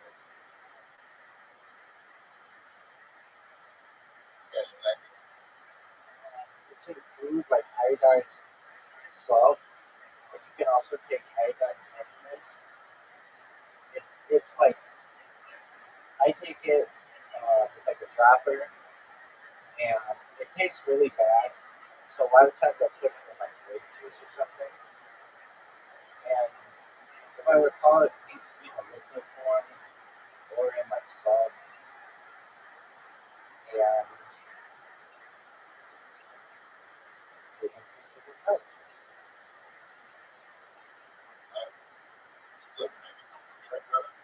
I believe so.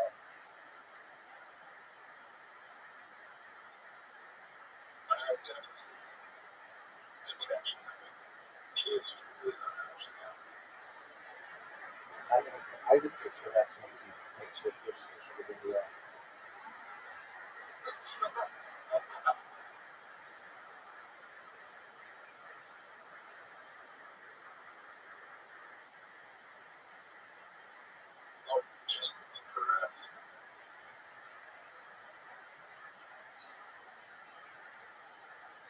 Do you have that thing on your arm?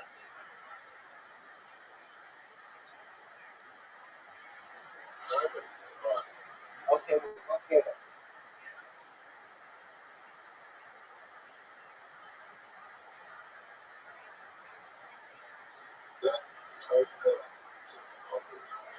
Yeah, you told a group of people that you didn't know until you were 15 years old that you were circumcised because you'd never seen a real penis.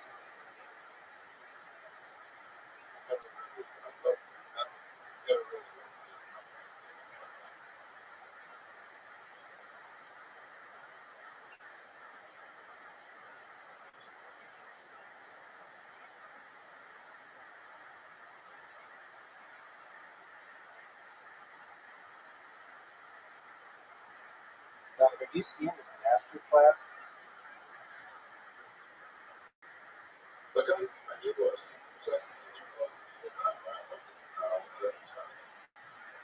Okay.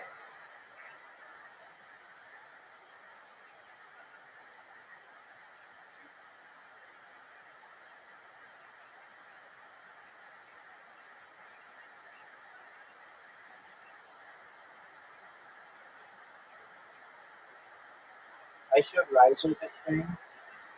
It's fucking amazing, and it's gonna be a game changer for my stream. So I took it. So I was watching this Joe Rogan, and I saw this there was this thing that summarized the whole show, and I was like, oh, that's really interesting. Like, it gave timestamps and like a really nice summary, and it was like this website. And so all you do is go to the website, and it'll summarize any YouTube video for you. And so I put this 8-hour video of mine in there, and it summarized it so well. It talked about the Amazon rainforest and AI, and this music concert that I did. It was like, and it was super accurate. And every single song that I sang, it had it in there, like um, like a playlist. You think it's going to be difficult for me to get the show? Yeah,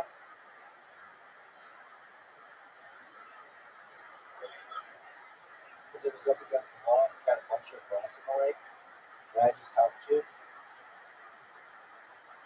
Dude, if you win this game, you will be up 0 games to 3 games to 0. Are you gonna go though? What a beautiful shot. Very much hard time. 7, 10.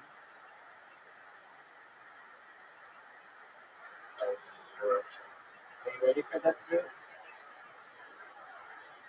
Pretty much good.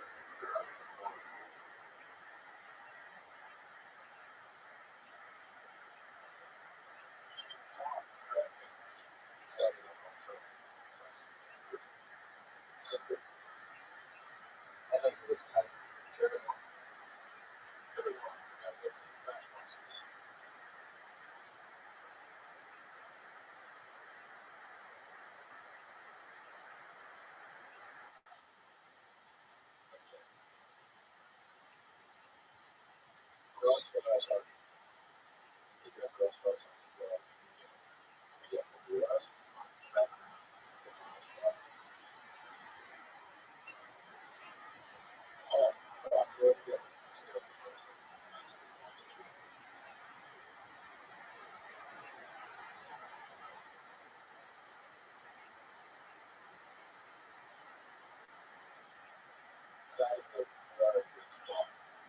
I agree.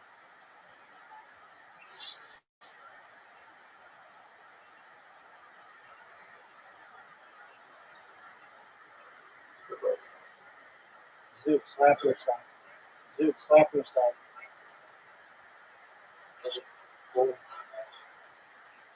Don't do that. You don't know how to get it. Just flick your hand.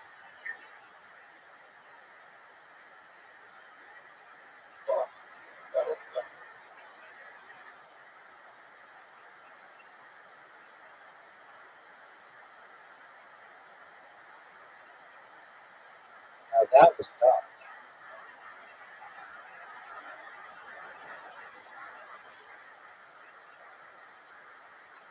Zoot, you just made a noise. Flick yourself.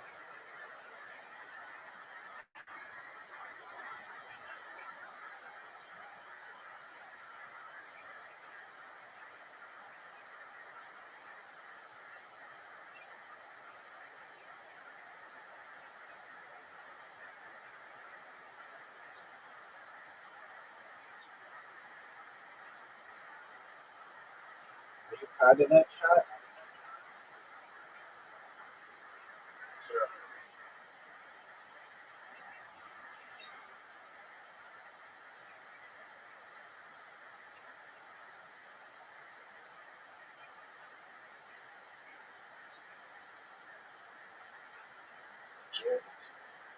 Flick yourself, Zoot.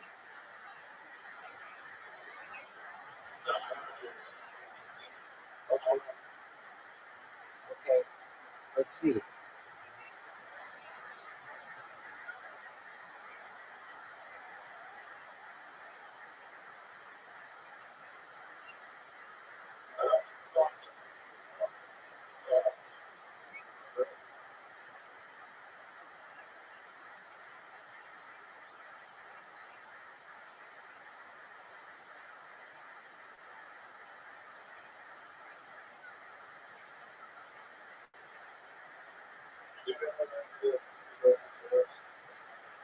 Yes.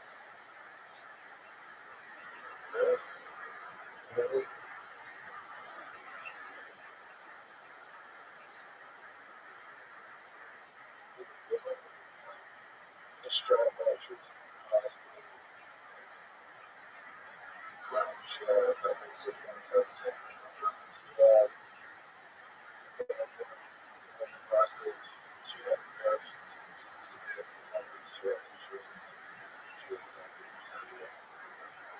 Did it work?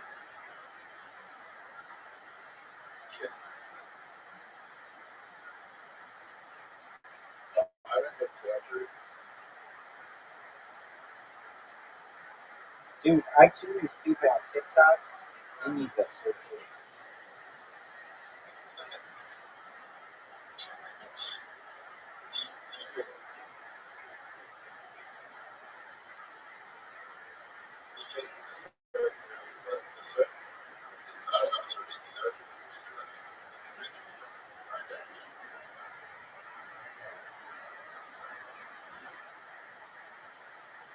Oh, baby. You ready for this boob suit?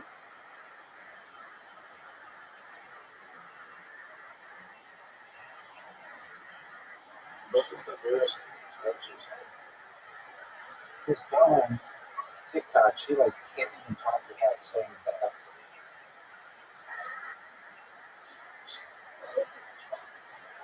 No, she says like, that word, she says that like that.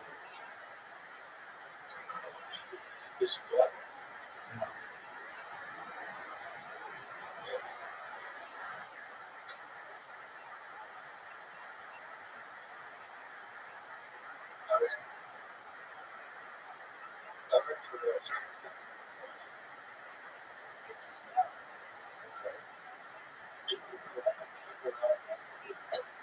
People, yeah, people are still fucking yes.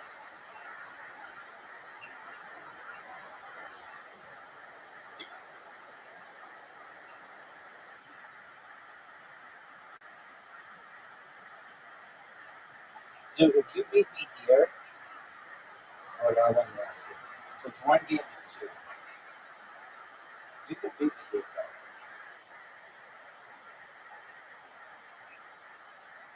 You have the lead,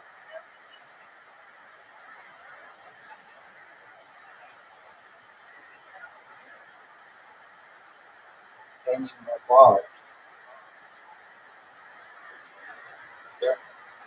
Are you proud of your evolution?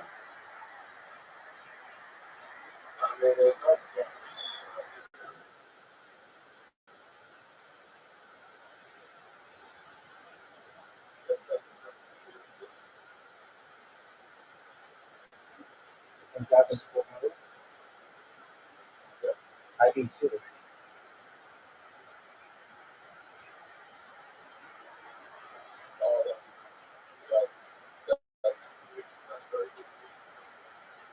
I don't know why you think you're different.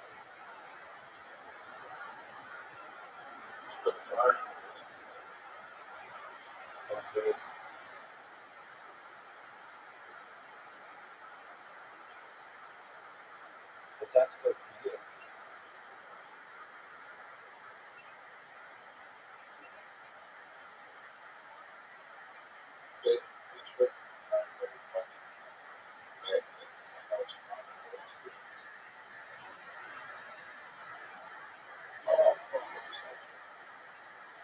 Yes, you did, son.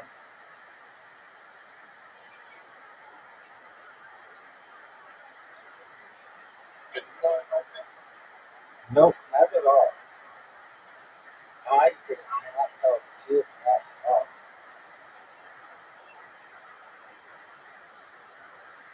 None of those are good moves.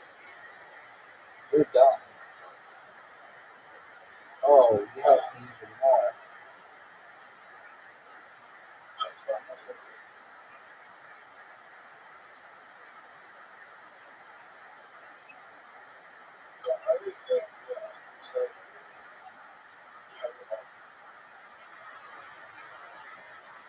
That's true. What do I do?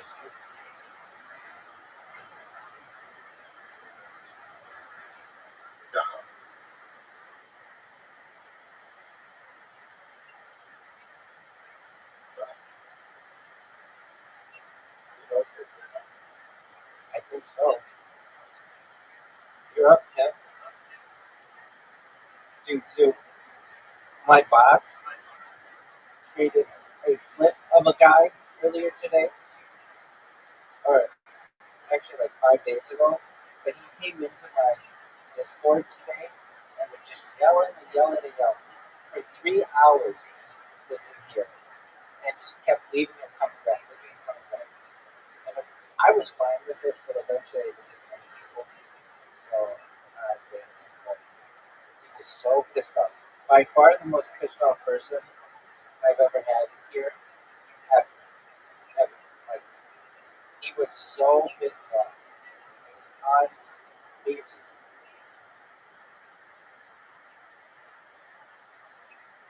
Oh, is that a good one?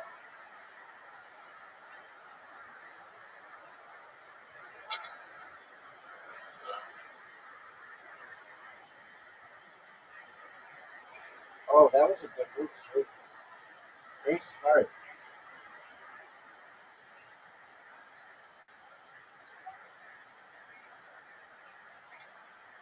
Dude, it,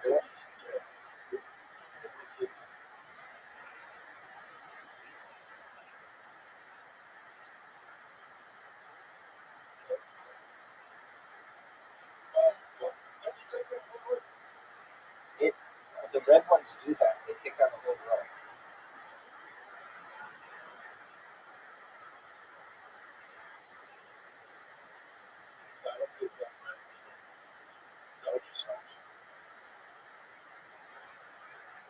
But that's what they're doing. Are you sure? Are you sure?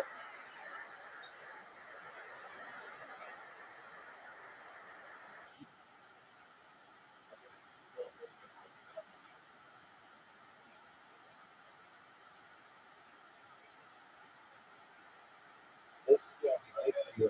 This is going to be good for you. A heel I share. and no.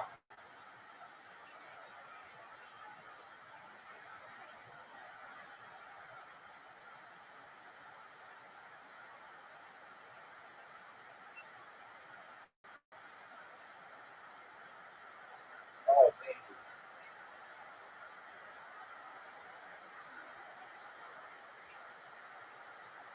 What do I do? Like this.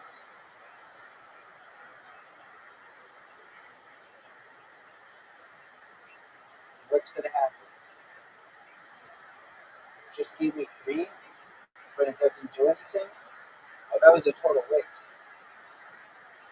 A giant waste.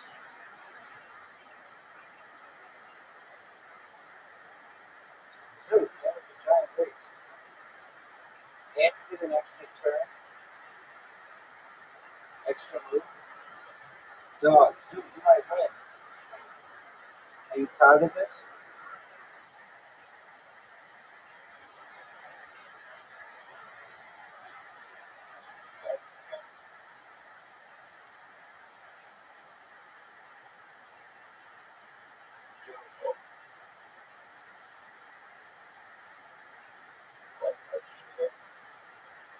Because I'm sick.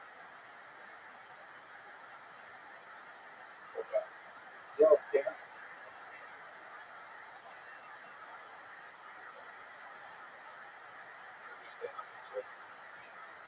I know you are. I'm excited. Are you going to record it? No, you just record it. You don't have to live stream it, just record it.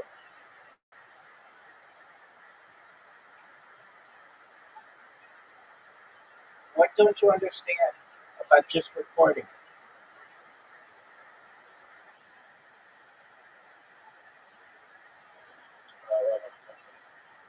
Yeah, you did.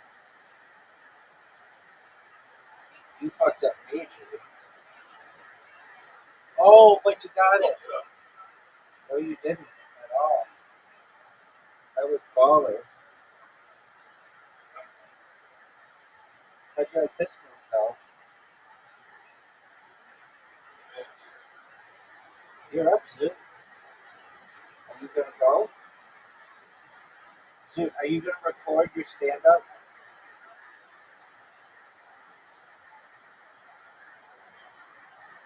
Sure. Okay. Concentrate for a while.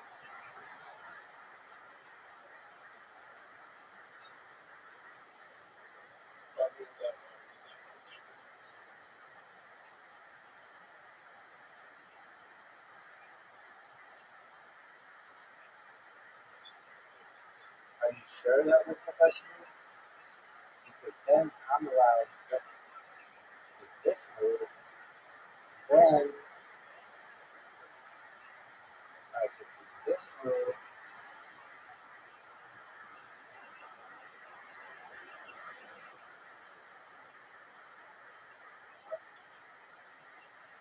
you think that was a good move? Oh, that was really good. That was really good.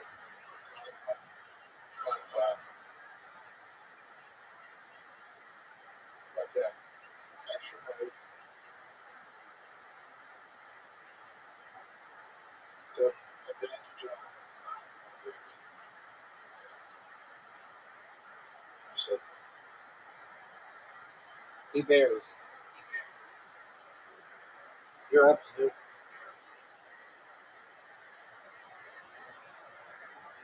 Whoa, 4 in a row. That was baller, Sue.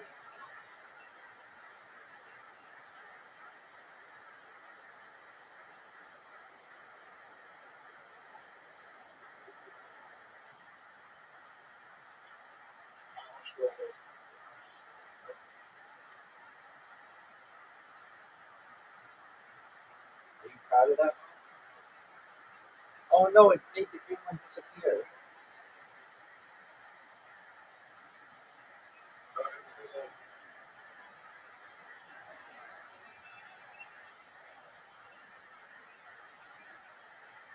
Sue, you're basically on the.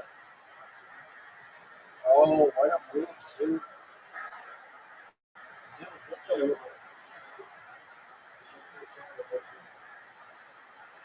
No, I can't.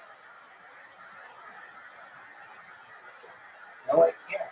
I have a call.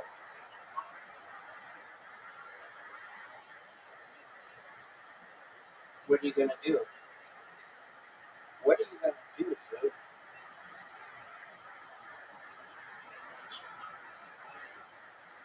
Look at this move, Sue.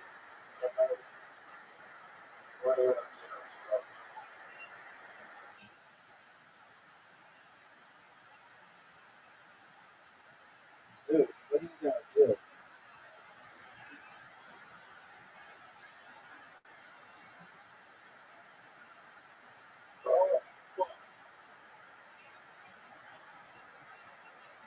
Are you proud of that move, Sue?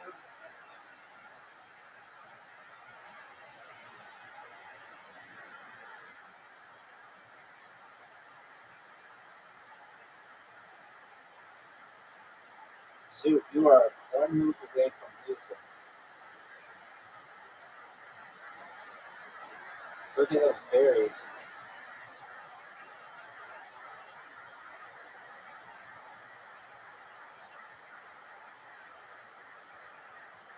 Look at this move, Sue.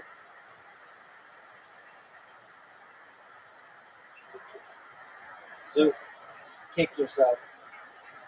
Flick yourself, Sue. Sue, did you flick yourself?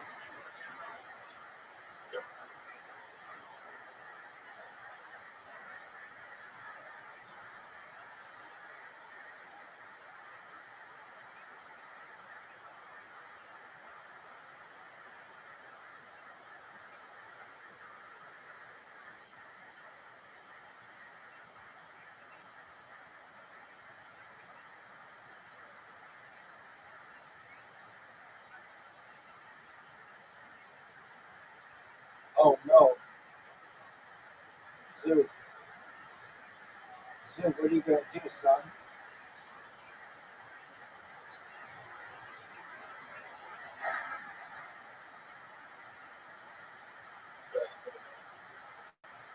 What are you gonna do? Sue, what are you gonna do, son?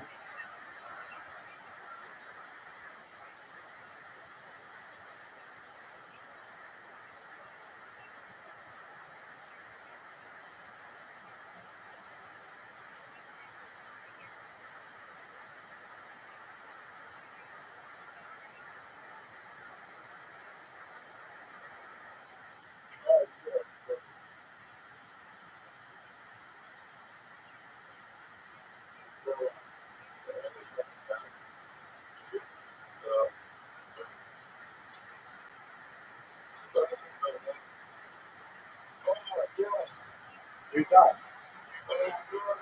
You're done, son. It's over for you. You too, son. You too, son. We got a ballet going, Kent. We got a ballet going, Kent.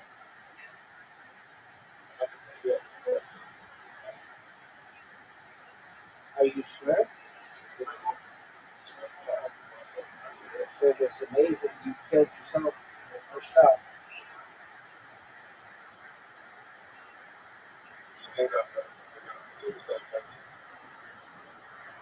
No. Are you going to go? Are you going to choose a guy, or are you just going to keep jerking yourself off drugs? Did you know we're playing deals for the weekend? No. Did you know we're playing Nero City?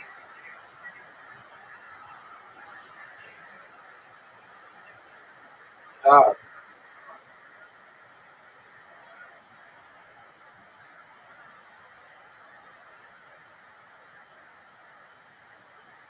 Oh, what happened?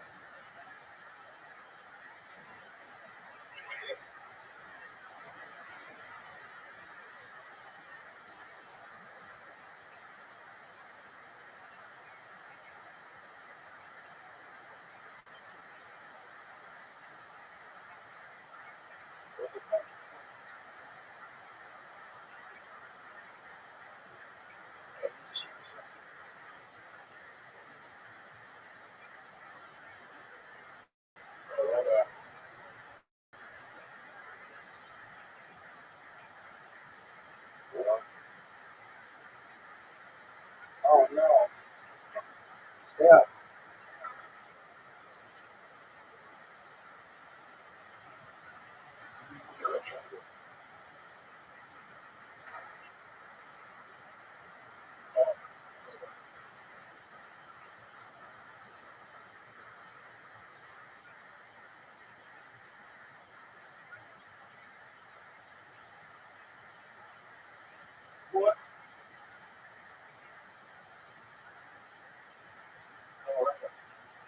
Yo, Tim,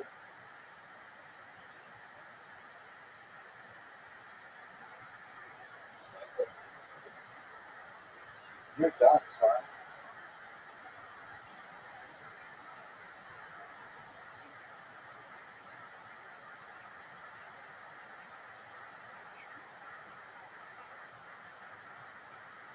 I wonder if this in the background actually says anything in Japanese.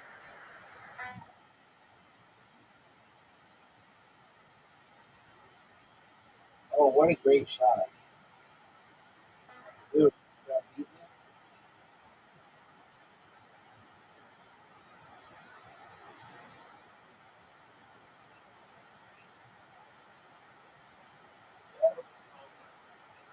Thanks, baby.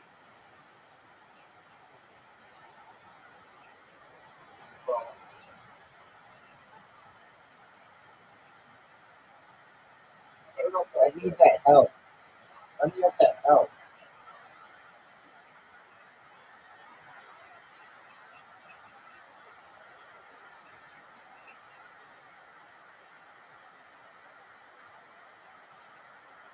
Oh, you got the help?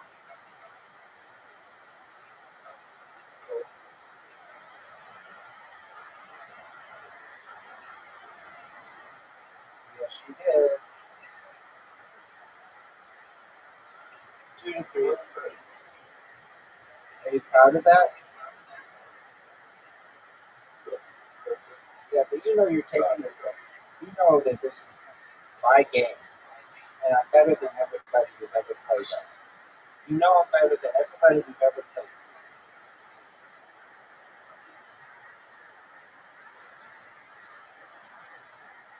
I want you to win, but you're not going to do it with a shit shot like that. That's a garbage shot. Garbage. Garbage shot.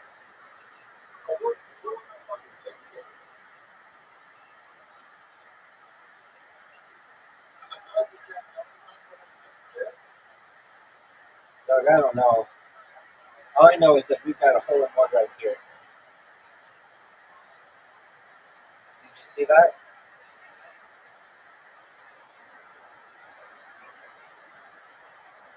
So you're done.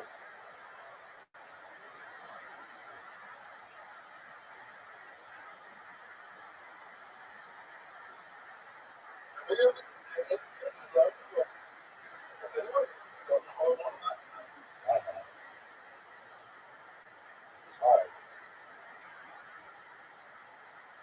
What do you think of that shot, sir?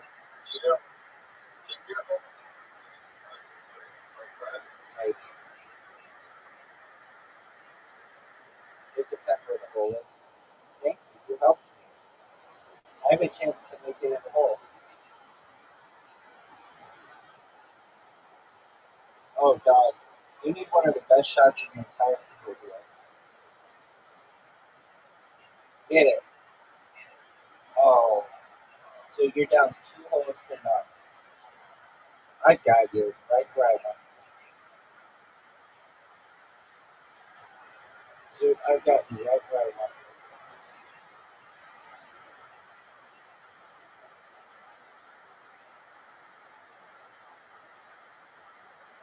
What you gonna do?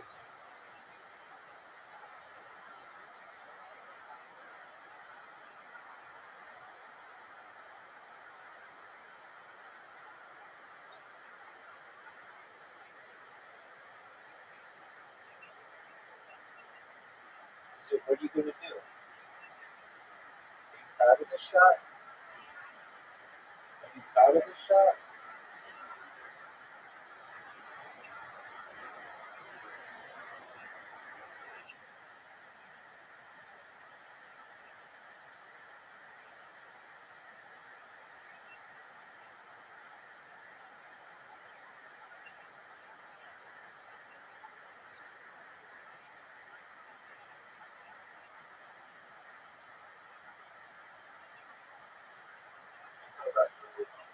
Thank you, baby. I appreciate it. That's really sweet of you. Dude, make it. Make it. God, that was amazing. Yes, but not on this hole. As you know, I haven't lost on this hole to you or anybody in like 100 straight games.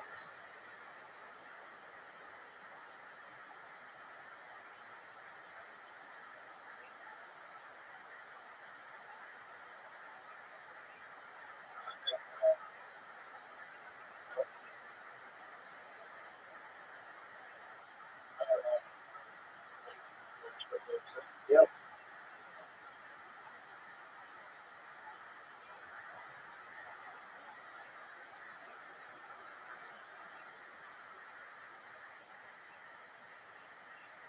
Dude, I'm so good at this hole.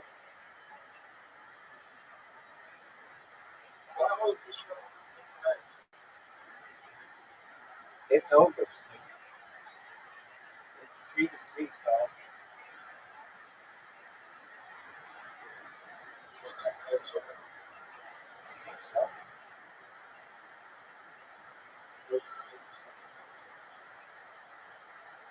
Better than you are at it.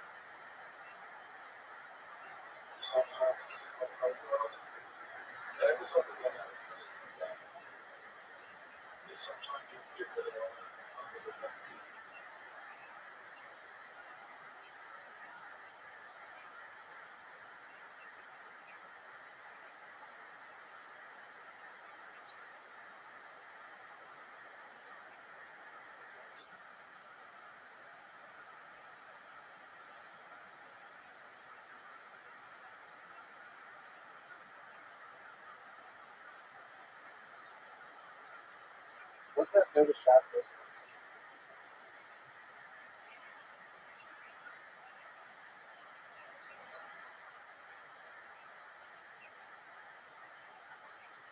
Look how good a shot this is. Look at this shot, dude. I just made it look like professional. You're done. It's 3-3, son. It's 3-3, son. Table soccer's next.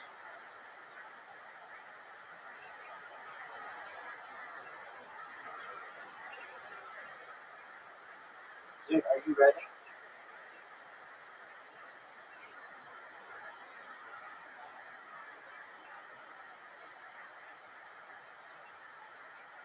Dude, are you ready for that? Do you know what the dragon attack is?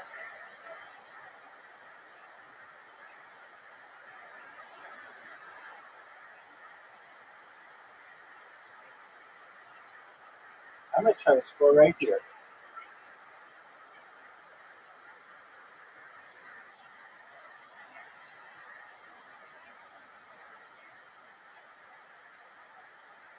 You're up, Pep.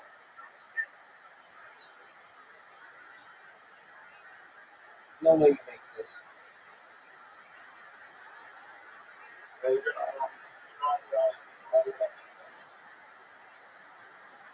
It doesn't really fucking matter to me because I'm about to score.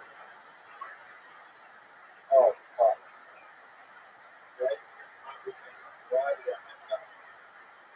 Dude, just do it. Just go. Just do it. Go. Go. Terrible shot. You got so fortunate.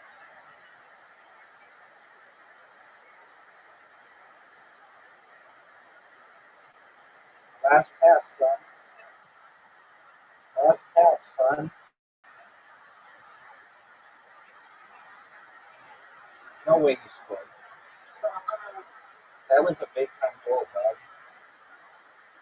Alright, you ready for this?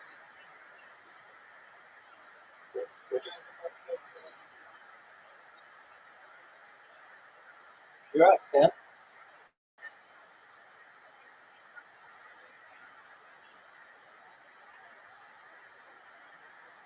Look at this pass. Did you see that pass? Now you ready for this goal?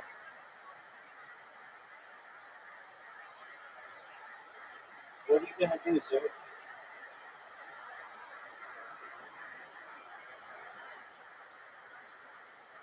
I'm gonna get this ball exactly where it needs to go. Ooh. You're up, sir.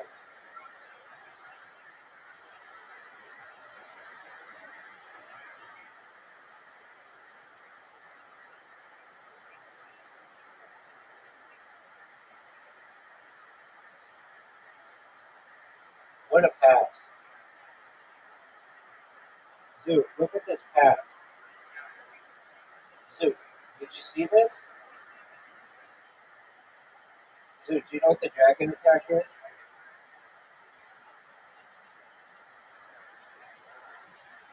Zoo, do you know what the dragon attack is?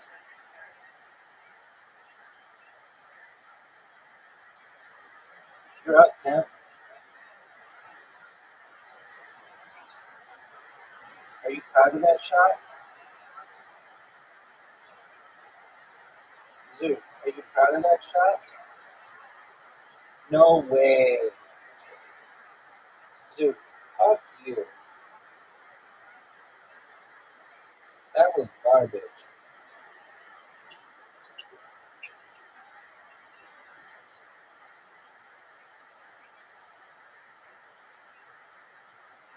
You're up, Pep.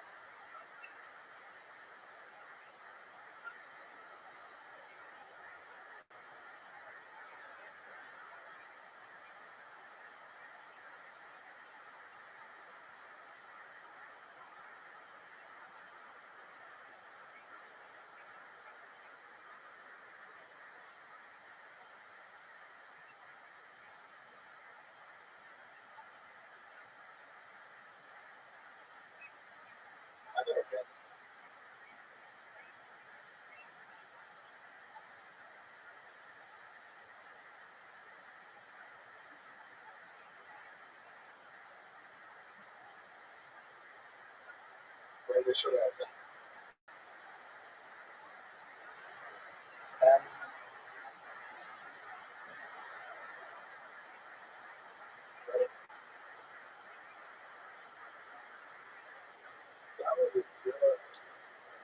Dude, it was very high IQ. Now go. I'm going to show you why it was high IQ. Right here.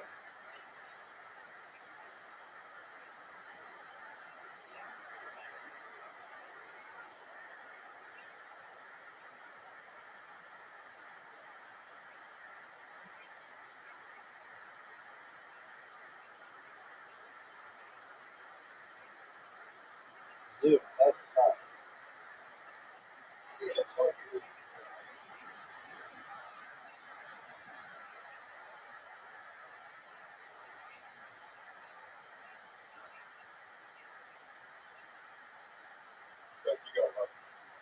what do you mean?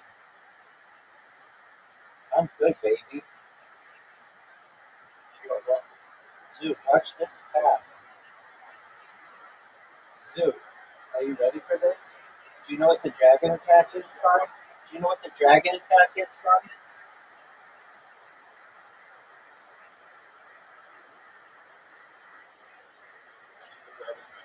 Yeah, that was dog shit. I've never seen a worse shot in the heart.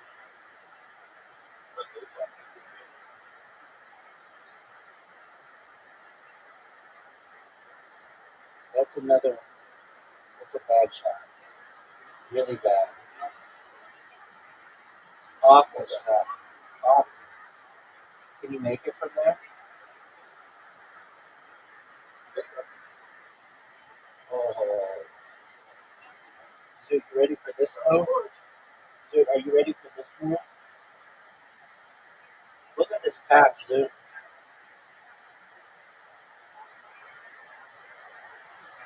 I'm going to bounce it off of the wall, off of your guy, and into the ball.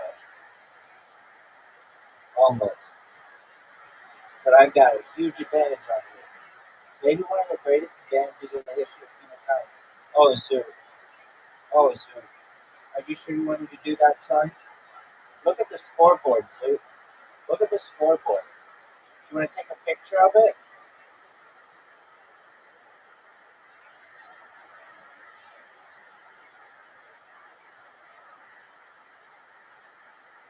No way you hit this.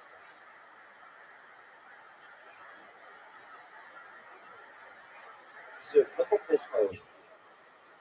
Did you see this pass? Zoo, are you ready for this goal?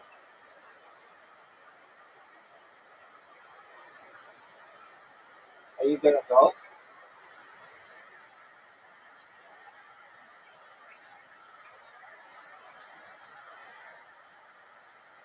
Dude, you're done. You're done. You're not going to score. You're going to mess up.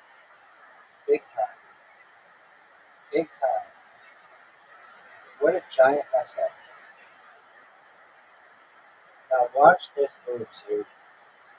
This is a pass for the ages.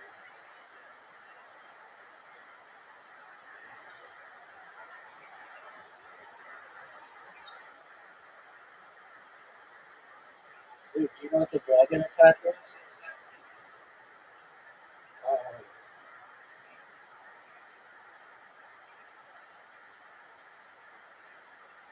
oh, Zoo. Zoo, do you know what the dragon attack is?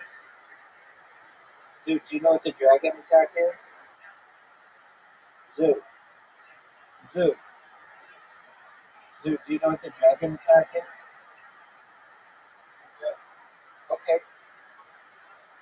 Because you just got it. Look at the score.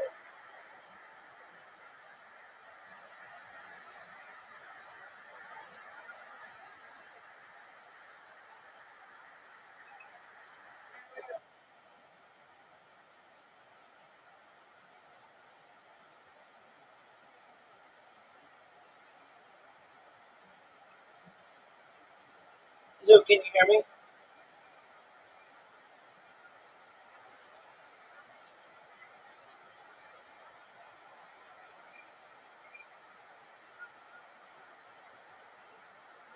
Zoo.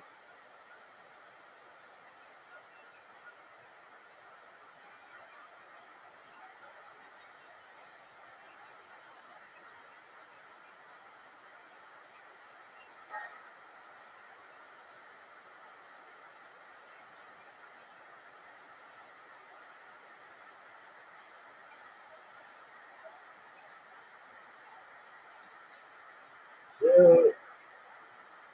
Zoot. Zoot. Zoot. Oh no.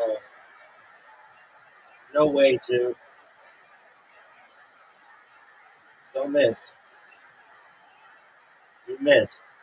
I can't believe you missed. All right, what is it?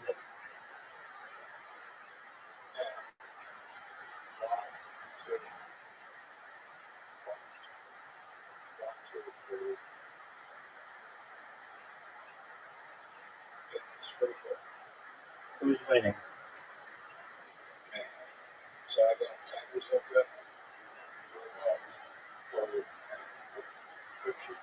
Picture. And you got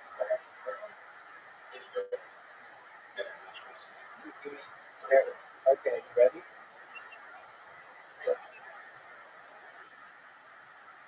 Everybody, I'm gonna make it 4-4. You never beat me about. No, you haven't. Yeah, First start.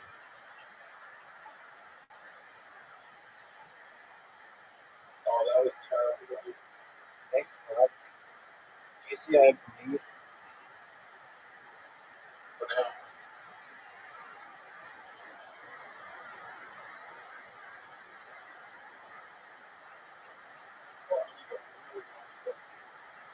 Doug, what do you want me to do about it?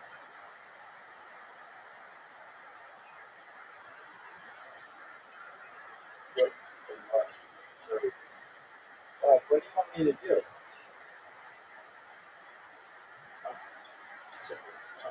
You just got destroyed, son.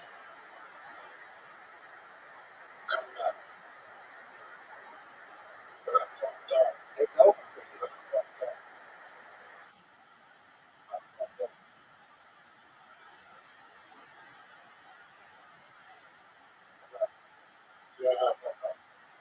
How'd you fuck up?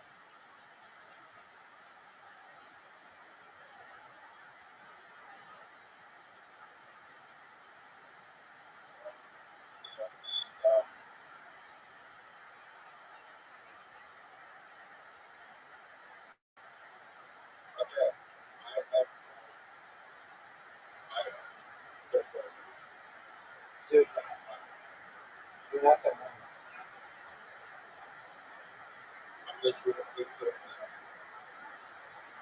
Cool story, dog. You like? I like it when you were telling me that story. I really liked it.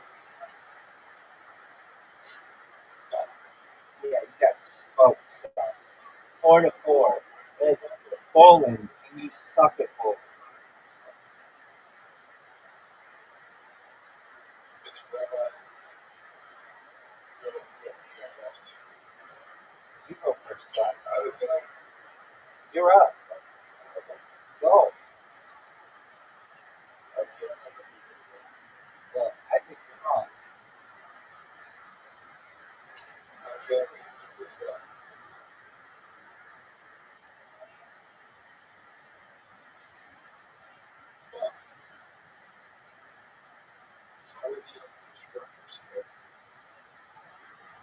You know I'm gonna get this, son.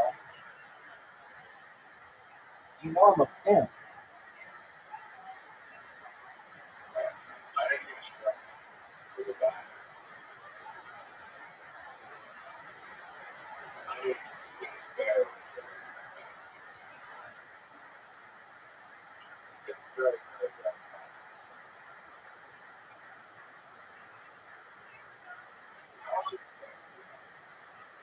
Complicated. Usually 10 plus 10 for the first part of the next phase. Whoa, I almost got it. Dude, you're done, son. No. Dude, you're done.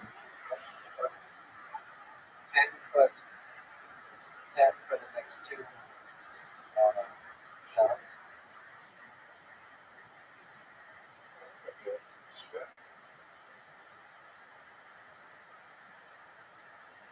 Yes,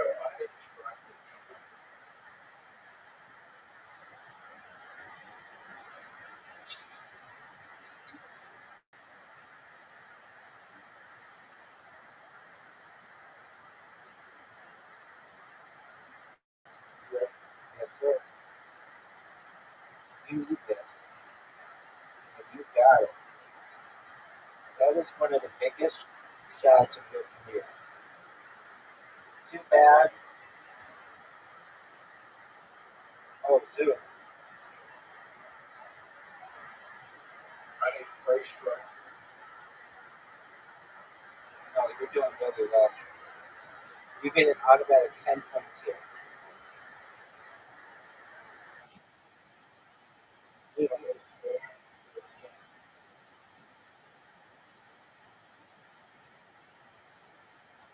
Zoom, you could win.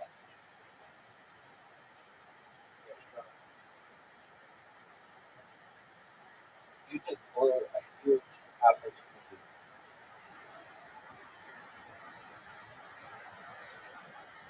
You won. Not necessarily.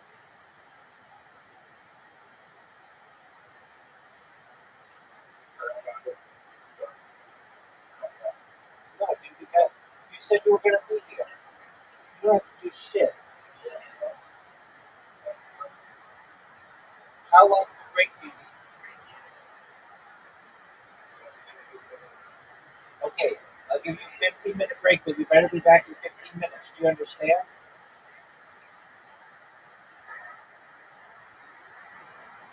Zoo. Zoo. Zoo. Zoo, can you hear me? Zoo.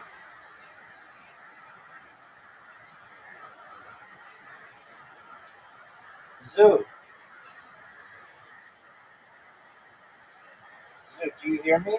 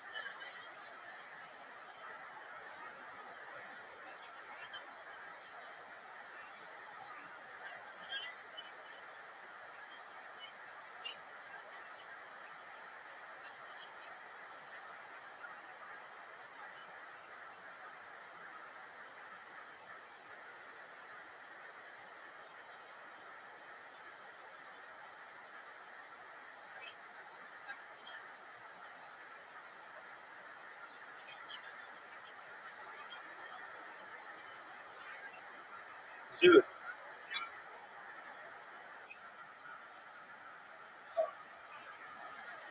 you need 10 more minutes? Are you ready to lose?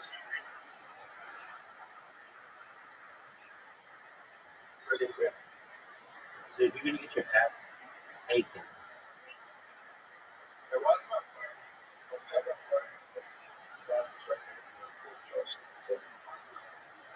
Because you have a lot of obstacles.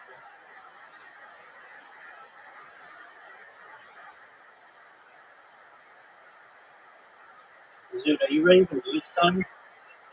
I don't really give a flying fuck about your battery so long as it continues to work. All I care about which I care, is that you accept the invitation that I just sent.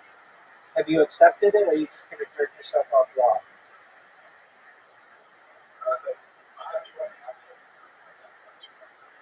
Okay.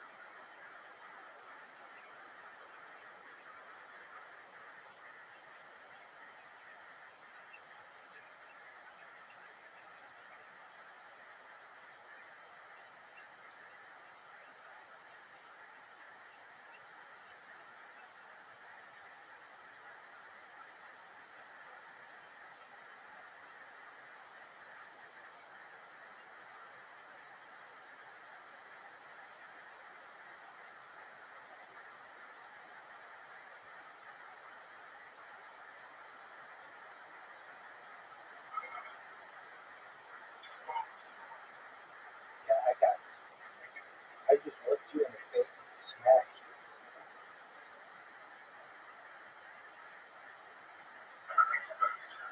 It's over for you, son.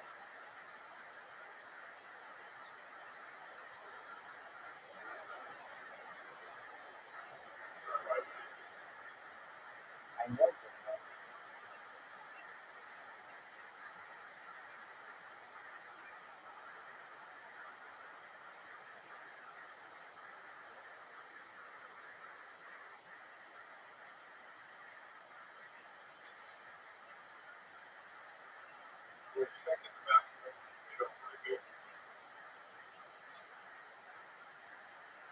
But people like that show.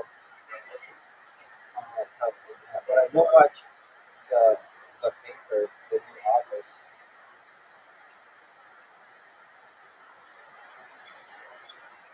Where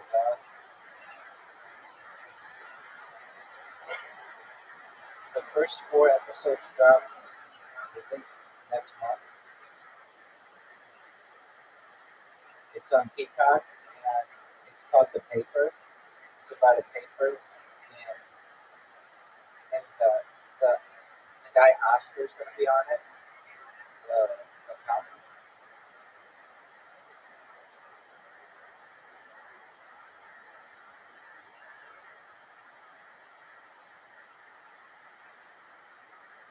Dude, remember that time?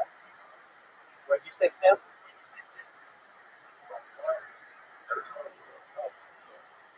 Okay, well, remember that time I sent you an invitation, and everybody was waiting on you to accept it? Do you remember that time?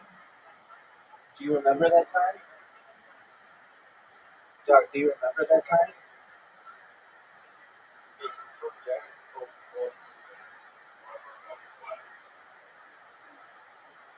That's true. Welcome, how you living, Pimp? Hello, how are you? Hope you're having a good day.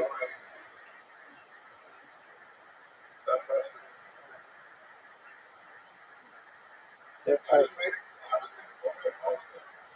pull it down.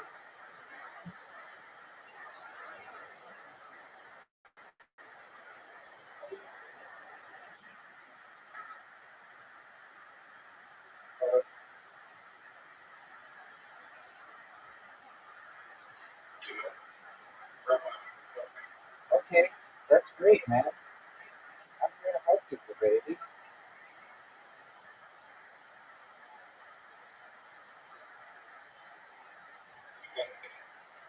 Hey, what?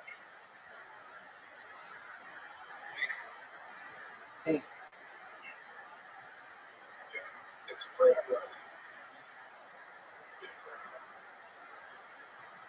so you just fucked me. You just did, dude.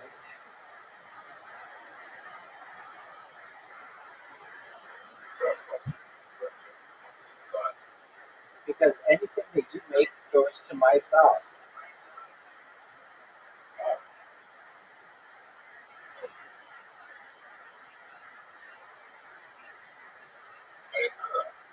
Okay, well now you do.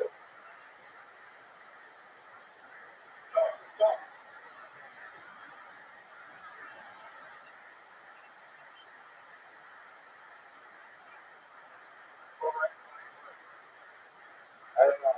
She was 10, wasn't she?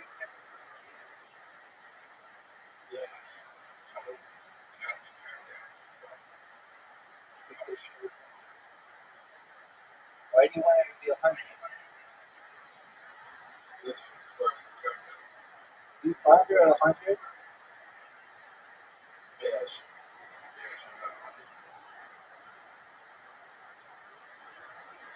Wow, you propelled her all the way up the floor? Are you a member of her OnlyFans?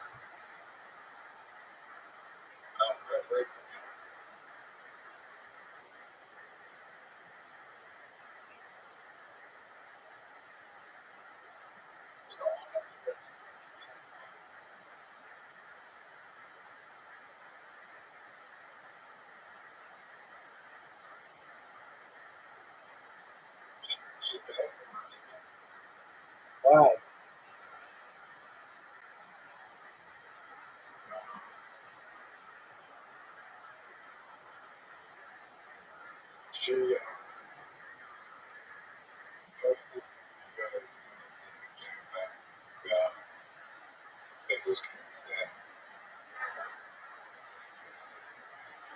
Alright, so you're up 1, you're up 2.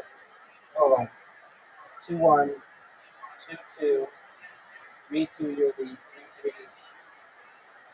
4-3, 4-4, 5-4, 6-4, 7-4. Dude, 7-4.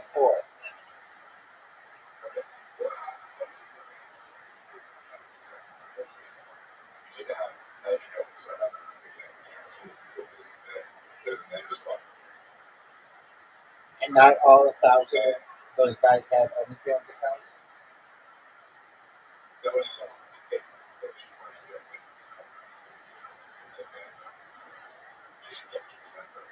Is, is she permanently banned?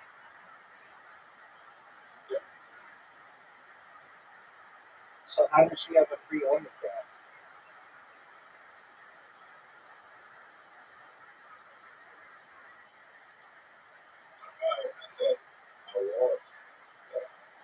Oh, so she's totally done.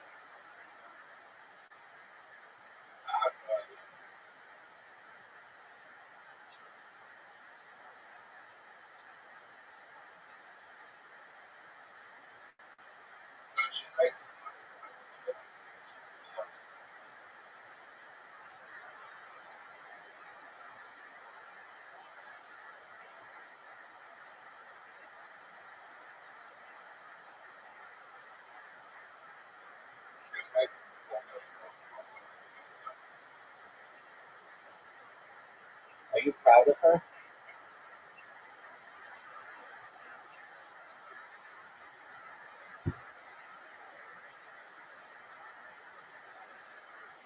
Are you proud of her? Good for you, bro. Oh, what are you?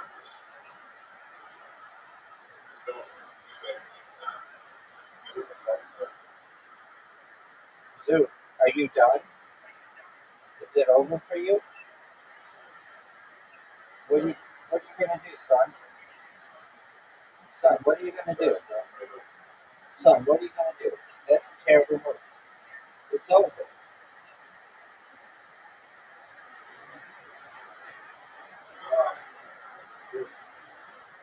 It's over. 8-4, son. 8-4. 8-4, but this is my worst game.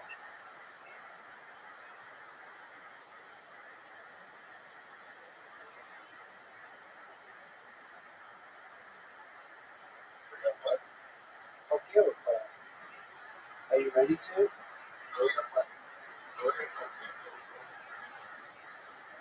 Play everything, dog.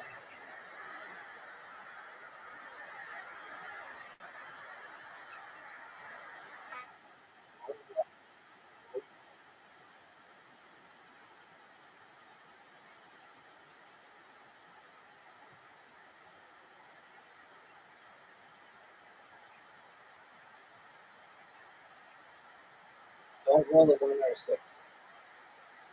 There you go. There we go.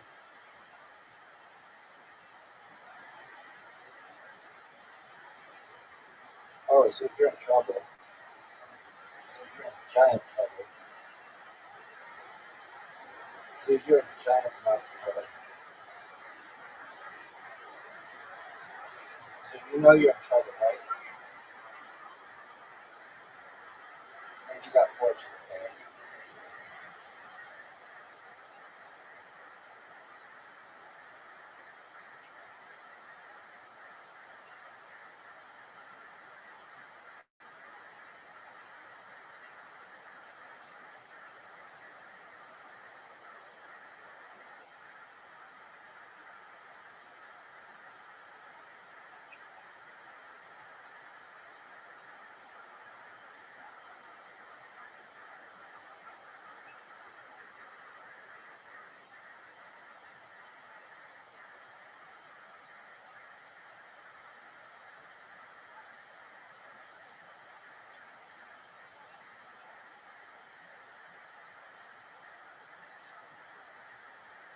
This game is getting worse.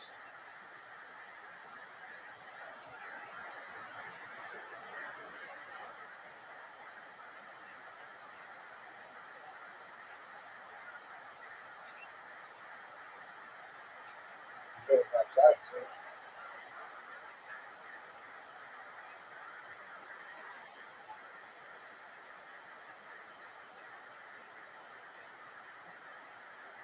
Oh, big time, sir. Big time, sir.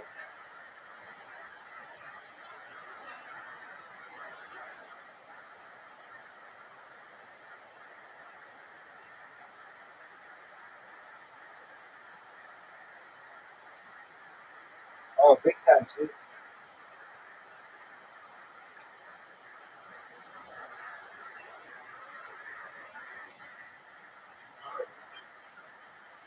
What are you gonna do, sir? Oh, baby. Bye bye.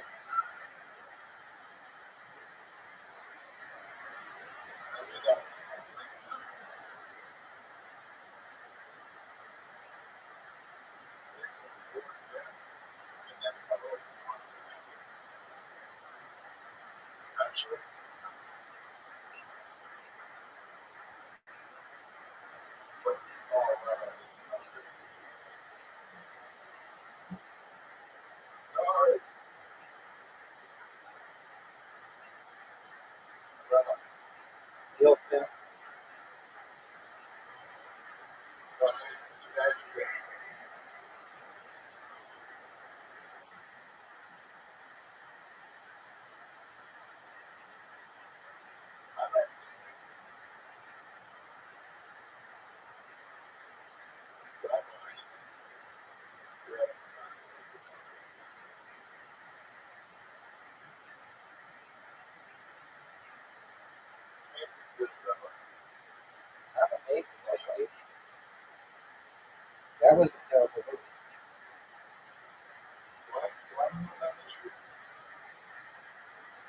I don't know.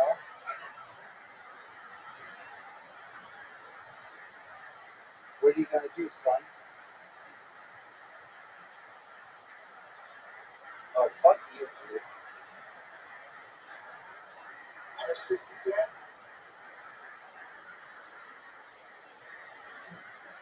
What are you gonna do?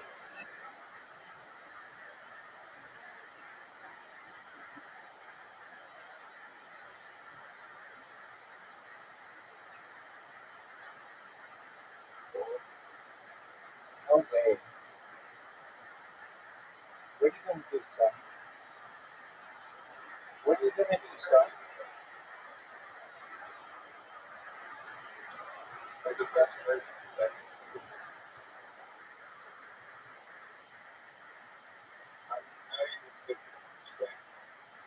Baby, you're dying.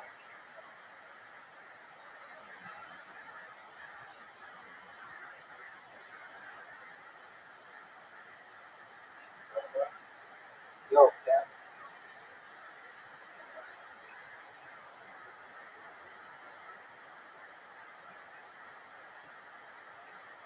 Yep.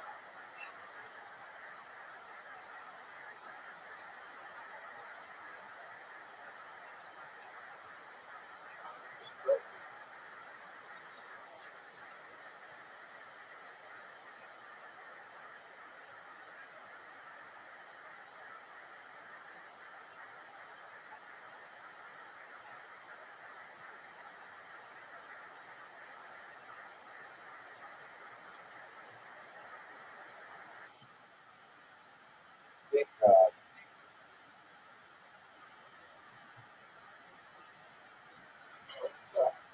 Big dog.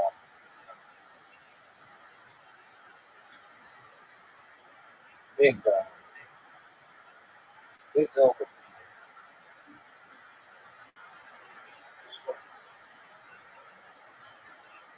9-4, son.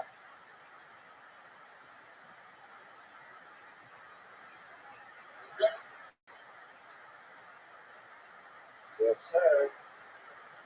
Normal. I mean, this is just a piece of change.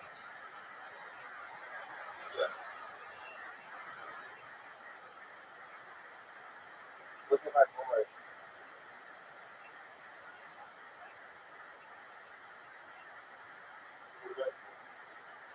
Can you see it at like the bottom? The ones that I have?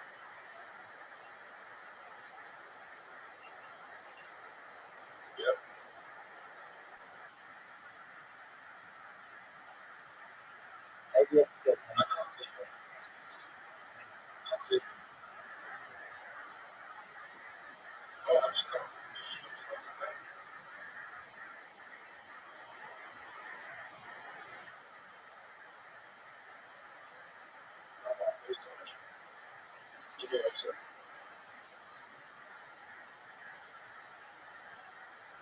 I haven't gotten a single thing yet.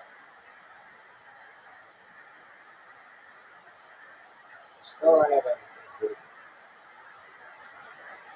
We have a giant lead on you. Still nothing, dude.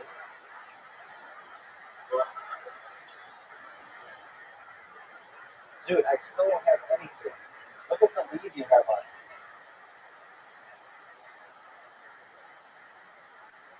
Still nothing, dude.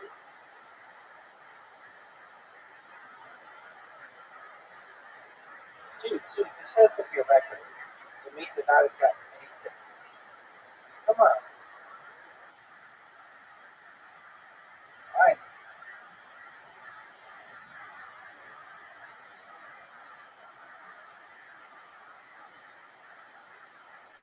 Dude, do you think you're going to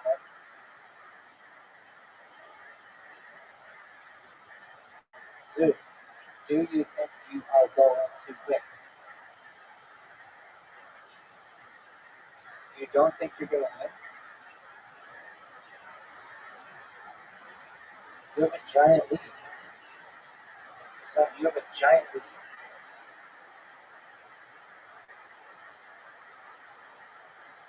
No, I would have fucking resigned. I would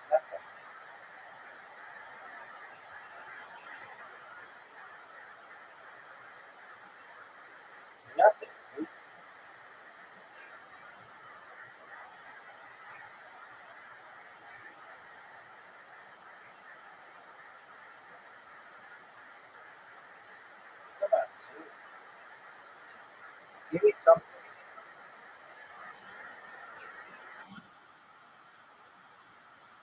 Zoo, give me something. Zoo, Zoo.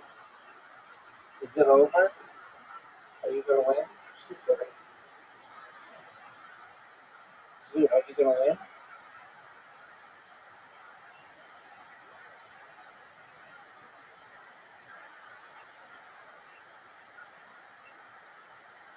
How do you say it?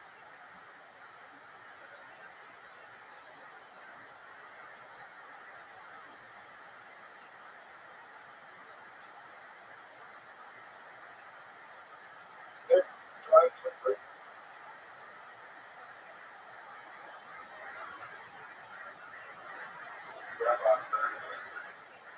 I know you.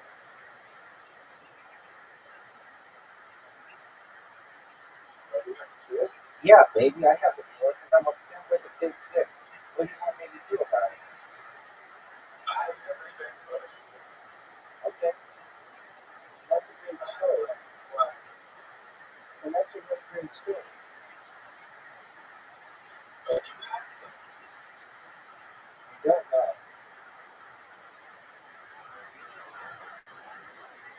I think the card should be different so that we don't, because you never know.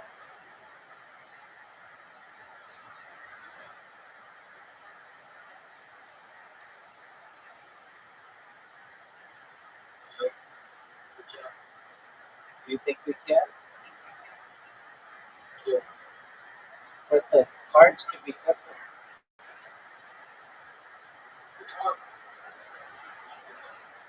Okay, do you think you're going to win? But,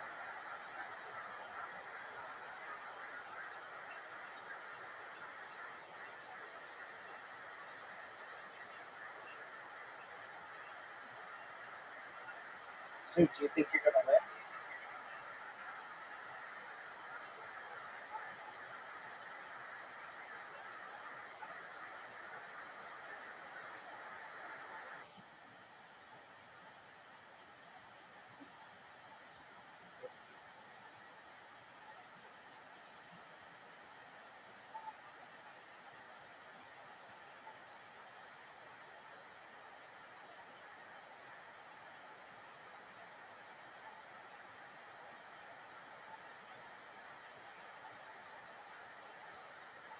Sue, I'm one away, baby.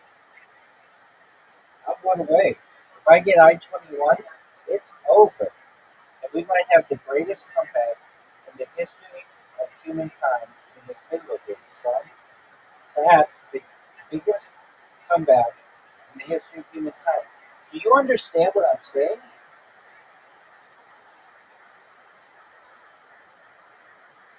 Dog, do you understand that you may be witnessing the greatest comeback in the history of bingo? B-I-N-G-O. B-I-N-G-O. B-I-N-G-O. You might witness the greatest comeback of all time. Oh, dog. There was a farmer having a garden. Bingo was his name. Oh, B-I-N-G-O. B-I-N-G-O. B-I-N-G-O. There was his name. Oh, there was a farmer having a garden. Bingo was his name. Oh, B-I-N-G-O. Have you ever heard that song, Sue? Sue, have you ever heard the song Bingo? Sue, I just need a G60. There was a farmer having a garden. Bingo was his name. Oh, B-I-N-G-O. B-I-N-G-O. B-I-N-G-O. Bingo was his name. Oh, Sue, you came so close to losing.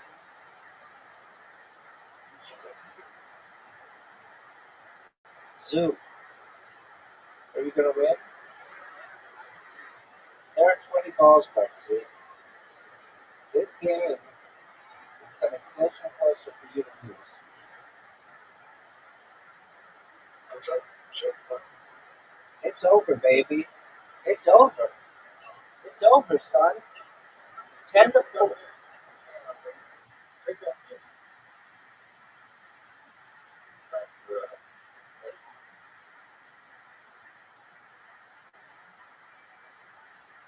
It's 10 to 4, son. It's 10 to 4, son. 10 to 4, son. I don't fucking know. I'm already done. 10 to 4, son. You just lost. You're up, dog. Everybody's waiting on you, son.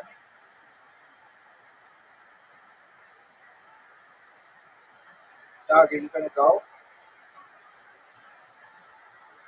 Dog, are you gonna go?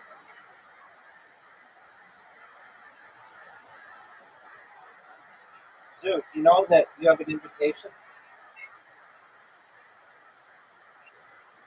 Zeus, are you gonna accept the invitation? Or are you just gonna jerk yourself off raw?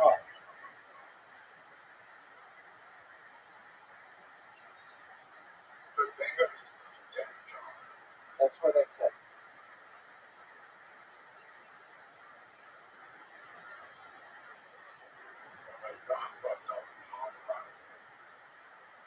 What do you want me to do about it, son?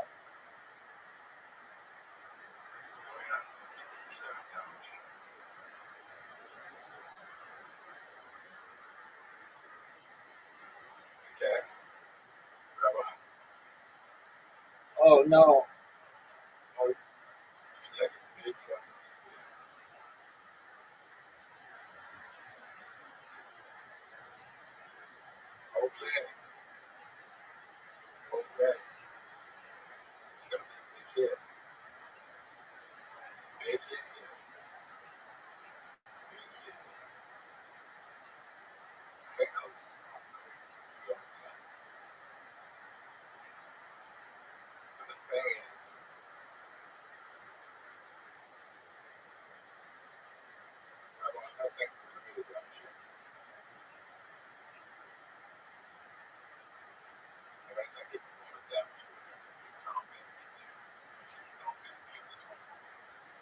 Is it over?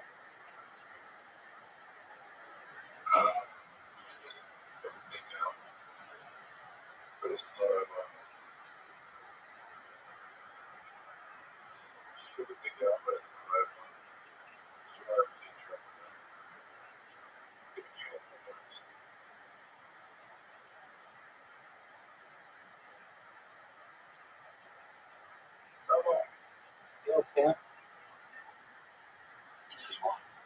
Because I'm sexy with my kids. What are you gonna do about it?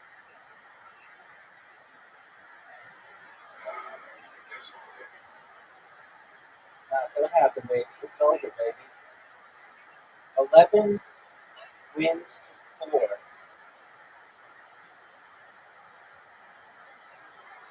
And now it's archery.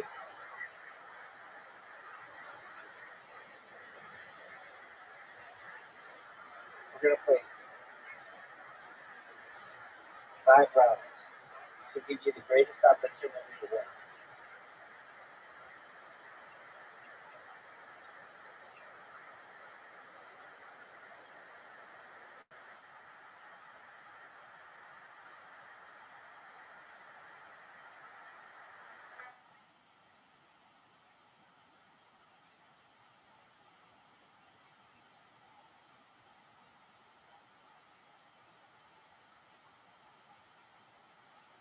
Zoo, you have a chance to take the lead. What are you going to do? His first shot, folks, is a huge miss. Giant miss. Had a 6 on the first round. Very unimpressive, dude.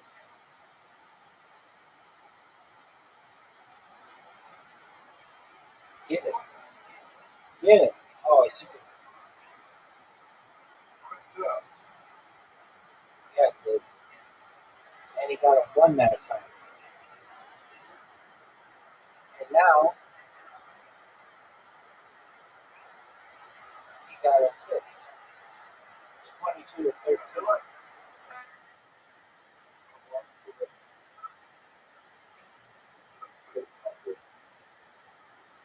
All of those are best statements.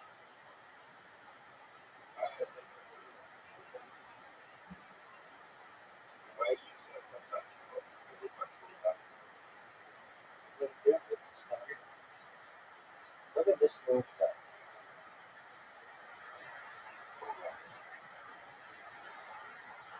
was terrible. That was terrible. But dude, look at the score. Look at the score. Get a bullseye.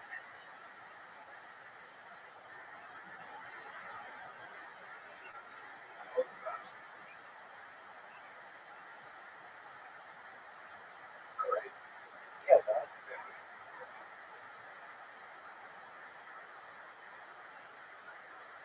I don't know if that was a good shot. Like,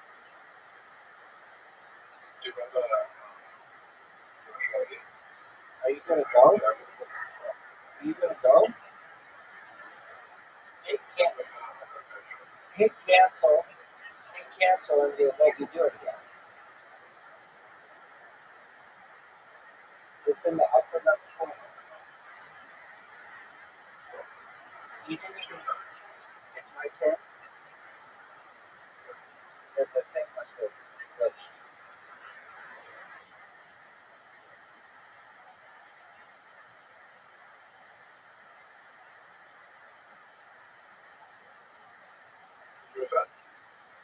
Word, dog.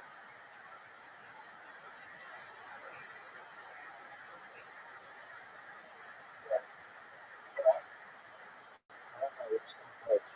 All I know though is I'm still beating you, and I'm not just beating you. Oh, dude, glitched again.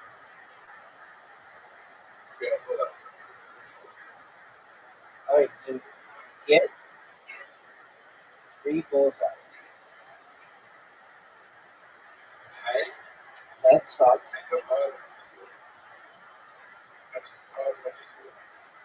So just get a bullseye. 7, that sucks. Man, I'm unimpressed.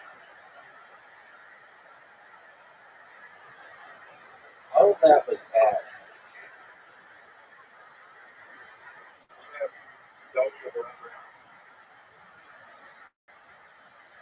Dude, the thing glitched. What do you want me to do?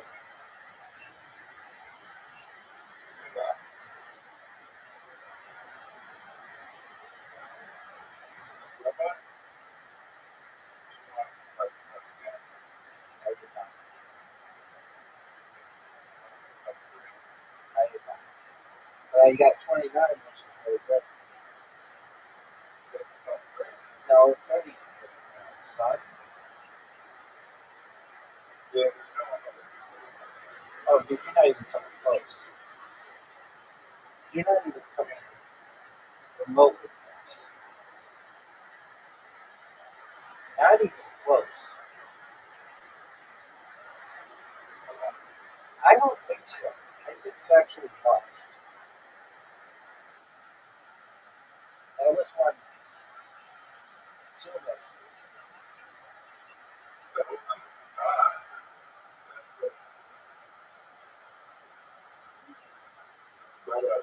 I know. That should have been a bullseye.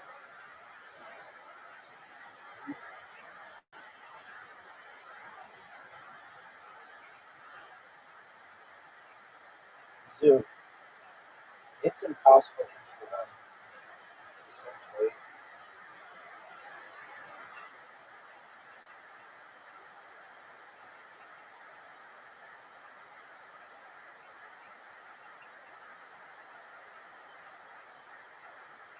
Are you going to make this?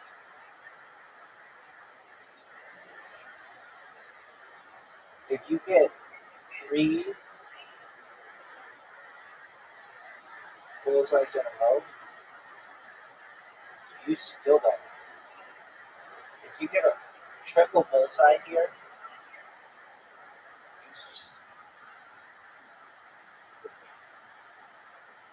you get a bullseye. Alright, that makes 12 more, something like that. Hold on. You won Ocho, you won Pool, I won Carol, I won Mascots, you won Robots, I won Mid-Golf, you won Table Soccer, and a balance bowling, word box, clock, disco, ludo, bingo, that's 10 for Blitz choose 12 here. Now ski ball, son. Yeah, almost one thing. And we're gonna do it with multipliers. Just for you.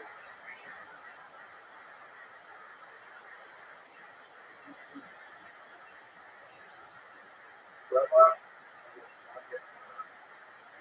Word, son.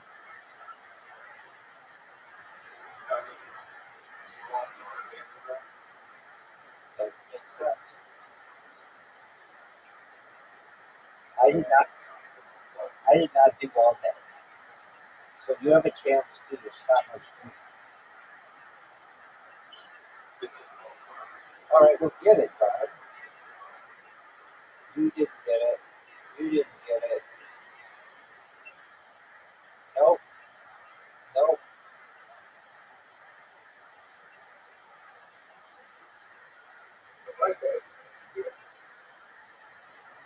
I'm unimpressed.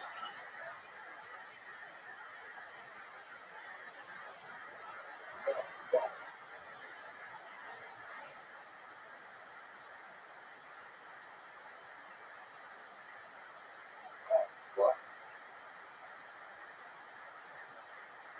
I know the whole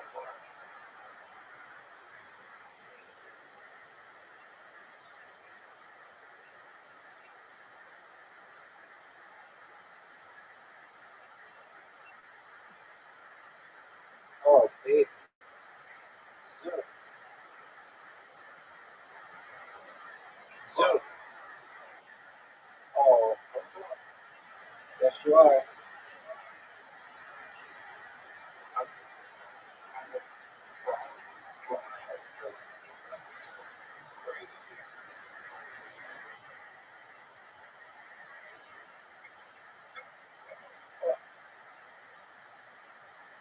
Rabbi is not. It is a bad. Alright, good God. Here we go, Zoom. Here we go, Zoom. What?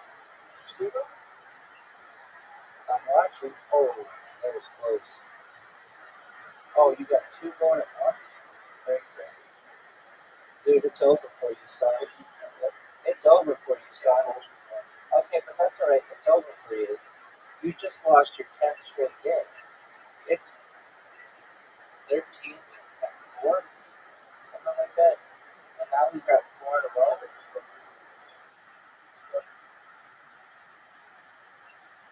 I beat you the last game we played.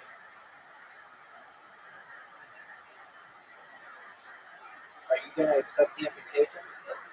Or are you gonna jerk yourself off raw? You're up, Ken. Everybody's waiting on you.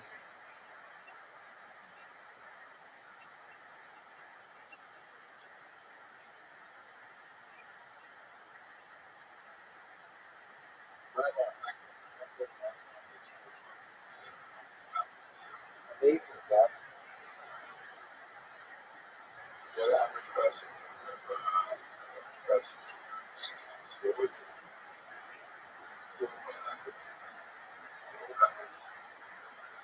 That's really cool.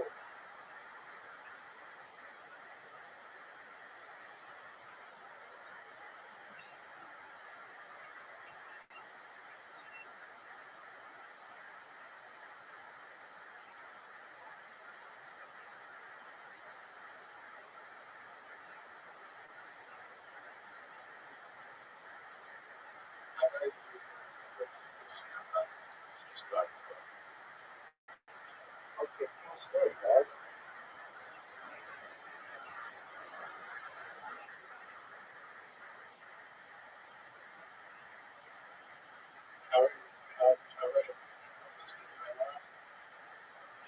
I'm focused on Connect 4 right now, dog.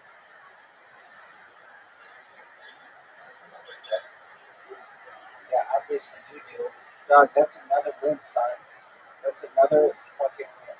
That's 14 to 4. The Domino's covered one of Vegas. So we're gonna say 20 points to win.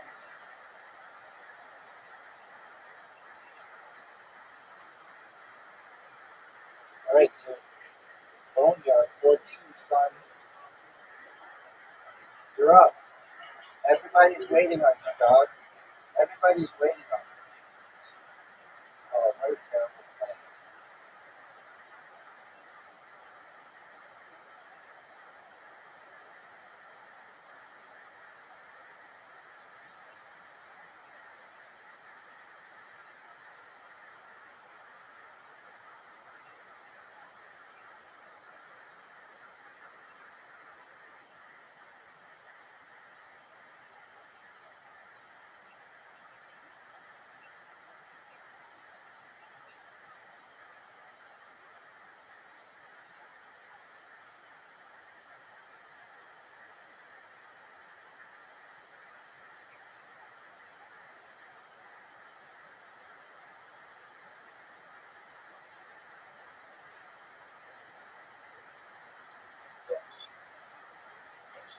Slap yourself, Stella.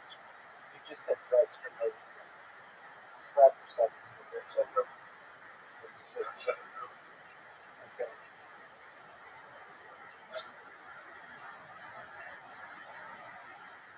So you did really know that, right? Yeah. Don't you know that it's your feelings?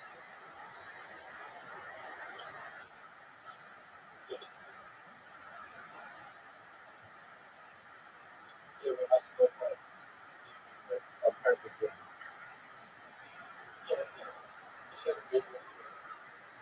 All right. Go.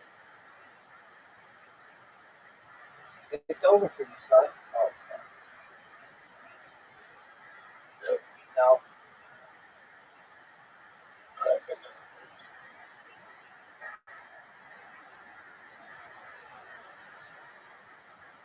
Are you sure about that, big dog?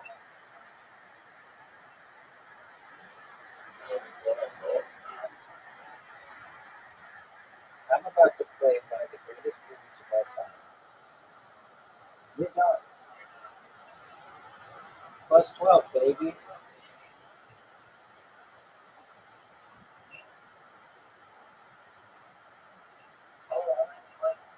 You don't know what the fuck you're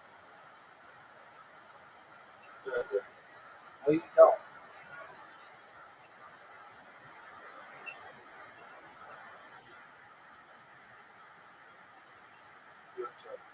No, you don't know what the fuck you're doing.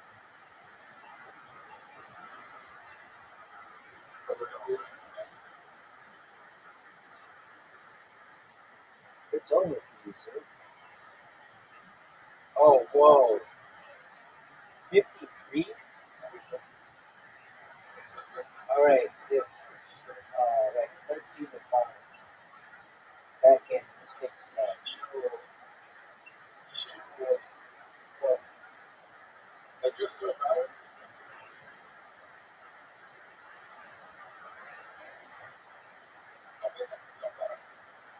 no way. Not even close.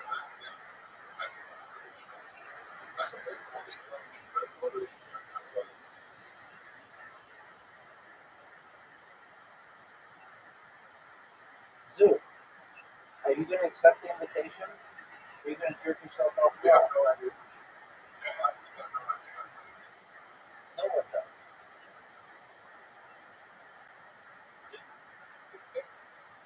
But no one knows.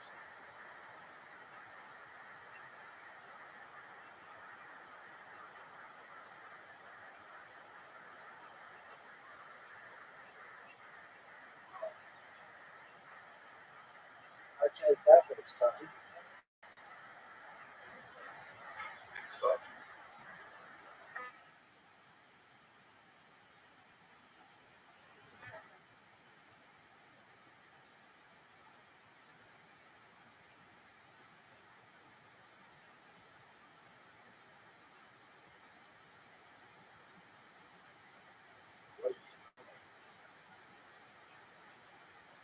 Oh, cut to the multiple things.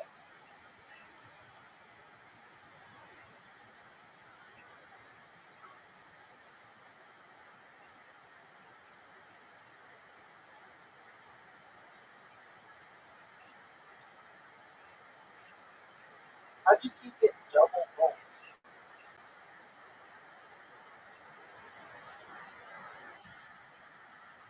If you want.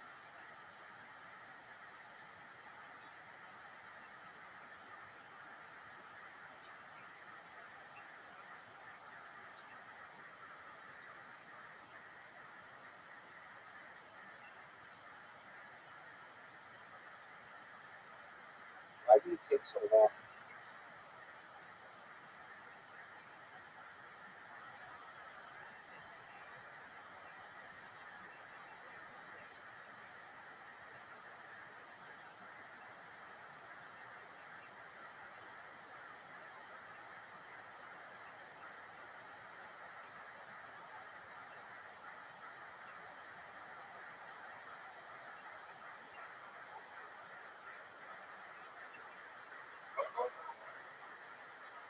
No one knows.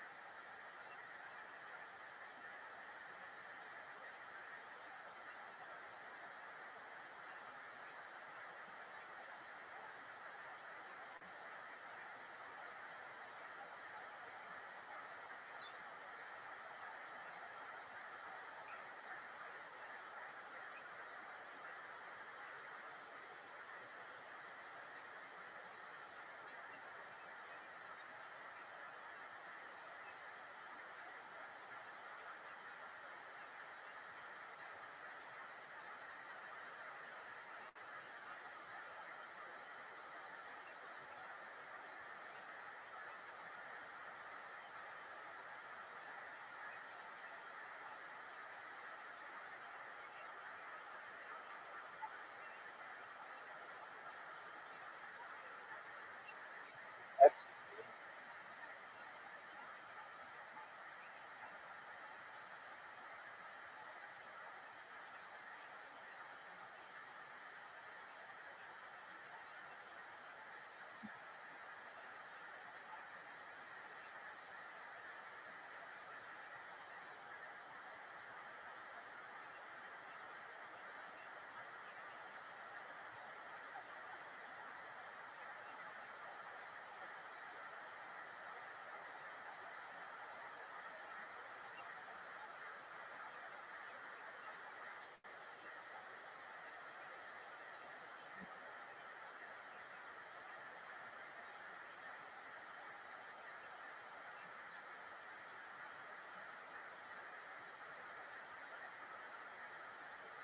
what the fuck?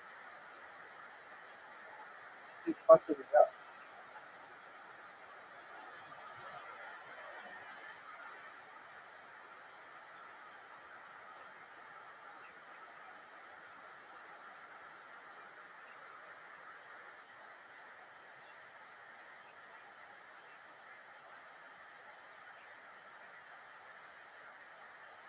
You're up, down. Fuck you.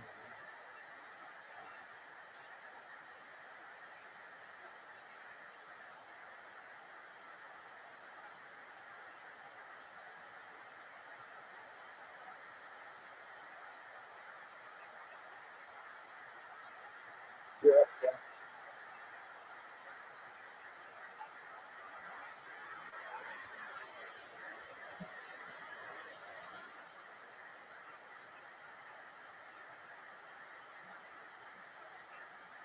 You're up, down.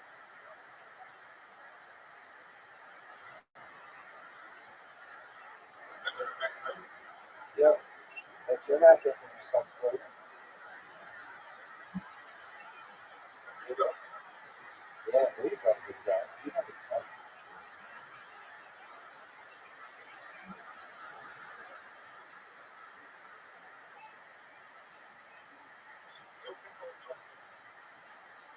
No way are you gonna find what you just talked to me about.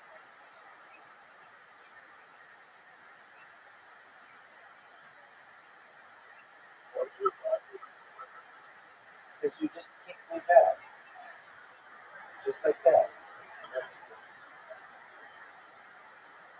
Just like that. Okay.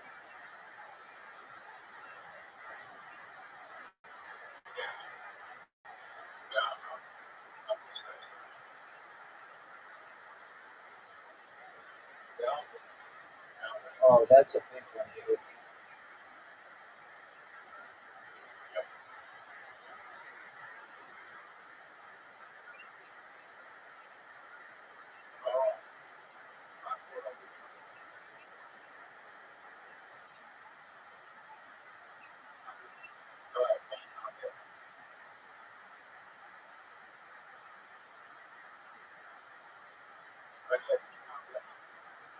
Are you sure? There's F.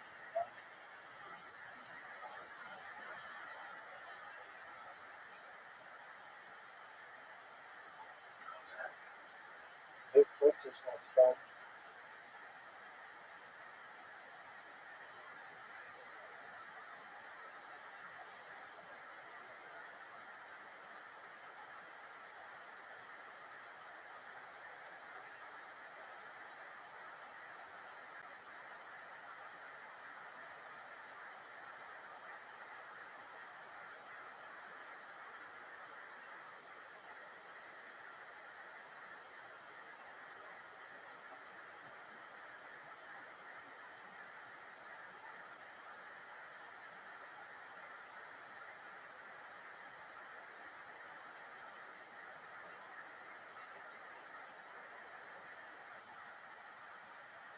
I don't know what I think with that guy. You're up, Doug. Oh, you fuck me. Fuck you, man.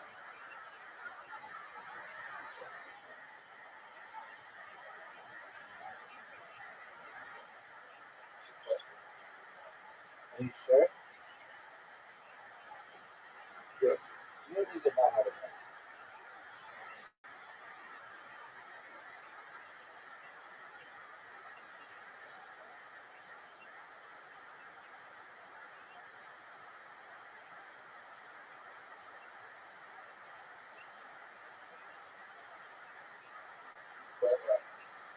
Yo, Doug.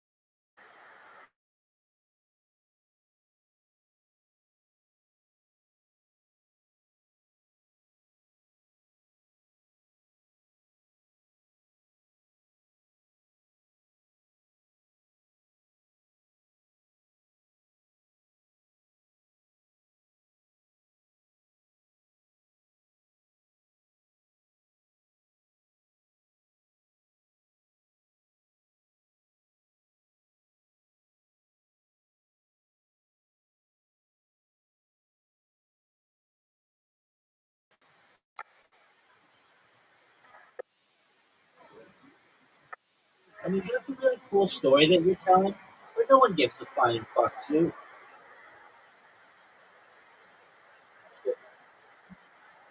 No, this game sucks.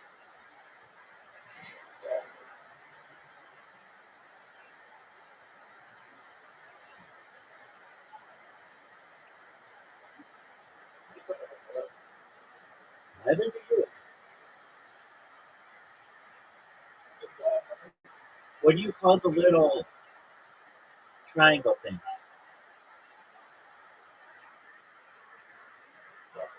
No, shut the fuck up. All right, dog. No one gives a shit. Okay, so you won. You won. That's 2. I1, 2, 2. The ball batches 1, 3, 2. Make off I 1, 2, 3. Table soccer, U1. That's 4, 3. Bounce I 1, 4, 4. Bowling 5, 4. Word box 6, 4. Pop 7, 4. Disco 8, 4. Ludo 9, 4. Bingo 10, 4. Blitz League 11, 4. Archery 12, 4. Skee Ball 13, 4. Four to row 14, 4. Dominoes 14, 5. Backgammon 14, 6. Cribbage time, son.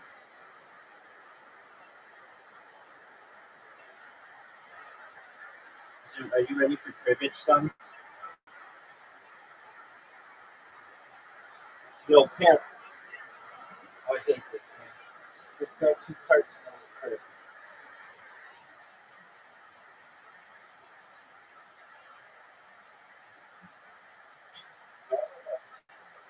Not even.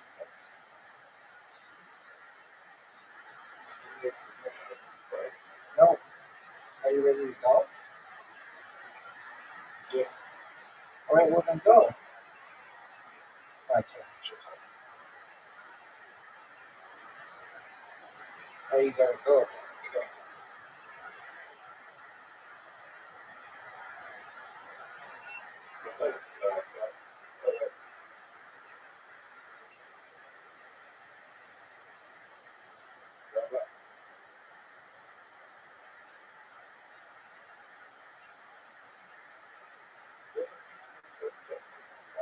No one knows. No one knows. Oh, you did really well. I gotta run.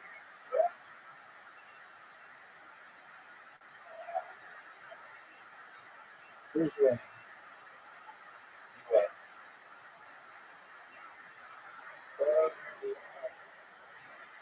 You're up, Pip. Are you gonna go?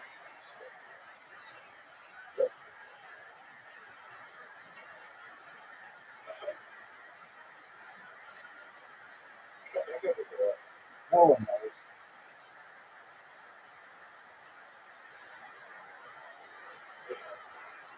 And I just won.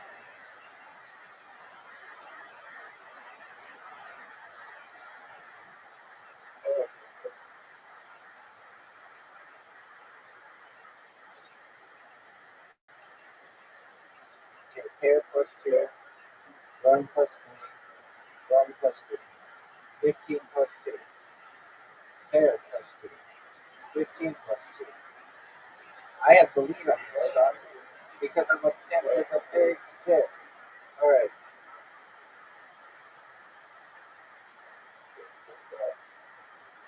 you're up, Stu. Calm down with your thoughts on what I should do.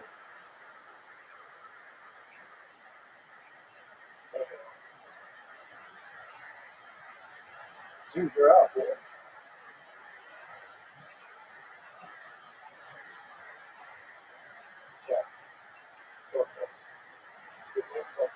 Yes, we do.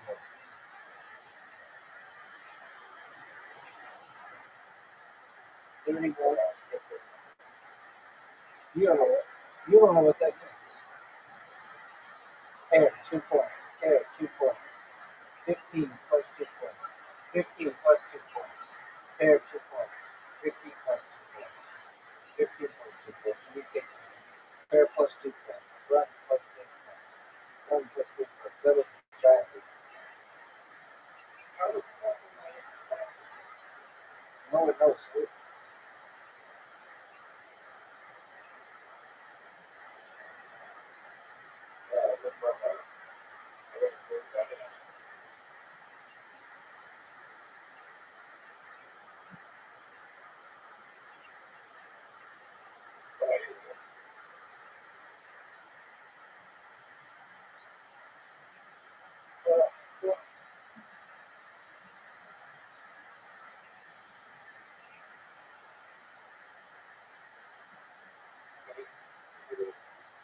We'll see. Do I get that much? You pair plus 2. 15 plus 2. Run plus 3. Pair plus 2. Pair plus 2. 15 plus 2. 15 plus 2. 9 plus 1. Carrot plus 2. 15 plus 2. 15 plus 2. I got the 3.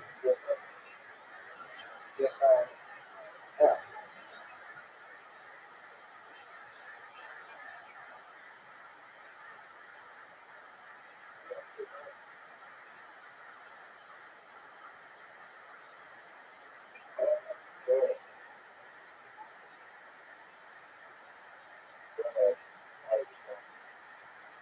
You don't even know.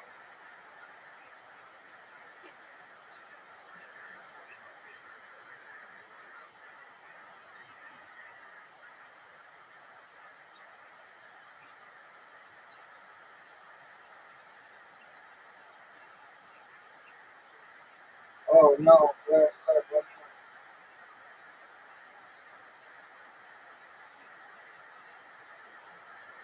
Carrot plus 2. Oh, no, you took the lead.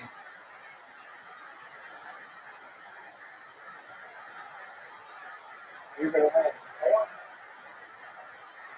All right. It's like 15 to... I don't remember. We never made it to bank, though. So congratulations, you won as quick of a pitch as you were last time.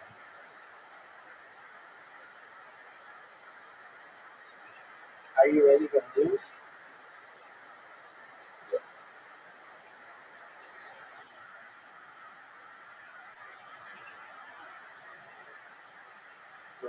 What up, kid?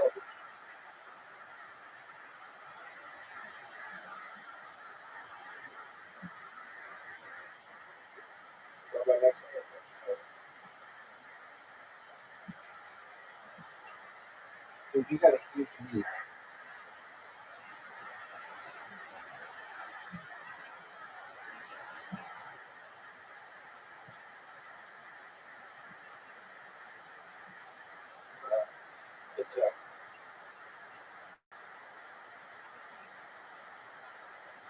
Dude, are you ready for something? I guarantee you, in the 1, 2, 3, 4 time, I'm gonna get a 5 here. Dude, you got such a big lead.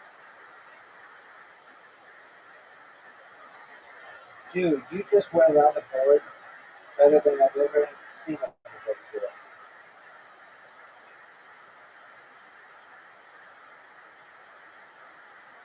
Dude, you got everything, dog. Dude, I told you.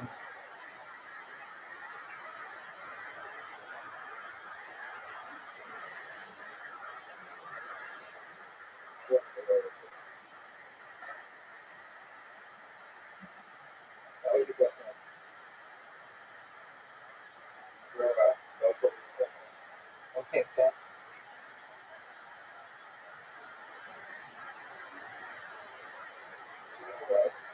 Why was it my best move?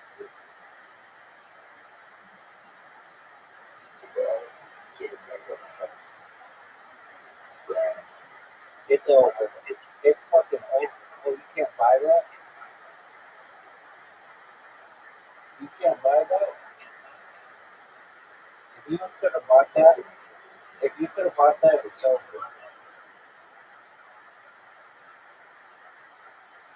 Oh, baby. Oh, baby.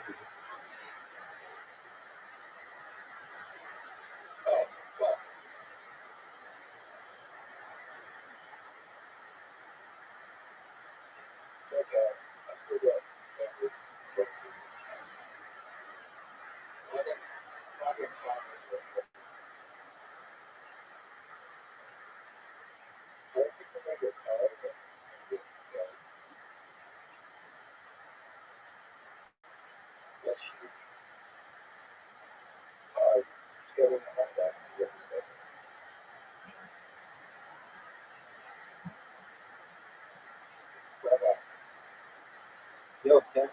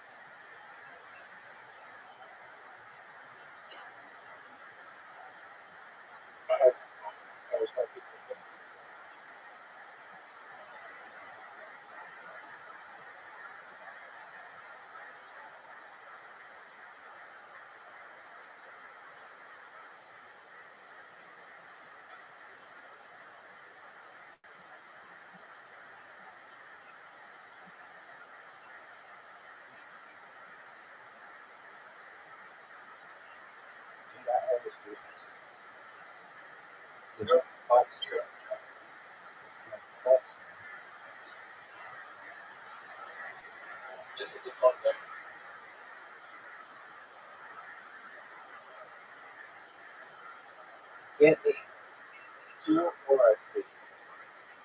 That's what I'm talking about.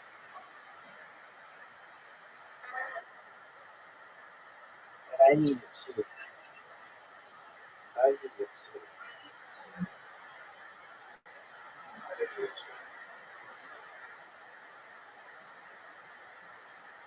You need a 2.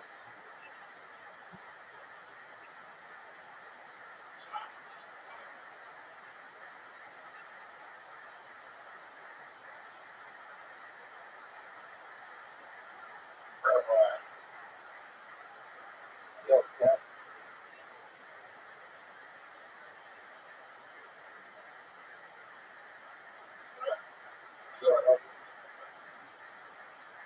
what should I have sold?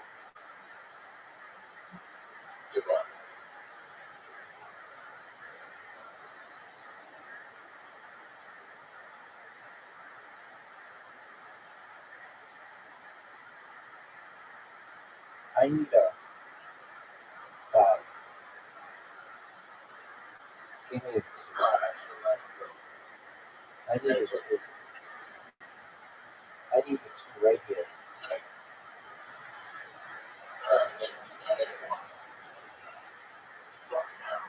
That was good for you.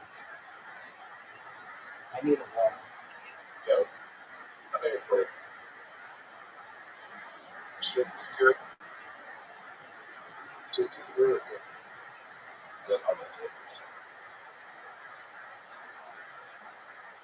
And that was something.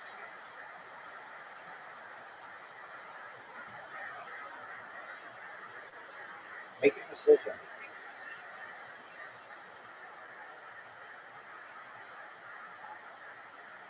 That was what I wanted. Dude, you went around the whole board.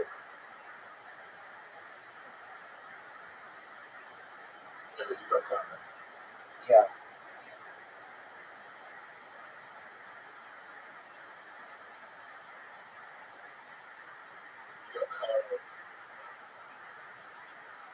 Oh,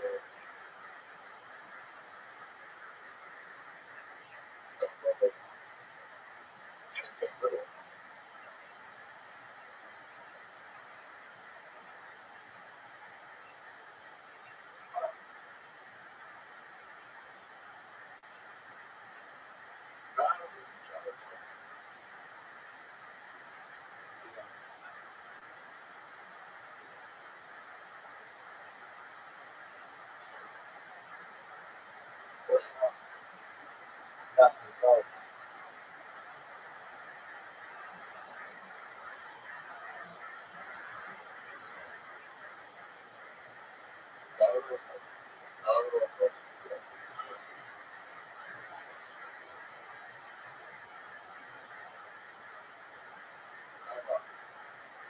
Yo, Pep, that was great.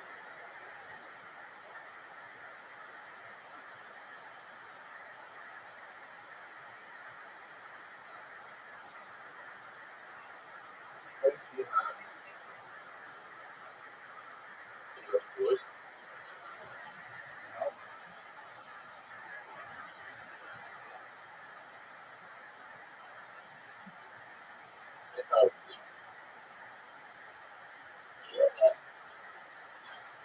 Okay.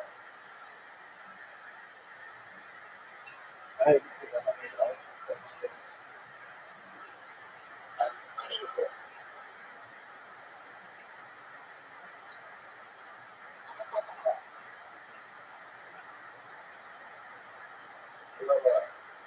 Yo, Pep,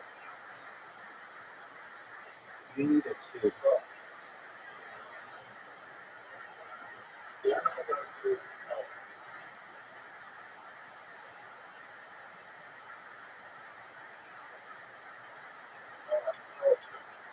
I need to roll a 3.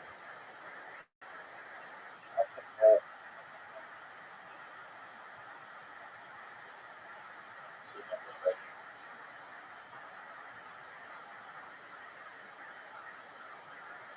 Go back. Go back. Oh, man, I should have bought that.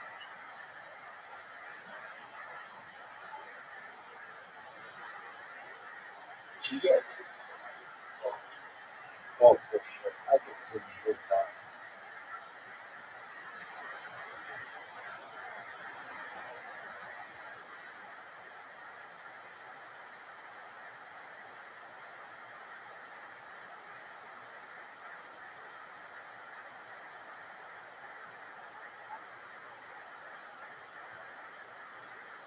I think it's 6.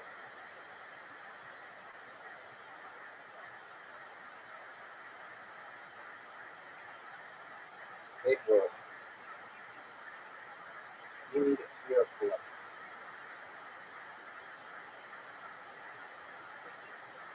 Ooh. Ooh. Oh, big time.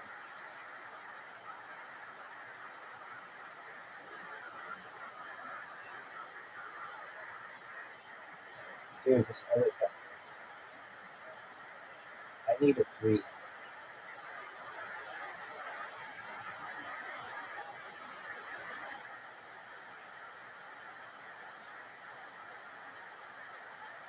I need a 3. If I get a 3, you're done.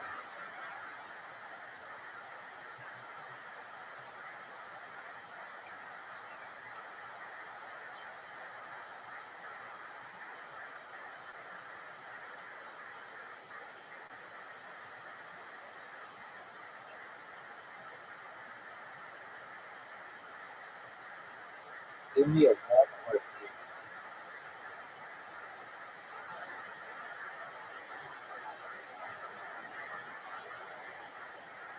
If you get a 1 or a 3, you're fine. I'm down to 1 or 2. Dude.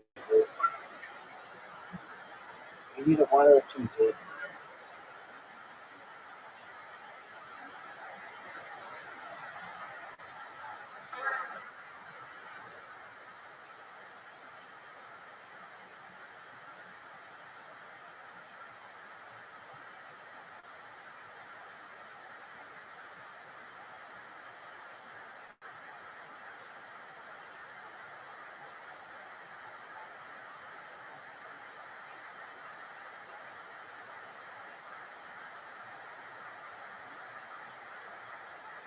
Give me a 1.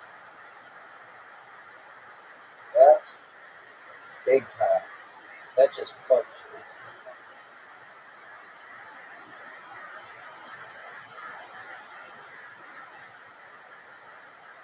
Oh, something.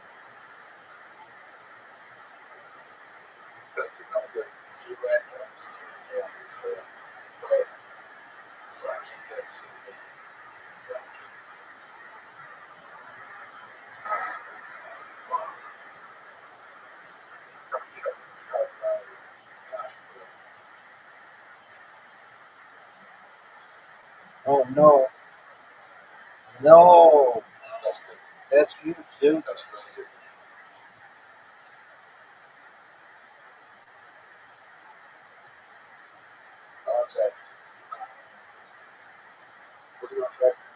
Nothing.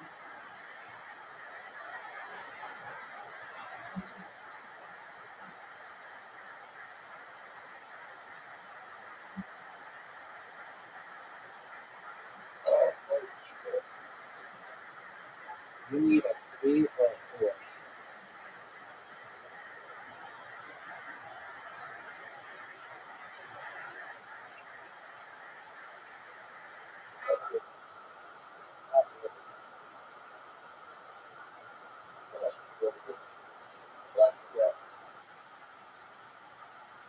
You need a 2 or a 3.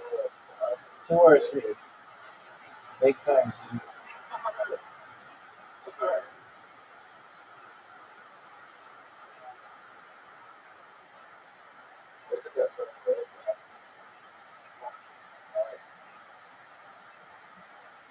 You're up, Cam.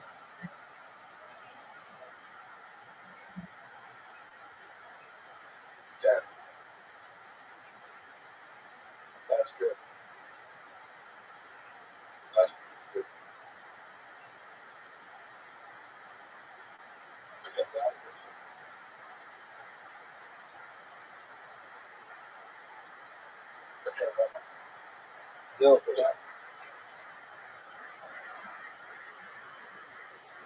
Oh, that's good.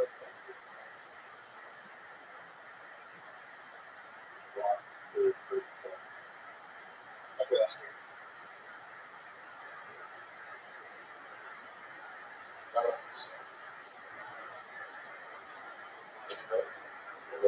yes, sir.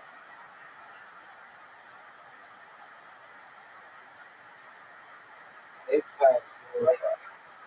Big times zero. Big times zero. Zero.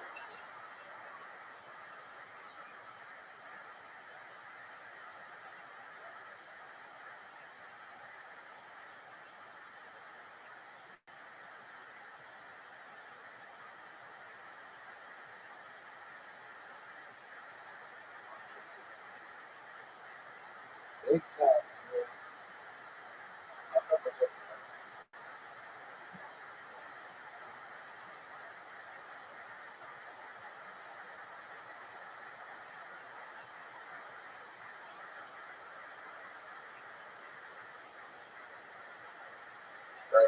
Yo, pimp. Yo, pimp.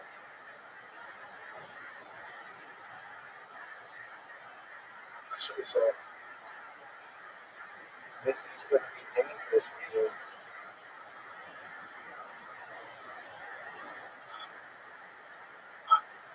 What? You got fortunate.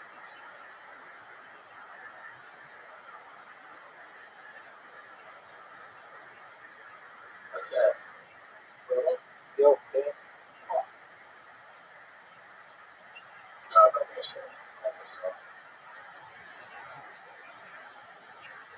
Don't.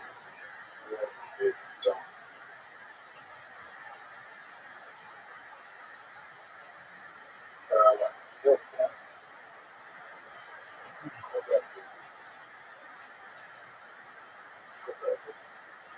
That's who you want, dog. Are you going to go?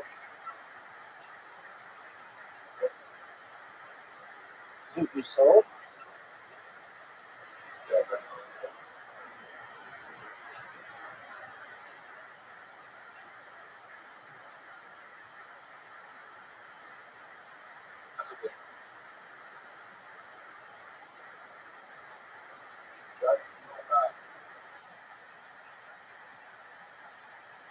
That is big. Well, you're in trouble now, dude. Oh, it's over.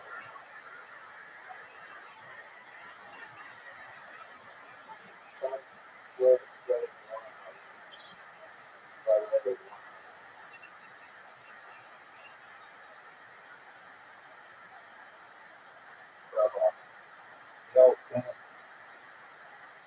You better start selling your shit.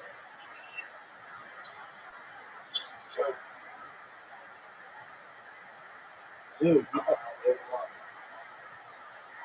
um, dude, you better sell me yours.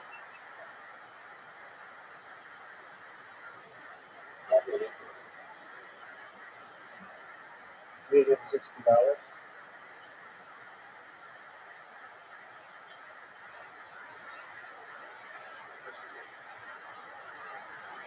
I would sell all your shit except the 2 weeks.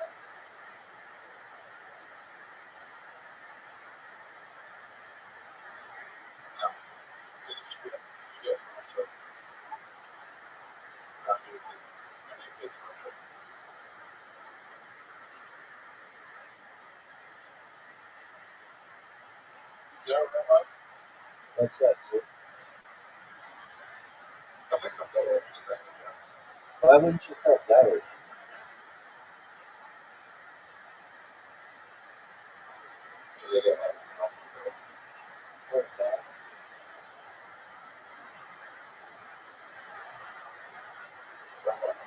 Yo, pimp.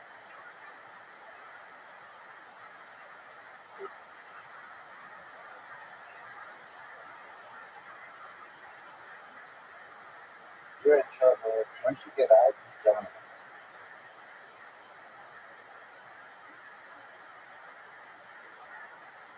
Once you get out, son, you, my friend, are done. Donezo. Donezo.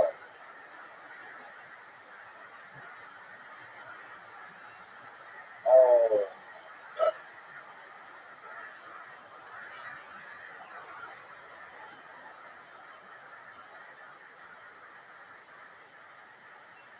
what are you gonna do? Here we go. This is big. You need a 6, and you rolled it. Dude, we got so fortunate. What a comeback. Zoot might have the greatest comeback in the history of this game. No!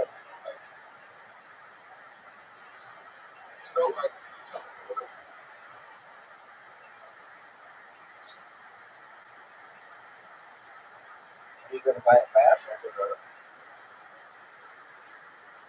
Are you going to buy it back? Look at you.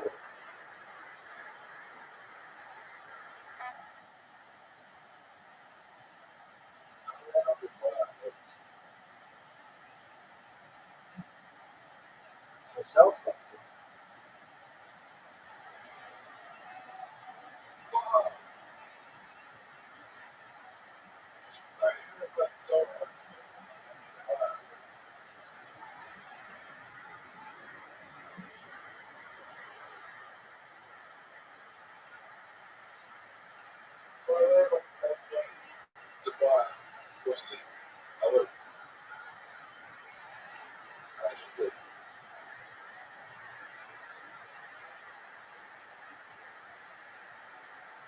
What are you going to do?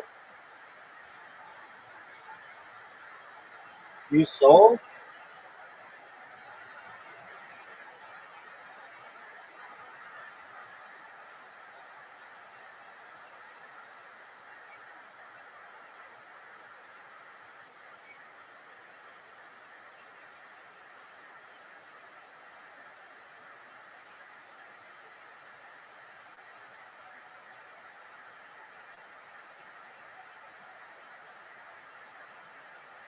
And he buys Paris.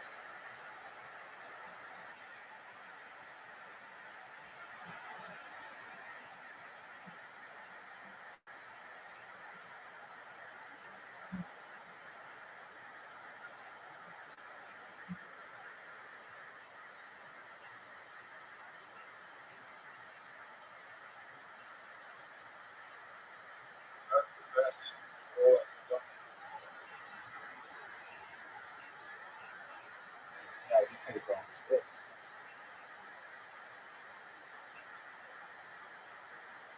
You bought it again?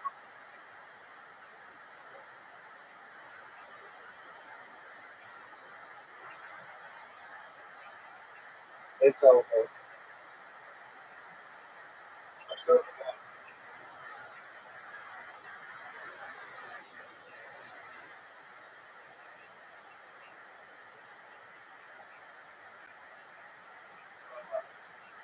Yeah, why didn't you sell? Why didn't you sell Deli?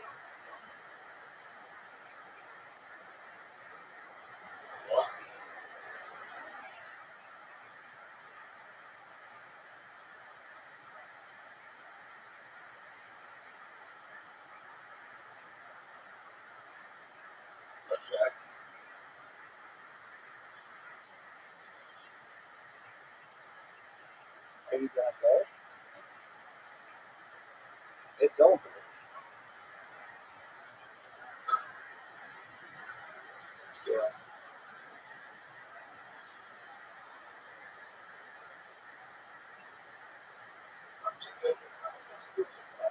I don't know, but you're about done at this point.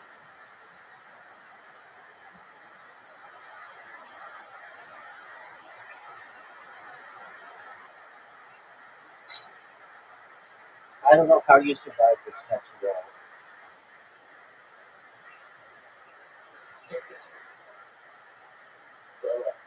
Why don't you sell Paris?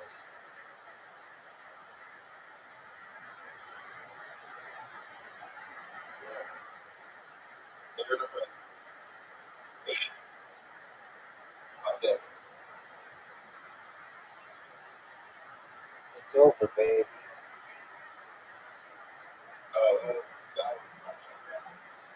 Alright, dice party. I know.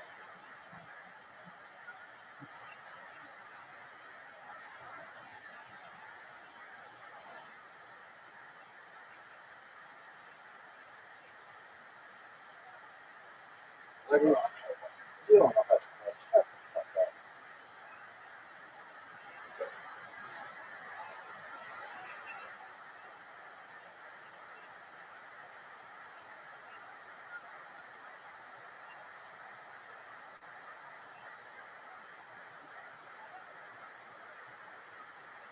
You don't know what to do.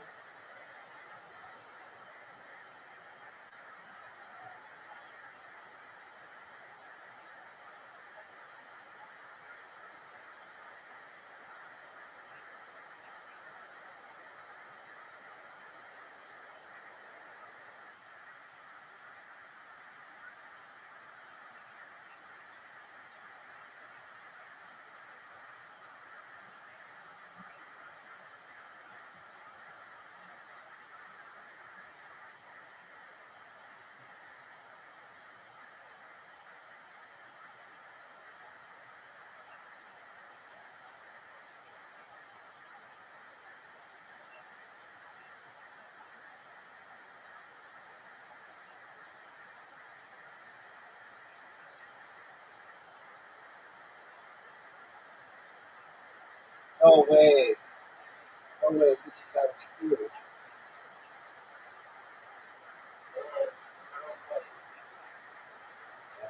I think you have to roll once. So roll one of the sixes.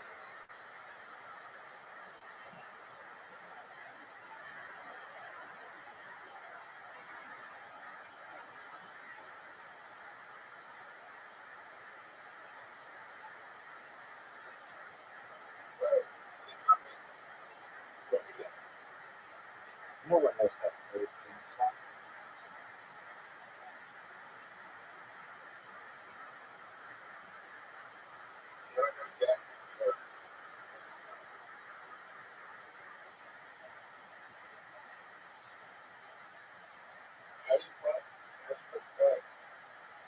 That I don't know.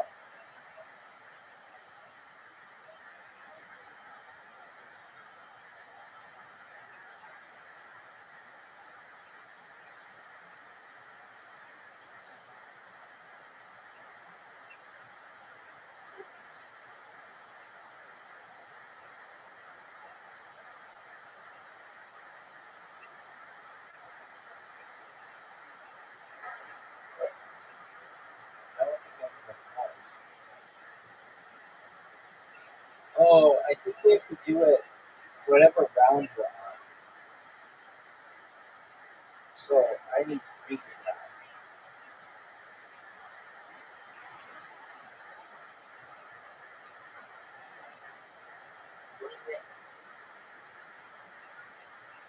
I don't know.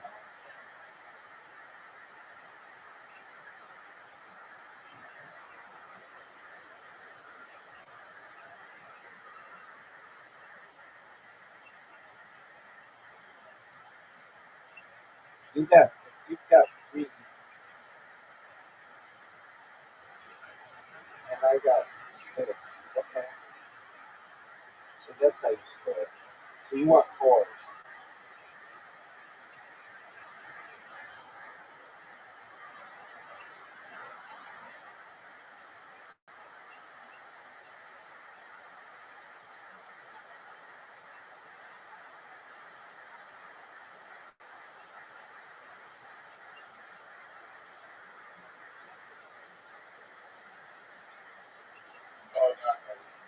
You don't get it.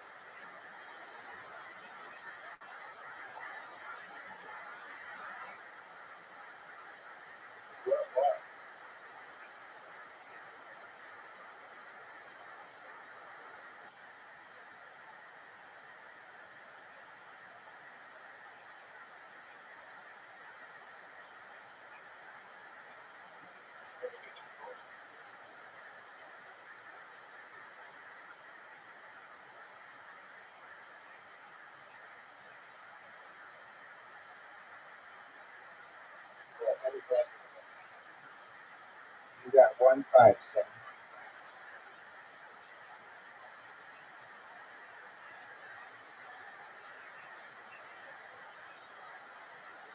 Are you proud of that? You have no rolls left.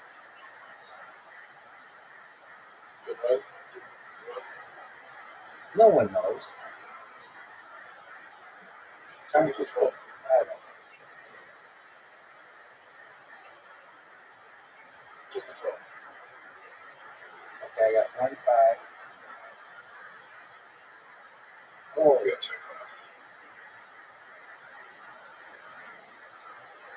yeah, blood one. Okay, 3, 5.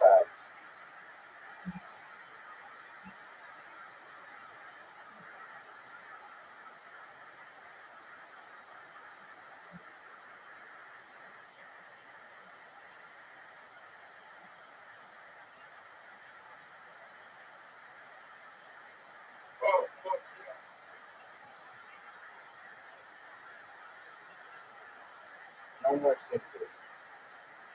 No more 6s. No more 6s. Yeah, but that doesn't help you. I think you're only supposed to get 6s.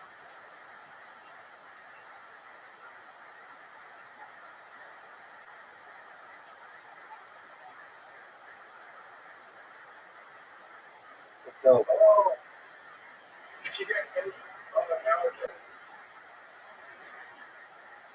What is it?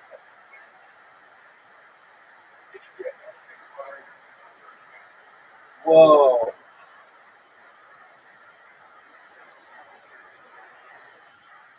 This is a perfect roll.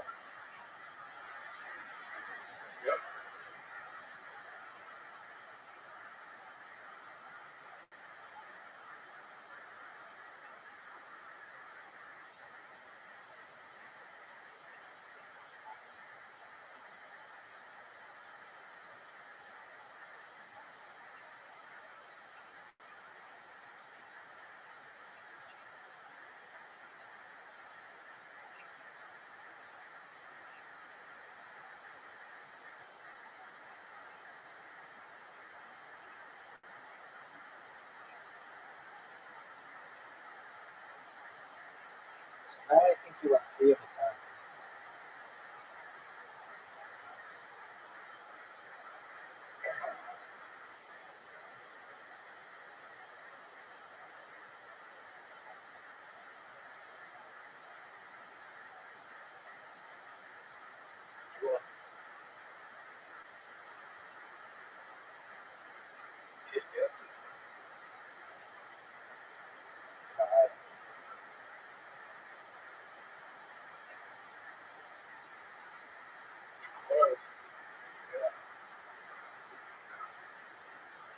Another.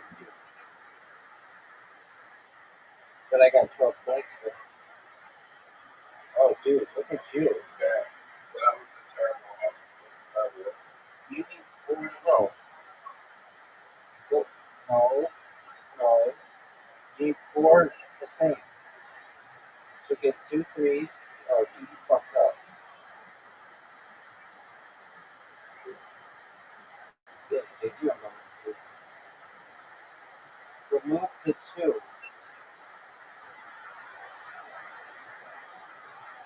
You're done. Because you want 4 at a time.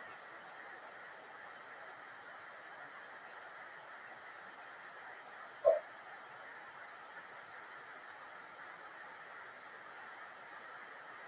I don't get why there's a play button. But I've never been able to play it. Oh!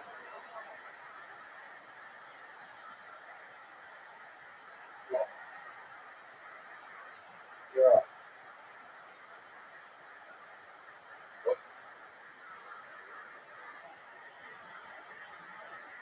You got a full house. Now, Zoo, click the F8, and then hit play.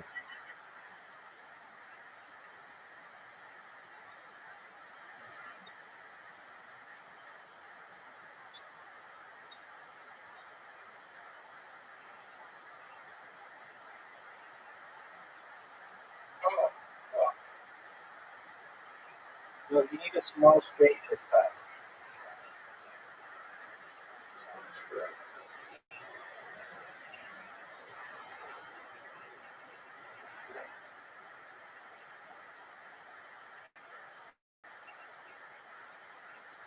So, no, but not like that.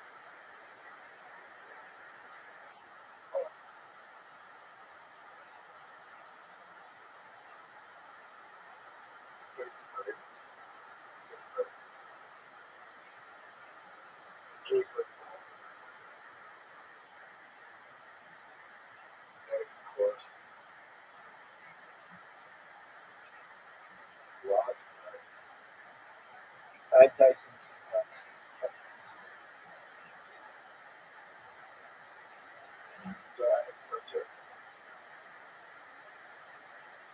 Yeah.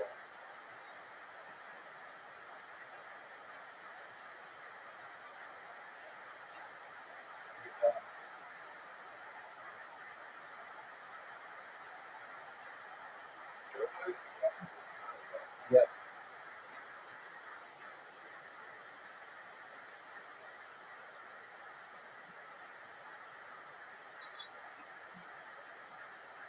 Didn't I get it?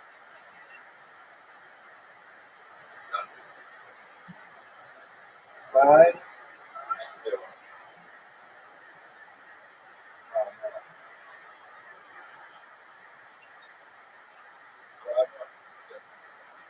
Okay, five and a month. Or no, they keep five of the same.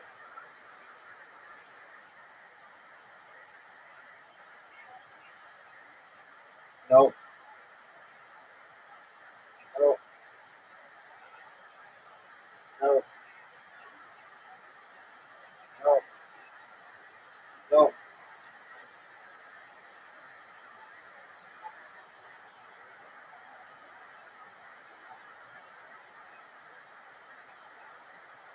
Here we go.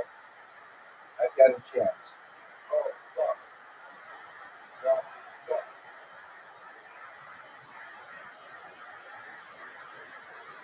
Okay, what's chance? Any combination of cards. You have two pairs. Ooh, you got three of a kind.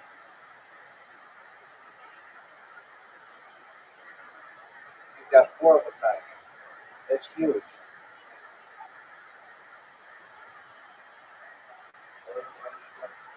Click the thing. All right, here we go. Two of a kind.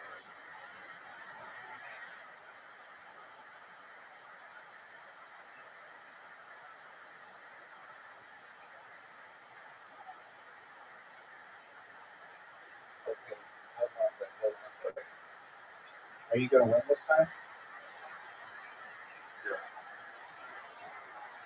Okay. All right, here we go, big time. So you want to get any number of one. So you have one.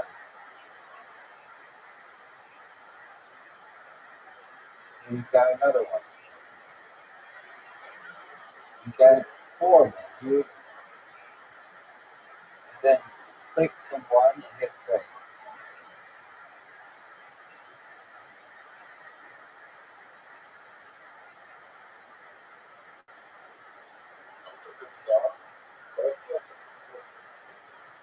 I'm not.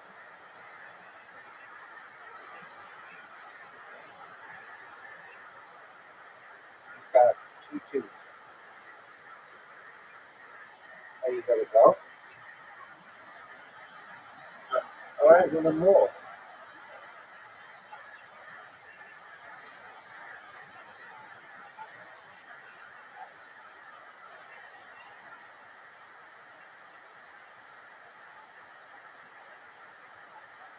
Not good. Not good at all, is it? I didn't get a single two.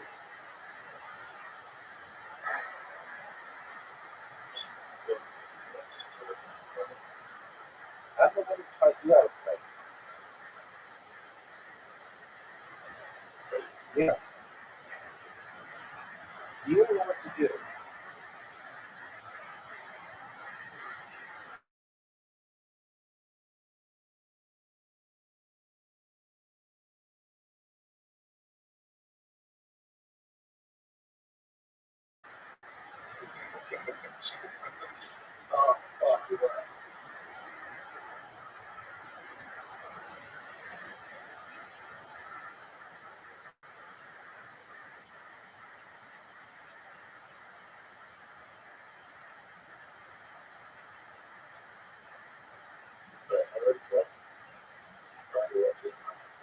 Oh, you already like. Okay.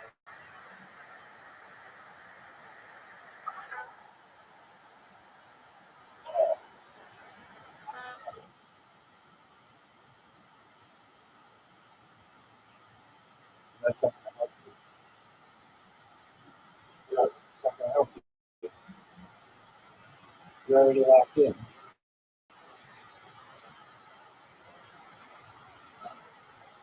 Yeah, dog.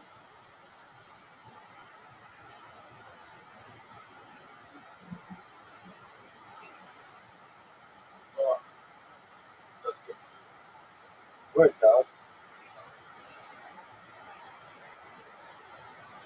That's good for me. You're locked in 24.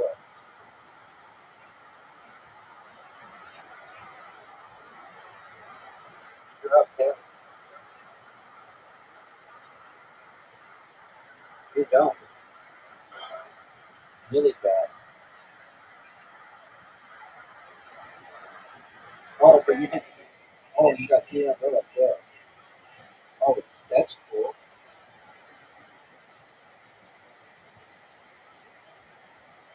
That's correct. Yeah, you did. You got 24. You know?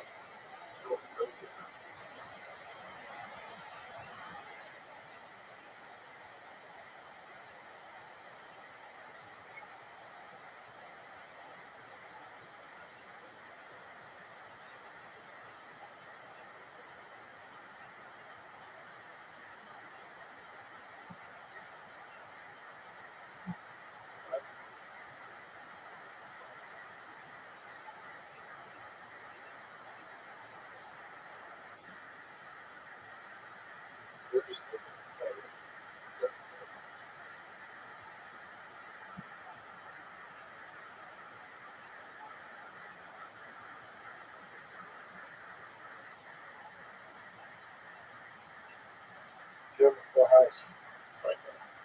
You're in a full house. You get 25.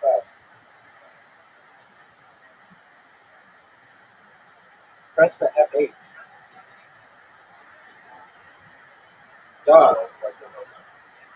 That was a dumb move.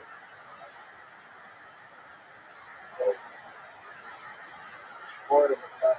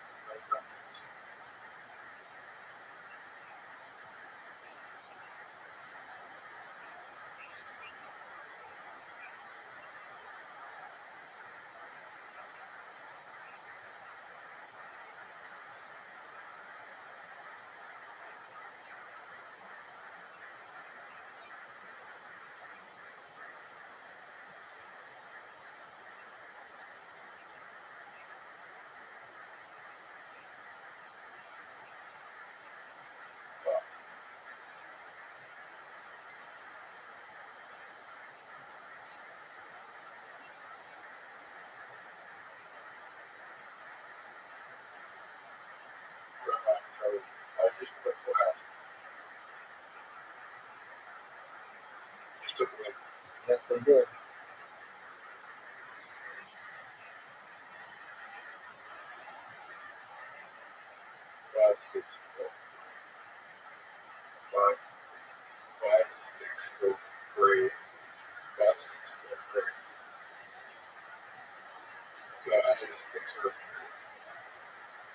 No, you only get two.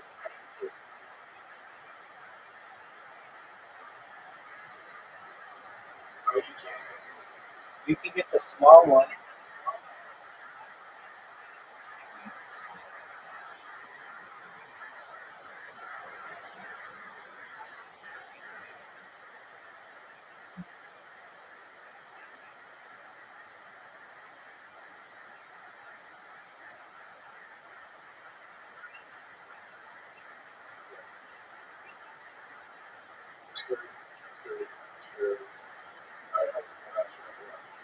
No.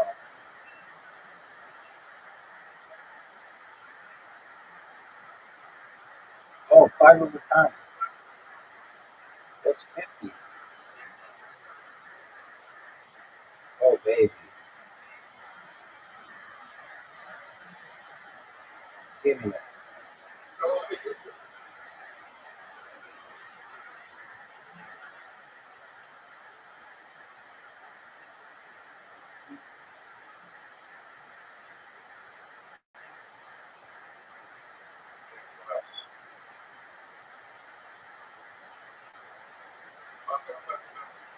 Okay, play the chance one. Oh, well, then you five. Remove one, but we try to get like 5 in a row. Okay. Small. What can I play? One. We got a full house.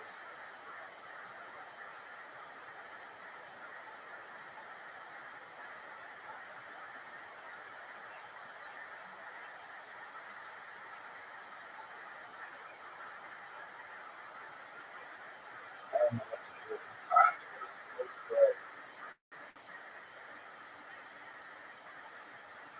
to do. One, one, two, four. Get that 5. Then just do a 3. Then you need a 3. Get that 3, son. Large. Are you trying to go? Enjoy related. So you can only play the small one.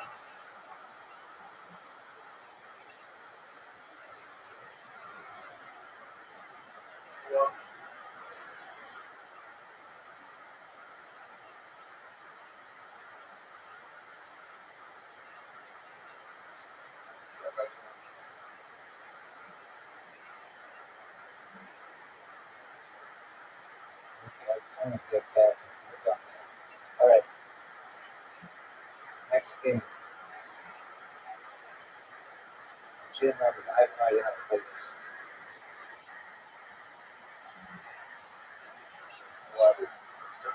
You never played Jim Mummy? Okay, we'll go. Everybody's winning. Oh, I have the best cards ever.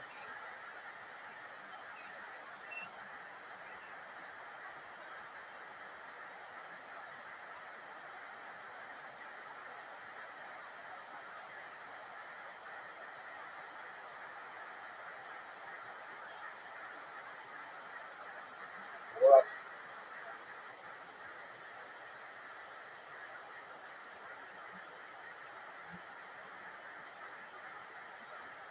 I picked up the 3 and started at 2. Go.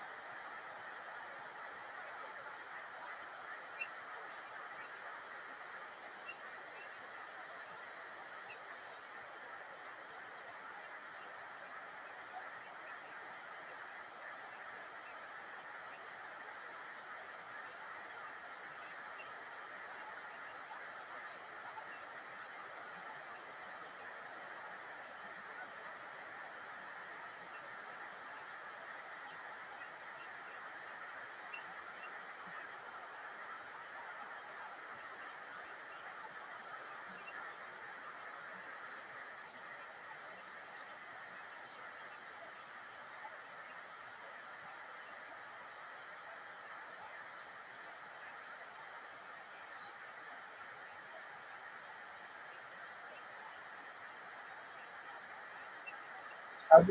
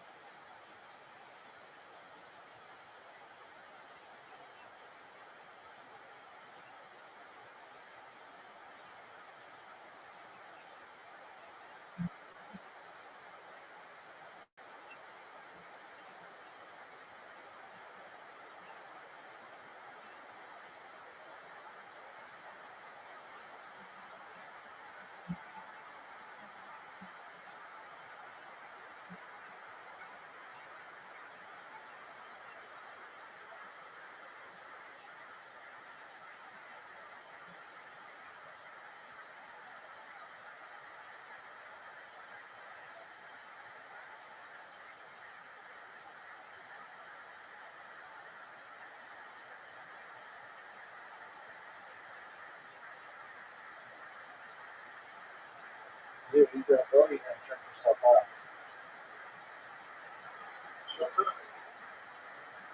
No, it's not. It's going to.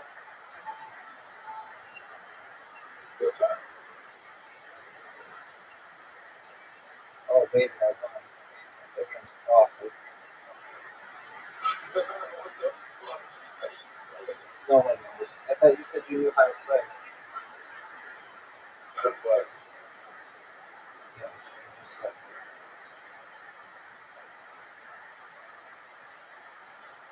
did you know that you have an implication?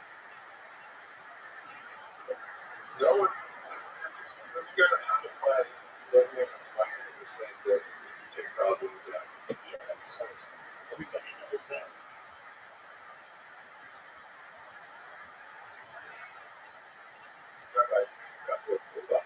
Yes, sir.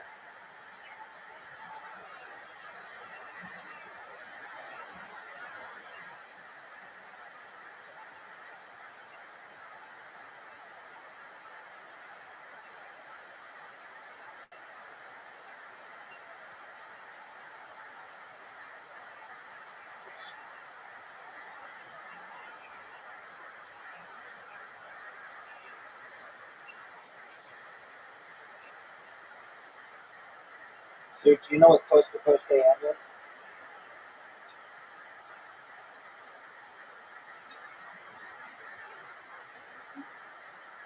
Zoo.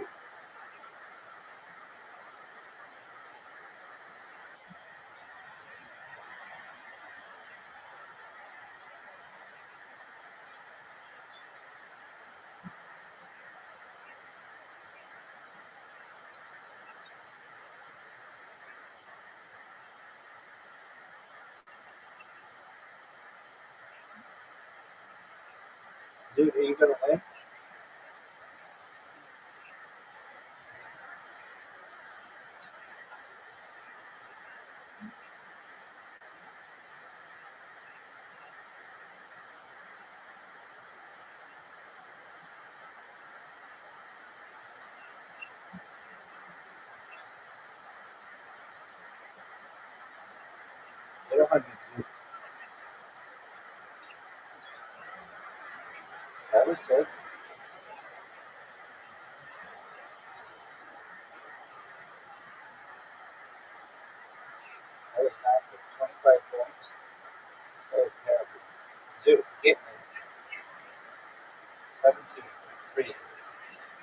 One.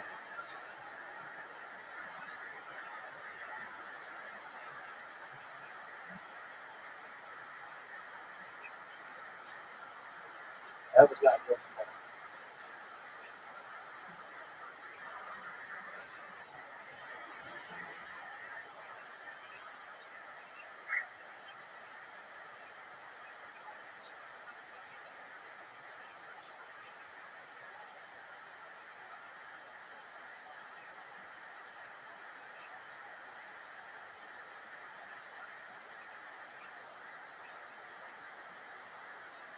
So interesting.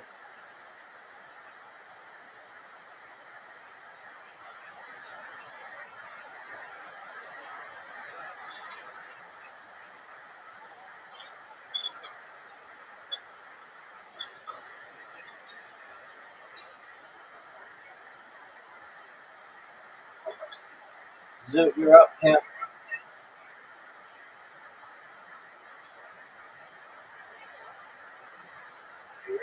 Yes, sir.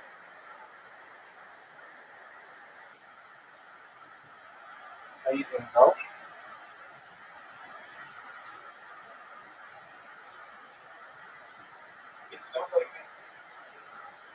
It says choosing a card. Choose a card, son.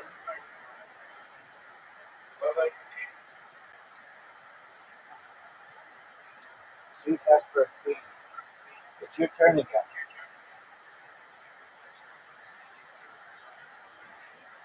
Zoo, are you going to go? Are you going to? The cards are going to be open, son.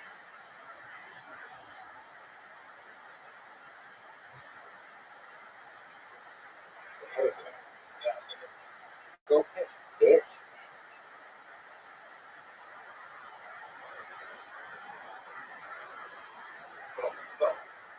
Fuck yeah, baby.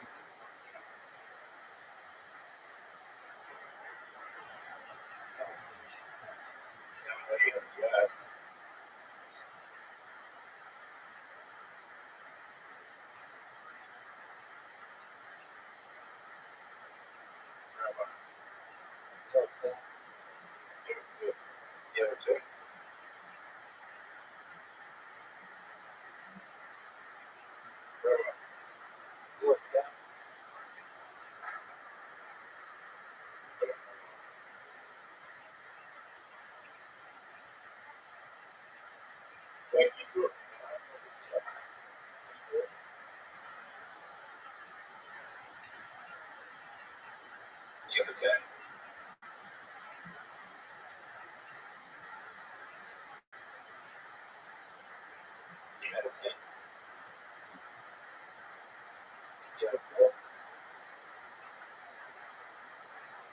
Look, what up, Camp?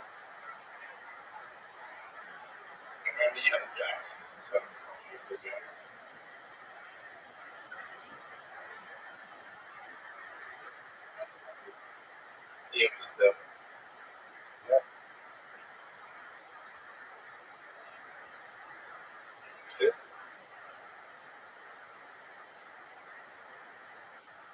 Gotcha, dude.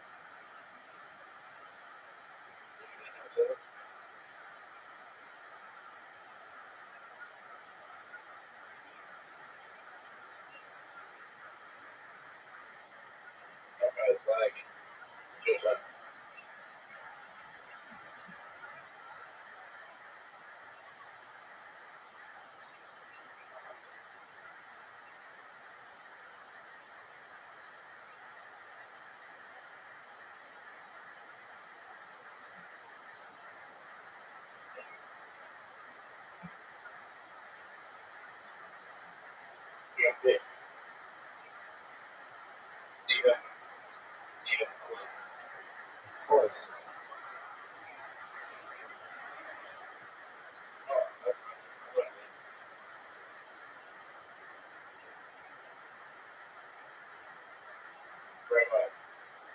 What up, Camp?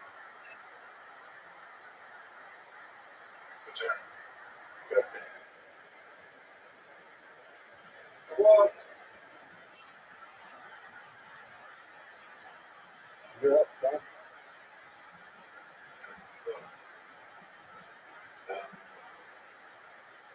You have Very good. Psych.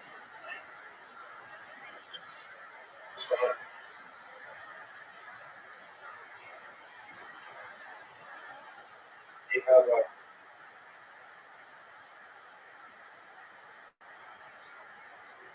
you have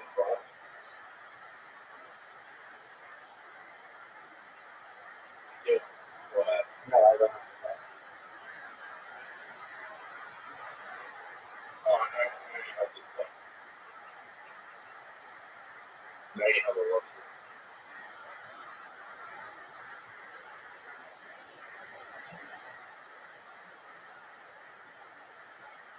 You're up to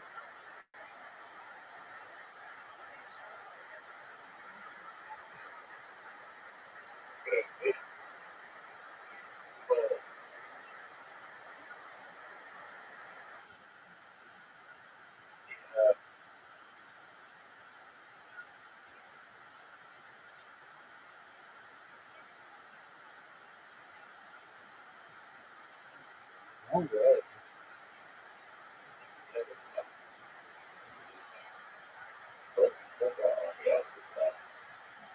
No way. No ways. You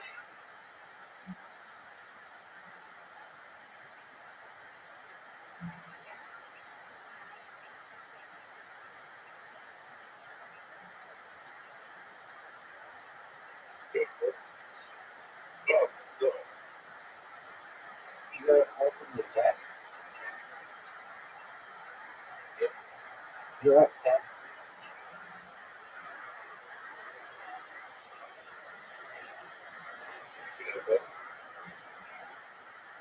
10. Ooh.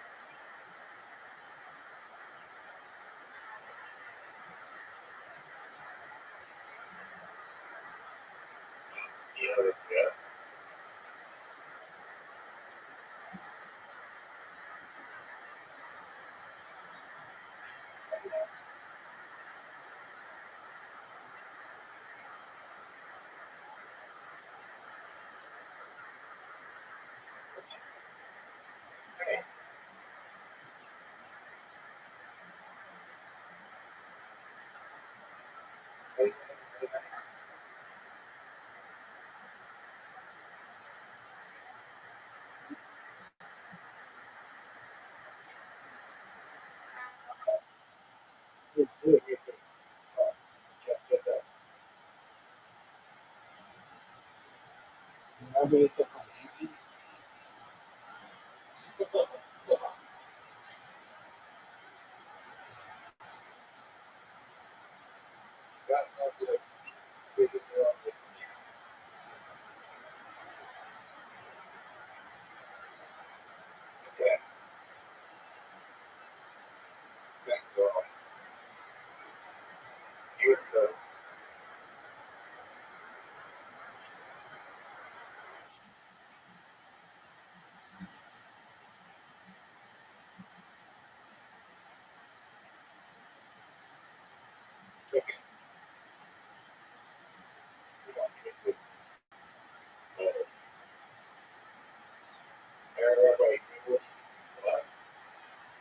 No.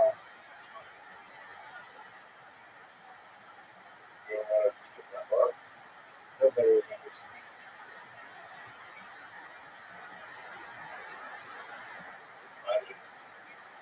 No one remembers that.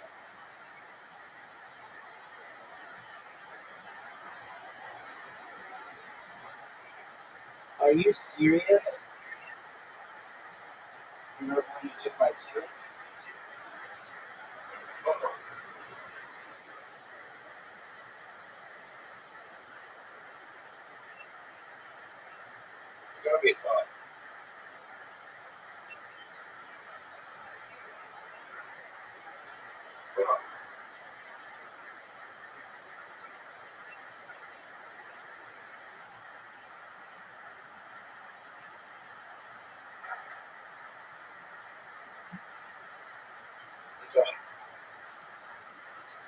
I won.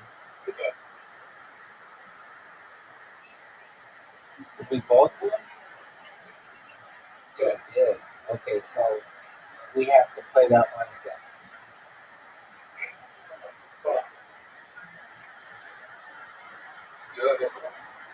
Well, because we don't do ties when we do the Olympics.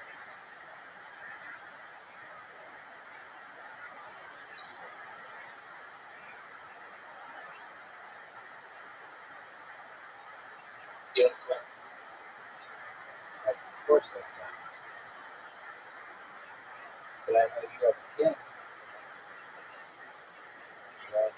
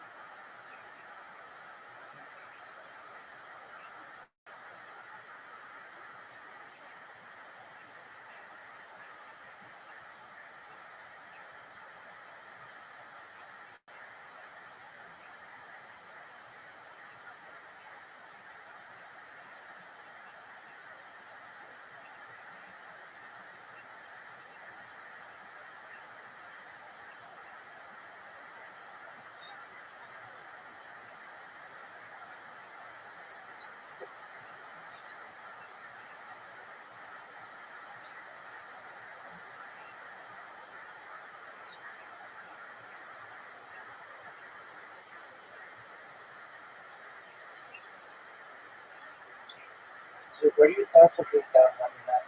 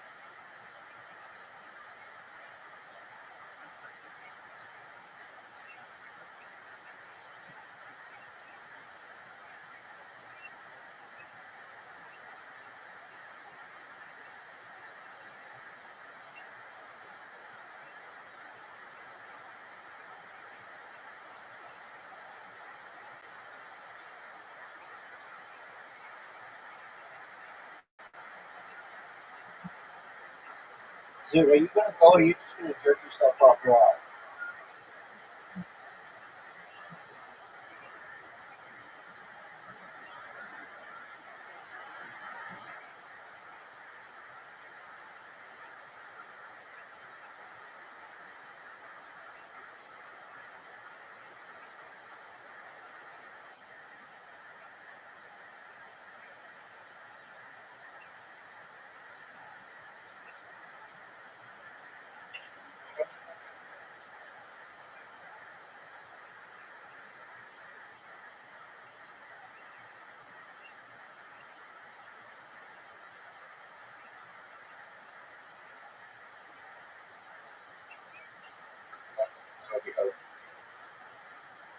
So what are your thoughts of being down 2-0?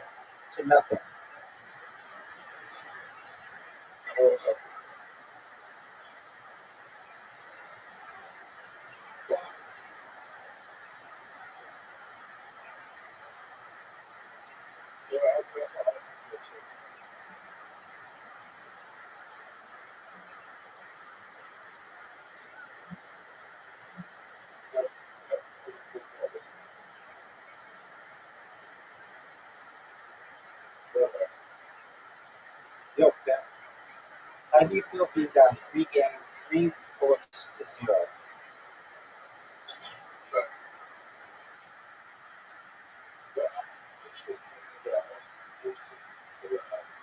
I mean, what do you want me to do about it?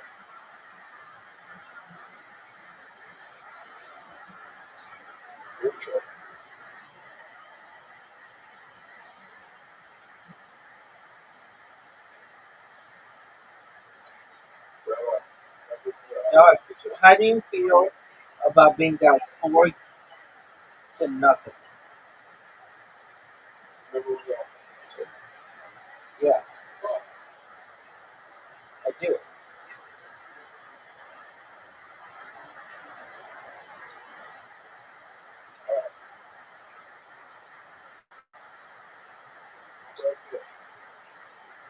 Your fault.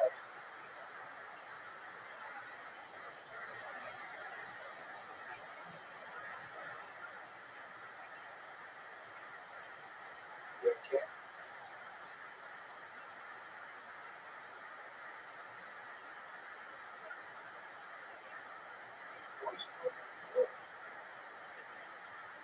So you're down 4-0.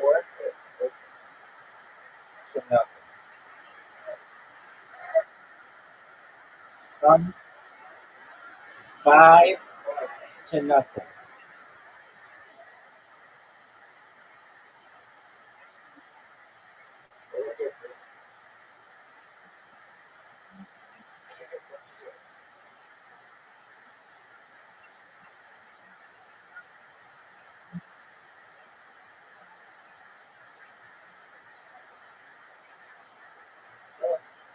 6-0. Son. Well, let's see it.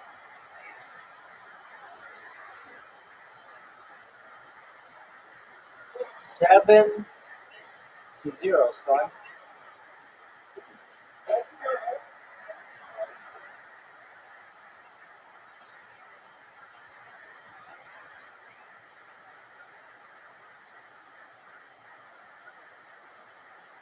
8-0.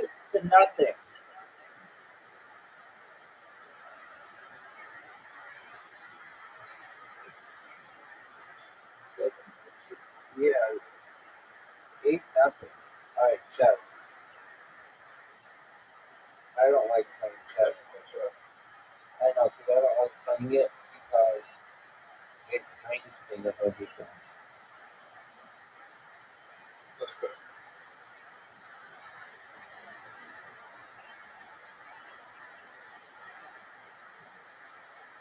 You have the advantage.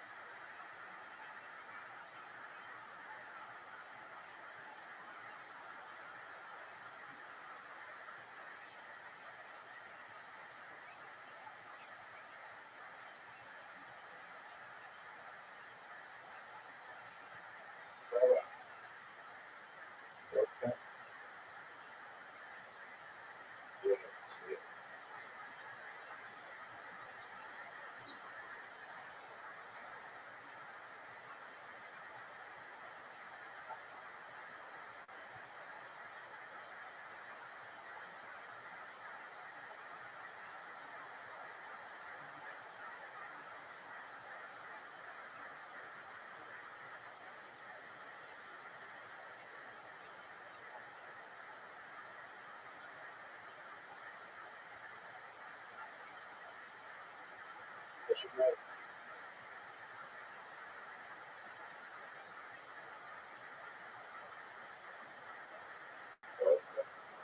Thanks, baby.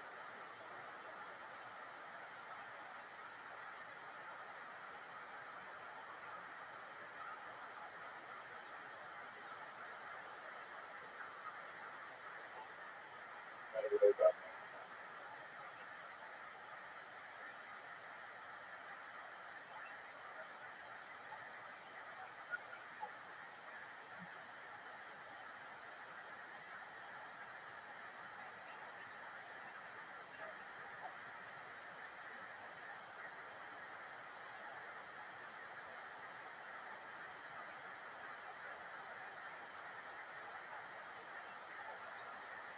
Absolutely.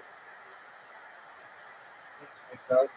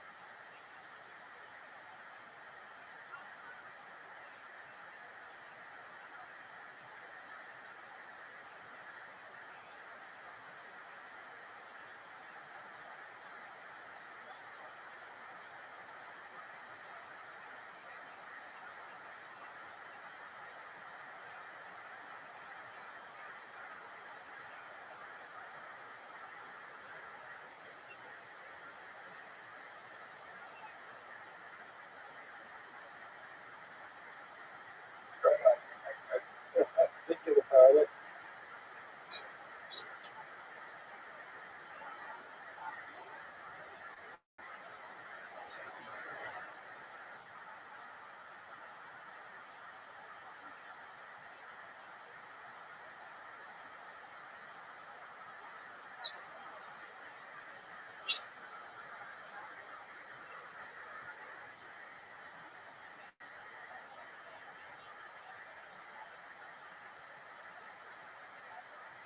I think it's good.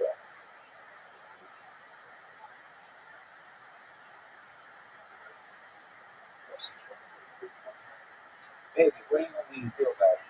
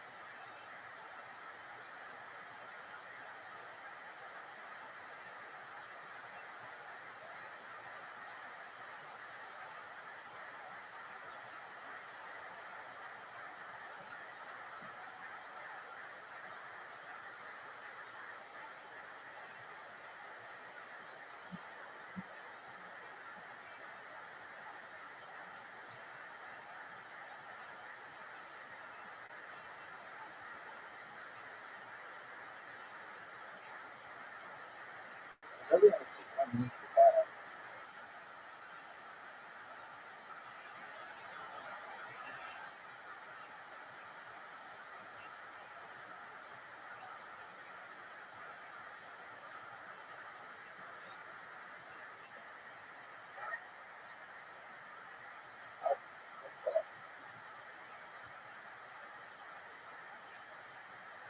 No, you're not.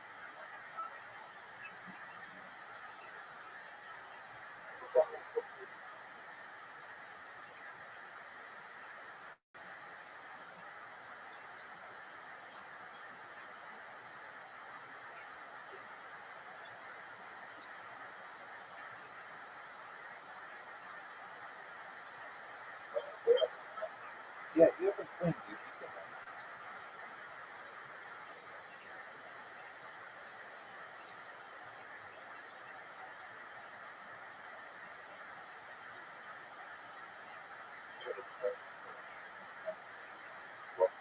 Yeah, but you already took away one of my twins. You already took away one of my twins. And I'm not using my pieces for this. I'm not using my pieces for this.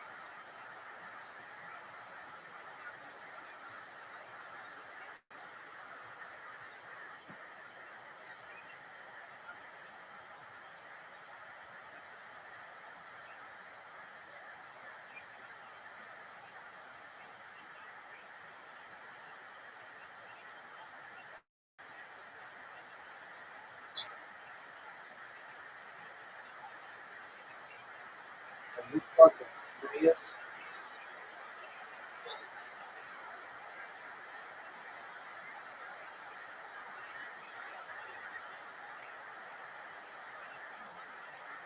Dude, that was very important.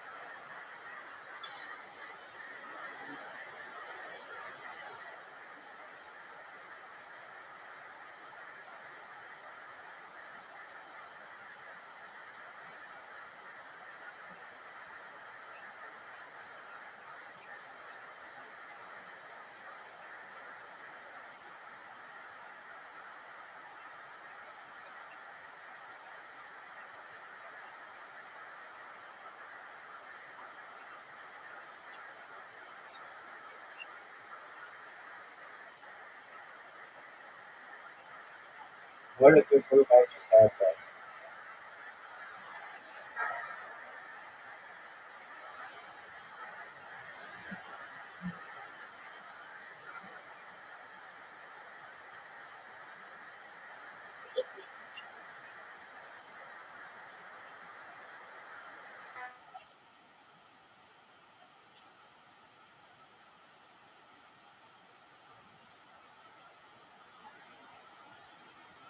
I said, yeah, right.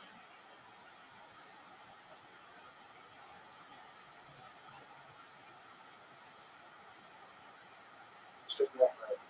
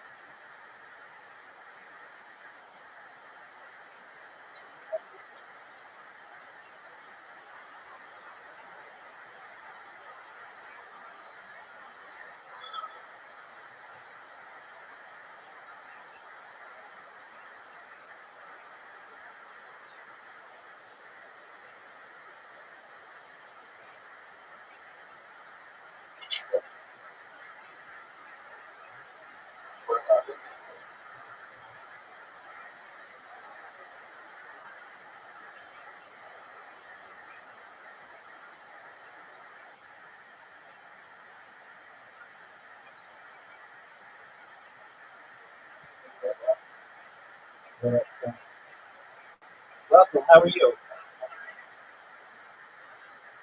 How'd you find out about them?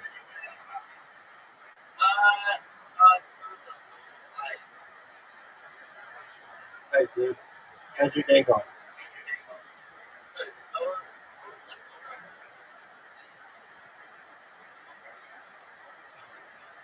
Your dog, that's what I do, my friend.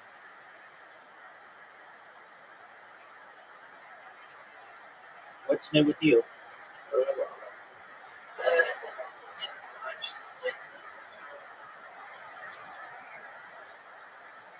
Was it fun?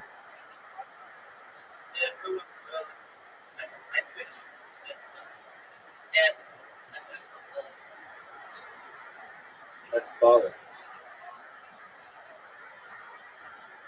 Apologies if I can't spend that much time focusing on you.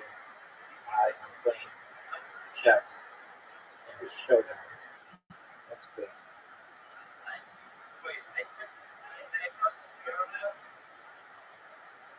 You pressed the what? Camera button?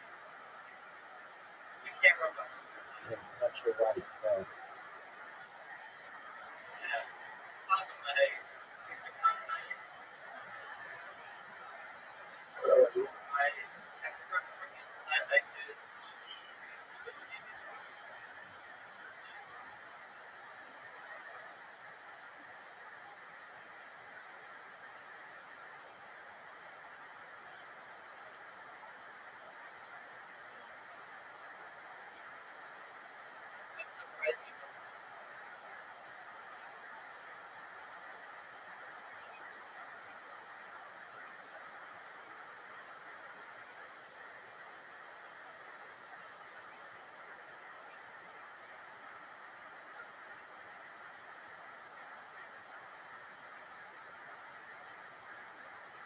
Did you just give up or did I check my thing? There you go. Yeah.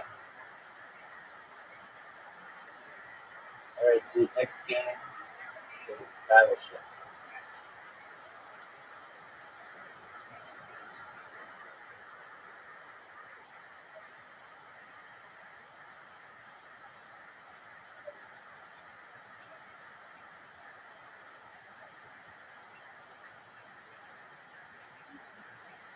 Zoot, you have an invitation.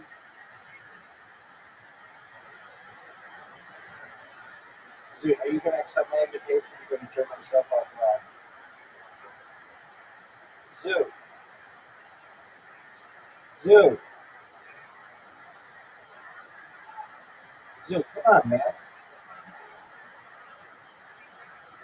Zoot, there you go.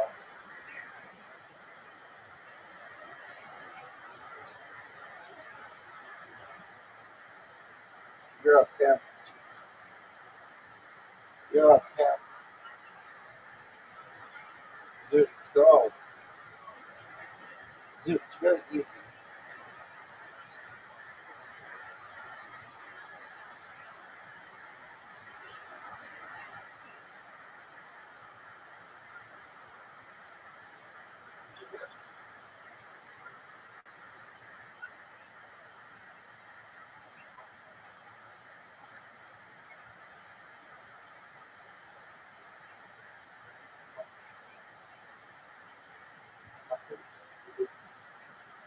Maybe.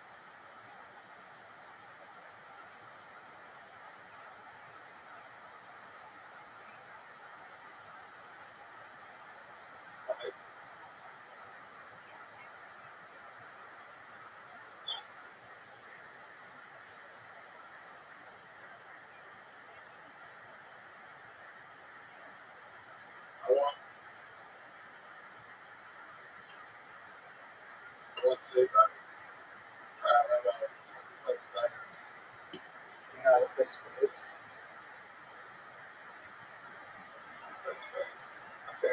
No, you don't. Wait, hold on a second. I think you can only play with 4 people. I think you can only play with 4 people.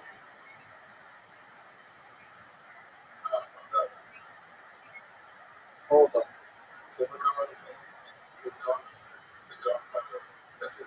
We're done.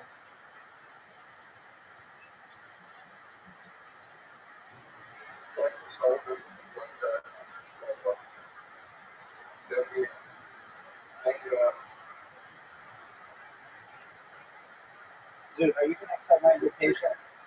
Dude, are you gonna accept my invitation? There you go.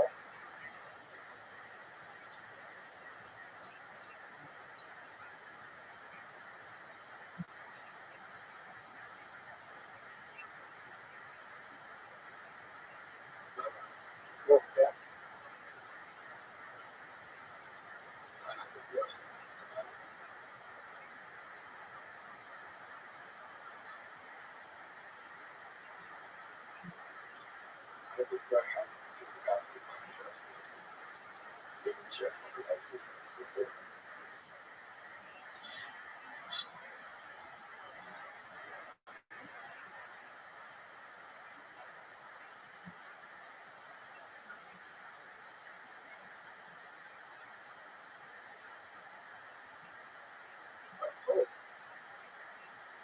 That's the best part ever. When I had good cards, I pulled.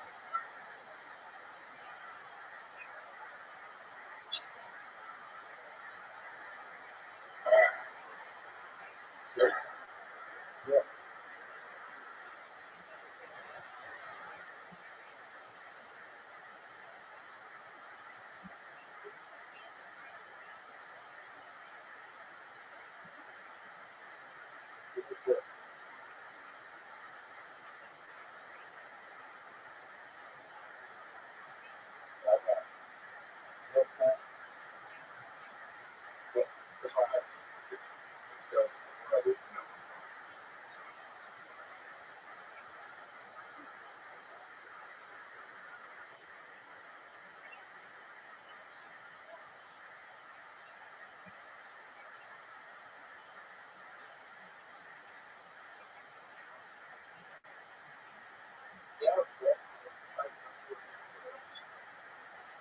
sure it is. I bet that one's the toughest one.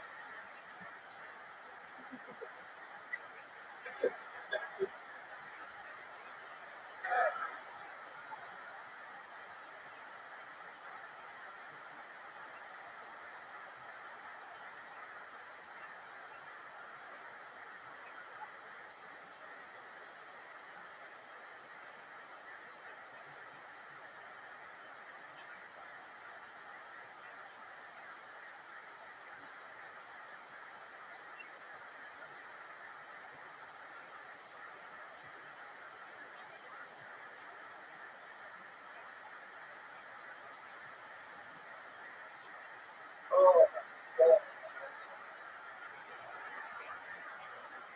what? Make it fun.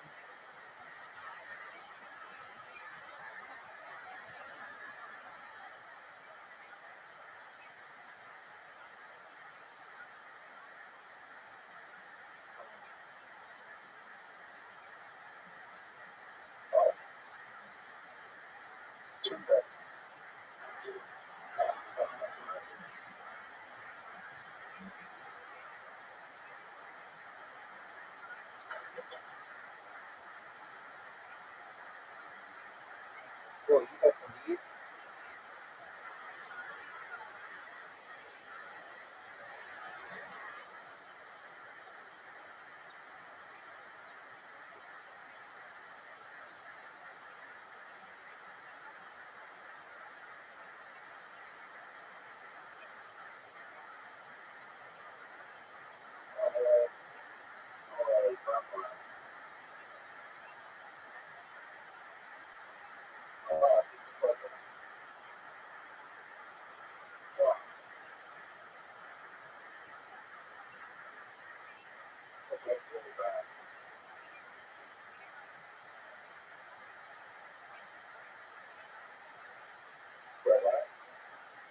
No, you should play that.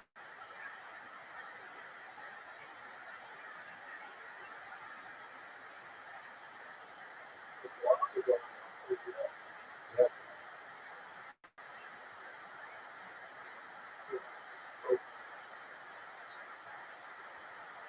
Alright.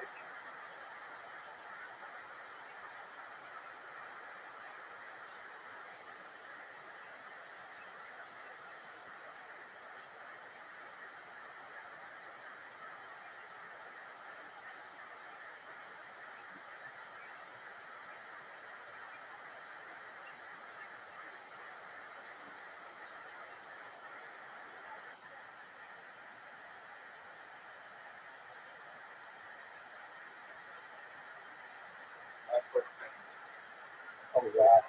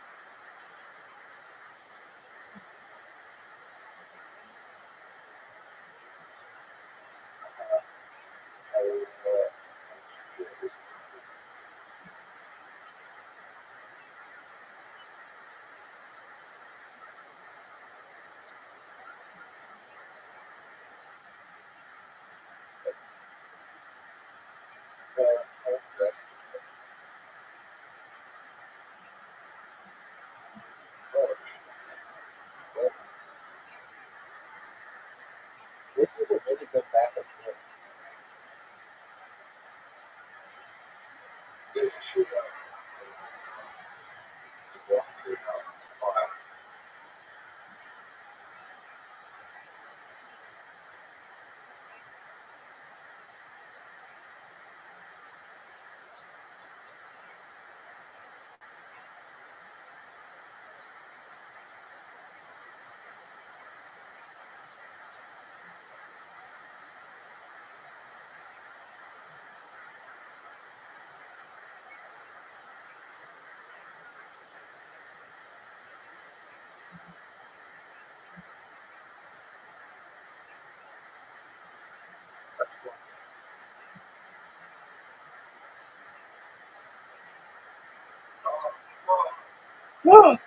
You did.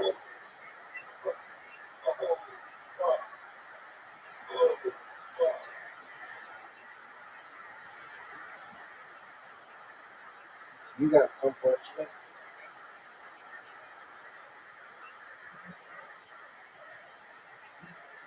Like that. Rocco.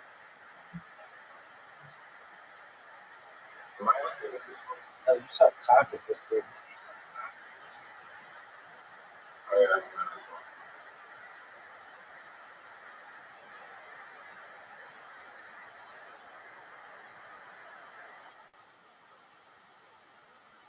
You're up, man. You better fucking put something down, son. No, you don't want to put that one down. Yeah. No, you can scroll over and there are more. Scroll over, there are more. There you go. Put that down. You're fine. You can scroll and there are different shapes, dude.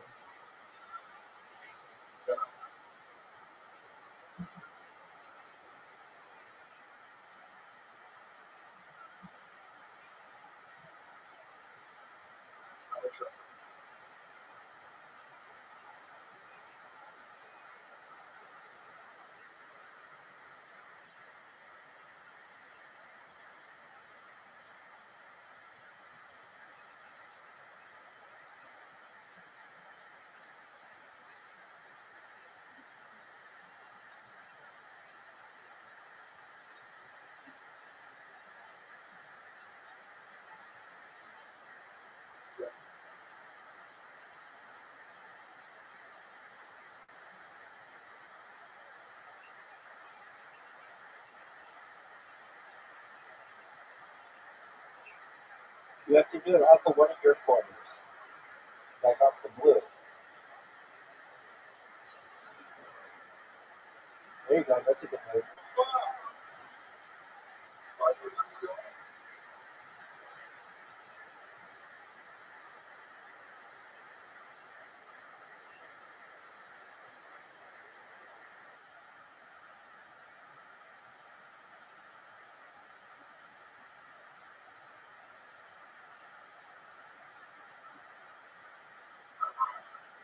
Yo, Pat.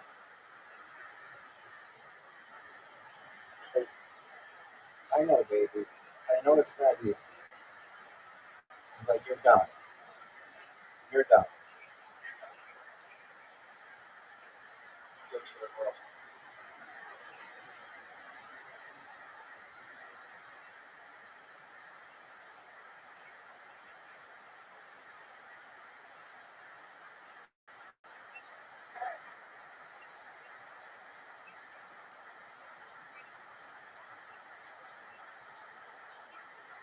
Zoo, use your single piece in that little spot, and then you'll be able to move over. Oh, no, you can't. You can't do that. You don't have it. That doesn't make sense.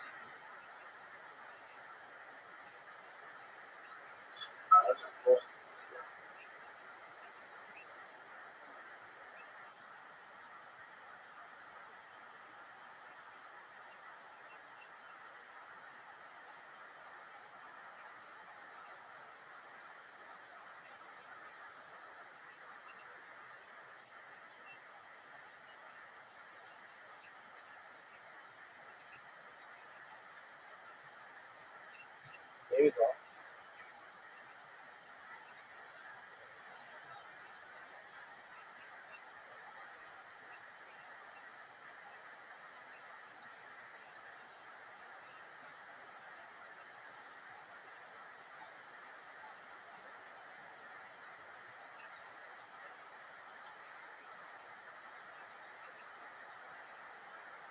Zoo, you have one that's like an L. Go to the one that's an L. Big dog, go to the one that's an L.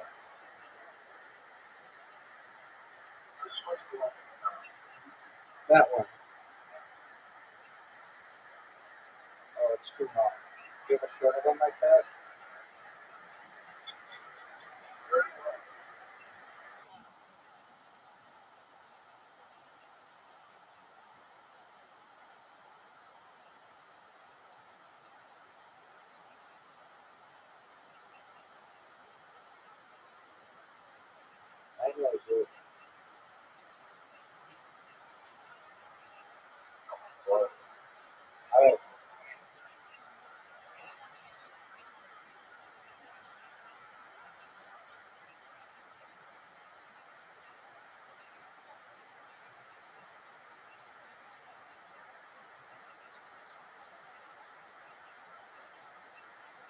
There you go.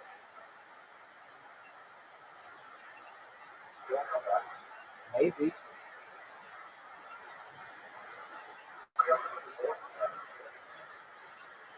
Yeah.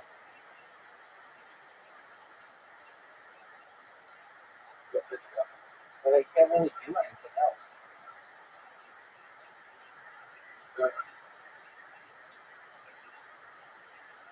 There's a thing. There's a thing in the bottom right corner that gives you a hint if you need a hint.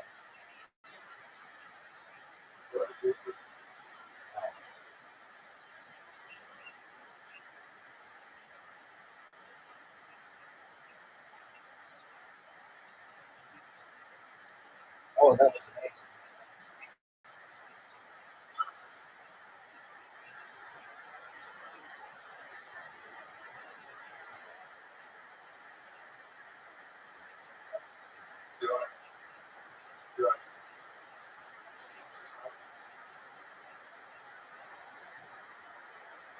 So do you have one that's 3 or 2?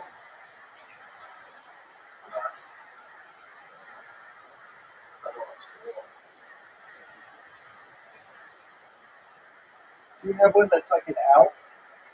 Yeah, you have. Yeah, that works.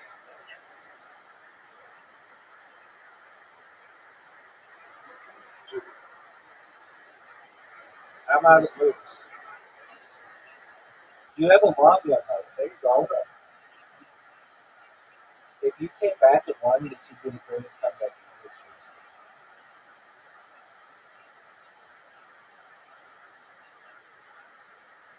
No, no, no. What's the greatest comeback you ever seen? I don't know again. Mini golf being down. His sport. Mini golf being down 2 holes and straight up winning and winning 3 straight.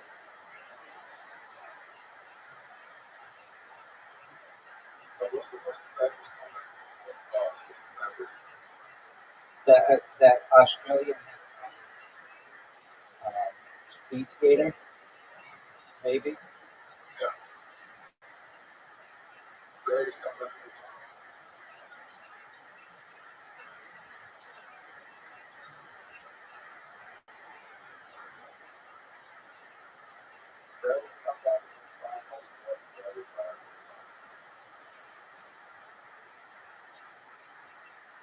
Moncala.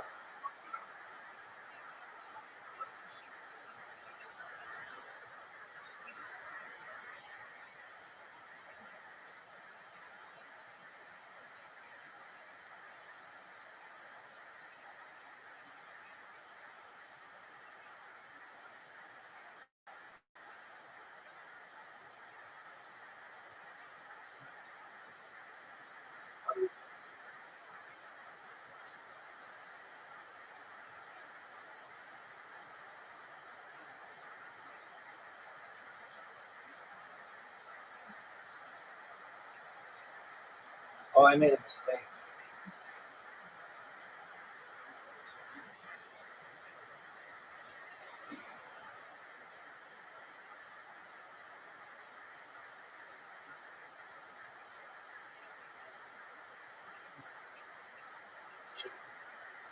You fucked up.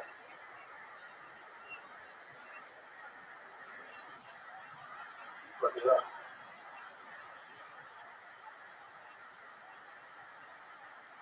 All right. I'm glad you had the right. 3 turns, son. 3 turns, son.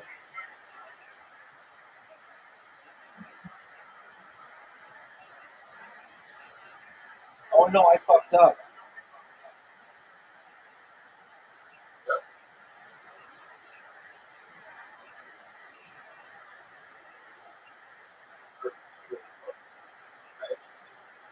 Maybe I did. Right. You're up, buddy. This is bad.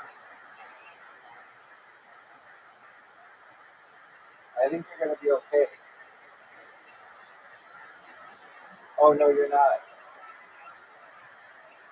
Oh, I won by one spot.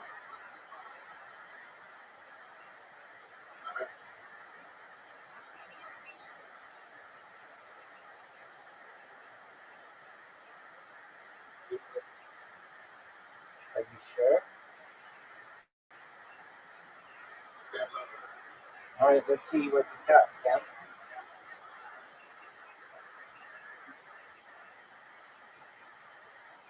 What are you gonna do?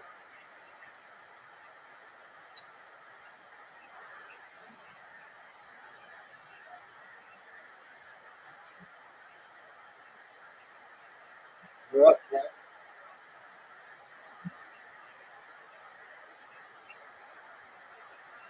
Big dog.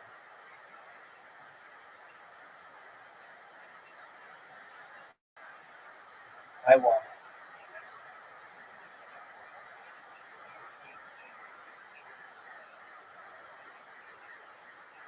That's right. You did well, Ken. So what the fuck is werewolf? Oh, we can't. Yeah, that's a box. I hate this game.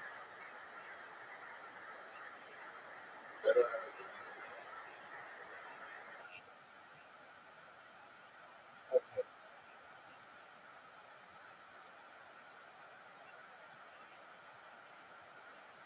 All right. Good. I made it. I made it small.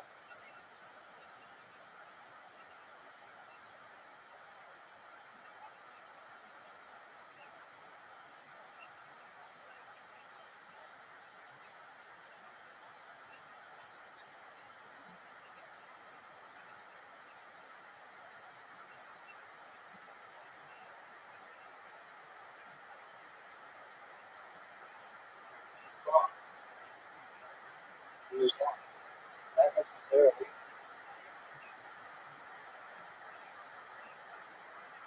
You just won.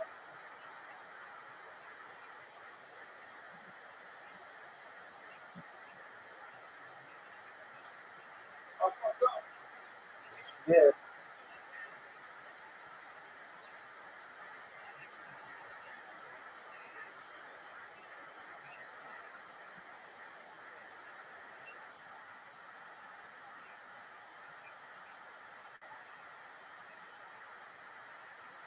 Okay.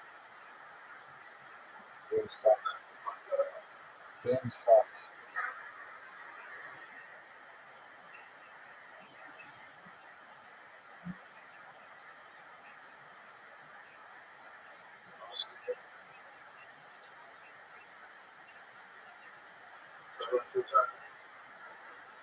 Now it's your turn.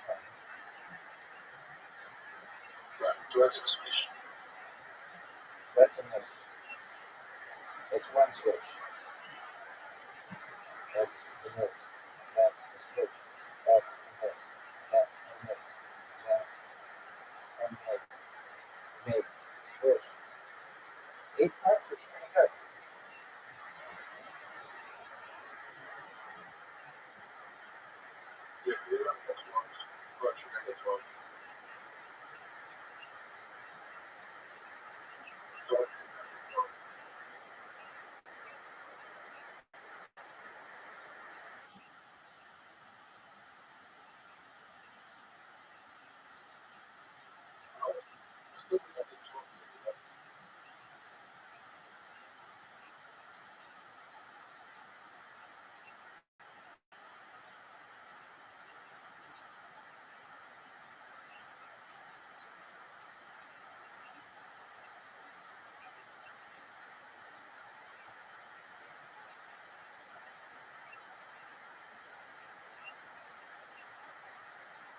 Dude, are you proud of that round? 8 points and 8 points? It's not bad.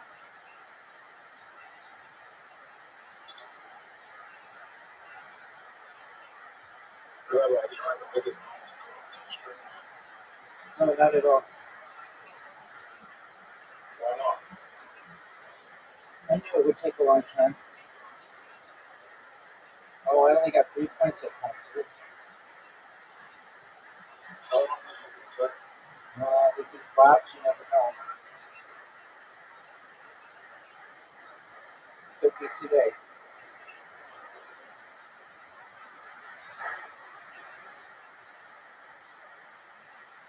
Dude, you might win. Just get a swish. Get another. Okay, you need 3 points. I need 5. Ready? You ready for this, Luke?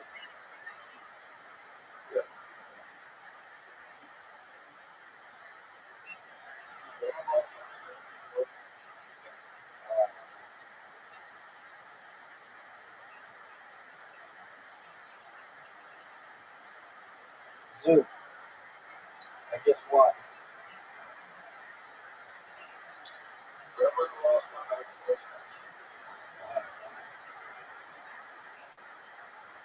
Are you ready for cut lines, Zook?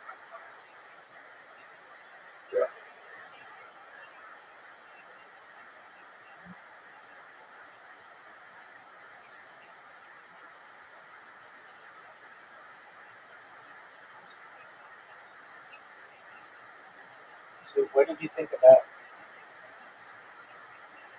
What did you think of that?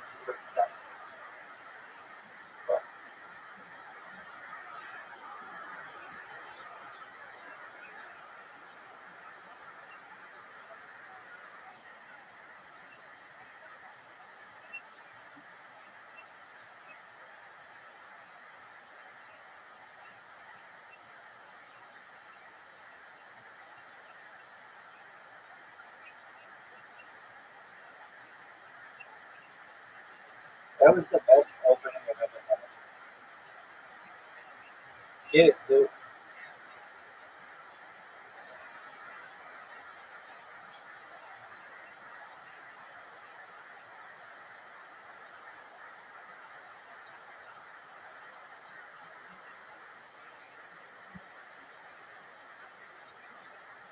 Way too far.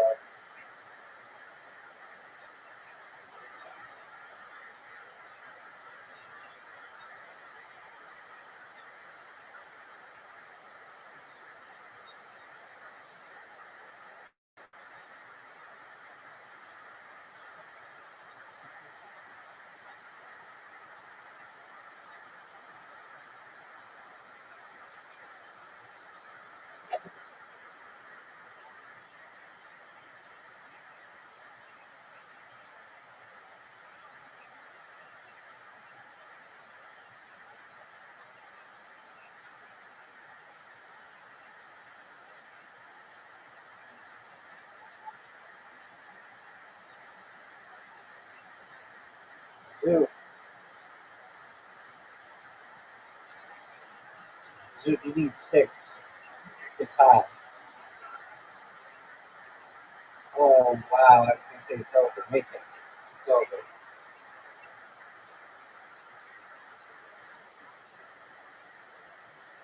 Bullshit.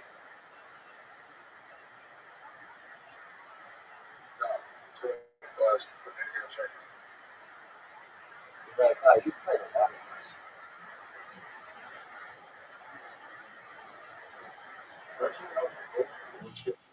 We know.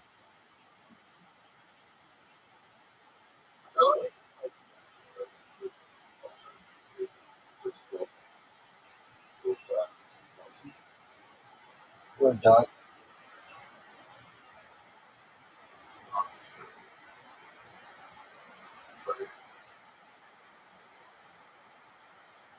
Here you go, Zook. Are you ready, Pam? Zook, you have an invitation. Are you going to accept it? You're going to jerk yourself off raw.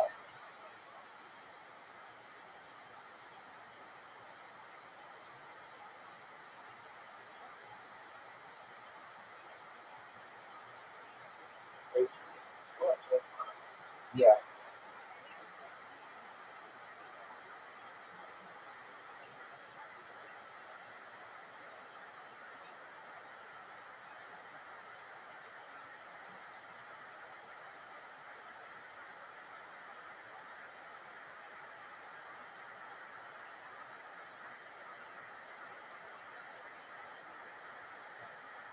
This is a big move.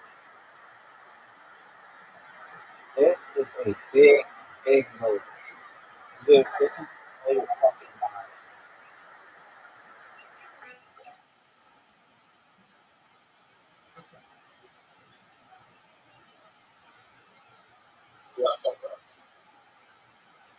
I don't know.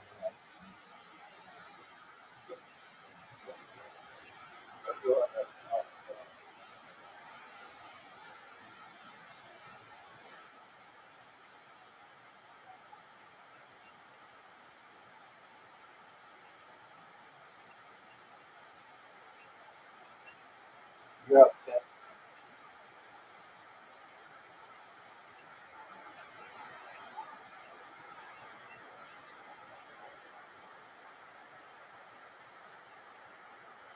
You're up, Tim.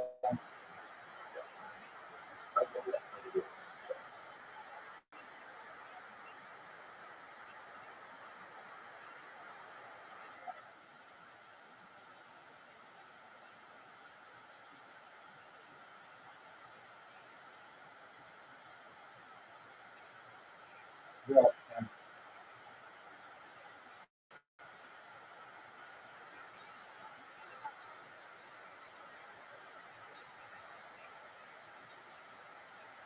You're up, Tim.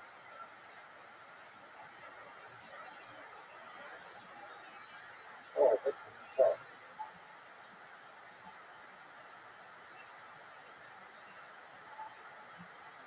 You're up, Tim.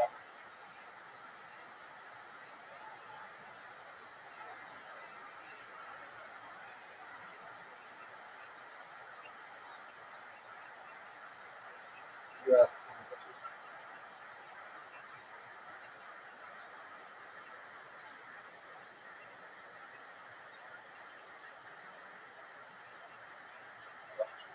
You're up, Tim. Everybody does. You're the best.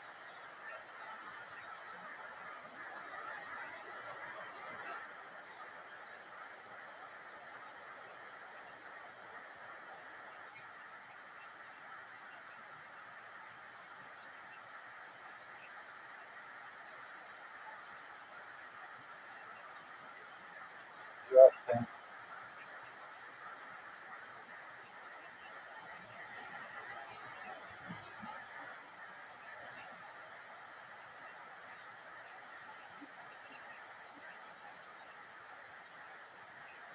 You're up, Tim.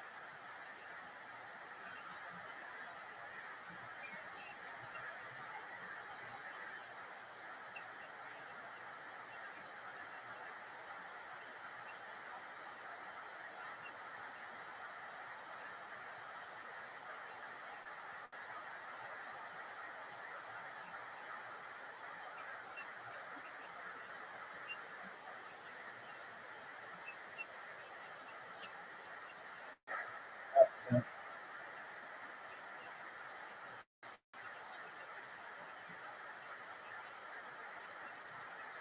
You got a tough move. I don't really know what to do. Except go.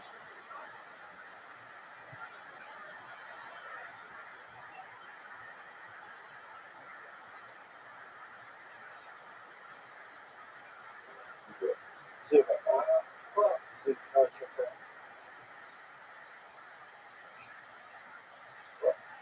You're up, Tim.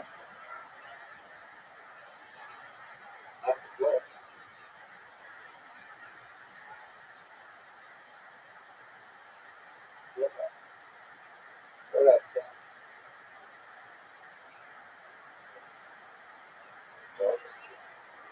What do you want me to do, Larry?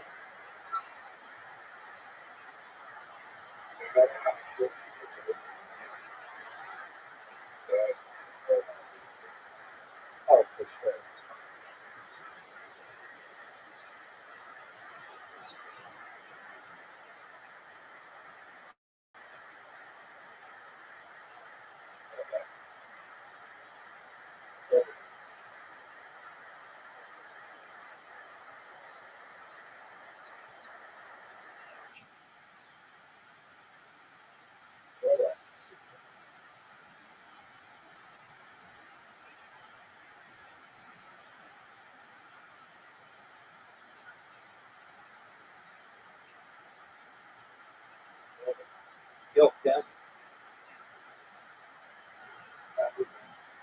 No, you can't. It's over for you, son.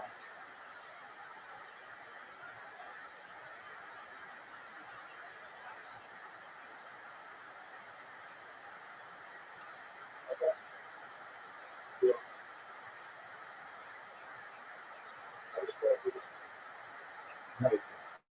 Okay, Trico, what the fuck is this?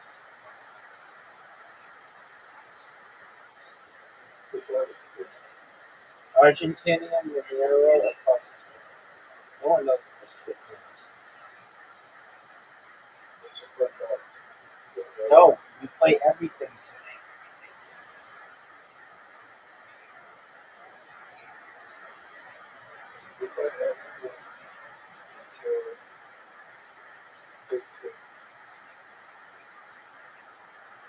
Dude, you're up.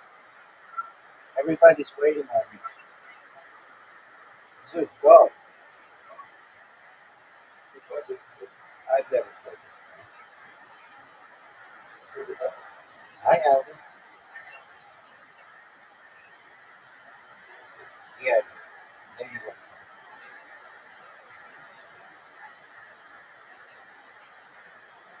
I won the King of Cups, son.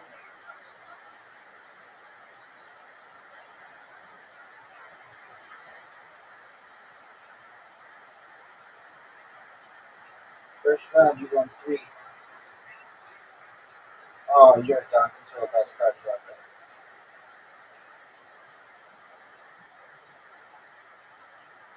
So, you don't either. It's all right.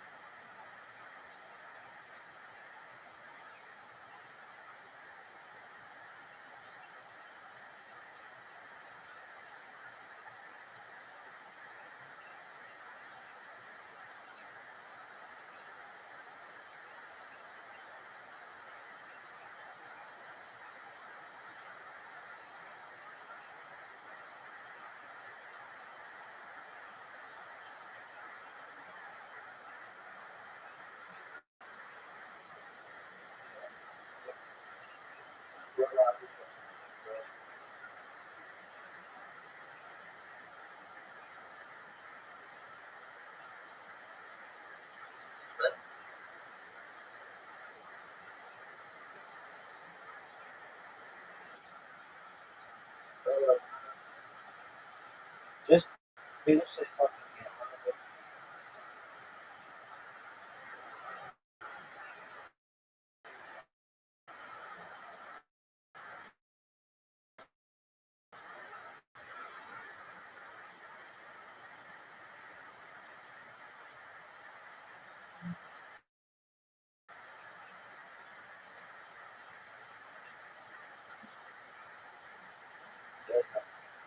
We can't keep drawing together. Okay.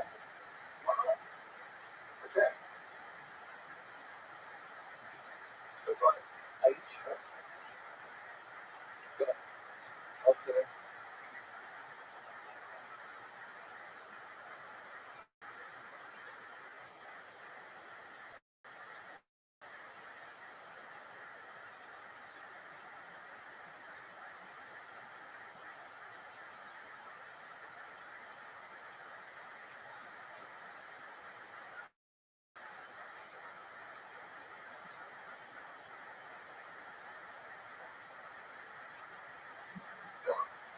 Yeah. You got it. So, um, if, say it again. Okay, we'll spell it again.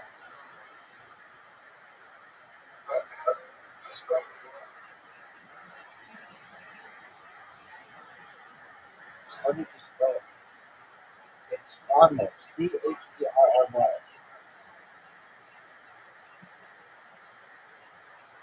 Guess it. Spell Cheerry.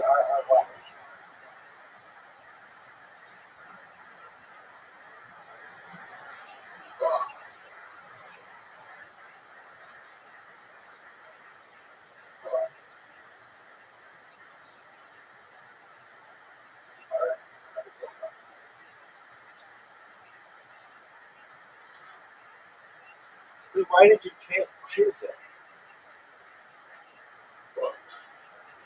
Why did you choose it? What the fuck is that? The children?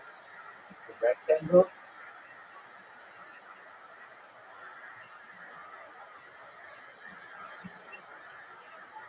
That's the worst thing I've ever seen. What is that? Oh, is that a juice box? Yeah. It's a juice box? Yeah.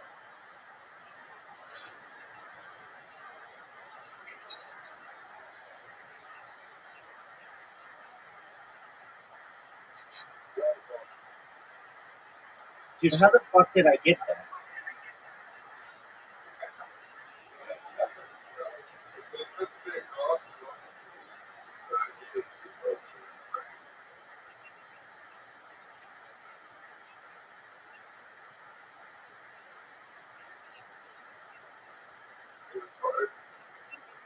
Close.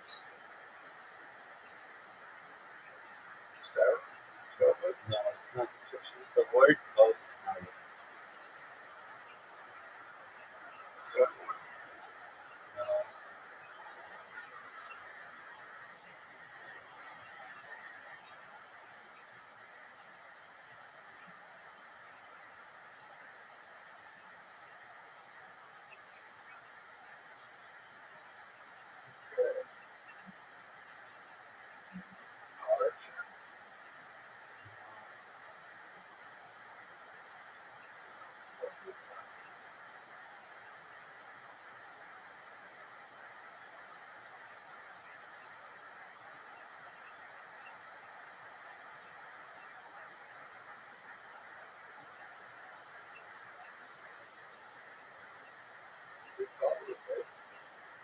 No.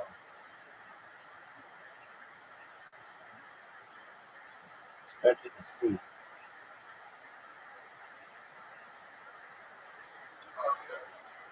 Bingo.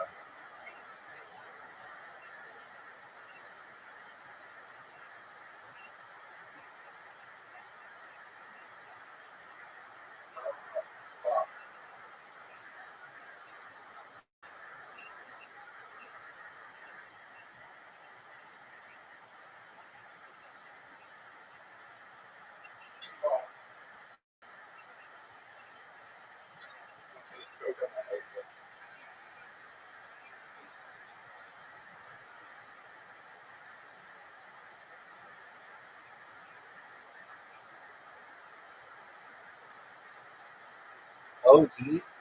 Oh, Taik.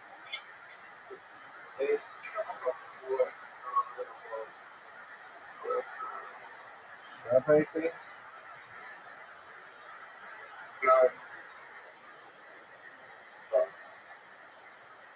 Is that a bun?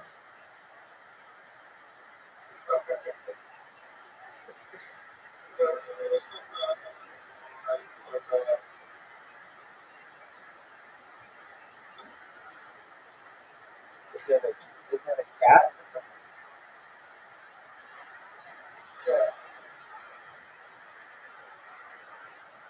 It's a cat?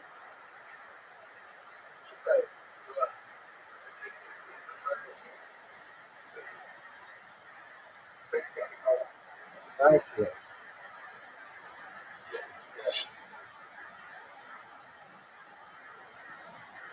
How did I get?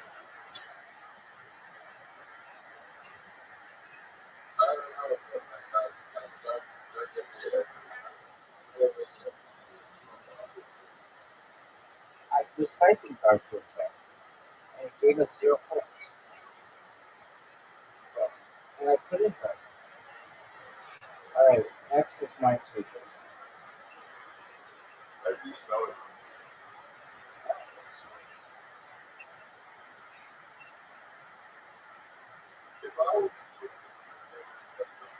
Okay. Yeah, because they look like dogs. I was read that one.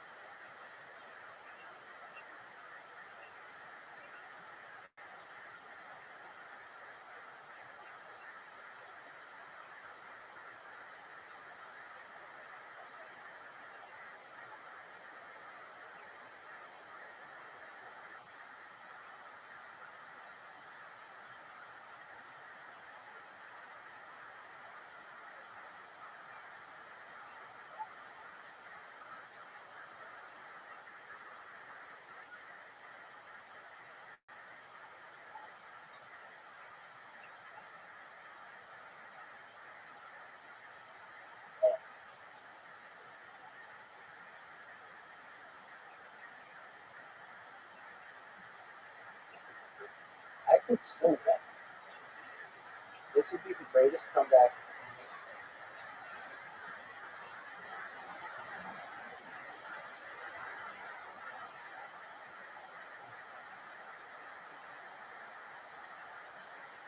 Oh, you can mark them? How do you mark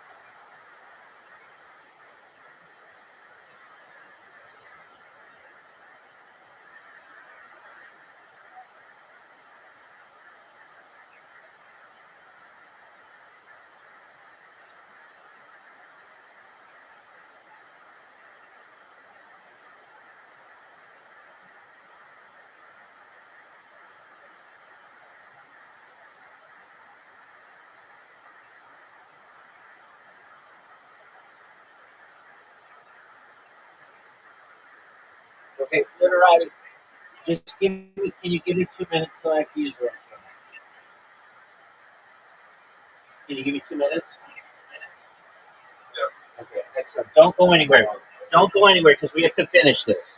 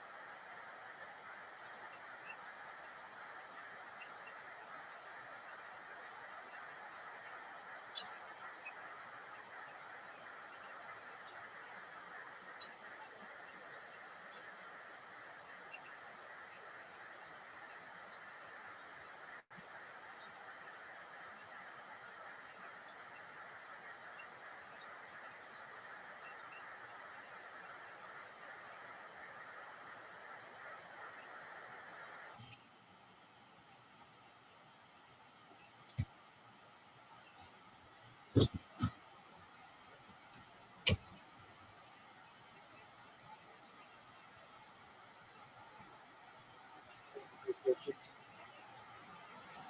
can't do it.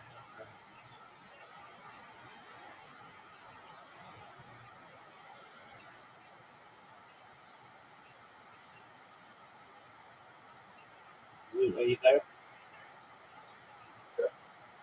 Thank you for your patience. All right, Ken. Did you know you have an invitation?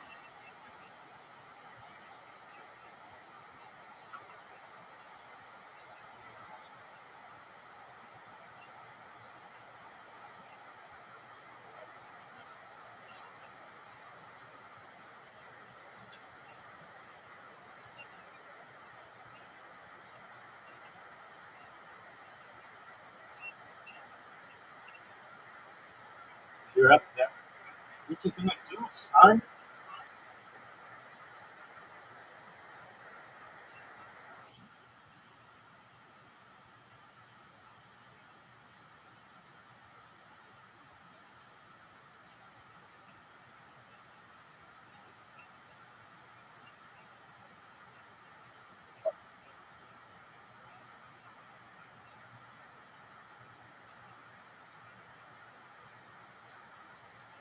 There you go, big guy.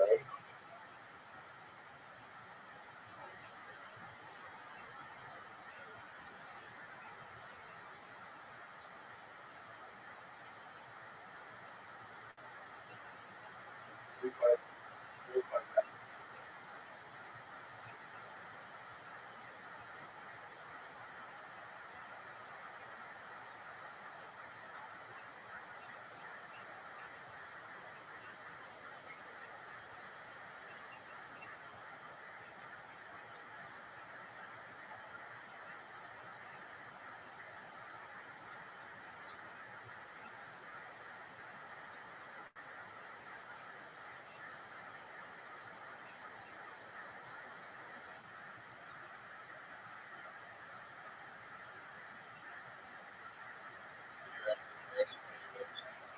Yes, sir.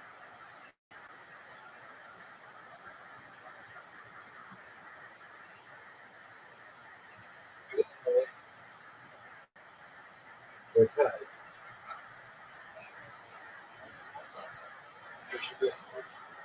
Actually, because I'm so sure of the big dick, you know.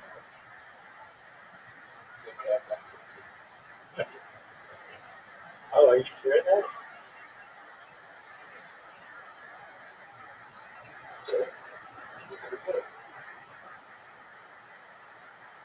Oh, I fucked up.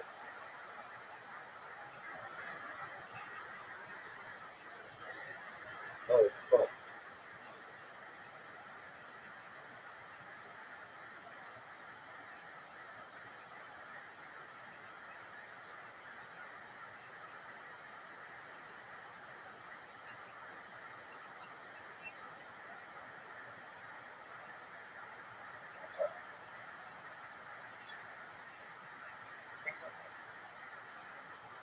Are you gonna say dudes?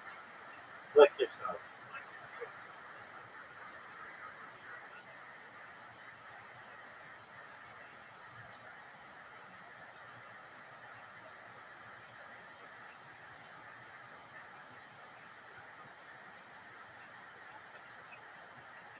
Yarn, that's good.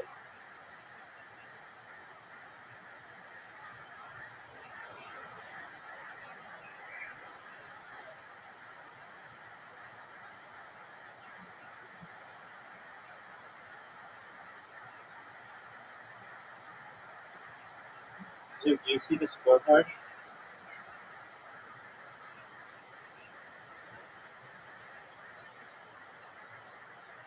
So, do you see the scoreboard?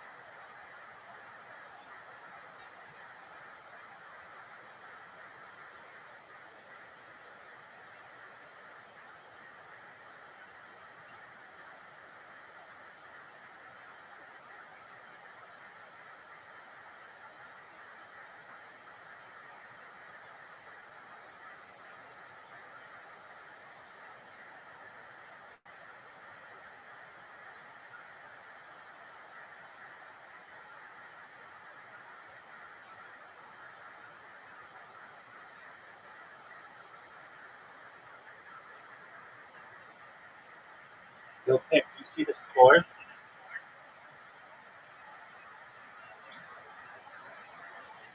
It's 255. Yeah. I don't know what you're saying. All I know is I'm just asking you. Do you see the score?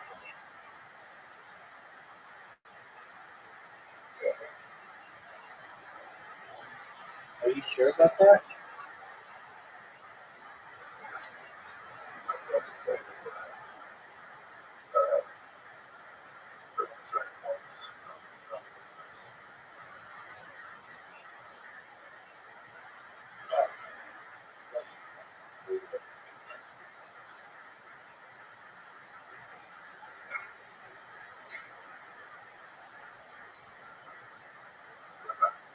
Yo, man,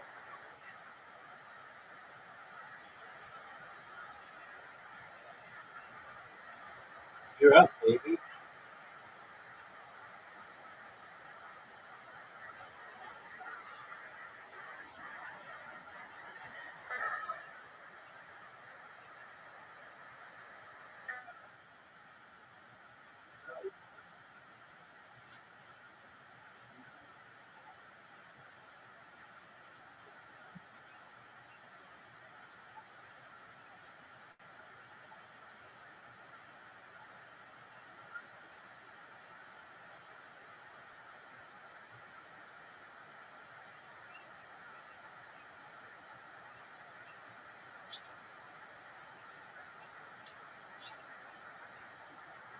Zoom.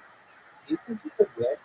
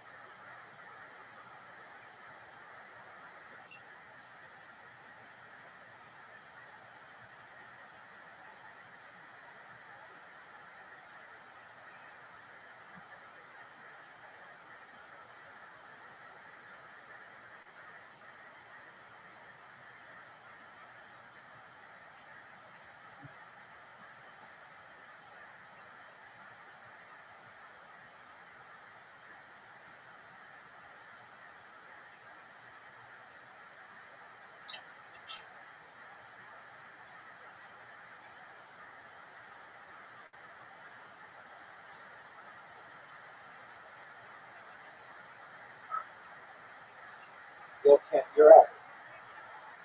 And you got a chance to win. Normally you're never this close.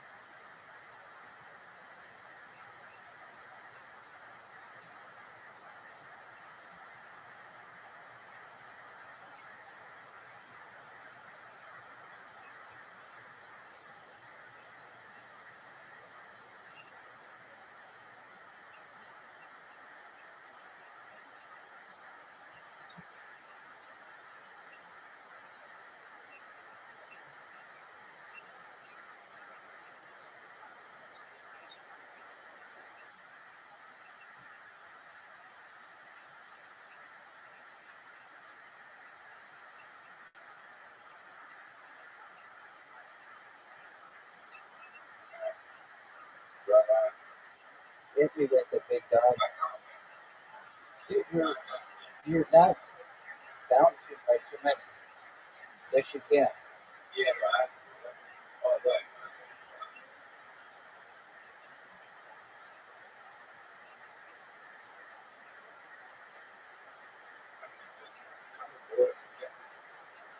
They'll get over it. We,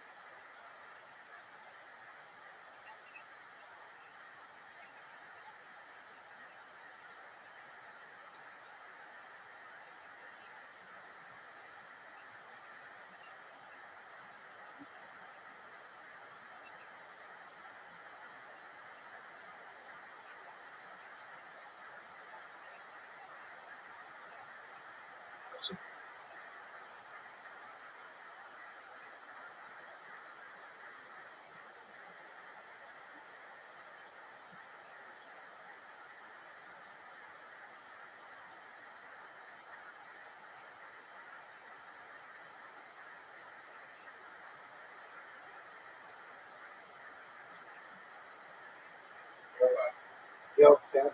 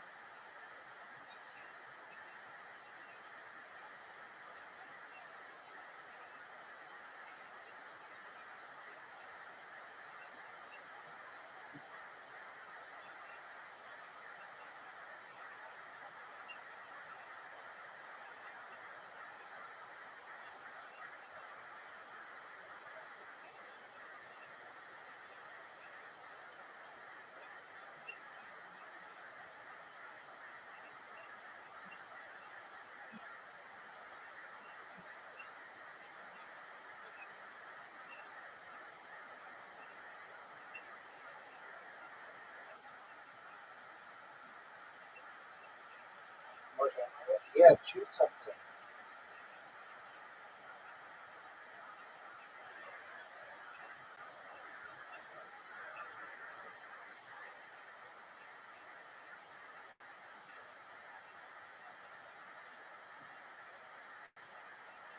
You're up, Sue.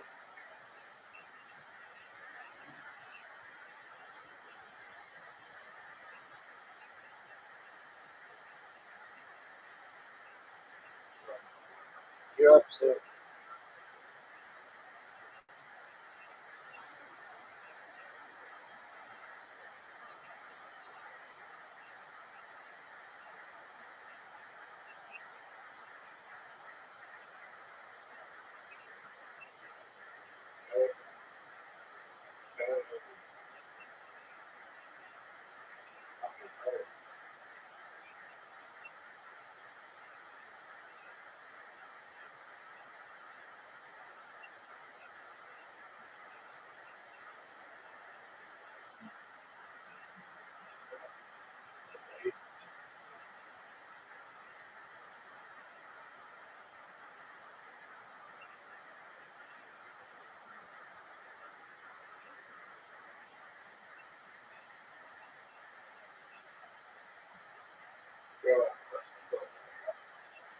Perhaps.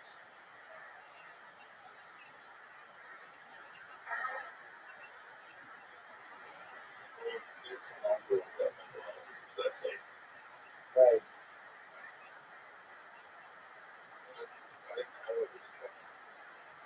Right.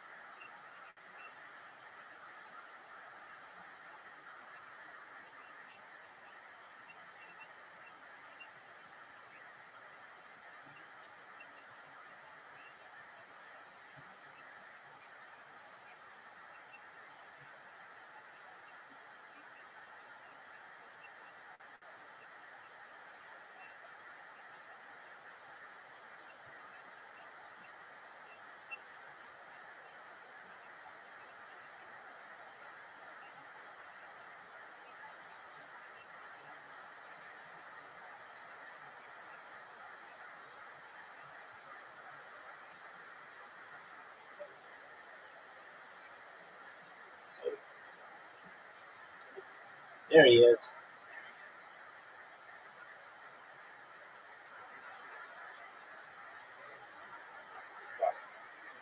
Let's see what you got, Sam.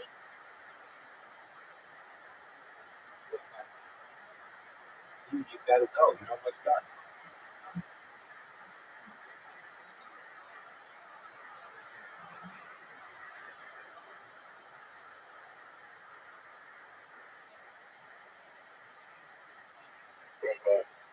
Yo, Pam, Sure, sure. it's your turn.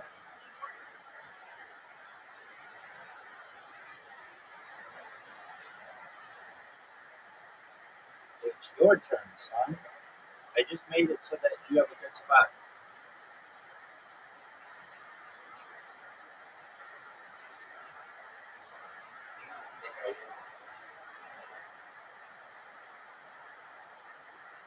It's not over yet. Yes, son.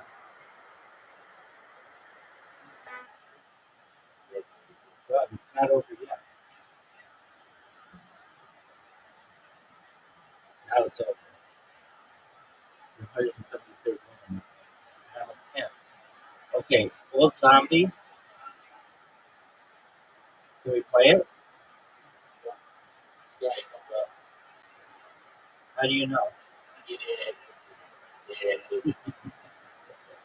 You know all that shit. Okay, pussy goes. Pussy goes. Pussy goes. Pussy goes.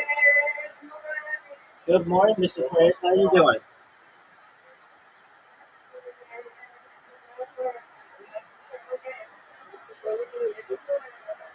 Word, girl. How'd you sleep? How'd you sleep? Oh, I didn't sleep. I've been playing with you.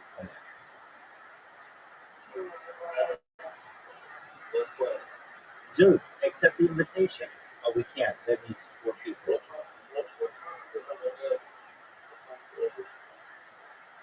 6:05.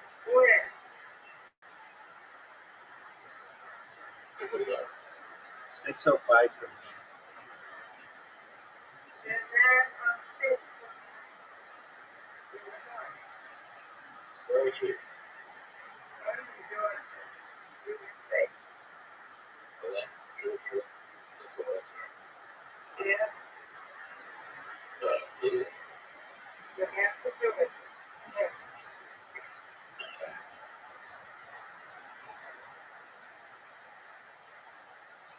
You ready to take on the aquarium? Do you have physical therapy? Is your physical therapist okay?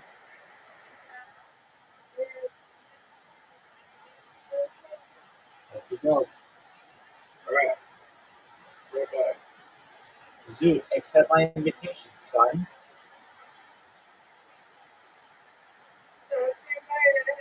Have a great day, Mr. Prince. We'll see you tonight, God willing. The last game. So the last game we played was then we played the game which is conquest. Go, son.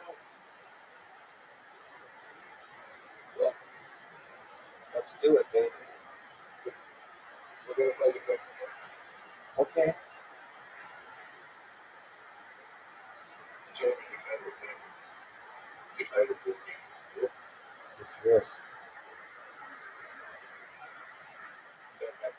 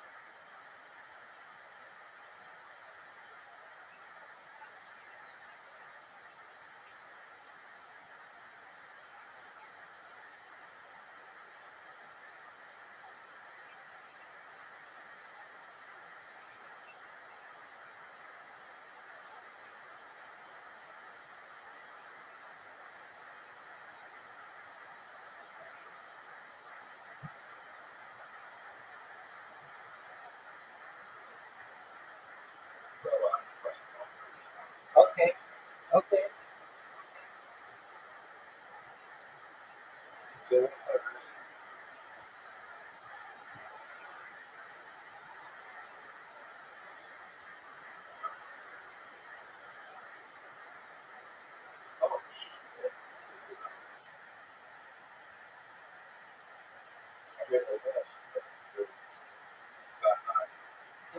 can play hearts.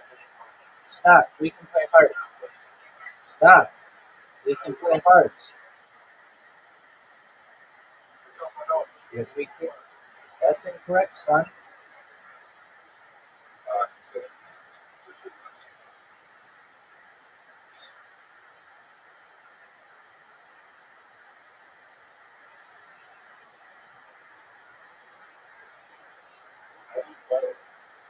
No one knows.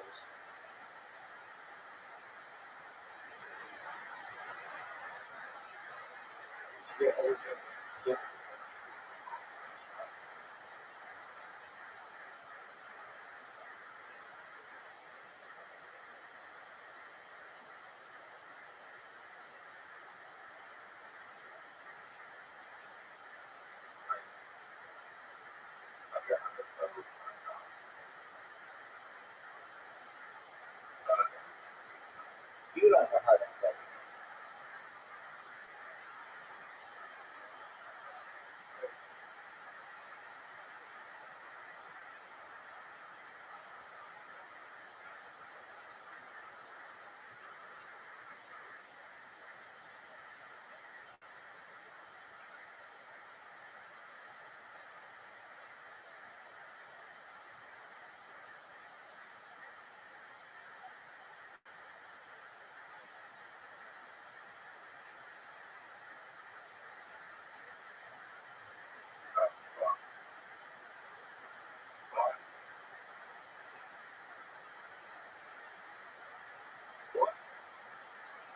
How did I win?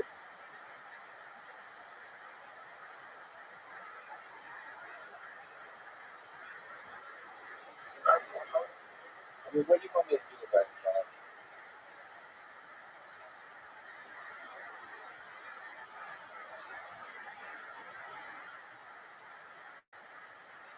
Zoo, we're waiting on you. Zoo, we're waiting on you, son. Are you ready? Attack territories.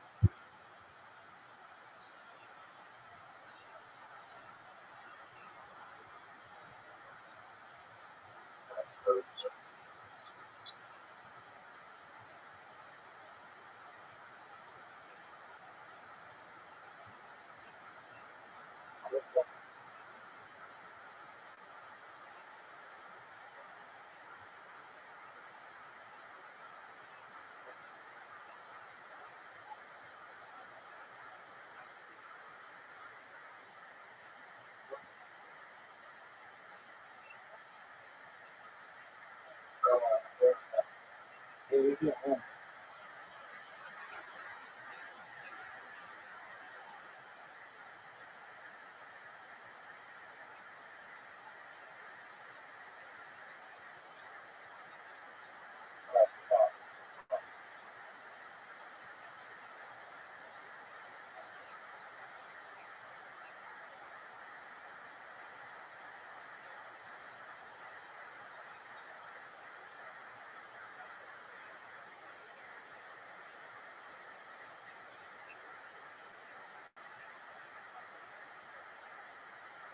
Are you going to reinforce?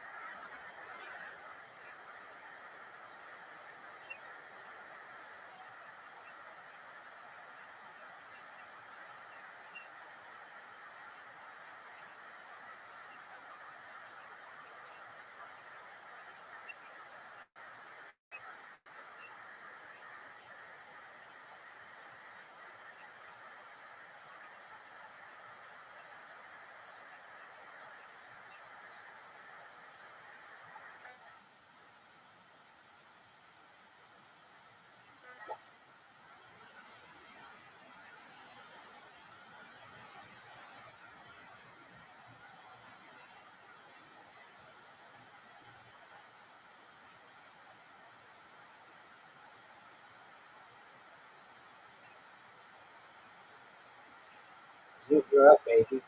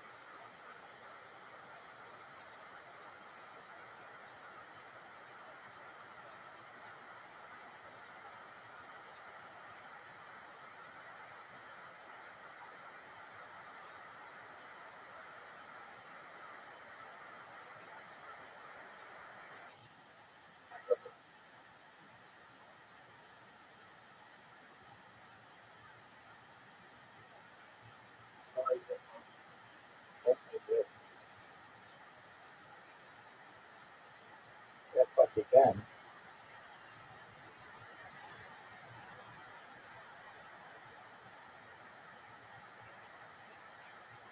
Yeah, fuck again.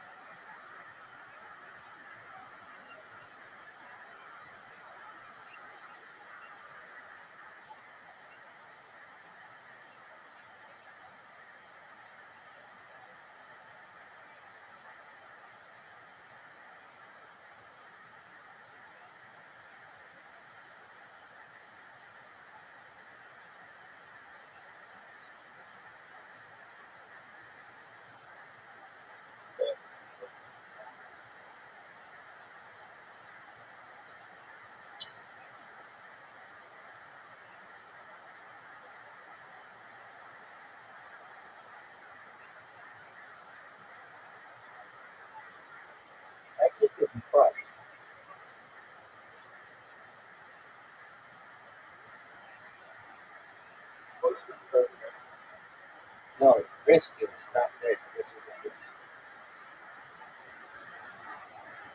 a risk you gain territories but only continents.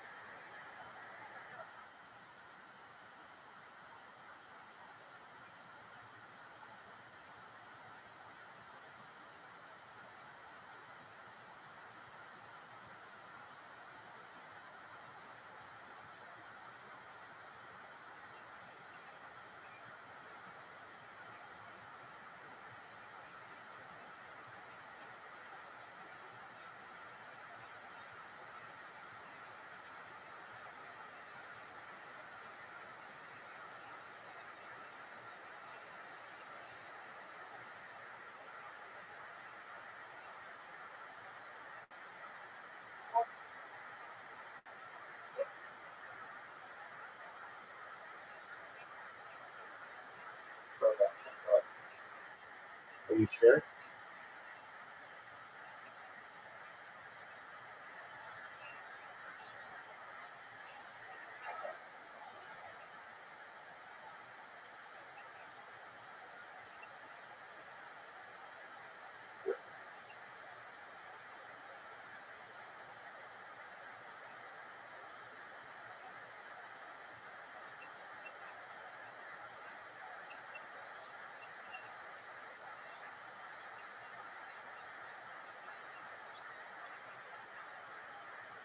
So what are your thoughts?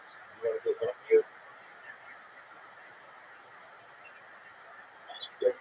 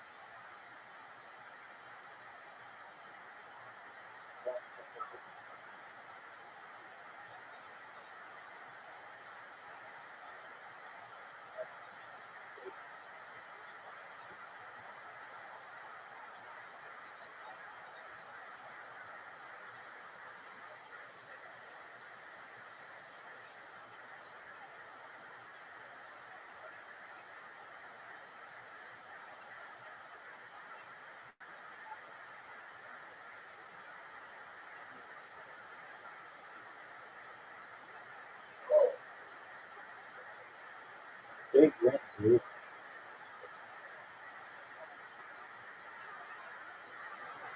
Big win, dude.